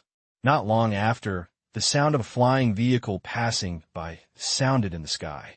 3 small low-altitude aircraft about 7 or 8 meters long appeared. They were dark and golden all over, and they looked like flying dragons spreading their wings. The hull was engraved with a pocket dragon-shaped logo. This was the car of the Dragon Vanguard. The 3 aircraft caught up with the thugs, and the muzzles stretched out from the bottom, shooting golden lasers, easily piercing through the thugs' bodies. After chasing for a while, most of the escaped thugs were killed, and the Dragon Vanguard turned around and left. Only the Dragon Vanguard allows the pilot of combat aircraft on floating island. If the thug kills civilians, the guard will immediately dispatch the law enforcement. Han Xiao has seen such a scene several times in the past 2 days and feels that the halfway rescue plan is really dangerous. If the prisoners cannot be rescued quickly and accurately, the risk will surge in the fight. At this moment, Goy has sent a message. The Blade's people have locked the suspect target act. Han Xiao received the positioning, and all the mercenaries joined the same channel and shared the suspect position. At this time, the suspect had just landed on the dock, escorting large iron boxes. It was a team of slave traders. A mercenary in the Blades team had the ability to transform into a beast with half wolf and half dog. His sense of smell was extremely sensitive. He smelled the smell of silver spirit people on these slave traders, so he locked the target. Fasserini of the Purple Gold Legion was the planner and issued an order. Let's not disturb them first. Continue to follow. Perth Black Star, you bring people quietly to come over and ambush them on their route. We are many people, so be sure to destroy the enemy with a thunder blow. Don't fall into a fight. Goa, you have the people of the sky ring to guard the periphery. If we fail, you are insured. Since you have locked the target, you don't need to continue to follow. The plan sounds quite reliable. Everyone was in a state of unison, so Han Xiao naturally had no objection. He summoned all the Black Star members and went to the ambush place preset by Fasserini, which happened to be at the junction of the dock and the city, which was very chaotic. Page walked off the ship, and all the slaves were loaded in huge, energized boxes, controlled by shackles and self-destructive collars, waiting to be brought to the buyer. Thinking of the soon-to-be selling money, the group of scavengers looked excited, and Page was not very excited and led the team to the slave market in holding. Entering the dock street, this team of slave traders was very conspicuous, attracting the attention of a large group of thugs on the street. Many people were ready to move, and some people recognized Pikey and greeted him from afar, leaving nothing wrong. Pikey is a famous slave trader with the Broken Star rings. He has business dealings with many pirates and scavengers and has some reputation to prevent him from being attacked on Long Tanfu Island. After walking for a while, Pikey suddenly stopped, his pupils tightened, his vertical pupils almost turned into a line, and his head gradually flattened, as if he was about to turn into a snake's head. The snake's scales on his body became clear and tough, and he opened his mouth and spit out a letter. Pikey is a transformed psychic. The snake bloodline in his body is reborn, with extremely keen perception and warning. He noticed someone following him, and there was murderous intent floating in the air. His strong intuition told him what he would encounter when he walked forward. Oh, the smell of the enemy, is it just for me? Who would it be? Pikey's eyes were cold, and he spitted his letter, stopped moving forward, raised his hand, and directed his subordinates. Go back the same way, and returned to the spaceship. Then he turned on the communicator. My dear Holder, I have arrived at Long Tanfu Island. You can come to pick up the goods by yourself this time. Holder wondered, what's wrong with you? You used to send the goods here. Why did you want me to go over this time? Also, you transformed and did what you did. Look like a snake. It's too ugly. Pikey said impatiently, I noticed the murderous intent, and someone was targeting me. It probably has something to do with this captive. I think someone wants to intercept the goods, and I'll wait for you on the spaceship. Holder said dissatisfiedly, it's too troublesome to pick up the goods. I don't want to go to the docks of pirates and scavengers everywhere. Then please ask the Dragon Tan Guard to protect you. Anyway, you're the subordinate of the controller, so you must have the ability to ask the Dragon Tan Guard to dispatch. I think you are just making things difficult for me. Holder's face collapsed. He did not use the power to summon the Dragon Tan Guard. Although he had the same power, if he wanted to ask for help, he would definitely give the guard money, and all the behaviors that increased costs made him rejected. However, Pikey insists on his own opinion and believes in his vigilance, and will never be lucky. Holder had to worry and compromise, and the two hung up the communication. Why are they going back? In the secret, the followers of the Blade Legion looked puzzled and passed the news to Captain Pert. Moreover, in the distant block, Han Xiao, Fasserini, and Pert had already been ambushed with their respective troops. When they received the news, they frowned. Note that the gold did not continue to move forward. According to the route, he seemed to be going back to the spaceship. Could it be that the negotiation with the buyer was broken? Pert was puzzled. Because Pikey finally showed his face, Fatherini looked up the Legion's archives and found Pikey's information. He looked shocked. It's not good now. The scavenger is called Pikey. His supernatural power is transformed into a snake. He has extremely strong perception. It is almost a short-term prediction. He may have noticed danger. Originally, everyone's idea was not to alert the snake, but the snake was too keen and had already alarmed, and the other party became vigilant. At this moment, Goya, who was guarding the periphery, heard a solemn tone. An accident occurred. Holder left the slave market and seemed to be heading to the dock. It is likely that the buyer would pick up the goods by himself. Everyone's faces changed, and Han Xiao thought for a while and said, there is no other way. Just kill and save people. You can't let the two sides meet. We have limited time, so it's best to act immediately. The original plan was pretty good, but the reality was changing. Fatherini felt that Han Xiao was right, and now he had to attack with a hasty force. He called everyone to get close to the target quickly and issued another order to ask several people to start the spaceship in advance. At that time, He would take the hostages and leave immediately to avoid the night of dreams. Pikey returned to the dock where the thugs were rampant. When the spacecraft was still a few hundred meters away, the mercenaries finally approached him. "Go!" Father Rainey had no time to care about the others.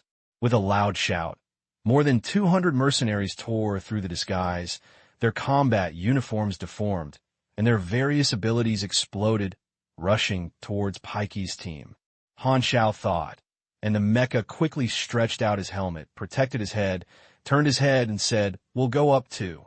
He took out the electromagnetic kinetic gun, fired from afar, and charged forward with great strides. Behind him, more than 50 players wearing the same armor held large-caliber machine guns, like a torrent of steel, surging out. There is indeed an enemy. Pikey narrowed his eyes. He was alert and asked his subordinates to quickly draw their guns and shoot. He was very thief and quietly shot other thugs, involving other gangs. The pier is a huge square with no residents, all outsiders. This is the most dangerous place. Mercenaries and Pikey exchanged fire, and bullets flew everywhere. Many stray bullets hit the nearby thugs, and a burst of roars rang out. "Who is hitting me? Oh, my eyes. Damn mercenaries. Do you want to kill us?" The dock was in the most chaotic, and groups of thugs were also affected and joined the battle group. A melee broke out suddenly. It will take midnight to finish writing the next chapter, so everyone doesn't have to wait. Bang bang bang as in bullet. There were more than 200 mercenaries, more than 100 scholars, and hundreds of thugs who joined the melee. A total of 7 B-level players participated in the battle. The dock was in chaos, and explosions came one after another, and the colorful aura flashed. The mercenary had a clear goal and went straight to Pikey to rescue the prisoners. However, Blade and Zijin were blocked by the thugs in the middle, and encountered 2 B-level pirates and fell into a fierce battle. The two could not get out of here, and Han Xiao's troops drilled into the battlefield from the weak side, rushing directly to Huanglong, quickly surpassing the Blade and Zijin's team, approaching Pikey. Seeing this, the two immediately changed their tactics, and changed from charging to protecting Han Xiao's team to advancing. Fasserini shouted, "Black Star, we take care of your side and don't care about other enemies." The melee was too loud, and it was difficult to protect when a Longton guard would appear. The biggest task of the mercenaries was to rescue the prisoners and then disperse. Now is the time to race against time. Players showed their magical powers, as if a sharp knife had cut a gap in advance. The Merlos's ship-cutting knife swept across, and the road-blocking stones below level B were all lifted to one side, extremely fierce, and the silver-white aura was splashed out like money was needed. Suddenly, a beam of fierce martial arts waves shot from the side. Han Xiao's mind moved slightly, and the floating shuttle turned into a one-sided shield to protect his body. He was bounced for more than 10 meters and knocked away several thugs. Not far away, a large pirate from the B-level martial arts system was attacking the Black Star mercenary group. "I'll deal with him, don't stop." Melos immediately turned his head and ran towards this man, reached out to a knife, burst out with a strong light, and slashed out with one sword, fighting with the big pirate with a strong aura. All the strong enemies were stopped by their teammates, and Han Xiao was able to move forward without distraction. Pikey's men were retreating to the spacecraft, leaving only a few dozen meters away, and they could board the ship in less than 10 seconds. However, Han Xiao was still blocking a wall of humans composed of thugs in front of him. "I don't have time to delay, so I can only use explosion methods." Han Xiao's eyes were certain, and a dazzling surging current burst out from the inside of the mecha, with an electric snake wrapped around him. He activated the explosion ability, Snake Devil. The attribute bonus doubled, and a circle of enemies flew around him violently. Immediately afterwards, he activated the magnetic link between the attack armor and the bat-winged aircraft through nerve control. The mounted equipment flew out of the equipment box suspended in the air and quickly assembled on him. He loaded 2 forms at the same time, and the speed rose sharply like a rushing locomotive, with its momentum breaking through and swooping away the enemy in front of him like a shovel, and crashed into Paiji's team. Zong! There was a loud bang. It instantly disturbed me. Paiji's subordinates fell down like they were harvesting wheat.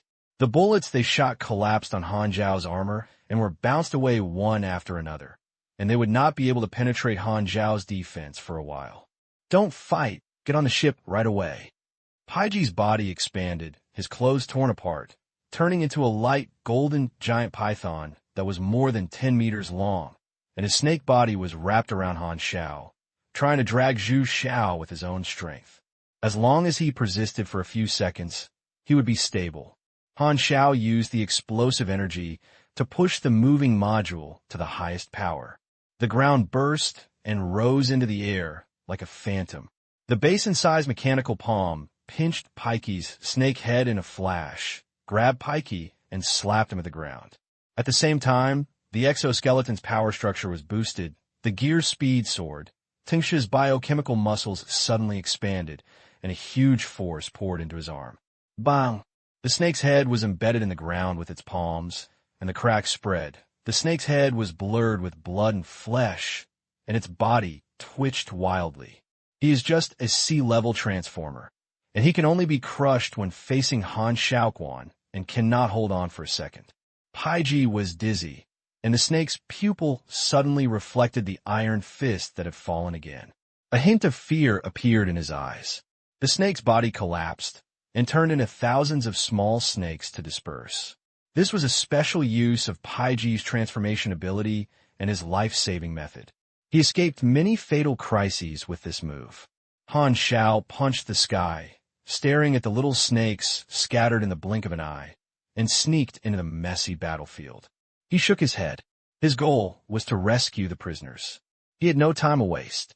He had to put away his thoughts of chasing them, turned around, and knocked over Pikey's subordinates. At a critical moment, he robbed the iron box of the prisoners. Pikey's scavengers collapsed and fled in all directions. Seeing this, the mercenaries of Blade in Zijin were overjoyed. Fasserini said, "Send people back to our spaceship immediately. Don't be in love with the battle, and quickly leave the battlefield." After grabbing the Silver Spirit Man, the mission was equal to half completed. Everyone changed direction. Now, they were going to return to the mercenary spaceship and immediately left Long Tanfu Island. The mercenaries changed from offensive to gestures, protected the prisoners' boxes, and walked through the chaotic battlefield. At this moment, 5 Dragon Tan guards appeared. Holder was in the leading aircraft. When Pikey was attacked, he immediately notified Holder. When he learned that his favorite cargo was intercepted, Holder was anxious and immediately spent money to hire a known Dragon Tan guard captain and quickly rushed to the dock in the aircraft. "Captain Thean, those mercenaries stole what I wanted. Don't let them escape." Holder looked down at the battlefield and immediately saw the extremely conspicuous mercenaries. He was so angry that he was squad leader Thean wearing the uniform of the Dragon Tan Guard. Thean smiled faintly when he heard this and said, "Don't worry, it's just a group of troublemakers. No one can resist us on Long Tanfu Island. All of them open fire." The subordinates who controlled the spaceship asked, "Captain, who are we going to fight?" "All of it." Dean waved his hand and said casually. 5 Dragon tank aircraft were straggling towards the ground. The density of the golden laser was like a torrential rain. One by one, the thugs were shot and fell to the ground. The thugs who were fighting immediately fled in all directions. No one dared to fight back, and even the B-level superpowers just fled in a hurry. The artillery fire followed like a shadow, chasing the mercenaries and shooting. From time to time, mercenaries were knocked to the ground, and the Dragon Tan Guard broadcasted, "Listen, everyone, stop running away immediately, disarm, otherwise they will be killed without mercy." "Oh no," the Dragon Tan Guard intervened. "We were targeted." Pert was furious and furious. As soon as he looked up, he could see the aircraft following them closely, obviously targeting them. The good situation took a sharp turn. According to the firepower of the Dragon Tan Guard, when they arrive at the spacecraft, there will definitely be heavy casualties. At this time, a laser blasted near the Black Star mercenary group, causing an explosion. Several players, including Li Gu, were blown out, and fell to the ground. Li Ge fell to the ground, his butt hurt so much. He was about to get up when he suddenly saw a black bead on the ground. Just now, Paiji transformed into a slapcloth. The black bead he got from the Silver Spirit Man also fell out and rolled onto the battlefield. It was this black bead. What is this? Li Ge picked up the black beads, and a prompt suddenly popped up on the panel. You get unknown items, and you can get a high reward when handed over to special characters, or you can also use them for identification. Unknown items. It should be a good thing, but I don't know where it comes from. Li Ji's eyes flashed, and he secretly hid beads, and he did not tell his teammates, and he kept following the team without changing his face.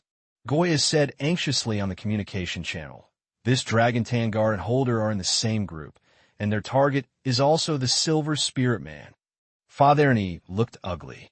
If the guards surrender and the guards and Holder reach a deal, the Silver Spirit Man will still be taken away and still handed over to the buyer, which means that the rescue operation failed. If he did not surrender, the cost of so many people would be unbearable.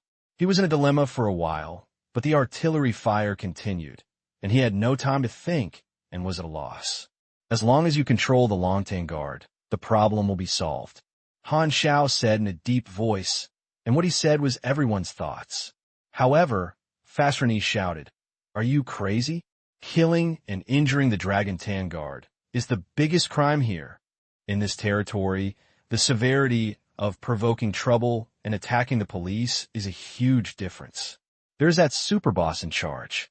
Even if most of these Dragon Tan Guards are ordinary people, they can still pretend to be powerful and act as a blessing on various thugs and wanted criminals. I didn't say killing people. We have an ice magician here who can freeze their aircraft." Without waiting for Fasrani to object, Goa led his people to the dock and said directly, "I'm doing it." Goa was reckless, and his eyes suddenly turned white, and a magic mark appeared on his forehead. He whispered an ethereal spell, and the magic ring worn on his snow-white fingers shone brightly. Free magic factors gather, and are combined, repaired and formed under the 4 levels of spells: magic power, secret arrays, and magic tools. Magical language is deconstructed and then reconstituted into natural rules, resulting in changes to reality. Suddenly, a large amount of low-temperature water vapor was created in the air, and white frost spread out under Gaia's feet, extending all the way to the vicinity of the aircraft. 5 icicles suddenly rose from the ground, just like claws captured the aircraft. The magical low temperature stopped the aircraft. The aircraft flew forward with inertia, and the icicles also extended, quickly turning it into an ice sculpture. Icicles became a bridge connecting the aircraft to the ground, freezing the 5 aircraft in midair. Goya is a B-level magician with strong control. Although the aircraft was frozen, it did not cause any damage. The aircraft pilot was busy using the control panel. All systems have failed temporarily and are restarting. His so-called. Thean was furious. They dare to fight back. Report to the superiors and ask for support. Don't let them escape. Since the matter has been done, the mercenaries could only seize the opportunity to run away. Everyone gathered together and boarded their respective spaceships. Han Xiao took the Tianwan's car. The pilot who did not participate in the battle had already started the spacecraft. As soon as everyone got on the ship, the spacecraft immediately took off the air and flew away from Long Tanfu Island. The transformed stalker of the Blade team had already confirmed that there was the smell of a Silver Spirit Man in the box. He opened the designated box. Sure enough, 15 Silver Spirit Man was among them, hugging each other and curling up in the corner of the box, looking horrified. They couldn't see what was happening outside, and the explosions all the way scared them to the point of being frightened. As soon as the box was opened, the Silver Spirit Man screamed in fear, and the tentacles on his head trembled out, which was so cute that Han Xiao had the urge to pull them out. "You are safe. We are mercenaries hired by your companions and come here to rescue them." Goya casually cast a piece of mind to calm the Silver Spirit Man's emotions and asked the team members to take out the translator and put it on the Silver Spirit Man so that they can communicate with each other. After much persuasion, the group of Yinling talents calmed down. Gaia contacted the employer. When the two groups of Yinling people met, they were immediately filled with tears. The dialogue could be roughly summarized as, "My fellow villagers, I miss you so much." The employer counted and said in surprise, "Why are there only 15 people, and where are their 2 companions?" "Two missing." Goya was shocked. If 2 people were missed, the remuneration for this trip might be reduced. The rescued group of Silver Spirit men looked sad and replied, "They were thrown into space by the scavengers, and their bodies were cold." Hearing this, Gaia breathed a sigh of relief and whispered, "It's good, that's fine. It's just dead." Han Xiao looked at him immediately. "There is indeed no good guy among the mercenaries, and I am really bad." After a while of silence, the employer said, "Your mission has been completed very well. Please send our companions back. I will pay your remuneration as agreed. After working hard these days, I can finally earn rewards." And each mercenary's face was filled with joy.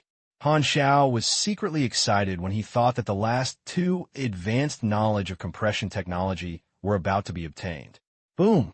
Suddenly, the spacecraft shook violently, and everyone almost fell down.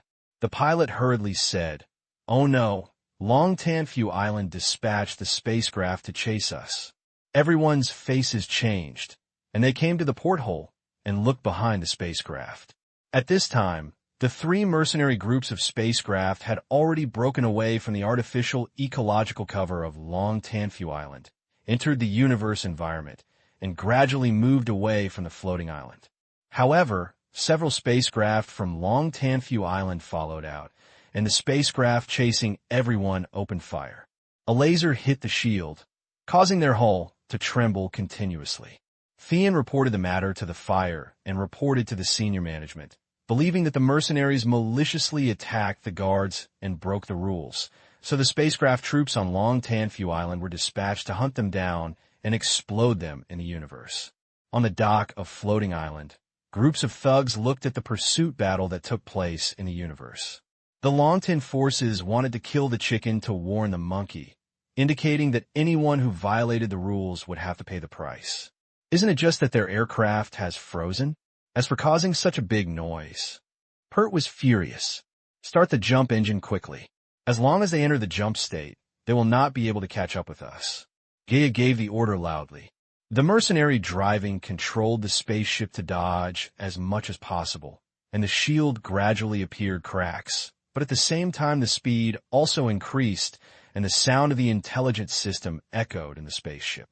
The transition engine is being activated with a power of 2%, 7%, 14%, 83%. The power meets the standard and preheating before the jump begins. The spacecraft gradually shook off the enemy, and the speed is fast. The starry sky outside the window is gradually blurring and is about to enter the jump. However, unexpected situations suddenly appeared. Just 1 second before entering the jump, the spaceship of the mercenary group was frozen without warning.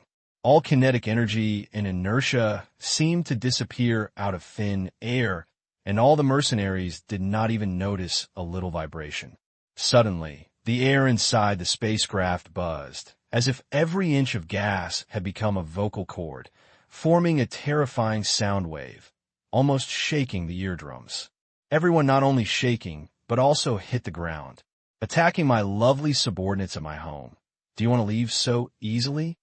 Several spacecraft of the mercenary group seemed to be caught by an invisible big hand and flew backwards along the original path. All propulsion devices failed. No matter how the pilot sweated heavily in control of the spacecraft, it was all futile. The players looked surprised, not knowing what was going on, and the Silver Spirit Man was also confused. They were shocked. The dawn of their return home was right in front of them. It was obvious that the enemy spacecraft had been thrown away, so why was it suddenly controlled? The mercenaries next to them had already changed drastically.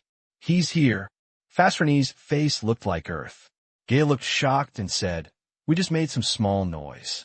How could it attract the attention of Longtan controllers? Maybe she was just too bored." Han Xiao was extremely distressed.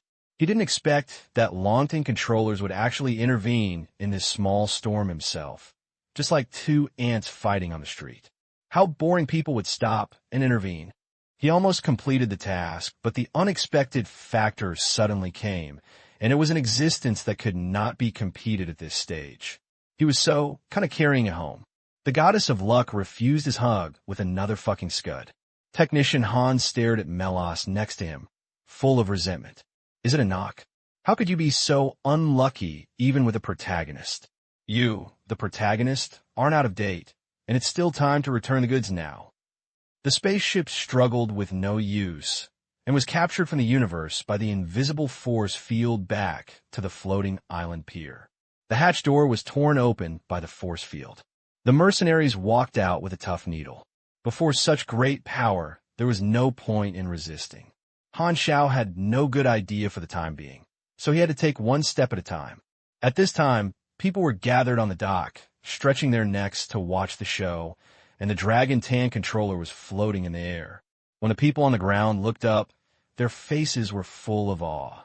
This was respect and worship of absolute power. The throne made of void dragon skeletons was suspended in the air.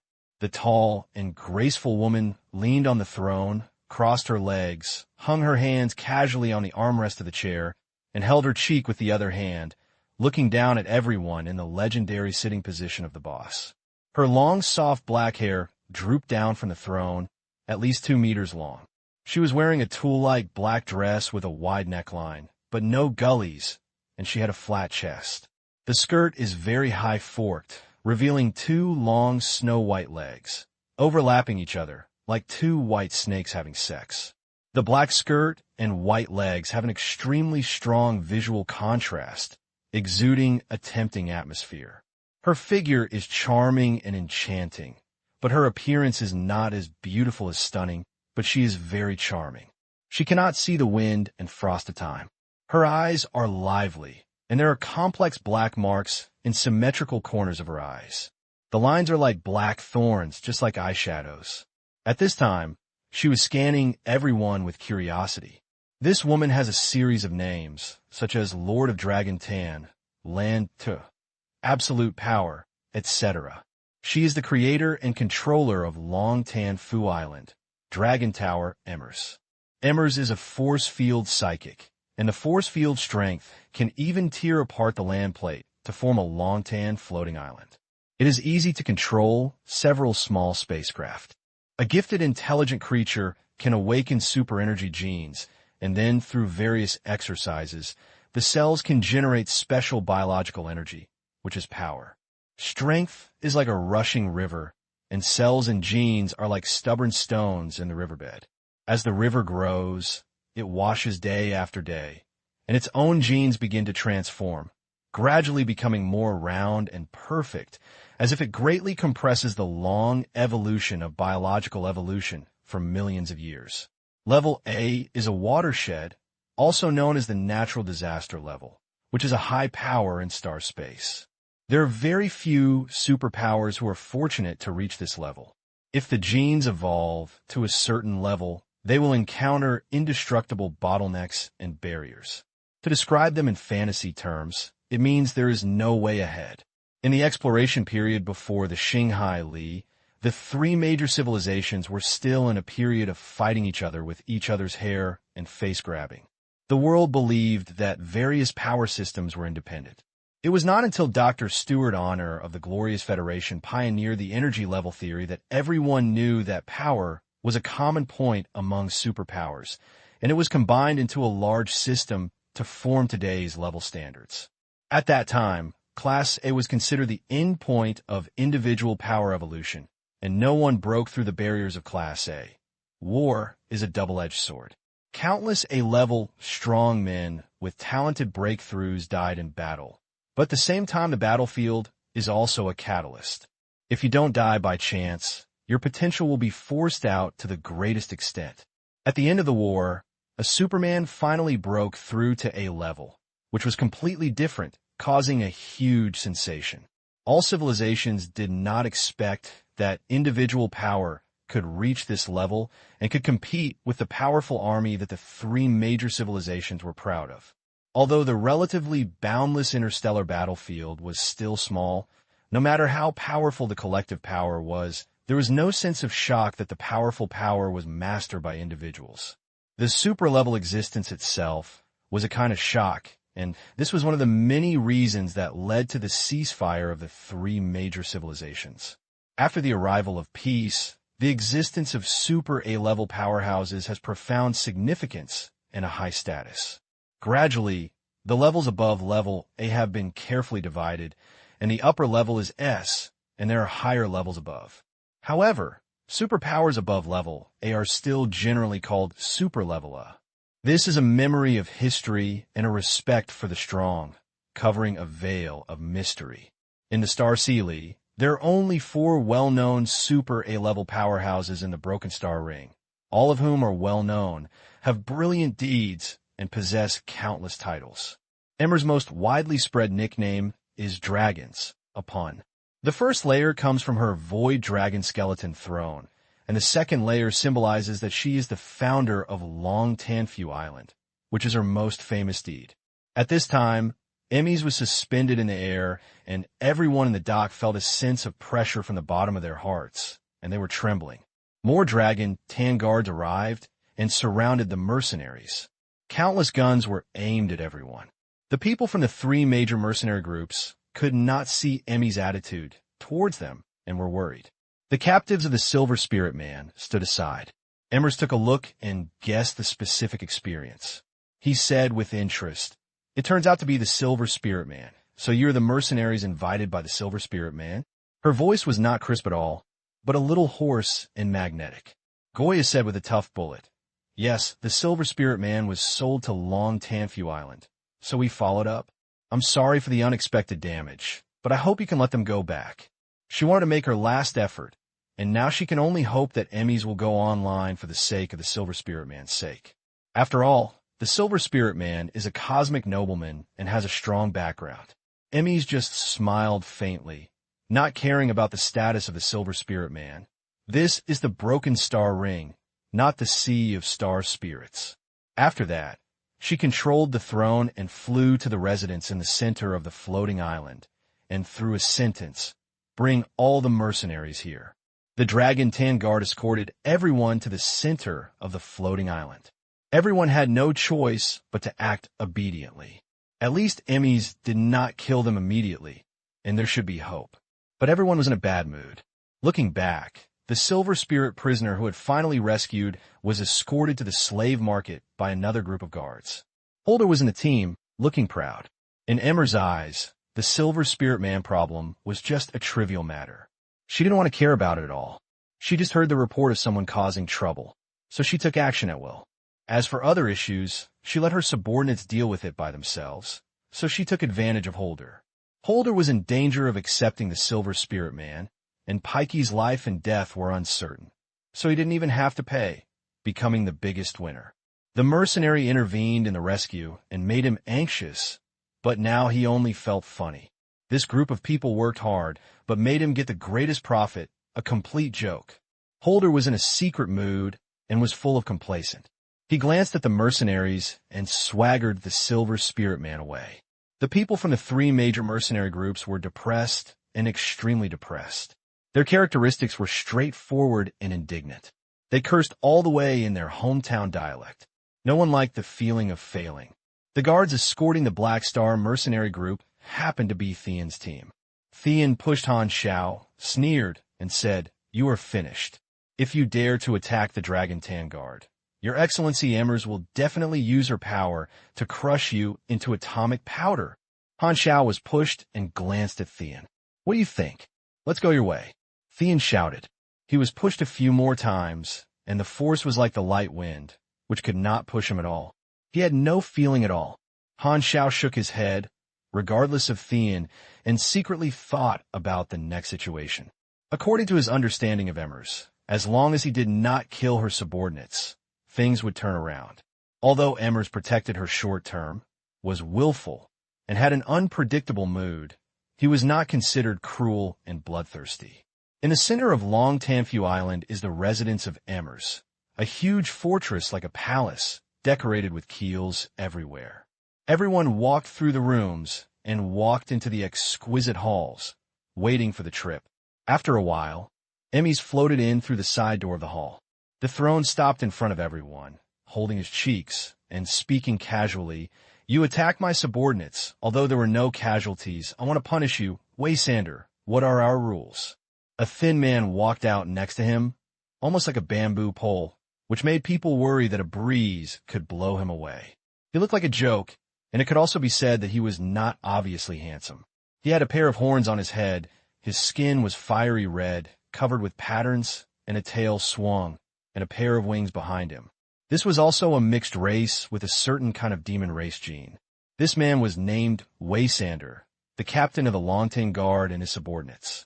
He came out from the crowd, squinted his eyes, stroked his sparse goatee beard, and said casually, "According to the rules, all those who fight back will be executed." Everyone's hearts suddenly hang. Emmers nodded.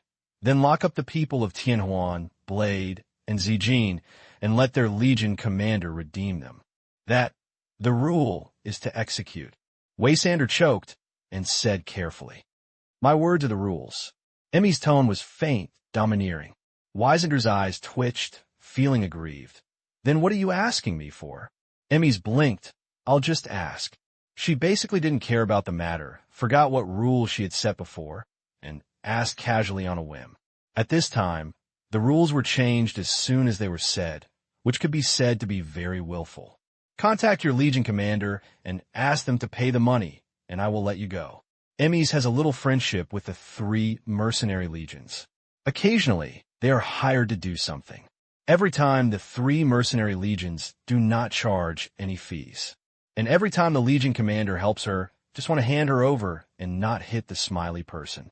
Emmys doesn't make things difficult for the people of the 3 mercenary legions. Upon hearing this, Goa, Fatherini, and Pert breathed a sigh of relief.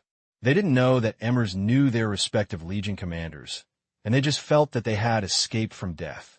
However, Emmers turned her eyes to Han Xiao. Her face was playful, and she said, "Then it's your turn. If there is nothing to say, I'll do it. Forget it, the 3 major mercenary groups, but this small mercenary group is silent, and there is no need to treat them specially." The atmosphere suddenly became solemn, and the faces of the 3 legions changed. This group of mercenaries were not indifferent, fighting side by side with each other, and they had already developed friendship. They could not sit still and watch their comrades be killed in front of them, and they all became anxious. The air around it became stagnant, not a psychological effect, but Emetha's force field began to condense. "Hey, this difference is too obvious." Melas felt his urine gland trembling. "It's true." Han Xiao imagined many possibilities on the way he came. He had a certain understanding of Emmers. The sense of casualness as a strong man was extremely obvious in her. At her level, most ordinary people saw difficult problems for her to choose were trivial matters for her, and they were too lazy to think and did whatever they wanted. Most of the way of thinking that focuses on measuring gains and losses is due to the inability of individuals to change the external environment, because compared with the overall environment, individuals are too weak and can only try to put the weight on the scale that is beneficial to themselves. Emmer's way of thinking has long broken out of the barriers of weak individuals, and doing things depends entirely on preferences. If possible, whoever wants to live by nature, the power that Emmers has is her pass. From another perspective, this also means that she has no ambitions. The 4 super A-level powerhouses of Broken Star Ring have established their own power without exception. Only Emmers has the loosest power and basically does not operate it deliberately. Long Tanfu Island is not her territory weapon, but more like her daily residence. She stays at home all year round, and her subordinates and guards are equivalent to housekeepers or cleaners, and they are almost completely delegated. She had no ambitions, so when she was breaking the stars, all orders and civilizations gave her face and were unwilling to provoke this neutral character. The best way to deal with such a chaotic and neutral big man is to give his preferences. As long as you show kindness and throw out something that can arouse the other party's interest, you will basically be in danger. Just so happened that Han Xiao knew a lot of things that could arouse Emmer's interest. The force field slowly pressed down, and the solidified air approached. Han Xiao cleared his throat and said in a deep voice, "Please wait a moment. Your Excellency Emmers, I hope to use some information to save the lives of me and the members. I think you will definitely be interested." Emmers raised his finger, and the force field stopped, like an invisible barrier surrounding everyone. Tai Ertzi poked it, and the air barrier was 20 centimeters away, and the air became indestructible. Emmys didn't say a word, looking at Han Xiao for interest, and his eyes signaled him to speak quickly. Killing is not her hobby. She wants to hear how this little mercenary will use to save herself. The struggle of life in the face of death has always been a wonderful scene.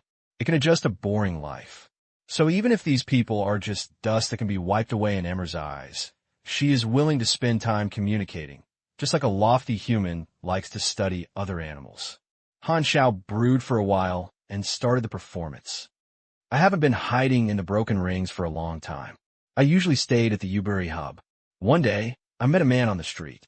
He is a very common human race in the universe. He is not very old and dressed like an ordinary interstellar traveler. He was already passing by me, but he called me from behind. When I turned my head, he suddenly said something without a head or into me." "What did he say?" Melas urged him. Seeing Emmeth yawning, he seemed not interested in it, so he quickly turned his eyes and signaled Han Xiao to get to the point quickly. Han Xiao coughed and said, "I was also confused at that time because I didn't know him at all and I didn't understand what he said at all, but now I finally understand." "Oh, hurry up." Melas gritted his teeth and was so anxious that he had the stars of death shining. "You should stop keeping it at this time, okay? I still have a large ethnic group to support. I can't die." He said, "When you see Emmys, tell her, don't wait. I don't want to see her yet." Bang! The aura of overwhelming aura spread out, and everyone present was shaken away and fell heavily to the ground, grinning in pain. Looking back, Emmys, who had been lazy, stood up from the throne with no calm expression, full of complex emotions mixed with surprise and anger, as if he had finally waited for the news he was looking forward to. But it was the opposite bad news. Everyone looked shocked, wondering why this super strong man suddenly couldn't control his emotions, and his strength was out of control. Emmys floated to the ground. Her black hair was like a waterfall, hanging down to her calves, barefoot on the warm bone ground, slowly walking towards Han Xiao.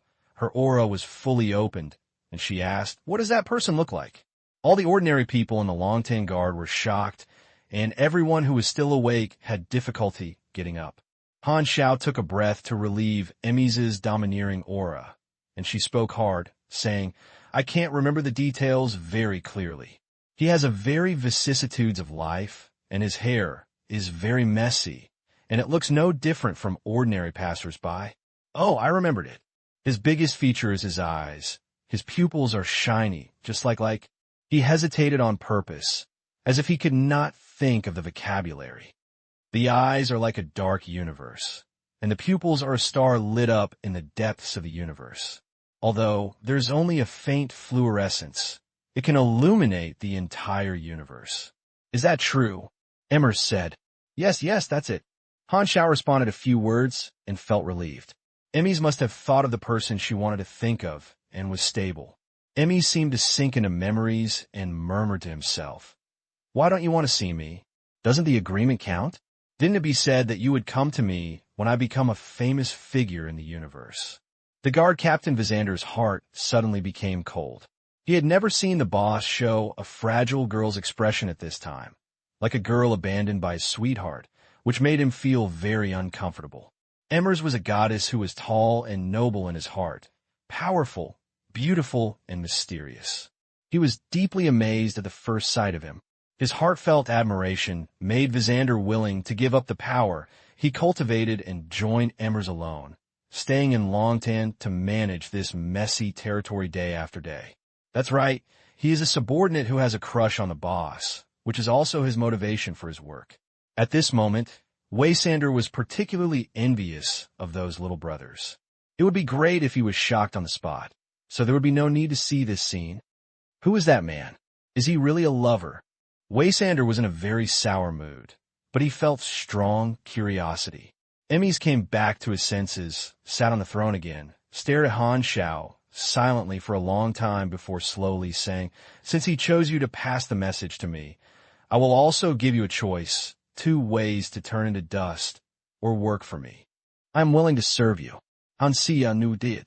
Becoming Emmer's employee is definitely much better than dying on the spot.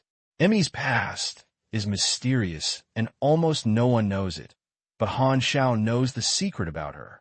4 top-notch players like Emmer's, players in their previous lives, are naturally curious. Through the task descriptions of different characters, they piece together Emmer's experience and put them in the collection posts of various big characters. Han Xiao even knows her more than she herself. Not only the past, but also her future. With the priority of intelligence, Han Xiao thought about it and finally chose this argument, which would alarm Emmer's the most. The person he mentioned was also a legendary figure and had special significance to Emmer's. He was almost the most important person in her life. Without a trace, Emmer's occasionally hired a mercenary group to find this man. That person was the foreseeable person who could see a person's future encounter. Han Xiao pretended to let him pass the message in advance. With Emmer's cherishment of that person, he was like an item he liked by that person. He loved the house and the black man, and there was basically no danger. Moreover, Emeth never revealed this to others, so Emeth would hardly suspect that Han Xiao had mastered her past and fooled her. In her opinion, Han Xiao was just a small mercenary caught by chance, and that person had the ability similar to a prophet. It would be more likely to inform the little mercenary in advance that it would be passed on. Even if he is as strong as Emmys, he would not have guessed that Han Xiao is an anomaly. Although the feeling of being regarded as a substitute item made technician Han dislike it, his emotions will not hinder his approach. When his strength is not enough, he can immediately change his mindset. If he is clearly dead, he will not be able to fight the other party. He will never force his neck and change his methods to soften him. Even if he has a status of over 10,000 people, it will not become a shackle that hinders his actions. He will not be used to eating delicacies and hate to eat simple food again. When Han Xiao was young, he was able to compromise and endure it, and now he can do it. Of course, Emmys is much better than Minya. At least he is a neutral character and will not be too harsh. But at the same time, Emmys is 1,000,000 times stronger than Minya. It is incomparable to the difficulty of breaking away from Emmy's control. Even if Han Xiao has various means to make himself grow rapidly, it is still a very long process. This is naturally not the result he wants most, but the strong have always been able to control the fate of the weak, so he can only obey this iron law. Han Xiao Sayid secretly. I'm afraid that for a long time, the title of Dragon's Men will be tightly worn on your head. This may be a talisman, but it is a new obligation. You start a new camp relationship. Long Tan, Frosty, 0/300. Emmy seemed a little disappointed, waved his hand, and asked Visander to deal with it, floating away. The mercenary group was shocked. What's going on? Heixing became the other person in the last second. What's wrong with this? Are we still friends from the same front? Melas whispered. Why don't I know what you said? You won't be lying to her, right? You don't know too much. Han Zhao's face was not red, and he was not angry. He is a peak strong man, so he would not be so easy to be deceived. That's right. Melas agreed deeply, and even he would not be deceived, let alone dragon, which is famous for the broken star ring. The guard stepped forward to take away the people from the 3 mercenary groups. Before Goya was taken away, he came to Han Xiao and said, We are locked up. Only you can move freely. You have become Emmy's subordinates. Try to convince them to let the silver spirits go. This employment task is only for you. After that, the people from the 3 mercenary groups were taken down. Perth and Fasserini winked to Han Xiao and signaled him to act according to the opportunity. The 3 mercenary teams were all taken down. Although it was not clear why Han Xiao suddenly became Emmy's subordinate, only Han Xiao could act. He was electricity, he was light, and he was hope for Yang Village. The Silver Spirit Man is saved by you, brother. Waysander walked up and asked everyone to follow him, left the hall, and headed to another tall building. Don't worry, since Emmers recruits you, you are our colleague. Emmers is not bad to his subordinates, so you don't have to be nervous. I'll take you to meet the butler. She will arrange your positions. Waysander said enthusiastically. Han Xiao nodded, and he naturally knew the pros and cons of becoming Emmers' subordinates. Most of her subordinates were miscellaneous soldiers, with only 3 important subordinates. One was the butler who controlled daily affairs, Emmers' cousin, and the other was the logistics supervisor who maintained Long Tanfu Island. He was a mechanic with profound skills, and the other was the captain of the guard in front of him. He looked weak and was actually a big pirate. The 3 of them performed their own duties and are Emmers' most capable subordinates. They have a title called Long Tan 3. Most of the players who came to Long Tanfu Island in their previous lives took on missions from these 3. Han Xiao's tone was close to Waysander. He had a certain understanding of Waysander, and he quickly became familiar with him after a while. After chatting for a while, Waysander couldn't help but be curious. He suddenly put his head on Han Xiao's shoulder, put his head together, and whispered, Hey Xing, what is the relationship between the person you just mentioned and Emmys? I have only seen him. How do you know? Han Xiao's brow shook with a demonic look. You seem to have some thoughts about Emmys. Waysander was not embarrassed at all and laughed heartily. Haha, although she never agreed to my pursuit, my handsomeness and heroism will sooner or later touch her heart. Handsomeness? Han Xiao looked at him carefully. If you follow the aesthetics of the Demon Clan, you are also an atypical handsome guy. In fact, the person's identity is not Emmy's lover, but her teacher. In the eyes of the players, the person is a mysterious businessman with a vague whereabouts. If you meet by chance, in addition to buying things, there's a chance to trigger the message mission, just like Han Xiao did. The man really didn't want to see her, and he didn't lie to Emmys. To calculate it seriously, he also let Emmeth know about this earlier and didn't have to keep waiting. Emmy's past is very mysterious. In fact, it is not that she has a big background, but that she is too ordinary. She was originally an ordinary girl. When she was very young, her family was abandoned and adopted by her teacher. She awakened her supernatural powers, learned from her teacher, laying the foundation, and had a deep relationship. Later, the teacher left for some reason, leaving behind an agreement that continued to inspire Emmers. When she became famous in the universe, she would come back to find her. However, after Emmys achieved his current status, there was no news of his teacher, so Han Xiao took advantage of the loophole. Come to a tall building, which is the nominal service center of Long Tanfu Island, dealing with various daily affairs and commercial activities. Everyone came to the top floor. This was a large office. More than a dozen assistants were handling affairs frantically. The butler sat behind the table to inform documents. This was a woman with an ordinary appearance. She was Emmys' cousin and her true confidant. Jenny, this is a new companion. Please arrange their positions. Waysander shouted as soon as he entered the door. The butler Jenny didn't raise her head and continued to give the documents, saying concisely, name, ability. She spoke very quickly, as if she didn't want to waste a second. Black Star Mechanic B level, Han Xiao said, and the players learned to say it. As soon as he finished speaking, Jenny immediately replied. Black Star went to the logistics supervisor to report that there was a lack of powerful mechanics there, and the rest of them all joined the guard. Your information has been entered into the archives. The uniforms and badges will be sent to you in 2 days. The player became a guard, and he became a logistics supervisor. His mechanical level happened to be needed by the logistics supervisor. He had no objection to such an arrangement, but being separated from the player means that both sides acted independently. At this time, the role of the cadres will be revealed.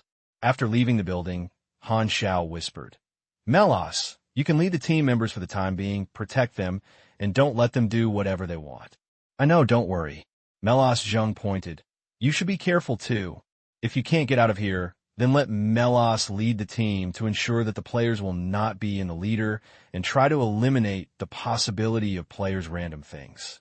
However, except for a few players who like to commit suicide, most of the high-playing games are more stable. Although they were surprised by the sudden change in the situation, they believed in Han Xiao and took one step at a time. Haha, I will take care of your team and let them form a small team. Although Waysander was thin and gloomy, his personality was actually very cheerful. After the communication just now, he and Han Xiao met each other and helped him with just a little help. The logistics work of Long Tanfu Island is to maintain various floating island devices. Han Xiao came to the logistics office alone. This is a huge, high-tech workshop and factory building with the fewest people in the 3 departments. Han Xiao entered the door, and a large insect arthropod with 6 hands and 2 legs came out. What's especially true is that this alien was wearing a mechanic's outfit. You're a Black Star, welcome. We are too short of manpower, and finally there's a new mechanic. This arthropod is the logistics manager, an arthropod intelligent creature. It speaks squeaking insects, which is transformed into an old human voice through a translator. His insect name is translated as Haier. Haier is a senior mechanic who has worked for Emmers for many years. Not long after Han Xiao joined, he met Longtan's 3 important managers. From this, we can see how casual Emmys was to recruit his subordinates. The butler was his cousin Jenny. The captain of the guard was Waysander, a former pirate and a mixed-race demon clan, and the logistics manager was an arthropod. Logistics work is to maintain Longtan floating islands thrusters, anti-gravity devices, ecological circulation devices, and ground drilling collectors. Sometimes it also manufactures and repairs aircraft and spacecraft. Although Haier is ferocious, he is very kind, which shows that after work, he took Han Xiao to visit the logistics department. After seeing this, Han Xiao became surprised. Not only was the logistics staff not a chore, but it was also very beneficial to him. He could contact all Longtan's machinery. He had panels, and some mechanical drawings could be pushed out. And the biggest advantage is that the material warehouse is open to logistics personnel. In addition to repairing, no one cares about creating his own things in private. Instead, it is a default logistics benefit, including many very rare materials, such as the skeletons of the Void Dragon clan. After completing the procedures, Han Xiao officially joined the gang. For several days, he followed Haier to get to know his work and was soon accepted by other colleagues as one of them. The players also went well. Most of the Dragon Tan guards were ordinary people. Melas led the players to become a team alone. Other guards did not dare to provoke them. After several missions, they slowly adapted to the change of identity and transformed from an outsider to a Dragon Tan law enforcer. Slave market. The Silver Spirit Man was arrested, and Holder was very excited. He was looking for customers these days. Several big customers secretly bid him. He was not satisfied with the price and was still in the dispute stage. On that day, Holder received a communication request from Paige. Haha, you're still alive. Holder quipped. I almost died. Pikey's tone was hoarse. He was beaten seriously by Han Xiao. He ran away at a critical moment. After passing the limelight, he gathered the remaining subordinates and returned to the spaceship. This time he communicated for money. He said, the Silver Spirit Man has already handed it to you. When will I give me the reward? What kind of reward? Pikey frowned. What do you mean? Do you want to pay for the death?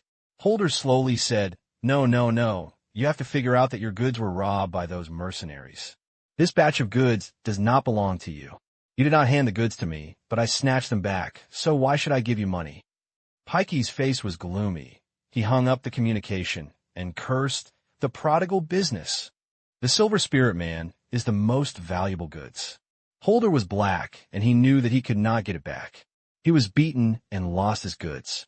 No matter how angry he was, he had no choice but to live. The criminal survival rule was the prey of the strong.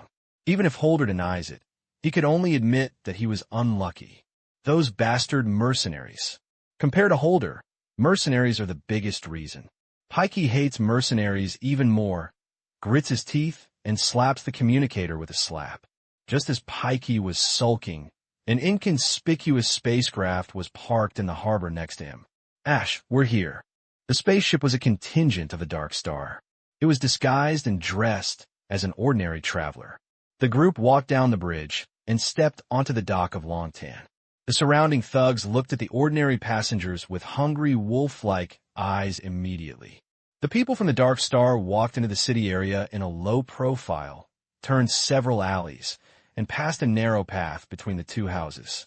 Suddenly, a group of strong interstellar pirates walked in front of them. When they looked back, a group of thugs appeared on the way, and they were blocked from front to back. Ordinary people should not come to such places. This suggestion is charged. The tough pirate leader in the head looked ferocious and raised his gun to the forehead of the leader of the group. The other pirates smiled loudly. After waiting for a while, the leader disappeared. They all became confused.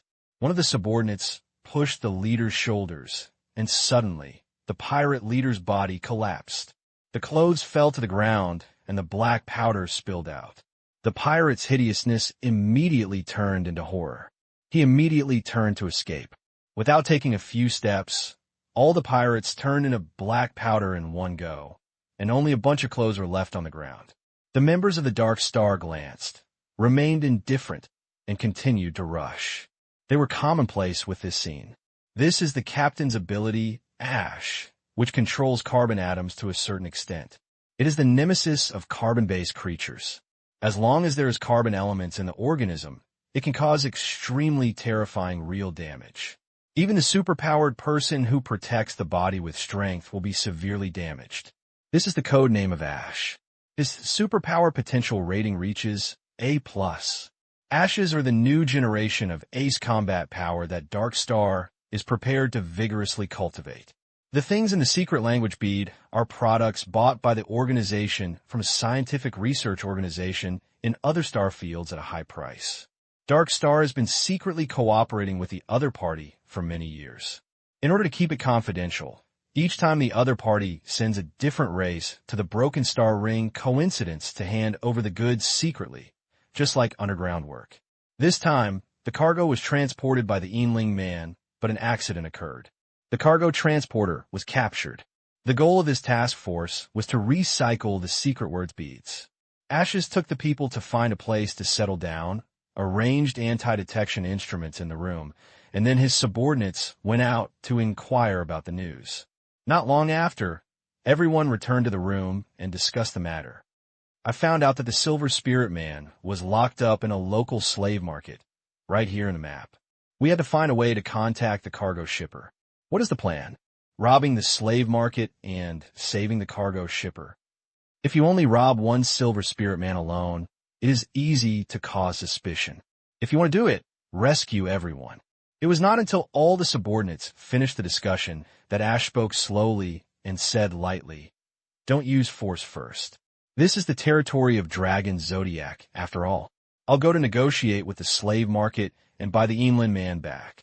Next to a large drilling and mining device in Long Tanfu Island, Han Xiao carried the tool to repair it, and a group of workers stretched their necks to watch. After screwing the last screw, the drilling tool returned to normal, and the worker continued to start work. Han Xiao lifted the toolbox, turned around and walked away, opened the panel, and took a look. Most of the machinery on Long Tanfu Island are large devices, and the technology is relatively high. My knowledge is not enough to reverse the drawings, but the aircraft of the Longting Guard have been derived. Han Xiao said intimately.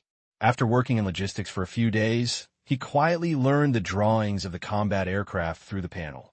The official name is Dragon Butterfly Reconnaissance Aircraft, which is anti-gravity suspension, flying in the atmosphere, fast speed, flexible maneuverability, medium size, and an aircraft carrier with 6 to 10 people. This is the drawing developed by Hire himself and was learned by Han Xiao. Technician Han has always had the idea of building multi-person vehicles. With the technology of new drawings, he can overcome some technical difficulties and greatly improve performance. When there is no maintenance work, the logistics personnel can move freely. He used his free time to create the prototype of the vehicle. Back to the private workshop assigned to him by the logistics department, a huge spherical mechanical structure was standing in the center, and the mechanical cantilever lifted it in midair. The speed of his manufacturing was much faster than before.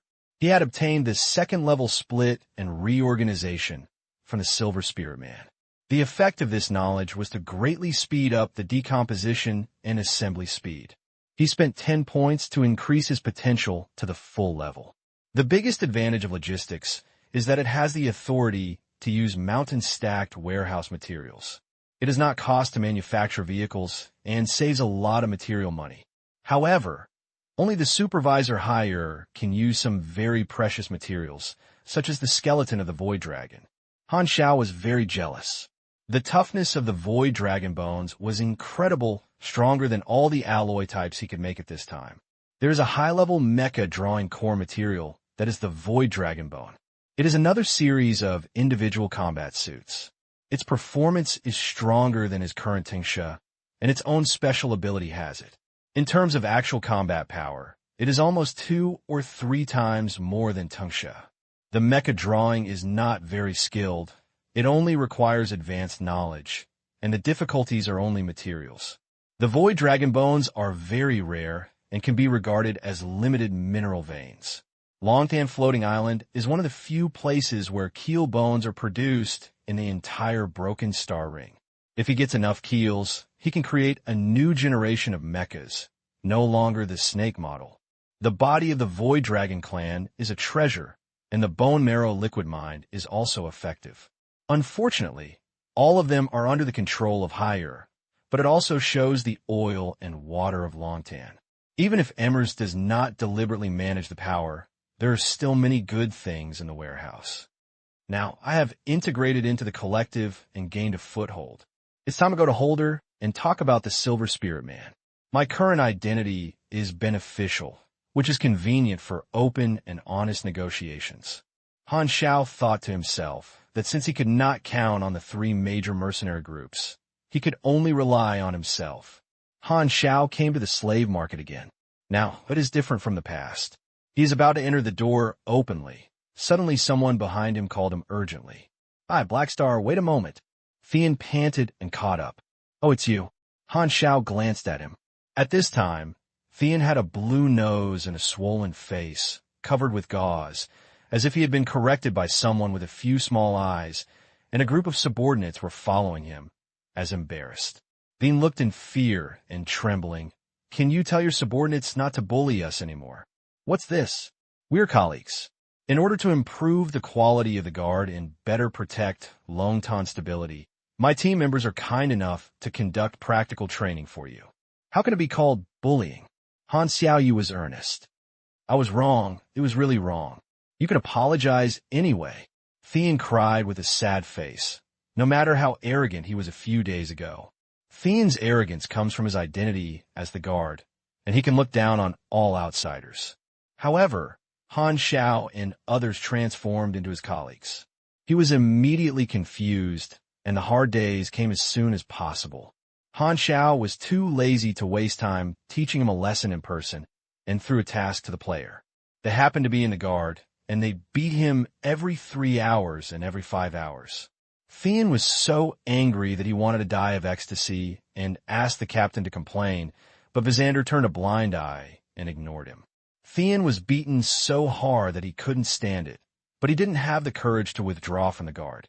Without this identity, how could he be so arrogant? Even his life was in danger. He was as anxious as an ant on a hot pan. He had been waiting near the slave market these days, looking forward to the stars and the moon, and finally looking forward to Technician Han. So the scene was here. Han Xiao smiled and said, "Oh, why do you apologize? You just followed your duties and did nothing wrong. How can you let me go?" Thean looked crying, and the feng shui changed. How could he have thought of today? If he had known that he would have been a little more restrained. People often say that health is priceless. How much do you think your health is worth? Han Xiao smile devili. Thean was shocked, took out the communication terminal, gritted his teeth, and said 1,000. Technician Han was surprised. "You actually think you were so cheap?" "That 1,005. Han Xiao shook his head and said, "It seems that my friend needs to help you establish correct values." 2,000. "There's only so much money in my account, which is my savings for several years. Please, I really only have this money." "Oh, just think I've discounted you. Who told me to be kind?" Han Xiao didn't agree, took out the communicator, called out the page for collecting money, glanced at Theon's subordinates, and smiled. "What about you?" His smile was like a devil in everyone's eyes, trembling and transferring money. The sound of the successful transaction sounded. Theon was about to burst out, and his mouth was bitter. Not only did he lose the remuneration that Hollard asked him to send him out in private, but even most of his savings were blackmailed by Han Xiao. After buying Einel, his wallet became full again. Han Xiao smiled with satisfaction, waved his hand, and turned around and walked into the slave market. Theon's team collected Holder's money at that time, which was the biggest reason for their failure. If it didn't cut it hard, it was not Han Xiao's style. How much Theon ate was, he would spit out his capital and profit. After entering the slave market, the staff introduced that Han Xiao met Holder in the office this time. Holder smiled and greeted him, enthusiastically. "Please sit down quickly. What do you want to drink?" "No need to bother. I just said directly, I want to take the Silver Spirit Man away. You can offer a price." Han Xiao went straight to the point. Holder knew that he was a mercenary at that time, and knew that he had become a colleague, so he was so enthusiastic. However, Holder is a subordinate of the butler, and he cannot let Holder submit, let alone use force. Han Xiao is here to negotiate this trip. Holder smiled and said, "The incident was a misunderstanding at that time. If it caused inconvenience to you, I'm sorry, but the matter has been decided. The Silver Spirit Man is already a goods. A big customer called a deposit, and I'm in a difficult situation." Han Xiao raised his eyebrows and suddenly smelled the smell of his peers, saying, "Don't keep it a secret. You've already had a plan." Holder said, "I heard that your employer cares about his fellow tribes very much. I believe they are willing to pay. This is what you want. Please help me convince them, and I can share 10% of your transaction volume." "How much do you plan to ask for?" Han Xiao asked. 200,000. One person." Hollard stretched out a finger and smiled sinisterly. The price was completely a lion's mouth, several times higher than the market price. The Silver Spirit Man employer is the sucker that Hollard targeted. Han Xiao narrowed his eyes and stared at Hollard without saying anything. After a long time, he shook his head and said, "I won't help you convince them. You can keep this money." Hollard was a little surprised why. There are rules in the industry. Han Xiao became a mercenary to make money, but since he had done this industry, he would abide by the rules in this industry. Attach importance to credibility, and betraying the employer is the worst violation. He will not help Halide cheat his employer. Are you just a mercenary for money? 15 people can sell 3 million inars. Even if you can only get 10%, it will still require you to make a huge sum of money for a long time. Because you are a colleague, I am willing to share some profits to make up for the remuneration that your mercenaries cannot get when they fail to rescue. You don't appreciate it. Håller de sigrid. Sorry, my creed is based on reputation and management with integrity. Han Xiao was unmoved. The money was indeed a lot, but he just didn't want to follow Holder's wishes, and it could also be said to be abiding by reputation. Moreover, he accepted employment from the Silver Spirit Man, not for money, but for compressing advanced knowledge of technology. Regardless of whether the Silver Spirit Man will compromise, if he pays money to redeem the person, what else should the mercenary do? He can't get his reward. Holder curled his lips. "If you want, I will negotiate with your employer yourself." Han Xiao took out the communicator and contacted the employer. The Yinling man's face appeared on the screen. The employer was a little surprised when he saw Han Xiao. He thought for a long time before he remembered that Han Xiao was also their mercenary. He asked in confusion, "Why are you contacting me, Tianwan's people? By the way, where are you now, and when will you come back?" Han Xiao shook his head. "Some accident happened. We were intercepted, the rescue target was sent to the slave market, and the effort failed. The Tianhuan, Blade, and Zijin were all arrested. Now I am responsible for this task. I found the supervisor of the slave market. He wants to negotiate with you. Your fellow tribe is in my hands." Holder tidied up his clothes and slowly retelled his conditions. The Silver Spirit employer was frightened and angry. "It's too expensive. We can't accept this price. Sorry, you're not qualified to bargain with me." Holder is confident, and in his hands, he is confident that the Silver Spirit people will not abandon their tribe. 3 million dinars are a lot, but the Silver Spirit people have a wealthy family. If they're willing to raise money and bleed, they can barely take it out. We need to discuss. The Yinling man employer gritted his teeth, but did not dare to refuse flatly. If you think about it, contact me, but time is limited, and many big customers are thinking about your tribe members. You are not the only buyers. Holder threatened, looking confident and proud. Han Xiao put away the communicator, expressionless, and pushed the door straight away.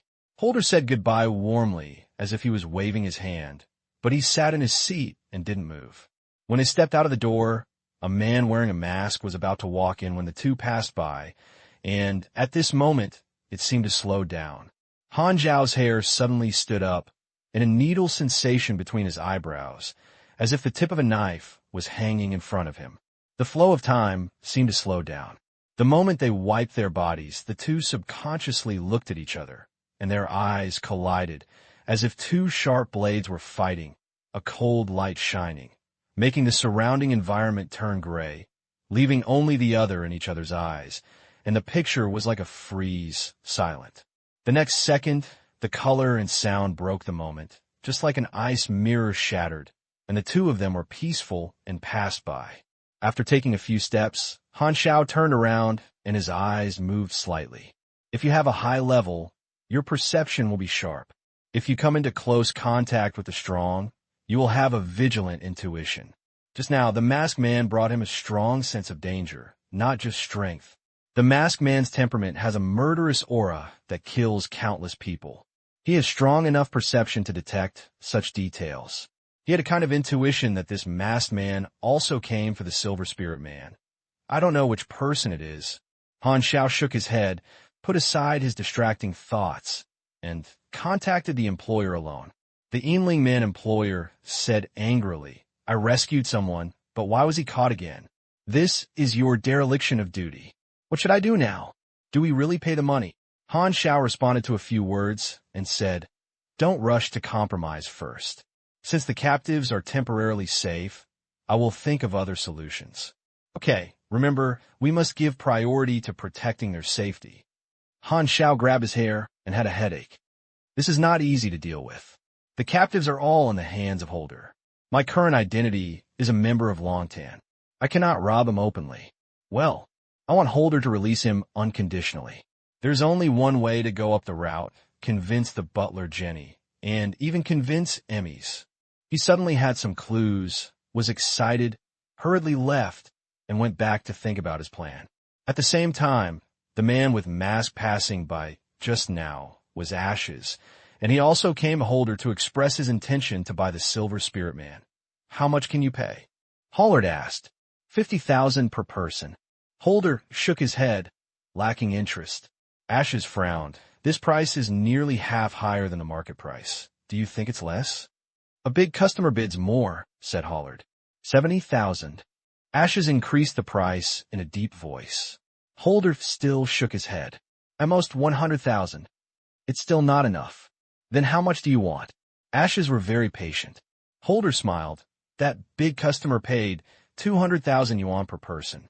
Of course, the transaction has not been settled yet, but if your bid can exceed 200,000 yuan, it's hard to say. I know, I'll go back and think about it. Ashes nodded calmly, left the slave market, and returned to the place of stay. Captain, how about negotiations? Asked the contingent team member. Ashes took off his cover and said calmly, change the plan, let's grab people. It's not that the Dark Star cannot afford the money, but the question is whether it is worth it. And even if you agree to this price, maybe the unscrupulous businessman will use the so-called big customer bid again as an excuse to raise the price again, turning it into a bidding. What kind of force is the Dark Star? We are a bunch of evil people. If you are obediently accused, will you still have the professional ethics of being a villain? A fierce dispute occurred on the planet where the Silver Spirit employers settled in the Feiwen Galaxy. The other party has offered a price. What are we waiting for? Get the money right away. Slowly, things are strange. Could it be that the mercenaries joined forces with the slave owner to cheat us of money? Broken Star Rings are all greedy and barbaric people. We must beware of this possibility. Some people are suspicious and speculated. No matter what, safety is preferred. The three mercenary groups of Tianhuan, Blade, and Zijin have all failed. How can that small mercenary group, named Black Star, be reliable? If they take risks to complete the task, they'll put the prisoners in danger. Let's pay the money. What if they still refuse to let go of people after collecting the money? Someone was worried. Everyone quarreled for a while, and finally, the captain was more steady and made a decision, saying, "They failed last time because of force majeure. I am willing to believe it again. In any case, let the Black Star mercenary group try it first. If it really doesn't work, he will definitely give us an accurate answer. Giving money is the final solution." A team of players were flying an aircraft, circling and patrolling the area. Li Ge was in the aircraft. He avoided everyone's sight, quietly took out the secret speech beads, and looked at them carefully. "What is this?" Li Ge murmured. "The item description says that you can only get a reward if you hand it over to a special character, but you don't prompt who the special character is. Do you have to trigger it yourself?" Li Ge has rich experience in the game. This kind of event trigger task prop that does not have a clear prompt usually requires taking the initiative to display the items to different NPCs. If you find a character with a unique reaction, it is basically a special character. Just do it. Li Ge made up his mind secretly. The teams of Goa, Facerny, and Pert were all detained in Longton prison. They contacted their respective Legion commanders and paid compensation, waiting for senior Legion cadres to come and apologize and lead the people in person. They could not leave until then. During the detention period, I had no way of knowing what was happening outside. Everyone stayed for several days and was bored. Every day, there was nothing else to do except chat and fuck. The topic that was discussed the most was naturally Han Xiao. I don't know if Black Star rescued the Silver Spirit Man. Pert said to himself, "I think Xian. Although He Xing has become Emmy's subordinate, what kind of voice can he have? It is impossible to save people." Facerny was not optimistic and shook his head and said, "You can't blame him. Even if it were me, this situation would still be helpless. And if he joined Longtan, who would know whether he would be a mercenary? Since you please He Xing, then believe him." Gaia frowned. Facerny was helpless. I want to believe him too. After all, he is the last hope, but what can he do? I don't know. Goya sighed lightly. The mercenaries were depressed. Even though they wanted to believe Han Xiao, reason told them that the mission had basically failed. "You're looking for Emmys?" "She's not here. She just left the day before yesterday." Jenny flipped through the documents, without raising her eyelids. "Where has she gone?" Han Xiao was surprised. Emmer stayed in Longtan for many years and almost never ran around. She said she was in a bad mood and went out to fight. Jenny was calm and looked like a cold and business-related tone. She pushed the data access glasses on her nose and said, "The message you sent made her unhappy." Han Xiao's eyelids twitched. With Emmer's level, who else could the fight be? It must be the other 3 super A levels of the same level. I hope that in a few days, there will be no interstellar news about an unmanned planet exploding inexplicably. He was going to fool Ames into letting the Silver Spirit Man off, but unfortunately he happened to be away, so he had to wait for her to come back. Han Xiao didn't want to take the blame while she was not at home. The risk was too great, and there was no need. The Longton camp would have many benefits for him.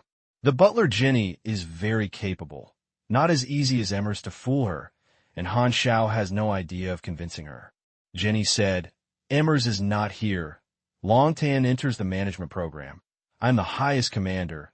Visander strengthens the guard's vigilance. Higher maintains the gravity core and acts in accordance with the rules and is orderly. You'd better have other thoughts and don't do anything you regret." Han Xiao's eyes moved, and he heard the point of Jenny's knocking. He had only been joining for a few days. Although other colleagues were not rejected, Jenny had been sending people to stare at Black Star's people secretly. This is the responsibility of being the butler, and wipes all Emmy's decisions. Jenny said this to warn Han Xiao, telling him not to think about it. After laughing, ignoring Jenny's warning, Han Xiao greeted him and left the office. He returned to the logistics office and learned about the new work. The supervisor, Higher, and half of the people were stationed near the power core of the floating island, while the remaining logistics personnel were on standby at the headquarters to handle daily maintenance work. Han Xiao was the remaining part of the people. Because half of the manpower was missing, the workload suddenly increased, and everyone was assigned to it, which was very busy. The technician of Han spent all his time dealing with the maintenance of various conventional devices and aircraft, and he had no time to do anything else for the time being. A few days later, the slave market. Holder initiated a communication, contacted Han Xiao, and asked, "Has your employer decided to pay?" "Not yet." Han Xiao was repairing a drilling collector nearby, answering while working. "Don't waste my time. Tell them to me. I'll wait for them for the last 3 days, or I'll sell them to other buyers," Hollard said impatiently, and after saying that, he hung up the communication, picked up the cup on the table, and took a sip of the psychedelic drink, his eyes changing. If the Yinling people are unwilling to pay the money, the man wearing a mask a few days ago was the second highest bidder. In his eyes, Ash was the way out and spare tire. He sat firmly on the Daiutai and could make a huge profit no matter what. Thinking of the huge wealth that was about to be obtained, Hollard was full of excitement and expectant. He drank the drink in a sip of the cheers and hummed a song about his hometown that was out of tune. Meanwhile, pairs of eyes were hidden in the shadows, staring at the slave market. Today is the day when the Dark Star chose to take action. Ashes made plans.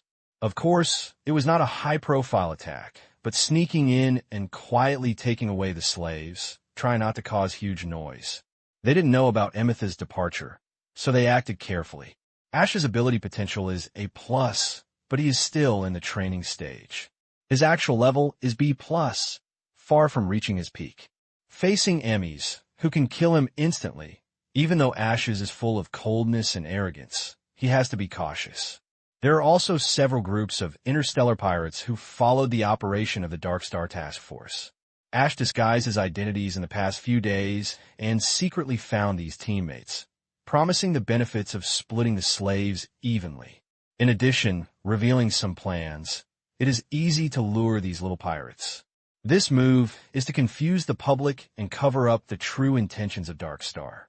If exposed, it can also attract firepower for them and create chaos. Has the energy cut off? Ashes asked at the communicator. I bypassed the main intelligence system of Long Tanfu Island and was implanting interfering equipment. It was completed in about 2 minutes.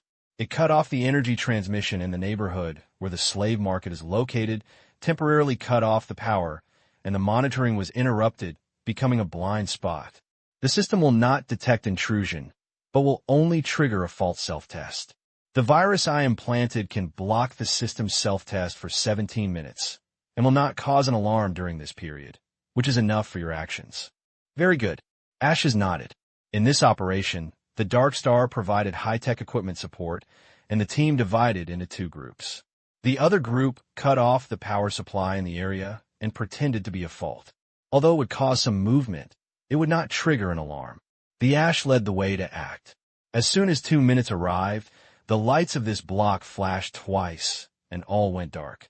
Darkness replaced the brightness, and bursts of uproar sounded across the streets.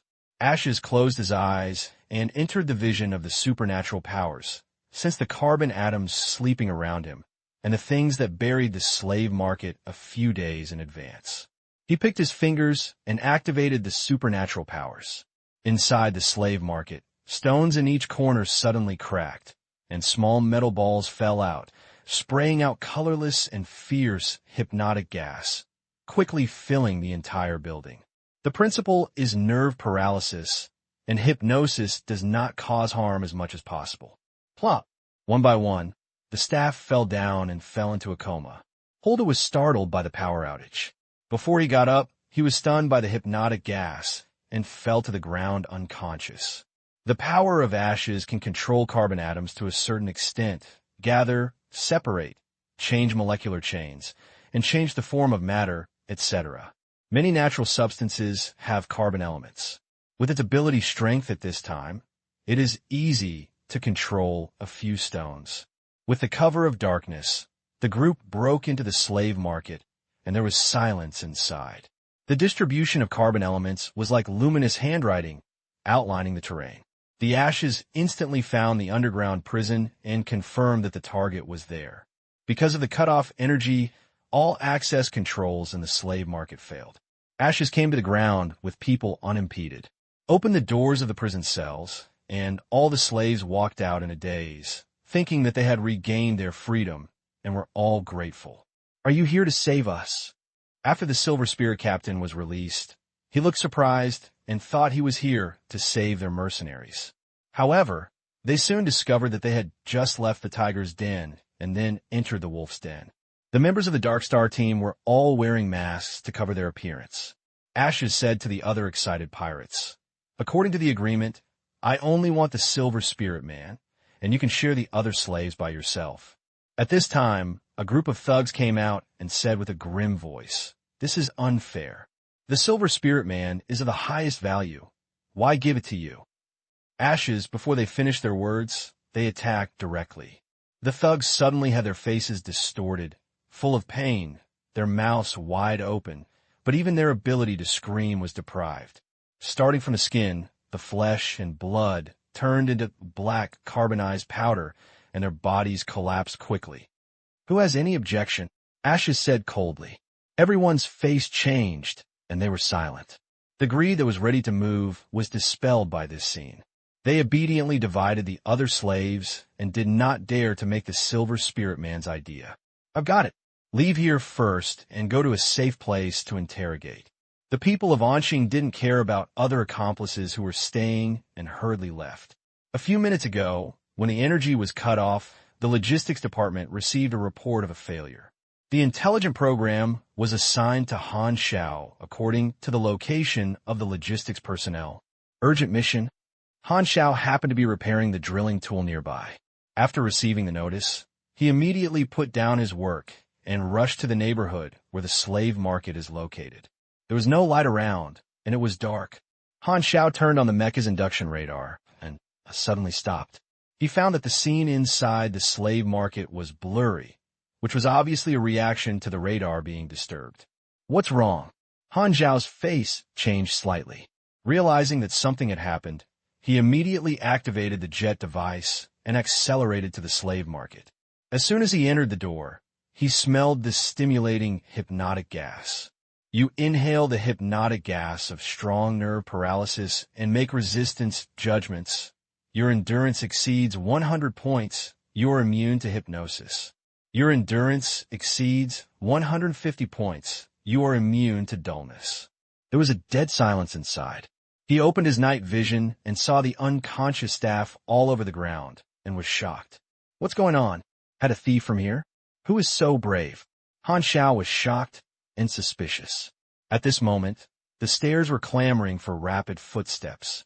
The ashes brought a group of Silver Spirit people back to the ground. He saw Han Xiao standing at the door to glance, and he secretly cried in his heart, "I've been discovered." However, Han Xiao was even more confused when he saw the Silver Spirit people being rescued. "Who did my job? Did the employer find another group of mercenaries? Are we enemies or friends? Which side of you?" Han Xiao was unable to identify the other party's identity for a moment. Before he could ask questions, Ash took action and controlled the carbon atoms in Han Xiao's body. He used the same trick again to break the invading roadblocker into flying ashes. Buzz. The superpower directly crossed the mecha and acted in Han Xiao's body. You are attacked by the ashes, carbon atom deconstruction, and you are subjected to 1146 real damage. You are attacked by the ashes, carbon atom deconstruction, and you are subjected to 988 real damage. Your expertise tough body is activated. You are immune to all real damage. Through the panel vision, Han Xiao saw a series of -0 damage values popping out of his body.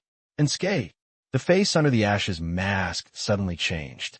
He could sense the carbon atoms in Han Xiao's body, but he could not control the carbon elements in Han Xiao's body like he did to deal with others. In his perception, the molecular structure of Han Xiao's body suddenly strengthened, as solid as a rock, and could not change at all. It seems to be the enemy. Han Xiao's face suddenly turned cold, and the mecha quickly covered his whole body. Yeritin's wrath unfolded and entered a combat state. Without saying a word, he directly bombarded it with one shot. NT, remember the mobile version website? The blazing column of light burst out, like a golden spear piercing the darkness, and exploded on the face of the ashes with one shot. Boom! The flame bursts. The sputtered light had not dissipated yet, and a figure rushed out quickly. Han Xiao reacted very quickly. His armor popped out of the sickle's handle, slid into his palm, and threw out the half-moon-shaped track and expanded on the way to become a huge black sickle. The sickle blade intersects with the figure. Clang! Mars are splashing everywhere, and gold and iron are singing. The translucent crystal clear hand held the sickle blade, and the two sides trembled continuously, making a sharp friction sound. Han Xiao looked closely and saw that the exposed skin of the ashes had turned into a diamond-like shape, and the sharp blade could not be cut in, and it was extremely hard. The land under my feet surged, and the carbon elements were peeled off separately, turning into dust particles, climbing onto my legs like a tornado, hardening rapidly.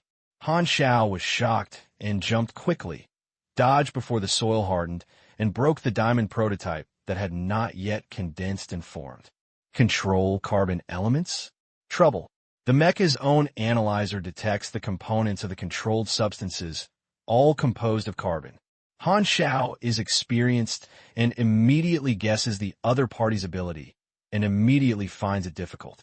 This kind of superpower that controls basic atoms is rare, and the effect is usually very comprehensive.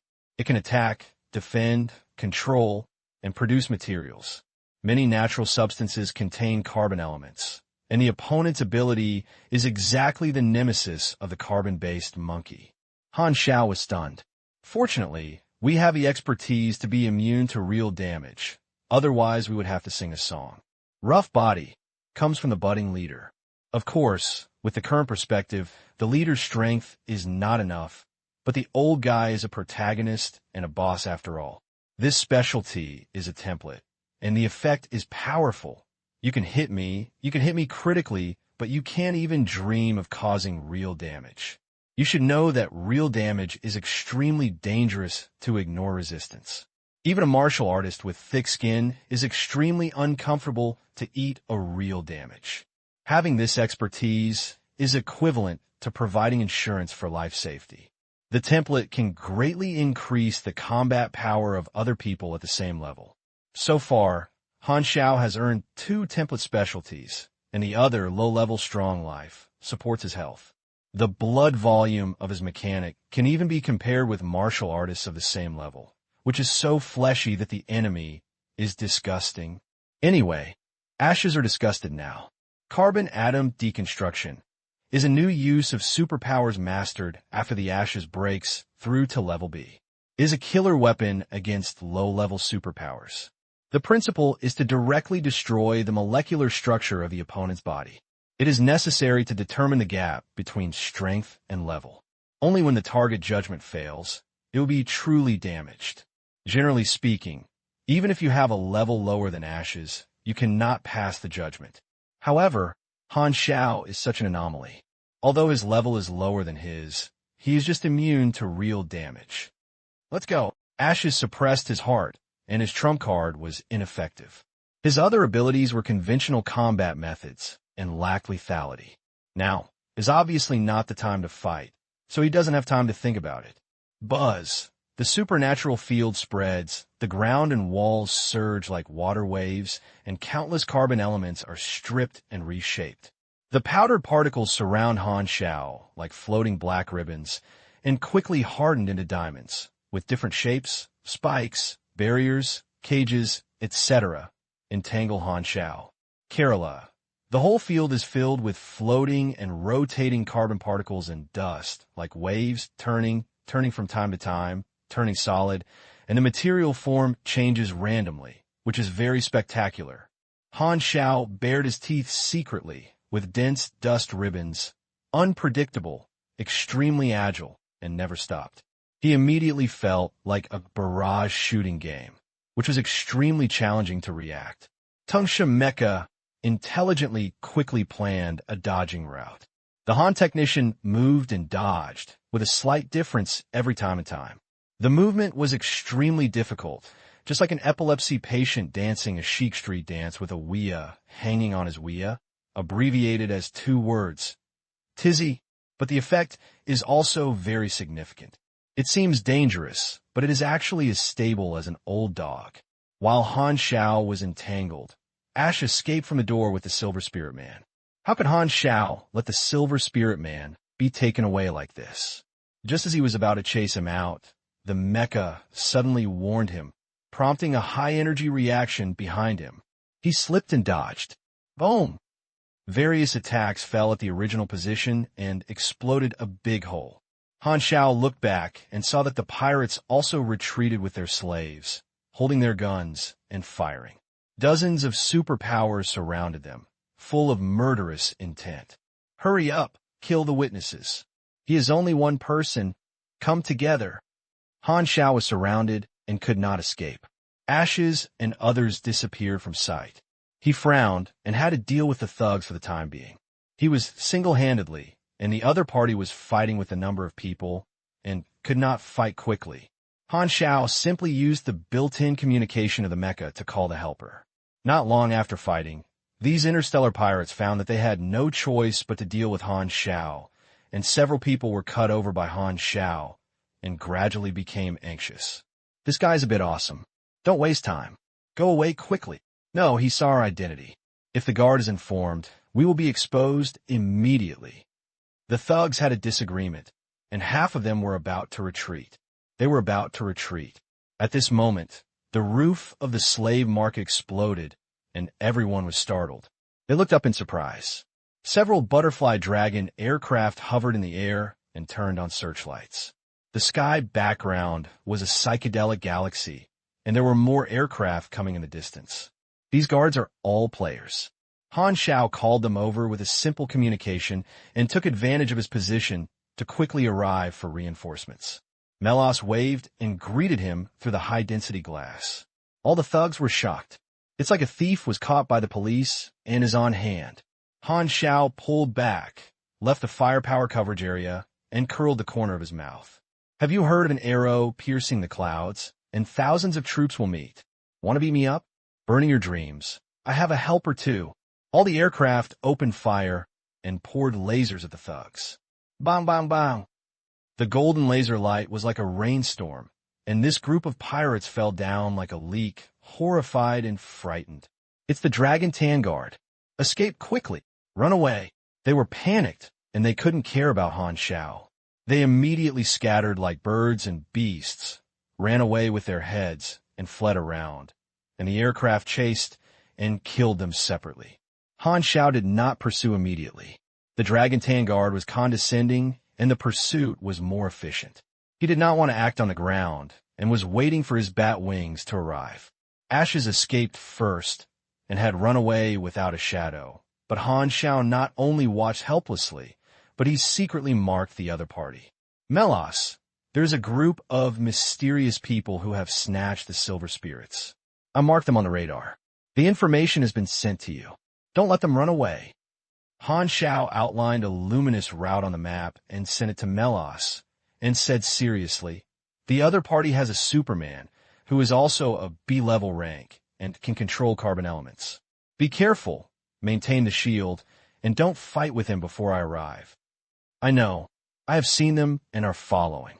Melas replied. At this time, Waysander came to a communication and asked in a deep voice, what happened? Han Xiao repeated the matter, emphasizing that the enemy attacked Long Tan's industry, had bad intentions, and he was a hero who obstructed the enemy. How arrogant these enemies are. They dare to shit, pee, and fart on the head of your guard captain, and don't go up and fuck you to death. Are you so embarrassed?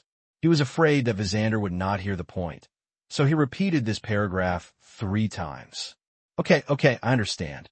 Waysander hurriedly hung up the communication, afraid that Han Xiao would come again for the 4th time. But Han Xiao's purpose was also achieved. Vysander's brain automatically circulated the content just now, and he couldn't forget it, and the more he thought about it, the more angry he became. Yes, who doesn't know that our Launton Guard covers the entire city? This group of people dares to violate the rules and doesn't take the Guard seriously at all. Is this challenging me? Today, this group of people dares to steal slaves, and tomorrow they dares to blow up the floating island. What the hell is this? If I don't fuck you anymore, I'll be a nonsense Guard captain. Visitor thought for a while, furious, and ordered his guards to go out.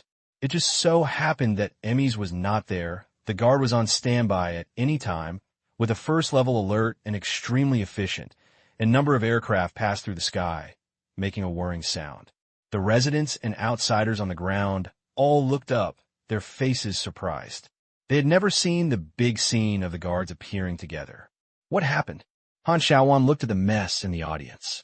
Seeing the unconscious Holder, his eyes lit up, and his mood immediately improved. He said, "I deserve it. I want to kill my money. If you lose it, you should beg me." When Holder woke up, he saw that all the slaves were stolen, and the house became full of bright rooms and ventilated with all the walls. I don't know what it would be. Thinking of Holder's previous smug look, Han Xiao couldn't help but gloat. After looking at the panel, there was a new message prompting him to break through the criminal acts, provide intelligence, and block the enemy. The favorability of the Launton camp increased by 400 points, and the relationship finally improved from coldness to neutrality. Han Xiao suddenly thought of something. He took advantage of this waiting time to enter the underground prison and came to the secret door and brute force to blow up the walls, revealing Aroshia's cell.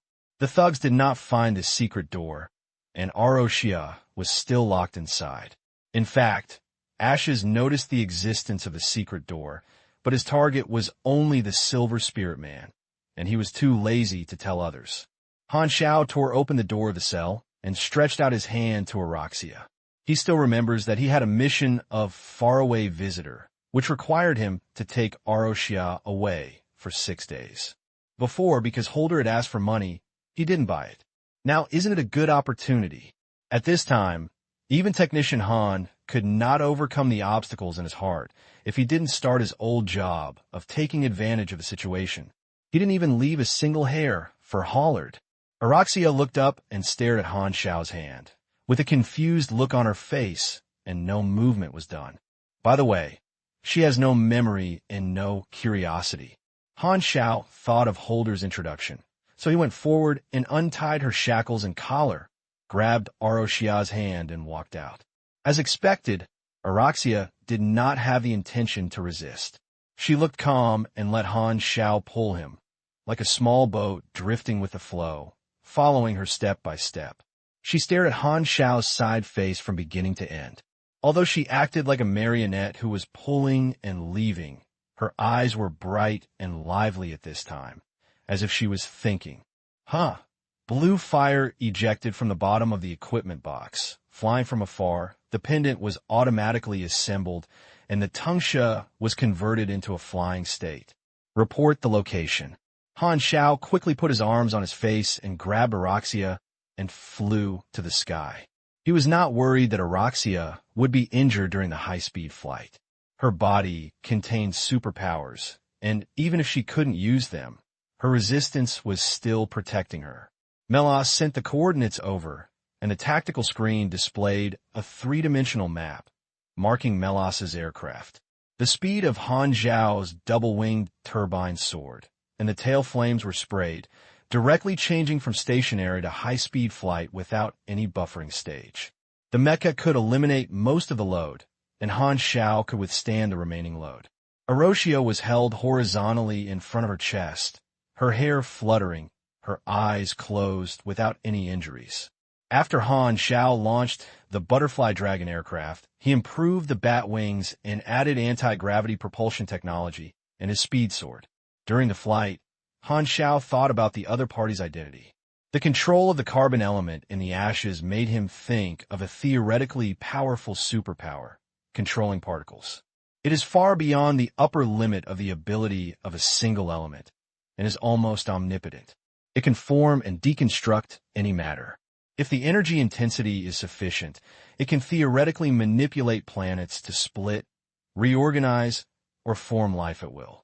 It is even more fierce directly change the particle structure, form antimatter out of thin air, or complete particle collision without any machinery, simulate various physical phenomena, or even perform ultra-high density compression and form black holes with bare hands. This type of superpower that touches the origin of matter is too terrible. It is like an almighty creator. It has been included in the Super High-Risk Power Restriction Treaty by the three major cosmic civilizations. It contains hundreds of super high-risk abilities that may exist in theory. Some abilities, and the existence of them, is original sin. However, individual pursuits have always conflicted with collectives. The ultra-high-risk abilities in the treaty are ranked by the beneficiaries and become the powers you want to obtain the most list, which is widely recognized. Fortunately, most super-risk abilities never appear. The manipulated particles have always ranked in the top 5, and there are no witness reports.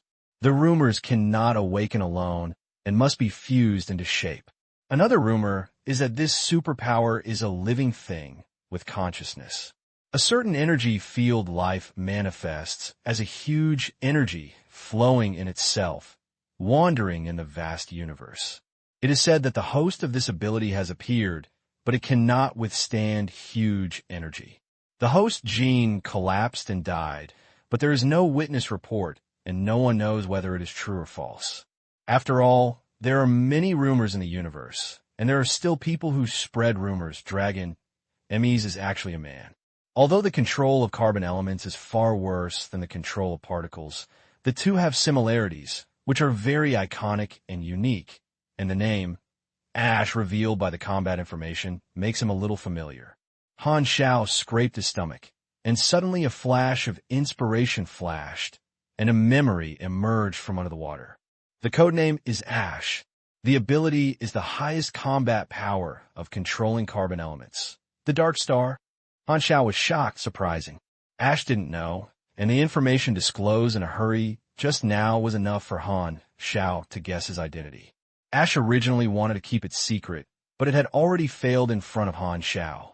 The reason why he was able to determine his goal was because the code name and ability of Ash were so iconic in the same person. In his previous life, with the disaster of alienation as the boundary, the battle between Dark Star and Ghidorah gradually changed from dark to light, and Ashes made its mark.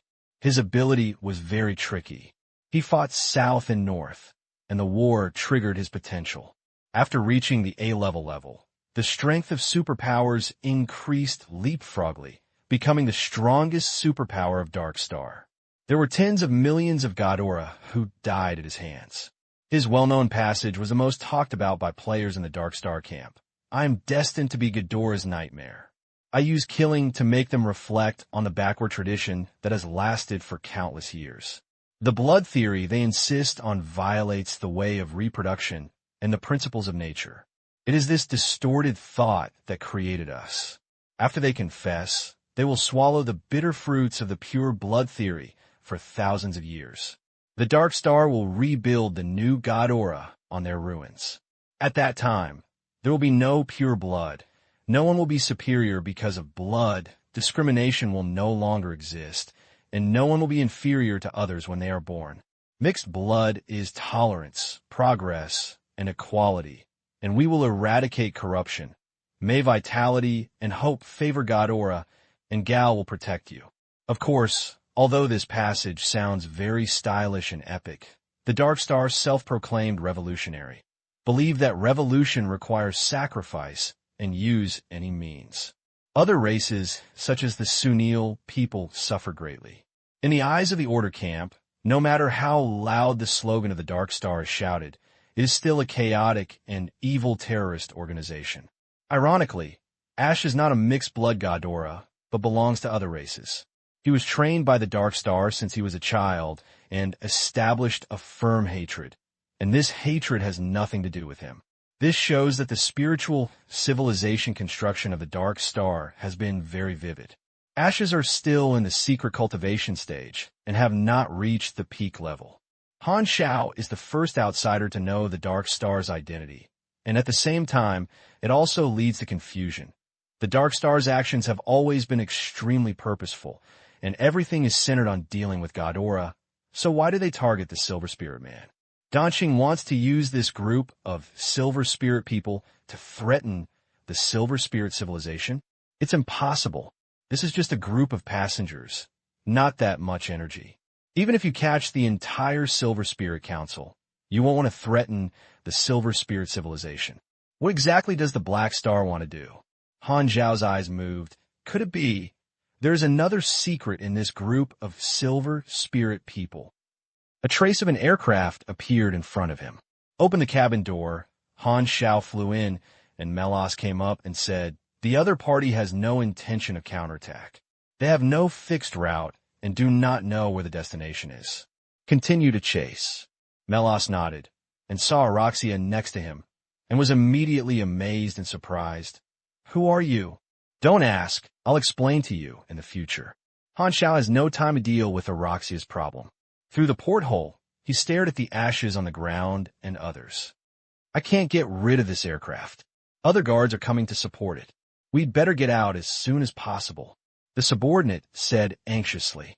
Ash's face was solemn, and the trailing aircraft did not fire for a long time, which made him feel imminent pressure. The plan was originally very perfect, and the culprit of the current situation was the witness who suddenly entered the situation at that time. It would be fine if he could kill in seconds. However, that witness was not only a B-level superpower, but was also immune to his carbon atom deconstruction. It was incredible. He used this trick to deal with all targets that were weaker than him, but he never missed a move. The weak power of Emmers is a well-known fact that the Broken Star Ring is a thin fact. However, no matter how thin the camel is, it is bigger than a horse. There are indeed strange people under the Dragon Captain's command, and he can't accept it. The survival of the witness disrupted all deployments. The other party must be a member of the Longtan Power, so he called the guard. Ashes were helpless and could only say that luck was not on his side. Fortunately, he found other criminals to act in partnership. Those thugs attracted firepower. Longnan would not know their identity as Dark Star. There was no way to wait until safety before interrogating the Silver Spirit Man alone. Ashes shook his eyes. The task force members directly challenged the Silver Spirit Man during the escape, which would increase the risk of exposure, but they could not take much care of it. However, an accident happened. All the Silver Spirit Man looked confused, and no one met the secret code. There was no cargo carrier among the group of people. The people in the Black Star changed drastically, and they almost fell down, and they were stunned. Ash's face changed, and he glanced at all the Silver Spirit people's expressions. The horror in everyone's eyes was not like a fake, and he really didn't know the secret code. His mentality almost collapsed, but fortunately, he guessed another possibility in time. "Do you have other companions?" The Silver Spirit Man dared not refuse to answer and said tremblingly, We originally had 17 people, but 2 of them were thrown into the universe on the way to escort, and they were already dead. The cargo transporter was overwhelmed and was thrown into the universe? The people from the unknown star were confused. What should I do? At this moment, the mummy of the cargo transporter had floated wherever they were, and they couldn't find it. Ashes were also stunned, and suddenly thought about it.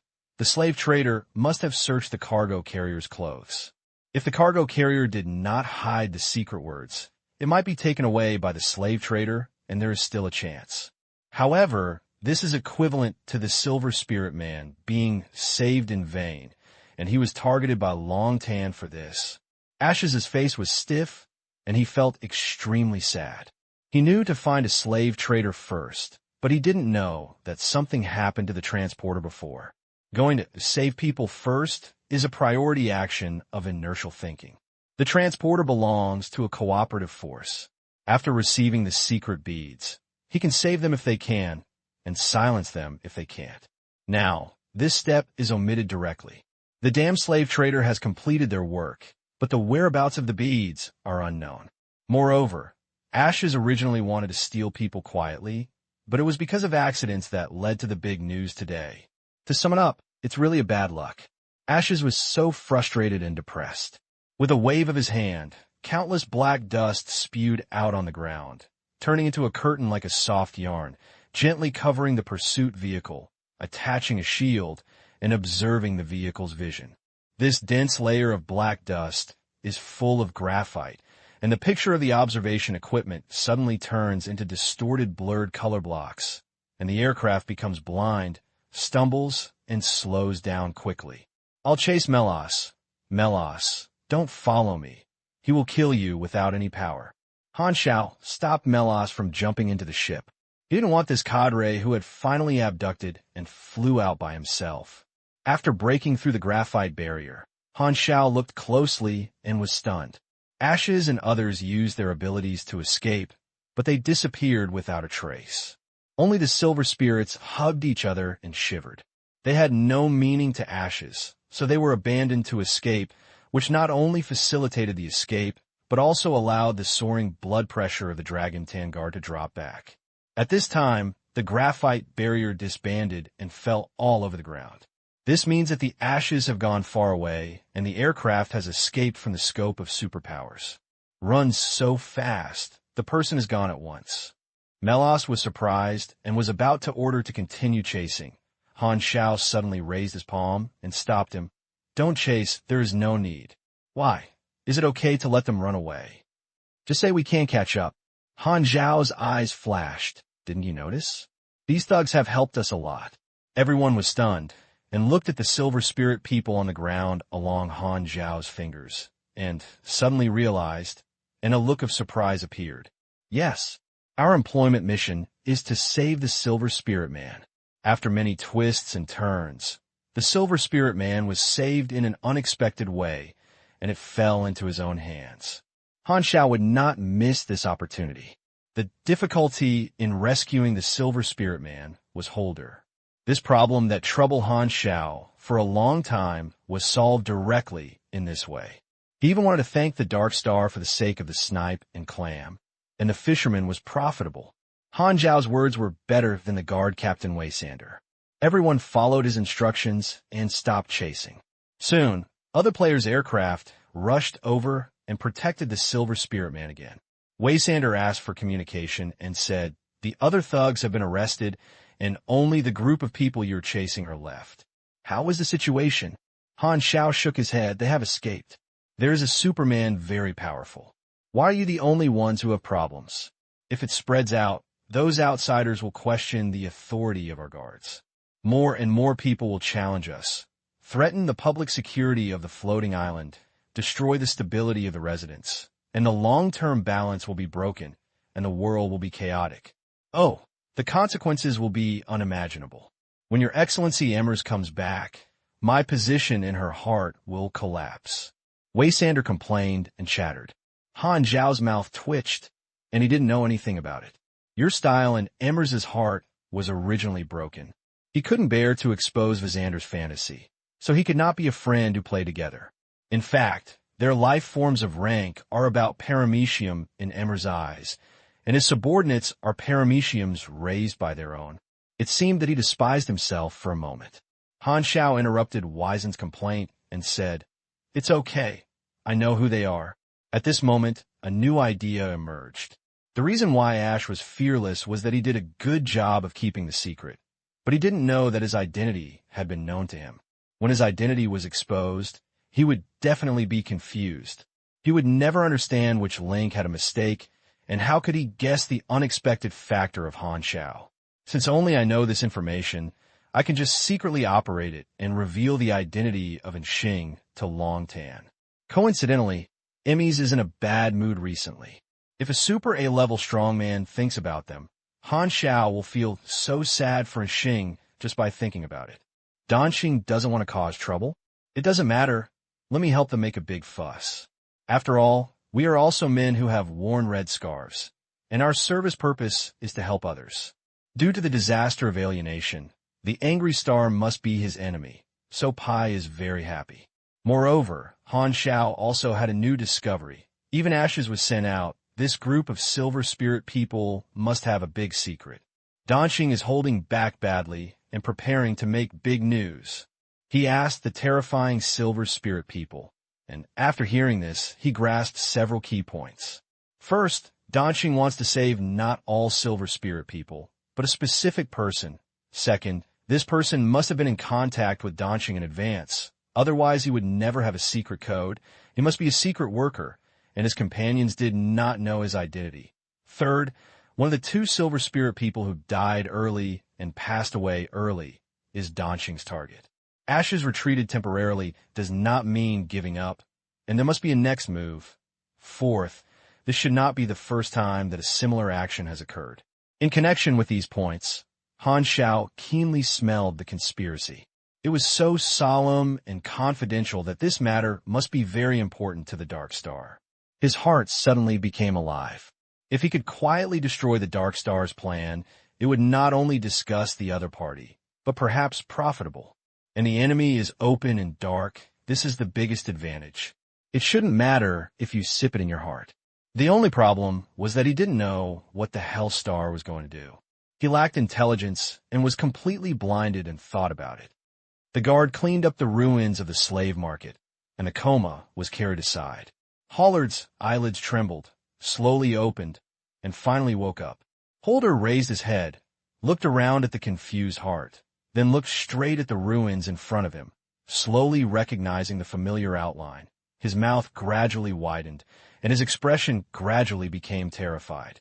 Immediately afterwards, a scream that almost pierced the eardrums of people around him soared into the sky. Ah! The guards next to them hurriedly covered their ears and were amazed. Wow, this high note is comparable to a heart-breathing explosion. After calling, Holder collapsed on the ground, twitching with pain and almost suffocating.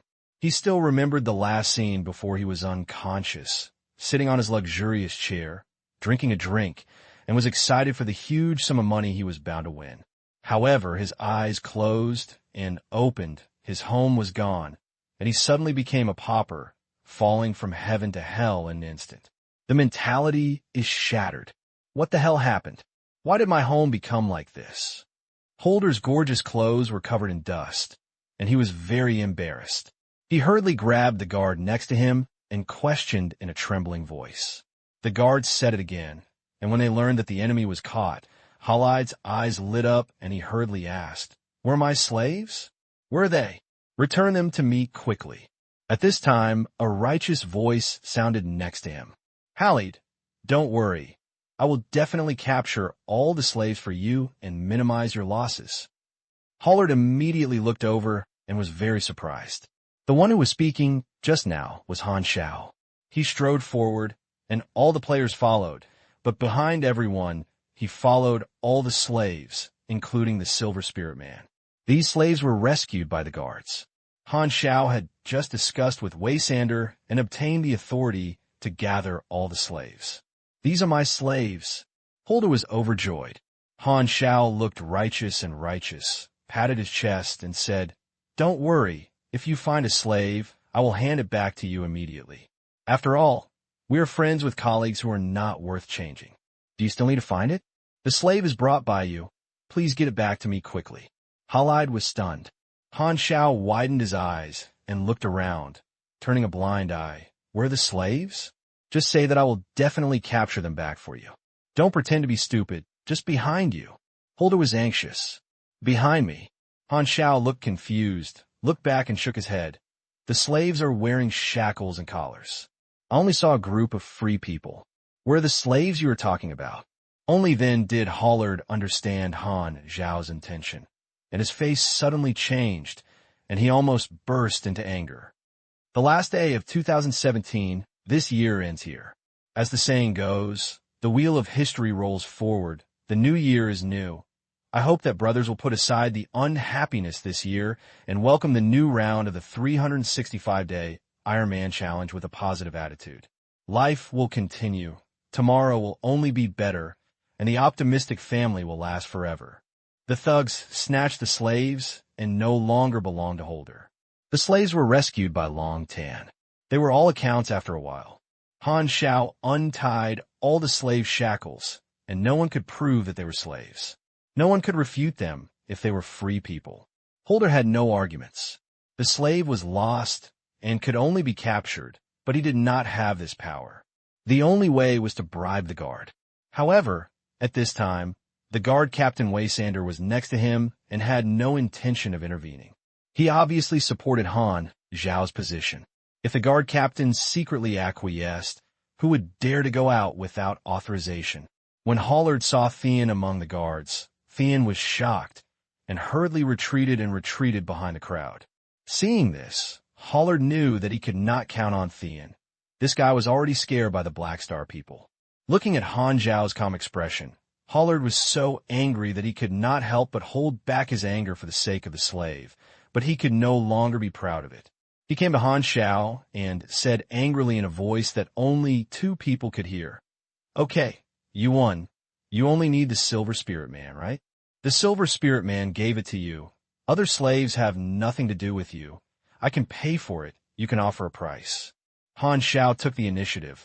Hollard could only give up the Silver Spirit Man and prepare to bleed heavily and exchange it for other slaves. Otherwise, his business would be ruined. "I just said that there are only free people here." Han Xiao fruget. Holder would have misunderstood. His face darkened, and he said angrily, "Don't go too far. If you want to monopolize all slaves, the butler won't let you succeed." "Monopolize? Ha! Don't you understand yet? They're no longer slaves." Han Xiao said lightly. Are you sick?" Hollard was shocked. He thought Han Xiao wanted more money. Only then did he realize that Han Xiao planned to let all the slaves go, which was really a ways to regain their freedom. He couldn't understand this. What was Han Xiao's goal to save these irrelevant slaves for free? At this moment, an aircraft landed, and the butler, Ginny, brought people to the scene. Holder's eyes lit up as if he had found a backer, glared at Han Xiao fiercely, and ran to Jenny. "Best steward, I hope to get my slave back." Holder said this and complained to his superiors. "The newly joined Black Star wants to let my slave go. How can this be done? He doesn't take you seriously." "I understand." Jenny nodded lightly and walked towards Han Xiao. Holder immediately had the confidence, followed behind, staring at Han Xiao, and sneered. Jenny came to Han Xiao and said, "Hey Xing, you did a good job. If you hadn't broken through the enemy's actions, they might have succeeded. This would be a huge blow to the prestige of the Dragon Vanguard. And it happened that when the Dragon Lord was not at home, you did a good job. I will record this credit to your file to improve your trust authority. Those who have made merits have tangible material rewards. You can ask for a monetary reward or something else." She paused and added, "Although this sentence is a little late, you are welcome to join Long Tan. Long Tan favorability plus 300. Current relationship. Neutral, 700/1000. Han Xiao nodded, not at all surprised Jenny's attitude. Just as he was chatting with Visander, Jenny also joined the communication channel. Han Xiao retold the story to her, and had already contacted Jenny privately and reached a consensus. Only Holdman was in the dark, and thought he had found a life-saving straw. The more Holder heard it, the more something was wrong. Why didn't Jenny seem to be standing up for him, but was here to praise Han Xiao specifically? He couldn't sit still and interjected carefully, "But the slave business." Jenny glanced at him and said lightly, "We only buy and sell slaves, and never arrested slaves in person. Since they are free, let them go." Jenny is a businessman. After all, Longtan is a neutral force. At most, it will be a business of slaves and middlemen. She will not reduce the standard of catching slaves by herself. Moreover, as a hero of this incident, Han Xiao will take care of this, give appropriate privileges, and acquiesce to Han Xiao's behavior. Moreover, the profits of slave business are average, and Holding embezzles part of the transaction volume every year. She sees it and doesn't care. Today is the same, so it is naturally impossible to speak for Holding. Holder was stunned, his aggrieved echoed in his chest, almost blowing up his chest. Looking at Han Xiao's joking eyes, he turned his mouth aloof and couldn't help but say, "I suspect that this attack was dominated by Black Star, just to save the Silver Spirit Man. Yes, it must be like this. Those thugs were all helpers he invited. By the way, he let a group of people go away, and that group must be his companions." Holder became more and more excited and spitted everywhere. Although he had a sudden inspiration, he felt that his guess made sense. Han Xiao raised his eyebrows and said disapprovingly, We are colleagues. How can you frame the blame? Although Holder was punished by his fault, this speculation was completely untrue because they had sufficient absent proof, and it happened to be from Jenny. Jenny was worried that he, the newcomer, would arrange for someone to secretly monitor them, but this time it became the most powerful evidence. So Jenny was unmoved at all. She frowned and said, "Okay, this matter has ended here. Holder, you slander your colleague for no reason and temporarily suspend your job. When you calm down, I will assign you a new job." Holder's heart was cold, and he knew that the overall situation had settled, and he was so angry that he was itchy with hatred. Suddenly, he remembered that he had dealt with Han Xiao in this way before, and was retaliated by Han Xiao in the same way. This time, he became a helpless party. A sense of powerlessness penetrated his whole body. He simply ignored it, rolled his eyes, and fell straight down, fainting again. Anyway, nothing can be changed, so just sleep for a while, so as not to be pissed off by the people around you. Han Xiao coughed and said, "Jenny, you should call me Big." "Forget it, call me my name." Jenny's face flashed strangely. Usually only the boss Emmers, as well as the equal level Visander and higher, called her by her name. Because of her capable and strong style, her subordinates were very respectful. This was the first time that his subordinates called her name directly, which felt strange. Han Xiao continued, "I know what the gang of escaped people are. They're not ordinary thugs." As he said, Han Xiao lowered his voice and said with his ears, "They are from the Dark Star." Jenny's eyes suddenly froze, and she said in a deep voice, "When you solve the work here, I will ask me for a detailed report immediately." After that, Jenny took the people away in a hurry, leaving only the logistics team here to clean up the ruins. Han Xiao and others came aside, and all the rescued slaves stared at him. Their eyes were different, and they were all nervous. They finally got freedom and did not want to lose again, so they were not sure what to arrange for next. Han Xiao went out, looked around, and said lightly, "My name is Haixing, the leader of the Black Star mercenary group. Remember my name. I have given you freedom. You owe me a favor. Maybe meet again one day. I need your help. You can go." All the slaves were stunned, and one person asked tremblingly, "Can we really leave?" Han Xiao waved his hand and signaled that it would be fine at any time. One of them walked out carefully, turned around a few steps until after walking out dozens of meters, he found that no one was stopping him, and ecstasy arose. "I'm really free." Everyone couldn't believe that freedom came so easily. But the first slave who walked out did not run wildly, but turned around, looked grateful, and gave Han Xiao a great gift of his own race, and shouted, "Black Star, I will remember this name." One slave after another left with gratitude, and showed Han Xiao a variety of etiquettes. Han Xiao didn't feel much. Instead, the players following him suddenly felt a sense of accomplishment and relief in their hearts, holding their heads up, feeling like they did a great thing. Melas empathized the most, patted Han Xiao on the shoulder, and praised, "Beautiful job." The members looked at Han Xiao's figure, their eyes full of kindness. At this moment, a sense of identity with Han Xiao was aroused. To make players like a character, in addition to their strength, there is another condition, that is, personal charm and sense of identity. The image Han Xiao has always created for players is relatively positive. The action of liberating slaves has made his image elevated again. The meat bun faithfully recorded this scene. Han Xiao turned around and saw that there were still several slaves of the same race who remained in place and did not leave. "Why don't you leave?" These people were obviously familiar with each other and looked a little similar. They looked at each other. One of them said, "Our brothers were originally mercenaries. In the past, they encountered danger when they followed a small mercenary group and were killed. Most of the members were killed. Only we escaped by luck, but they were captured by slave traders and detained for more than a year. Our team had long been destroyed and had nowhere to go. I hope you could take us in and give us a job. You are our benefactor, and we are willing to drive you." Han Xiao was quite surprised. He had only planned to let the slaves go, but he thought that slaves would be like an arrow. Unexpectedly, someone voluntarily stayed. He asked in detail and decided to take these 3 people in. The 3 Volga brothers, Tammy Halenton, are small civilizations with broken star rings. The level of civilization is equivalent to Sunil before his death.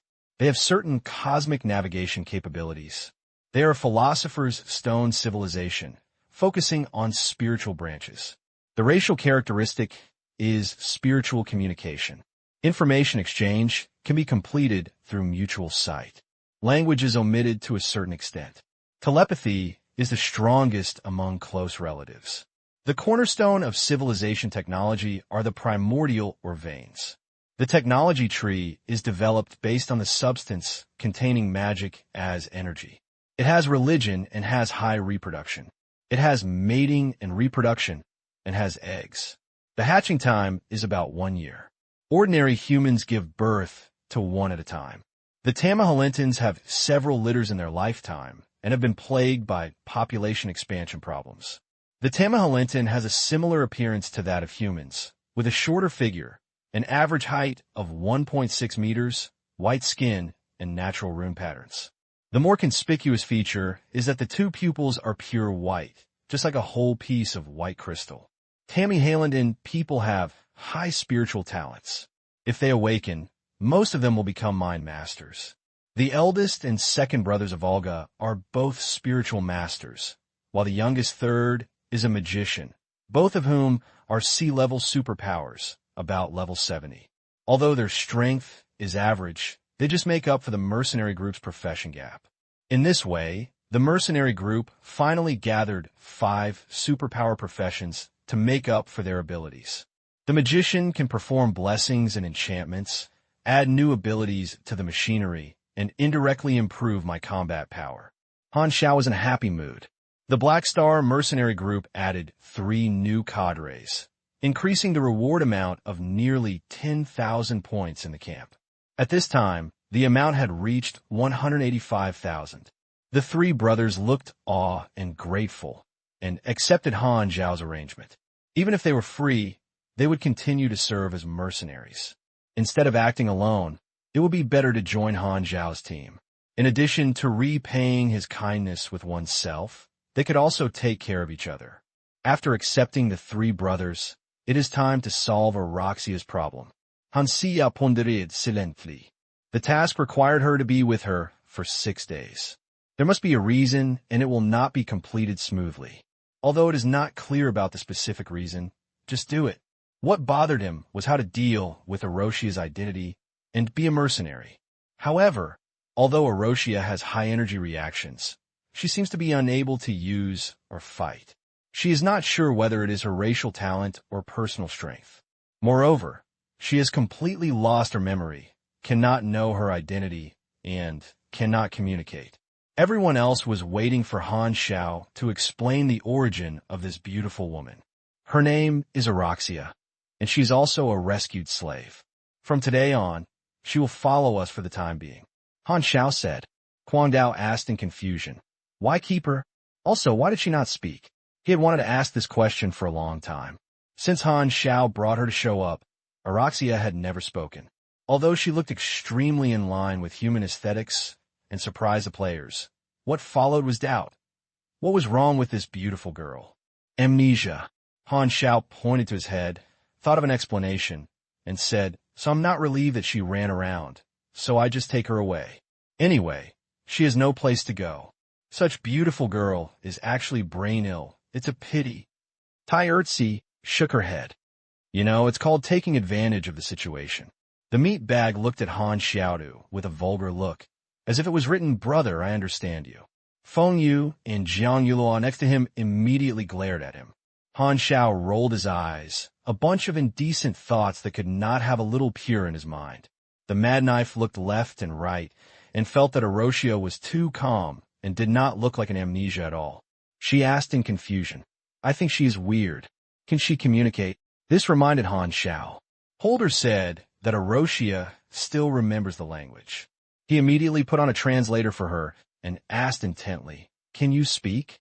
Aroshia finally reacted and said, Yes.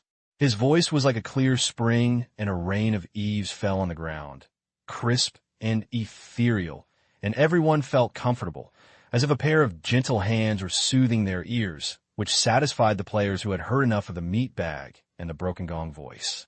You really don't remember anything? Han Xiao was so energetic that he could communicate. Yes. Then are you willing to go with us for the time being? Yes. Then do you need anything? Everything is okay.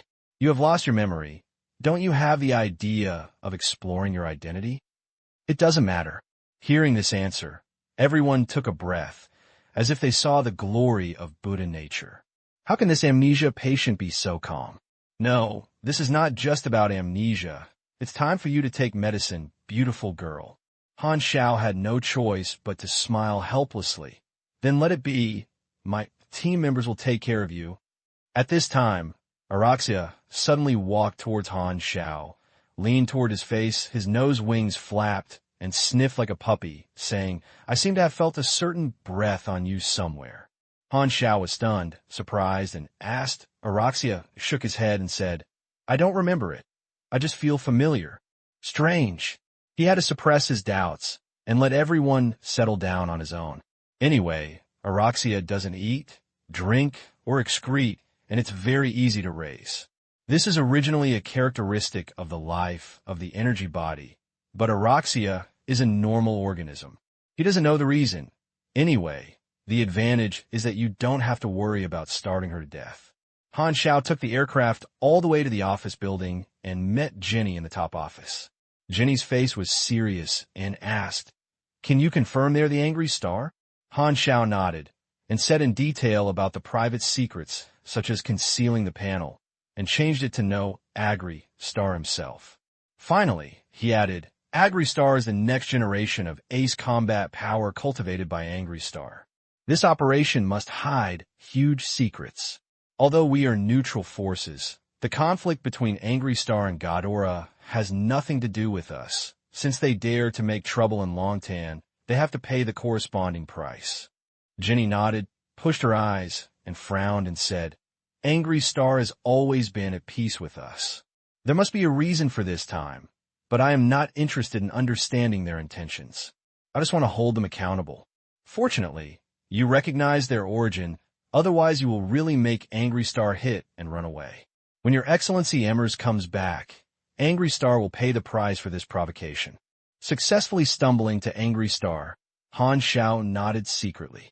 To deal with a large force, killing people with a knife and causing trouble to the east is naturally the best way. The secret of the unknown star is powerful.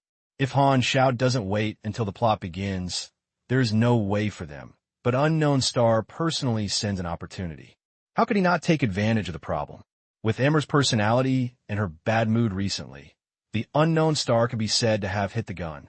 It's a pity that Emmers is not in Longtan at this time. Otherwise, the thunder would be angry and directly stifled the future ace force of Unknown Star in its growth period, and the blow to Unknown Star would be too heavy. Longtan will not disclose information, so that the Anshin will think it is safe and settle the accounts at that time. Only by joining Longtan can I successfully take advantage of the situation, and it is one of the biggest trends of the Broken Star Ring. He has been dealing with the camp and causing trouble. Han Xiao has always made outstanding contributions to his advantages. At this time, he finally flapped his wings between the stars. The complex relationships of power in various civilizations are far more complicated than those of the Sea Blue Star. Even if a little bit of small waves is caused, it may lead to a tsunami after being catalysis from multiple parties, and it may move the whole body. NT, remember the mobile version website. M. What reward do you want for your contribution? Jenny asked. I hope to gain the authority to use the Void Dragon skeleton. Han Xiao said. Jenny nodded. The warehouse is under the supervision of Haier. I'll say hello to him, and the limit will be given to you Void Dragon materials. Haier manages logistics, and all the calls of rare materials need to be obtained from his consent. Han Xiao's request is normal, and Haier will naturally not refuse. Han Xiao was happy that Void Dragon materials had a price, but no market, and they could not even buy them. They could be regarded as a specialty of the camp. As expected, the truth is that the moon will be the first to get to the water. Whether it is selling it for sale or keeping it yourself to create machinery, Void Dragon materials are of great use. After Han Xiao left, Jenny leaned back against the back of the chair. Her eyes flashed behind the lenses, and she murmured, "Black Star Han Xiao is not the kind of guy who surrenders to Emmy's tyranny. He has many secrets on his body, claiming to be a foresighter, and his subordinates are all immortal. If there are more people in this kind of power, alas, although such a person is a right-hand man, I don't know if it is a good thing." After pausing, Jenny's brows relaxed. "Forget it. It doesn't matter who he is. As long as Emmy's is still there, it is enough to suppress all unexpected factors." Walking out of the building, Han Xiao was in a happy mood. He gained a lot this time. He planned to take a shower, then go to the warehouse to get the materials and count the benefits he got. But suddenly, his inspiration flashed and a possibility came to his mind. The target of the 2 dead silver spirits. If I were them, the clues for the silver spirits were broken. The next step must be to find other people involved. Therefore, the Black Star has a high chance of finding the slave dealer who escorted the silver spirits. Han Xiao was shocked and immediately changed his direction and rushed to the dock. On the way, he quickly disguised himself, took off his recognizable mecha and weapons, and put on a simulated mask. He was secretly glad that he realized this in time. It was only more than an hour after the attack. Ashes and others had a high chance of hiding for a while to avoid the limelight. It was his excellent opportunity to seize the initiative and figure out the intentions of the Dark Star. Let me see what the hell of the stars really want. Han Xiao curled his lips and showed a bad smile. At the same time, in a certain street in the outer block of Longtan, the Ashes were hiding in the shadows between the houses. The aircraft passed by without seeing them. Ashes and others escaped from the reconnaissance range and were basically safe. This operation caused an unlucky mistake. The task force looked unfair, and the Ashes suppressed their anger and ordered in a deep voice, "Without any time, let's go find the slave trader and complete the task as soon as possible, and don't stay in Longtan for a long time." A mechanic who is good at electronic equipment said, "I found the information. The slave trader is called Paiji, who stayed at Longtan Wharf." "Okay, he hasn't left Longtan yet, which is very beneficial to us." Ashes was excited and led his group to the wharf. He had intuition that Pikey must know the whereabouts of the secret word bead. There are fewer spacecraft docking at the pier than before, and the array is sparse. There are 2 reasons here. First, there's been too much turmoil these days. In the last melee of the pier, Emmys took action, shocking many thugs. They left in a hurry and did not dare to stay, for fear of being settled by the autumn later. Second, the route of Longtan Floating Island will pass through the borders of the 2 civilizations of the Galong Star Cluster. This is a sensitive area where friction often occurs. It is full of energy detection buoys and patrol fleets, with a very high degree of alert. If you leave Longtan in this area, the danger coefficient will increase greatly. The patrol fleet will not be stingy with shells to solve a group of wanted criminals. So many people choose to leave before this. Pikey also had this idea and was about to leave Longtan. Although he was beaten by Halide, he lost a lot of income. There were other slaves on the ship who sold them to other individual customers, making up for the cost of this trip, but he didn't make any money. You can imagine how unhappy he felt.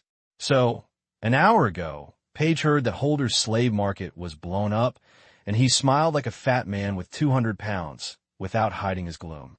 That profiteer deserves to be lost. Pikey felt very happy. His legs were placed on the control panel of the captain's room, his eyes rolled, and he murmured, "The Silver Spear Man has been rescued again, but unfortunately, if I can rob him." Then he shook his head. This possibility only exists in his imagination. He fully realized that the Silver Spirit Man is a hot potato. In addition to mercenaries, he is also coveted by other unknown forces. The water in this pool is very deep. He has a group of slave traders who are unable to intervene anymore. He has no hobby of suicide. The Han Xiao he met last time almost beat him into a snake soup. Looking back now, Paiji was still scared of the black, thick, and hard mecha warrior. "Start the engine, go." The digital pilots manually operated, and the tail flames spewed out of the bottom of the spacecraft, and were about to leave the fixed orbit of the dock. At this moment, the spacecraft system sent a notification from the dock. Persons, please note that a large meteorite group is about to be encountered in front of you, and the countdown is 3 minutes. At that time, the protective cover will be completely opened and no spacecraft will be allowed to enter and exit. I hope all the captains will know. A radar observation screen appeared on the screen, and a large number of dense color blocks were approaching at high speed, all of which were meteorites. In this case, the spacecraft was too dangerous to act alone. Pikey quickly let someone extinguish the engine and stayed. He relied on Longtan's protective ability to make plans after passing through this wave of meteorite groups. Buzz's golden shield is activated. Long Tanfu Island could have seen the universe environment through the artificial atmosphere. Now, the sky is completely covered by gold. The entire Long Tanfu Island has become a rugby-shaped golden sphere. The plasma energy core operates at the highest power. The surface of the golden shield is occasionally sprayed with high-energy arcs, like a sun bait ejected by a star, like a leaping python. The meteorite group came towards us, covering the sky and the earth, with large and small sizes, the largest being equivalent to 1/3 of the floating island. Longtan rushed in front, and countless meteorites hit the golden shield, bursting out circles of golden light ripples. The energy waves generated by the collision spread far into the universe, leaving traces. On the floating island, the ground was obviously vibrating. Han Xiao happened to come to the dock at this time, changed into a costume, took off his mecha, put on a black he'd bought in a shop on the street. It looked very mysterious. The simulated mask changed his face, and no one could recognize him. When he arrived at Paiji's spacecraft port, Han Xiao opened the communicator to search for nearby channels, found Paiji's number, and sent a communication request. It would be better understood if he changed the down-to-earth statement.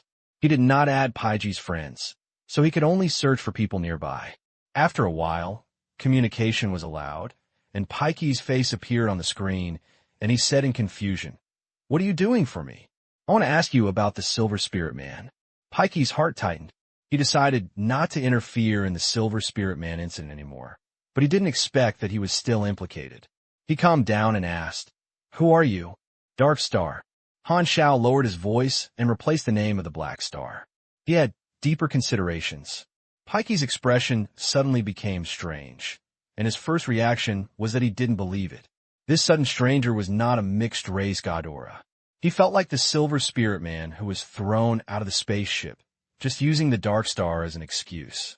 After all, the Dark Star is quite famous for breaking the rings, and many people like to use it to intimidate others.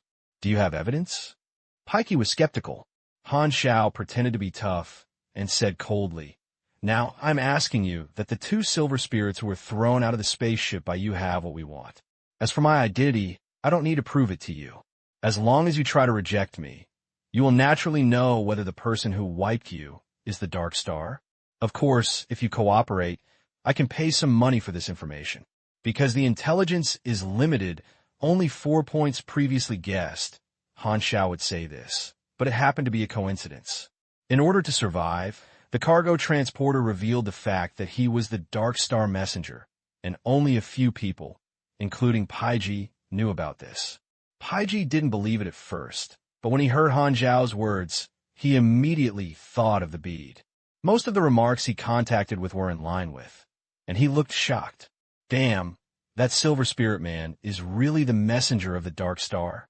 Are you really coming to the door? Most of the doubts were immediately dispelled, and Pikey was both nervous and excited. The Dark Star is the great pioneer in his mind to save Ghidorah, and he won the grand prize this time. But will there be any problem if you kill the messenger of the Dark Star? He suppressed his excitement and fell into hesitation, and still couldn't tell the authenticity of Han Xiao's identity. Although he believed most of it, he was still a little uncertain. After hesitating for a while, Pikey felt that he would rather believe it than not, and said truthfully, "A Silver Spirit Man claimed to be the messenger of Dark Star. I found a pitch-black bead from him, but I didn't know what it was. I thought it was a treasure and took it with him. But a few days ago, the dock was melee, and the bead was lost, and it might have been picked up by someone. Because the bead was not on his body, there was no loss when he told the truth. The other party was probably Dark Star, not to mention his idol, just about Dark Star's behavior. If you refuse to disclose information, you can imagine the outcome.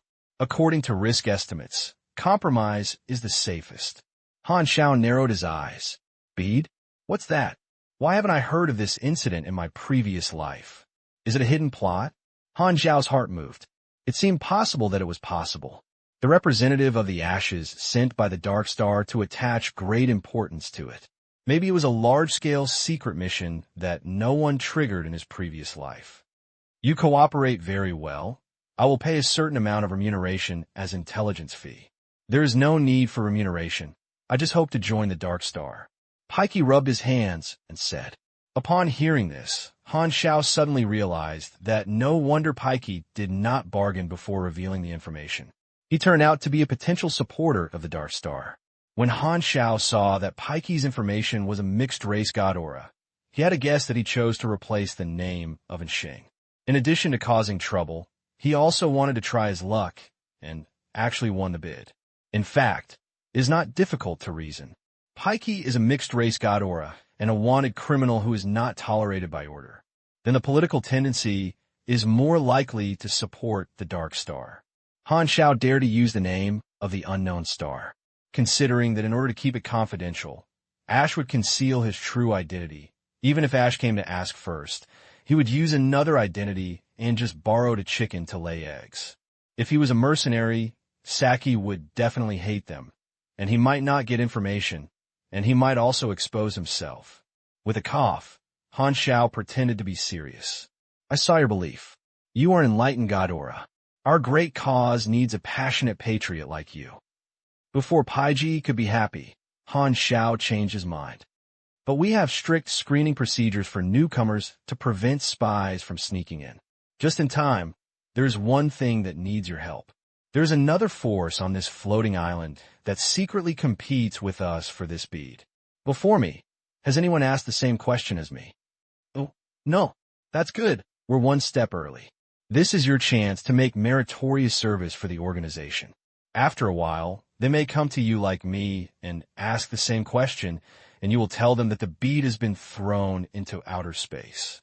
Han Xiao smiled and said with a tight smile, after you complete this, the Dark Star will accept you at the right time and take you to the secret base for formal training. I get it. Pikey was convinced and his face was solemn. He didn't expect that the pool of Silver Spirit Man was so deep, and he couldn't help but wonder what the secret of the bead had, which would attract major forces to secretly snatch it. At the same time, Pikey was also very upset.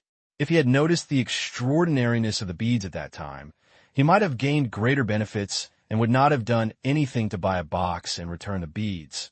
But it was too late to regret it now. After the communication ended, Han Xiao turned around and left the dock, waiting until there was no one else to change back to his original outfit. It turns out that what the Angry Star wants is a black bead, but its whereabouts are unknown. Although there are gains, there is still little information. If the normal method is followed, the clues will be cut off here.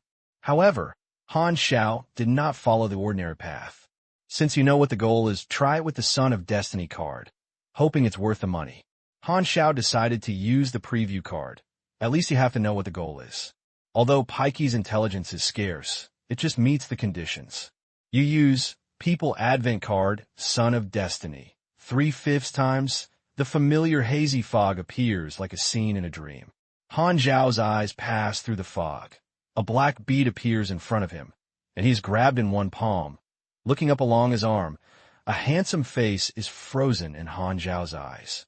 After 2 seconds, the picture shattered and returned to the original environment, as if it had experienced an illusion. Li Yi. Han Xiao widened his eyes.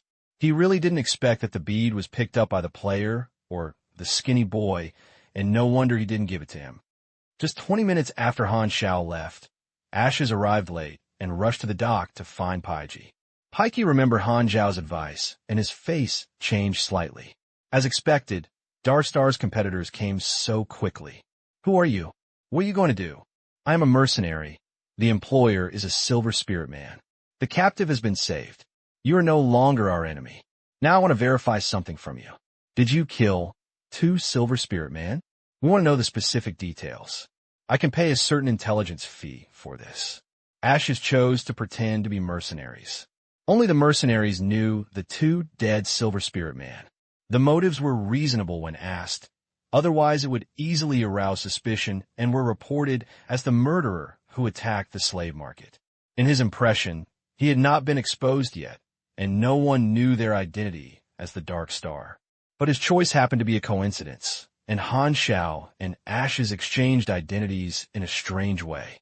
Paiji believed it even more. He thought Han Xiao was the Dark Star, and the ashes that really belonged to the Dark Star were regarded as the Dark Star's enemy. What's more coincidental is that because everyone only has some information, Paiji and Ashes are kept in the dark. Only Han Xiao can barely see the truth clearly. His sexy operation made the 2 of them successfully go astray on the road to the facts. Are you a mercenary? Paiki's eyes immediately showed hatred.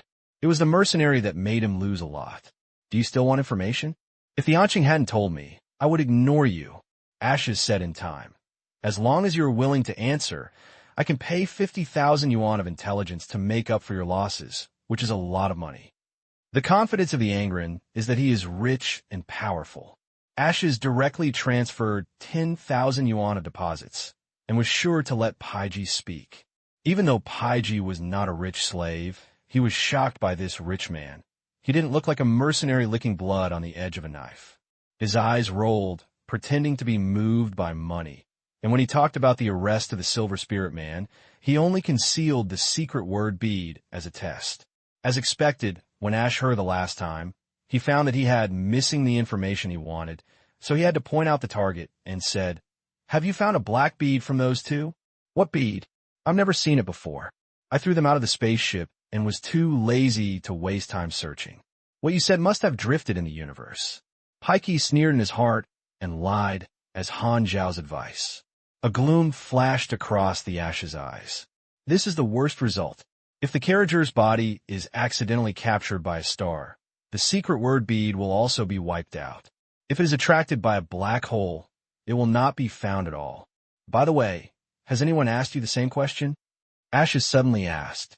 No. Paige immediately denied. Ashes frowned, handed over the remaining reward to Paiki, leaving with a serious mood. Now that the clues have been cut off, their contingent is useless, so they can only report to the headquarters. In the spaceship, Paiki looked at the dark communication screen, smiling and full of expectations. Joining the Dark Star has always been his goal, because the Dark Star is too mysterious and he has no chance to contact him, and he has always regretted it. And now, the dream-loving opportunity comes from the sky. Paiki was secretly excited. I have made contributions to the unexpected star. After waiting for so long, I finally waited for the opportunity. I finally joined the Dark Star. Near the ruins of the slave market, players do not need to return to the guards, and temporarily settled the 3 Volga brothers and Erosia. Everyone surrounded Erosia like a crazy bee and wave butterfly. Erosia was very beautiful and pleasing to the eye. She was also an amnesiac beauty, represented by meat bags. Most male players have a flood of hormones and are very excited. They chatted with Erosia with each sentence. Erosia looked whatever-y, okay, come, and had no interest in the things around her, and responded no matter what. Next to them, the great gods from various clubs remained reserved, avoiding them far away, and chatting with each other. At this moment, all the players of the Black Star mercenary group triggered a new mission together. Looking for beads. Task introduction. Some time ago, Black Star lost a black bead. If someone can find and hand it over to him, he will receive his reward. Task requirements. Hand over black beads, attachment, appearance. Reward. 18W experience. Black Star mercenary group favorability plus 200. Sunil Scum level armor X1. Note. This task is a competitive mission, and only one person can receive the reward. All the players were uproared and surprised. How did the mission trigger? Meat Bao was confused. It should be a sudden mission, but why did Han Xiao realize that he has lost something important now? Feng Yu pinched her chin and looked thoughtful. Unfortunately, Other players' attention was different from her. She didn't ask the reason, but only looked at the rewards. It turned out to be a non-commissioned officer-level armor. Tai Erzi's eyes shone green. This is one level higher than their soldier level, and no one doesn't want it. Are you competing for a mission? Hao Ian's face froze and suddenly felt the ground tremble. He turned to look and saw that the mad knife was the most straightforward and couldn't wait to jump out. The ground was trampled, and the speed was like a hare that broke away from reins. He immediately went to find clues without any nonsense. Only Li Ji's performance was completely different from everyone. His eyes flashed, and his surprise was inexplicably surprised. Black bead? Isn't that the one in my hand? It turns out that Han Xiao is the special person triggered by the bead. Li Ge naturally had this idea. The bead is in his hand. Doesn't it mean that he has met the task conditions? No one knows that he has taken the lead, and all other competitors are destined to be in vain. This feeling is great. A strong sense of joy exploded in my heart. Looking at the players discussing around, Li Ge immediately felt a sense of secret pleasure. At this moment, Han Xiao rushed back. Everyone was about to surround him and asked what was going on. Li Ge directly squeezed away everyone, took out the beads he had collected in his body, and took the initiative to hand them to Han Xiao. Black Star, this seems to be something you left behind, Li Ge said. Han Xiao's eyes lit up. He took the bead and said happily, "Oh, how did you know that this is my baby? I lost it a few days ago. I didn't expect you to pick it up. Your luck is really good. It helped me a lot. Let me think about it. Well, your armor is a little damaged. Let's give you a new set of armor as a reward." A satisfied smile appeared on Li Ji's handsome face, and the other players were in a strong contrast with Li Ge. All of them were stiff. What the hell? The mission ended at the beginning. This is a big deal, a waste of emotion. All kinds of annoyed, speechless, unhappy, and envious eyes gathered on Li Ge. Li Ge enjoyed the feeling of attention, shrugged, and looked proud of, "You are jealous." Seeing this, Han Xiao played with the beads and smiled without saying a word. There is a comparison of the competition tasks, in addition to actual rewards. As long as Li Ge feels that he has an advantage over others, he will take the initiative to hand over the beads. These are the characteristics that Han Xiao learned from Li Ji's previous behavior. He tailored this task for Li Ge, which made him feel that he had taken advantage of it. So Li Ge handed over the beads obediently, and even his pride was calculated by Han Xiao, and he was still kept in the dark and was complacent. Walking aside, Han Xiao checked the prompts on the panel. You get unknown items, and you can get a high reward when handed over to special characters, or you can also use them to identify them. The item description of the bead is still this content. Han Xiao looked at the beads, which was pitch black and smooth, and the surface was flashing deep magical brilliance from time to time. He quickly screened his memory in his mind. The thing on a magic side, is this some kind of energy gem, enclosed with a magic ball? Well, it's not like Dark Star attaches so much importance to it. This bead should be more precious. Maybe it's a secret word bead. Han Xiao said intimately. The secret word bead is equivalent to a high-end safe on the magic side. It can only be opened with a special password. The principle of confidentiality is a precise sealed magic array. The magic array circuit forms a maze-like lock. Only the password can trigger the array which is very complicated. Of course, since there is insurance, there are corresponding methods to destroy insurance. Use a large magic array deconstructor to analyze the magic lock, or the advanced magician manually unlock it and plimp the secret word bead. What matters is not the beads, but the things inside. Han Xiao said. Originally, he thought the bead would trigger a hidden mission, but it seemed that the secret word bead was just a front. Just one bead could not guess the purpose of the Dark Star. Only by taking out the things inside was the key to starting the next step. The item introduction states 2 ways of use. One is to give it to a special person. Li Ge has no clue, but Han Xiao is naturally different.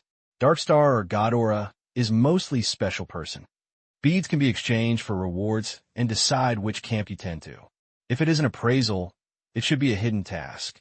No matter which one you choose, the initiative is in his hands, and it is safe to put it into your pocket. Han Xiao smiled slightly and felt relieved. At first, he was only hired to rescue the Silver Spirit Man, but unexpectedly, he not only joined Longtan, but also broke through the plan of the Dark Star. Now that the secret verbal bead is in his hands, the Dark Star is misled by the wrong information and has been eliminated, and the result is finally good. In Longtan prison, the people from the three major mercenary groups either sit or lie, stay in the cell to rest, wait for a long time, and the topic has been said to be done. It doesn't make sense to argue whether Black Star can complete the task.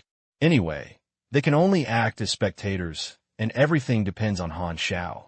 Although Goya said she wanted to trust him, everyone's subconscious mind believed that Han Xiao had no chance. No one spoke. His face was bored, and his atmosphere was silent. The footsteps approached, and everyone thought they were patrolling guards. Unexpectedly, the person who came stopped in front of the cell and said, "Everyone, I have completed the mission." This voice is Black Star. Goa, Fasserini, Pert, and others suddenly looked up and saw Han Xiao standing outside the prison with a smile on his face. "You rescued the Silver Spirit Man?" Pert rushed to the railing and stared at Han Xiao, his tone of incredible. Fasserini interrupted, with a puzzled tone, but with some expectations, and asked, "You are not kidding." Hearing this, Han Xiao took out the communicator directly. He had just contacted the employer, and the employer was very surprised to learn that his companion was rescued again. Han Xiao avoided a heavy bleeding for them.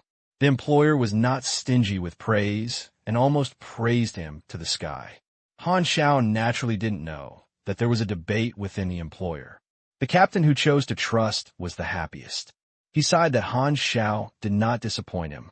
The people who suspected that Han Xiao had nothing to say, especially the employer who suspected that Han Xiao and Halide colluded with money to cheat, and felt extremely ashamed.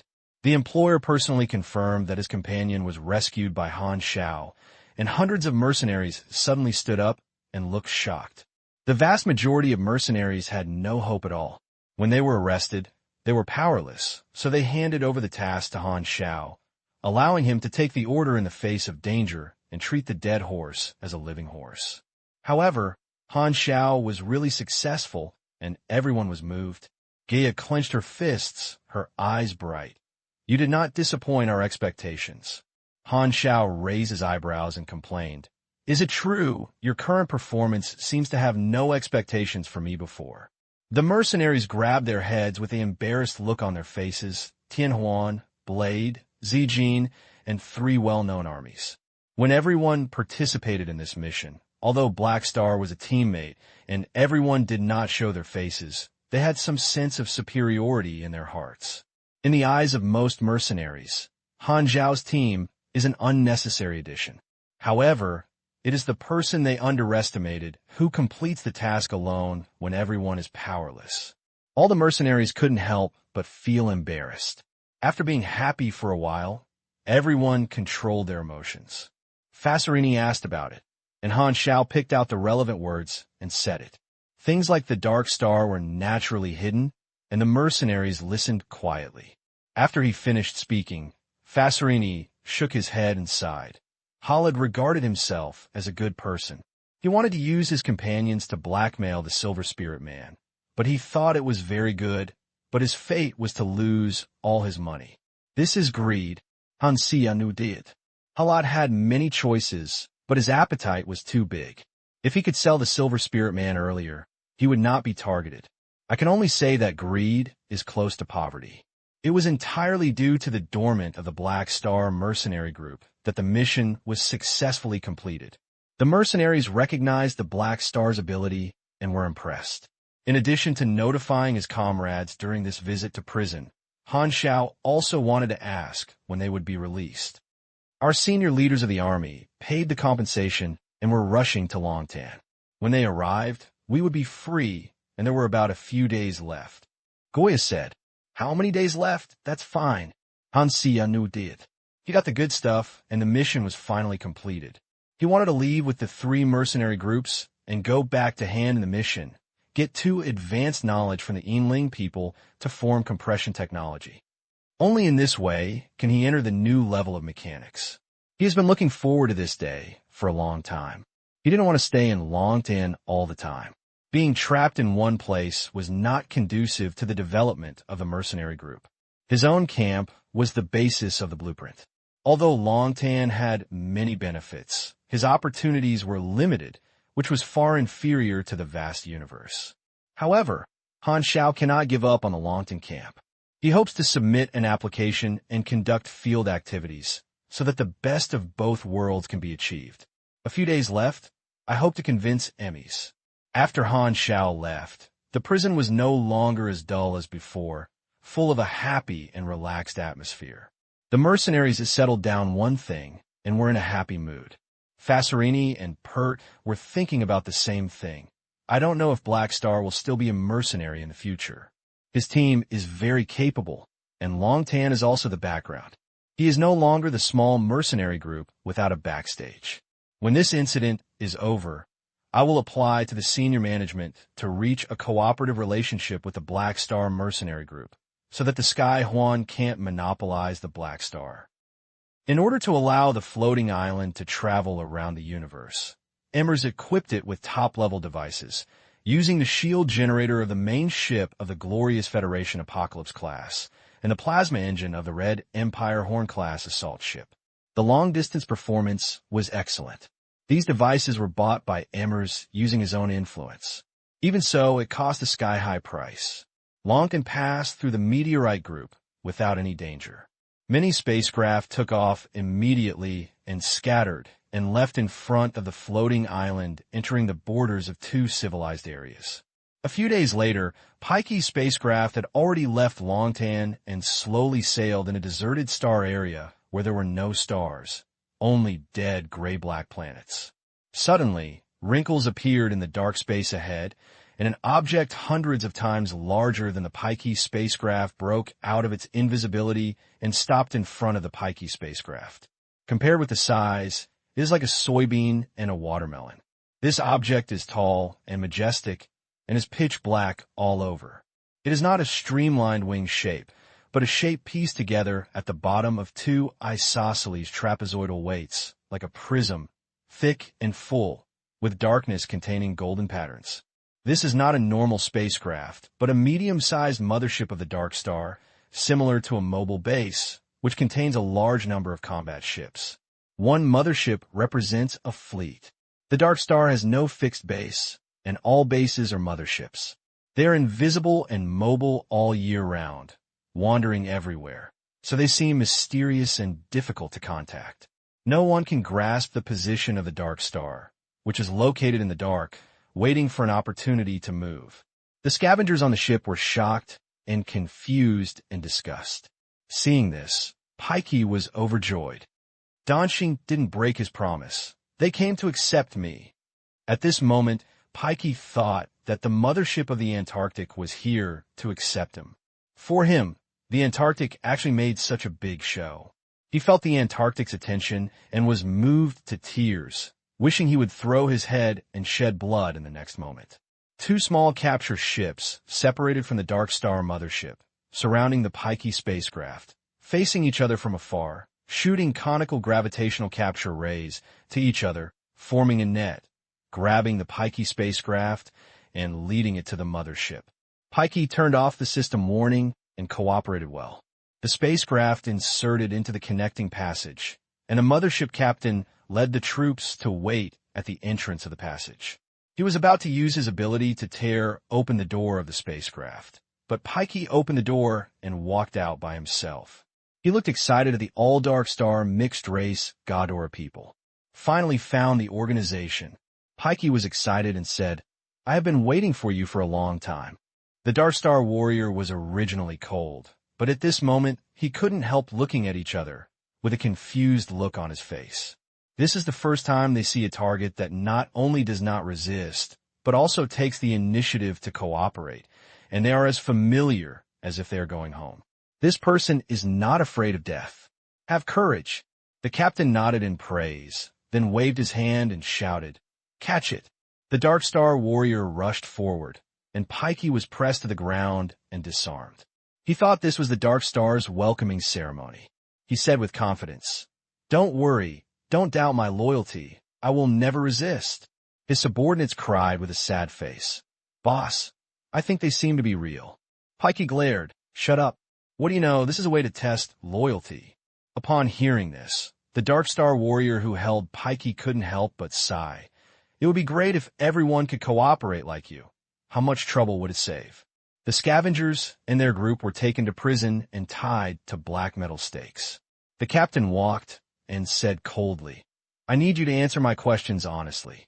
Among the silver spirits you arrested, one of them carried what we needed, a black bead. Where did that bead go?" Although Ashes got the answer, the style of the Dark Star is that he never listened to one side easily. Skipping it is not the code of action of a terrorist organization.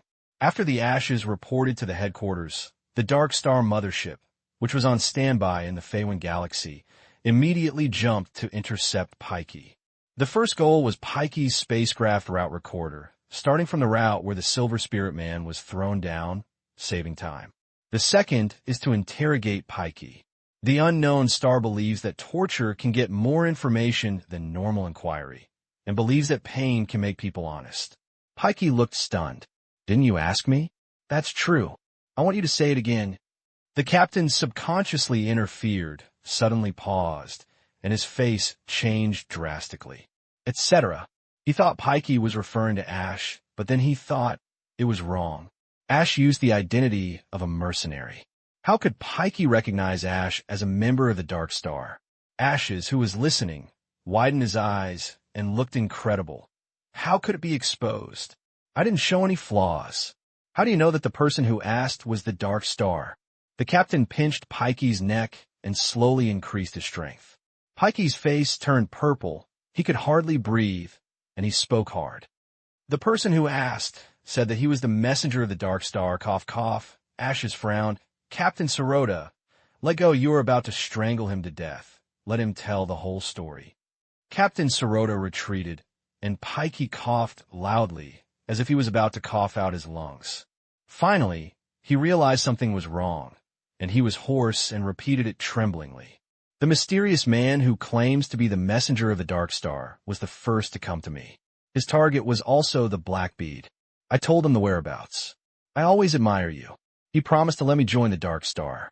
Then he said that another force would come to ask the pearls for questions later. He asked me to deceive the next group of people. Not long after, a man who claimed to be a mercenary came. I sent him away, according to the explanation given by the messenger of the Dark Star." "The man who claimed to be a mercenary? That's me." Ashes came back to his taste. His face became as ugly as the excrement, and his tone suddenly became cold. "So you lied to me." Pikey's face changed drastically. "What? Are you the guy who calls himself a mercenary? You are the Dark Star. Is that Dark Star messenger a fake?" Sirota and Ash's expressions became solemn. The situation suddenly became complicated. It turned out that there was another mysterious force who was also making secret words. He was even cheating under the name of the Dark Star. He was so tired of living. This is a provocation to the Dark Star. Once they are pulled out, this force must be worse than death. So the question is, who is the origin of the mysterious force? Why do you also know the truth about the secret word bead? Is their real goal the product in the bead, or the plan to destroy the Dark Star? Is it for money, or is it the enemy of the Dark Star? Ash's confidence was not revealed, so at this time, I was puzzled. Which link was wrong? He thought he was a hunter, but the mantis stalked the cicada, and the oriole was behind him, and there were still eyes staring at them in the shadow, hiding deeper than the Dark Star, making people stand upright. More mysteries emerged, and things became tricky. The first thing that comes to mind is the organization traitor. If it weren't for the insiders of the organization, why would he know so much secret information? Where's the real whereabouts of that bead? I don't know, but I didn't throw it into outer space, but took it with me and lost it when Longdon fought. Ashes looked cold.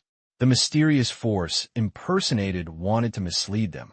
If they hadn't wanted to kill someone to silence them, they would have been hiding it. Thinking about the actions of the mysterious force, it was rigorous and bold.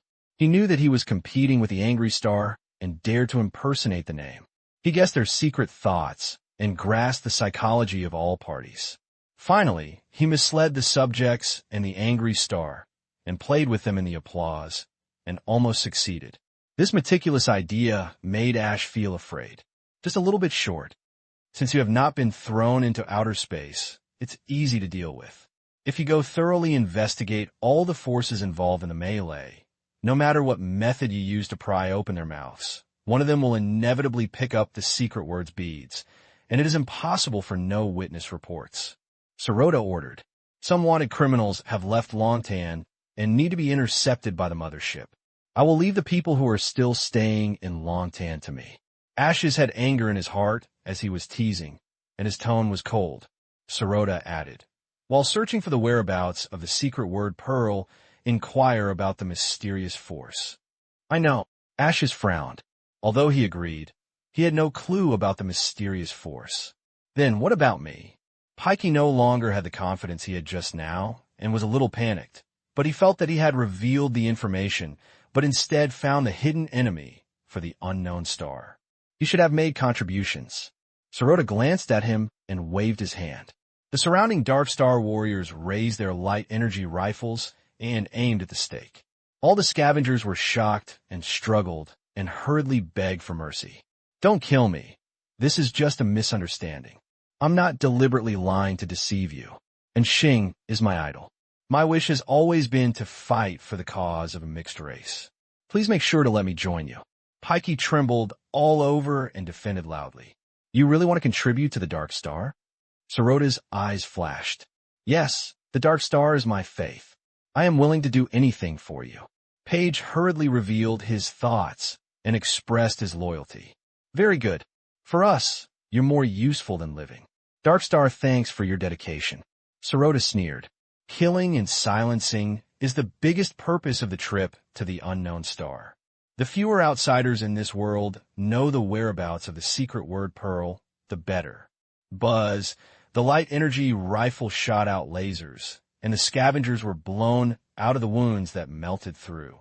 The screams first reached the peak, and then quickly weakened and lost their breath. The laser enlarged in front of his eyes turned white, and Pikey opened his eyes wide and collapsed and roared. No! The dense wounds were covered all over the body, and Pikey tilted his head, his eyes wide open, and he died with his eyes open. He thought he was about to join the dream Anxing, but he didn't expect that he would die in the hands of Anxing in the end. NT remember the mobile version website. 2 days later. Swish. The cooling storage box is opened, and the foggy liquid nitrogen air flows out. Higher's arthropod operation crank metal clamps were clamped out, and 10 test tubes filled with silver potions were extracted. This was a genetic potion made of the spinal cord liquid of the Void Dragon clan. The Void Dragon was full of vitality, and the corpse and spinal cord remained active after death. It would only disappear completely for hundreds of years. By extracting the active factor, it can be made into a large tonic that enhances the physique. Most organisms can take it, and humans are also included in it. 10 refinements of the Void Dragon marrow. These cute little things are yours. Higher's sharp teeth in his mouth moved, and the translator transformed into insect language. The substantial reward given to Han Xiao by Longtan was 50 kilograms of Void Keel and 10 parts of Dragon marrow. It was originally 100 kilograms of Dragon Keel, but he specifically asked to replace half of the Dragon Keel with Dragon Keel. The function of Void Dragon Keel is to permanently increase attributes without side effects or additions, which is extremely precious to players. Pick up a tube of Dragon marrow and observe carefully. The density is not as heavy as mercury, translucent and light silver. The potion is very pure and clear with a little starlight. It triggers the item prompt as soon as you buy it. After confirming that it is correct, Han Xiao directly put it in the injection gun and injected a tube of Dragon marrow into the blood vessel. A tremor from the depths of his body flowed through his whole body like electricity. Han Xiao shuddered, and a silver color flashed in his eyes. You use refined Void Dragon marrow, high concentration 42.2%, and the attributes are permanently increased. Strength +3, endurance +4, charm +1. Han Xiao kept moving and shot 2 more potions into it. The range of random increase in a high concentration potion is relatively high. 3 consecutive injections are injected, with a total strength +8, endurance +11, and charm +2. Potions that permanently increase attributes usually have a limit on the number of times. The Void Dragon Marrow can only increase the attributes 3 times, and then it will no longer work. However, although the attributes are no longer added after 3 times, it has a hidden effect. If you insist on using it, the dose will reach a certain level, and the quantitative change will accumulate and qualitatively change, and you will get the expertise called Void Gene. The surface effect is only an ordinary ability to increase speed and dodge rate. The real benefit is that it will affect the choice of race sublimation. In his previous life, this was discovered by chance. You should know that the Void Dragon Marrow is very rare and has no effect after 3 uses. Most people will not waste it. Han Xiao couldn't help but thank the rich and willful local tyrant. Otherwise, no one would know this secret. According to the accumulation of medicinal properties, there are about 20 low concentrations. If it is high concentration, 10 should be enough. Han Xiao thought in his mind, injecting the dragon marrow into his body one after another, and more silver medicines were mixed into the blood. He developed waves of palpitations, and some subtle parts in his body began to change, and the silver light in his eyes became deeper and deeper. Higher said in surprise, "Hiss. Oh, sorry, the translator just dropped. You injected too frequently. Are you not afraid of gene mutations? Stop it in time." Han Xiao shook his head and signaled that he was okay, but what he wanted was gene mutations. After injecting the 7th needle, Han Xiao's body stiffened, and a complex feeling of coldness and heat exploded in his body. His feet were unstable, he staggered, his back hit the shelf, gasping for breath, and his brows were so frowning that he could almost kill the fly. He gritted his teeth tightly, and the nerve endings all over his body passed the severe pain of churning to his brain, and every blood vessel was beating and bulging. If there is a superpowered person who is good at perception here, you can find that Han Xiao's life rhythm changes, which is not only more surging and powerful, but also has a little more void breath, mysterious and mysterious. You have obtained the expertise, Void Gene. Void Gene, your senses can keenly detect changes in space, giving you stronger reaction and more flexible skills. Moving speed +28%, dodge rate +15%. After a while, the pain slightly reduced as if it had been a century. Han Xiao breathed a sigh of relief, wiped away the cold sweat on his forehead, and suddenly felt a bulge, which felt a little hard, like a scale. He took out the mirror and looked at it. His pupils became silver, and his eyebrows did not look abnormal, but he obviously felt a piece of diamond-shaped skin hardened. Mobilize the energy of the body, and when the energy of the cell in the body becomes active, the diamond-shaped skin changes from flesh to bright silver, which is very obvious. Wow, Guanjianko Erling's true Lord Saint. Han Xiao was amazed. This silver mark not only did not destroy his handsomeness, but instead increased his fashionable value. If the light was brighter, he could imitate the sun fist. This is a new organ produced by gene mutations, and it is also a change brought about by Void Gene, which is used to increase perception of space. I opened the panel and looked at it. Another specialty also changed. After seeing the prompts clearly, Master Han widened his eyes and was overjoyed. Your expertise, low-level strong life, is upgraded, and the upgrade is completed, and the original feat becomes intermediate strong life. Han Xiao got this template expertise a long time ago and accompanied him through various crises. Last time he injected another genetic potion. This time, the Void Dragon Marrow actually made the boss template evolve again. The conversion ratio of endurance and health value increased from 115 to 130, doubled, and had an additional resistance of +25%. It was a complete surprise. Players could not have template expertise. Han Xiao knew that the template expertise could be upgraded for the first time, which was a big surprise. The life limit was more than 4,000 points, which was equivalent to 1/3 of the original one. I'm far away from the road of meat. Han Xiao's eyes shining, and he secretly speculated, more precious genetic agents can improve the level of strong life. If you want to upgrade, you have to inject more genetic drugs into your body. However, genetic agents cannot be used randomly. Otherwise, it will cause rejection reactions to cause genetic distortion or even gene collapse. The best choice must be such a drug without side effects. This discovery gave Han Xiao a new idea, and the demand for template expertise was even more urgent. Unfortunately, this thing is not something you can do just by wanting it. He kept the remaining 3 dragon marrows. This precious thing happened to be used as a favorite bait, setting a high price to let players be sincere in their hearts as coolies. Put away the materials, the communicator rang, and Ginny applied for a call. Black Star, Mr. Emmers has something to come to you. A new virtual holographic screen popped up by the communicator. Emmers' delicate face appeared, and his body floated directly in the vacuum space, and a force field surrounded and protected. Behind her, countless lights surged, as if filling every inch of space, no less than the scene of the interstellar fleet's laser volley, and seemed to be fighting a strong enemy. However, the light was bounced away by the invisible force field barrier and landed on a desolate planet under your feet like a bomb. Obviously, the battle lasted for a while, and 1/10 of the desolate planet's volume shattered, like an apple that was gnawed.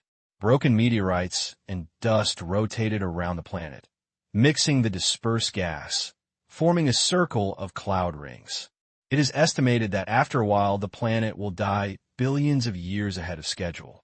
No, this should be called the premature death of a young man, and the beauty is in poverty. With just one look, Han Xiao was sure that Emmys was fighting with another super A-level outer ring of Broken Star Ring. In less than 3 days, Interstellar News will definitely broadcast the following content. Broken Star Ring Express. 2 powerful men willful fight each other, and the innocent planet encountered an unexpected accident. Super A-level strong man maliciously destroyed the environment. The Planetary Protection Association strongly condemned it. Today's Planet Code cancellation list. Speaking of it, it seems that because of my news, Emmers was in a bad mood to find someone to fight, but unfortunately a young planet. The corners of his eyes twitched, and Han Xiaogan coughed and asked, "Hello, Dragon. What task do you have to hand over to me?" Emmers spoke, but was silent. She woke up and grabbed a ball of gas from the planet, pinched a large aura to cover herself, and then made a sound. I listened to Ginny's report. Your team has excellent combat capabilities. Staying in Longtan is a waste. Anyway, you were a mercenary. I approved you to be outside. I happen to have a task to you. You have met my teacher and asked for information about him for me. Emmers said. He asked Ginny a few days ago that he applied for field activities by applying for Longtan's field work as an excuse for being a waste. Longtan only has 3 management positions, guard, butler, and logistics, and it just happens to lack field forces. The Immortal Black Star Mercenary Group is the best choice. At least there is no need to worry about losses. Ginny feels it is reasonable and reports it to Emmys. Emmys has always been employed without doubt, and is not worried that Han Xiao will leave her if he leaves Longtan, and is very confident. Han Xiao's eyes lit up. There is no need to be trapped in Longtan. This is great news. It does not delay the growth of the mercenary group camp. Although Longtan is good, his original intention of joining is a helpless move. As long as he can move freely, the troubles of this problem will greatly reduce his problems. After the finalization, Han Xiao was in a good mood after quitting the communication. The senior leaders of the 3 legions were about to arrive soon. He could go back and hand in the mission together. Everything went smoothly today. Han Xiao looked happy. Could it be that he was finally in trouble and started to turn his luck? Araxia was waiting at the door, and Han Xiao waved his hand and took her out of the warehouse. He was worried that Araxia would run around alone and keep him with him when he had time. After entering an empty street and walking for a while, Han Xiao suddenly withdrew his relaxed face, frowned, noticed that the atmosphere was strange, and flashed to protect Araxia behind him, looking around with vigilance. Good perception. A person's voice sounded out of thin air, with a cold tone of judgment and aloofness in his own strength. His voice made Han Xiao feel familiar. At the same time, the ground around suddenly stretched out a hard wall, covering the sky, like a cage that trapped the two of them inside. The soldiers of the Dark Star Task Force appeared and surrounded the two. Ashes stood in front, staring at Han Xiao with a blank expression on his face, as if everything was in control. Captain of the Black Star Mercenary Group, we need your cooperation. Follow us. If you don't resist, you can suffer less. Hearing this, the solemnity like the Frost Mountain range piled up deep in Han Xiao's eyes. 2 days ago, the unknown star killed someone to silence him, and by chance he realized the lie of Paiji, so he changed his strategy and did not have to find a needle in the haystack in the universe. Since the secret bead fell on Longtan, he only needed to lock in the forces that had participated in the melee of the dock, and to find out who picked up the bead, and the screening range suddenly narrowed countless times. The mercenaries were the initiators of the melee of the docks and received special attention. The 3 families of Tianhuan, Blade, and Zijin were all arrested. Only Han Xiao's Black Star had the power to move outside. Ashes had not yet died to go to the prison, so they didn't have to consider it and directly regarded Han Xiao as the best target. That's why this ambush came. Catch Haixing. Use means to control the little mercenary leader. Let him obey the instructions. Use his identity to enter and exit the prison cell, and ask if the secret Yuju was picked up by other mercenaries. Originally, the first rule of the Dark Star Task Force Operation Manual is, in field missions, in order to reduce the risk of exposure, try not to use force if you can bribe the target with money, because most of the money spent can be snatched back. However, in the knowledge of the Dark Star, the mysterious force plotting the secret word Pearl is hidden in Longtan, and they learned the truth better than them. It is very likely that they had just come to the forefront of the mercenary early in the morning. After the incident of Paiji's deception, Ashes did not want to be fooled again, so he decided to use a rough and simple set of force directly. As a member of a large violent terrorist organization, he has always felt superior to the mercenaries, like the god of death hidden in the dark, high-end, fashionable, cold and solemn. How stylish. And the mercenaries are so rustic, just like the rustic mud legs in the land, making a coolie for money, without belief, and even a bounty hunter who specializes in pursuing wanted criminals, which is simply frustrating. What we do when we come out is to be honest. When the report came out, I'm from the Dark Star, and I'm a mercenary, felt completely different. The name of the Dark Star made countless races fear. In contrast, although the mercenary industry is extremely large, it is a mess of sand, with mixed quality, just like the difference between stones and sandcastles. If it were a large legion, such as Tianhuan and Blade, the Dark Star would face it, but the strongest one is only the leader of a small-scale mercenary group of more than 50 people with a B-level B. Hey, that's not a good deal. Who are you? Han Xiao narrowed his eyes and asked deliberately. I'll give you a piece of advice. If you want to live longer, please put away your curiosity. Don't ask about our identity and don't cause trouble. Ashes said lightly. Thinking Han, Xiao must be surprised by the identities of these ambushers. However, he did not know that the witness on the night of the slave was Han Xiao. He thought this was the first time he met with Haixing and remained unfathomable. He put pressure on Haixing.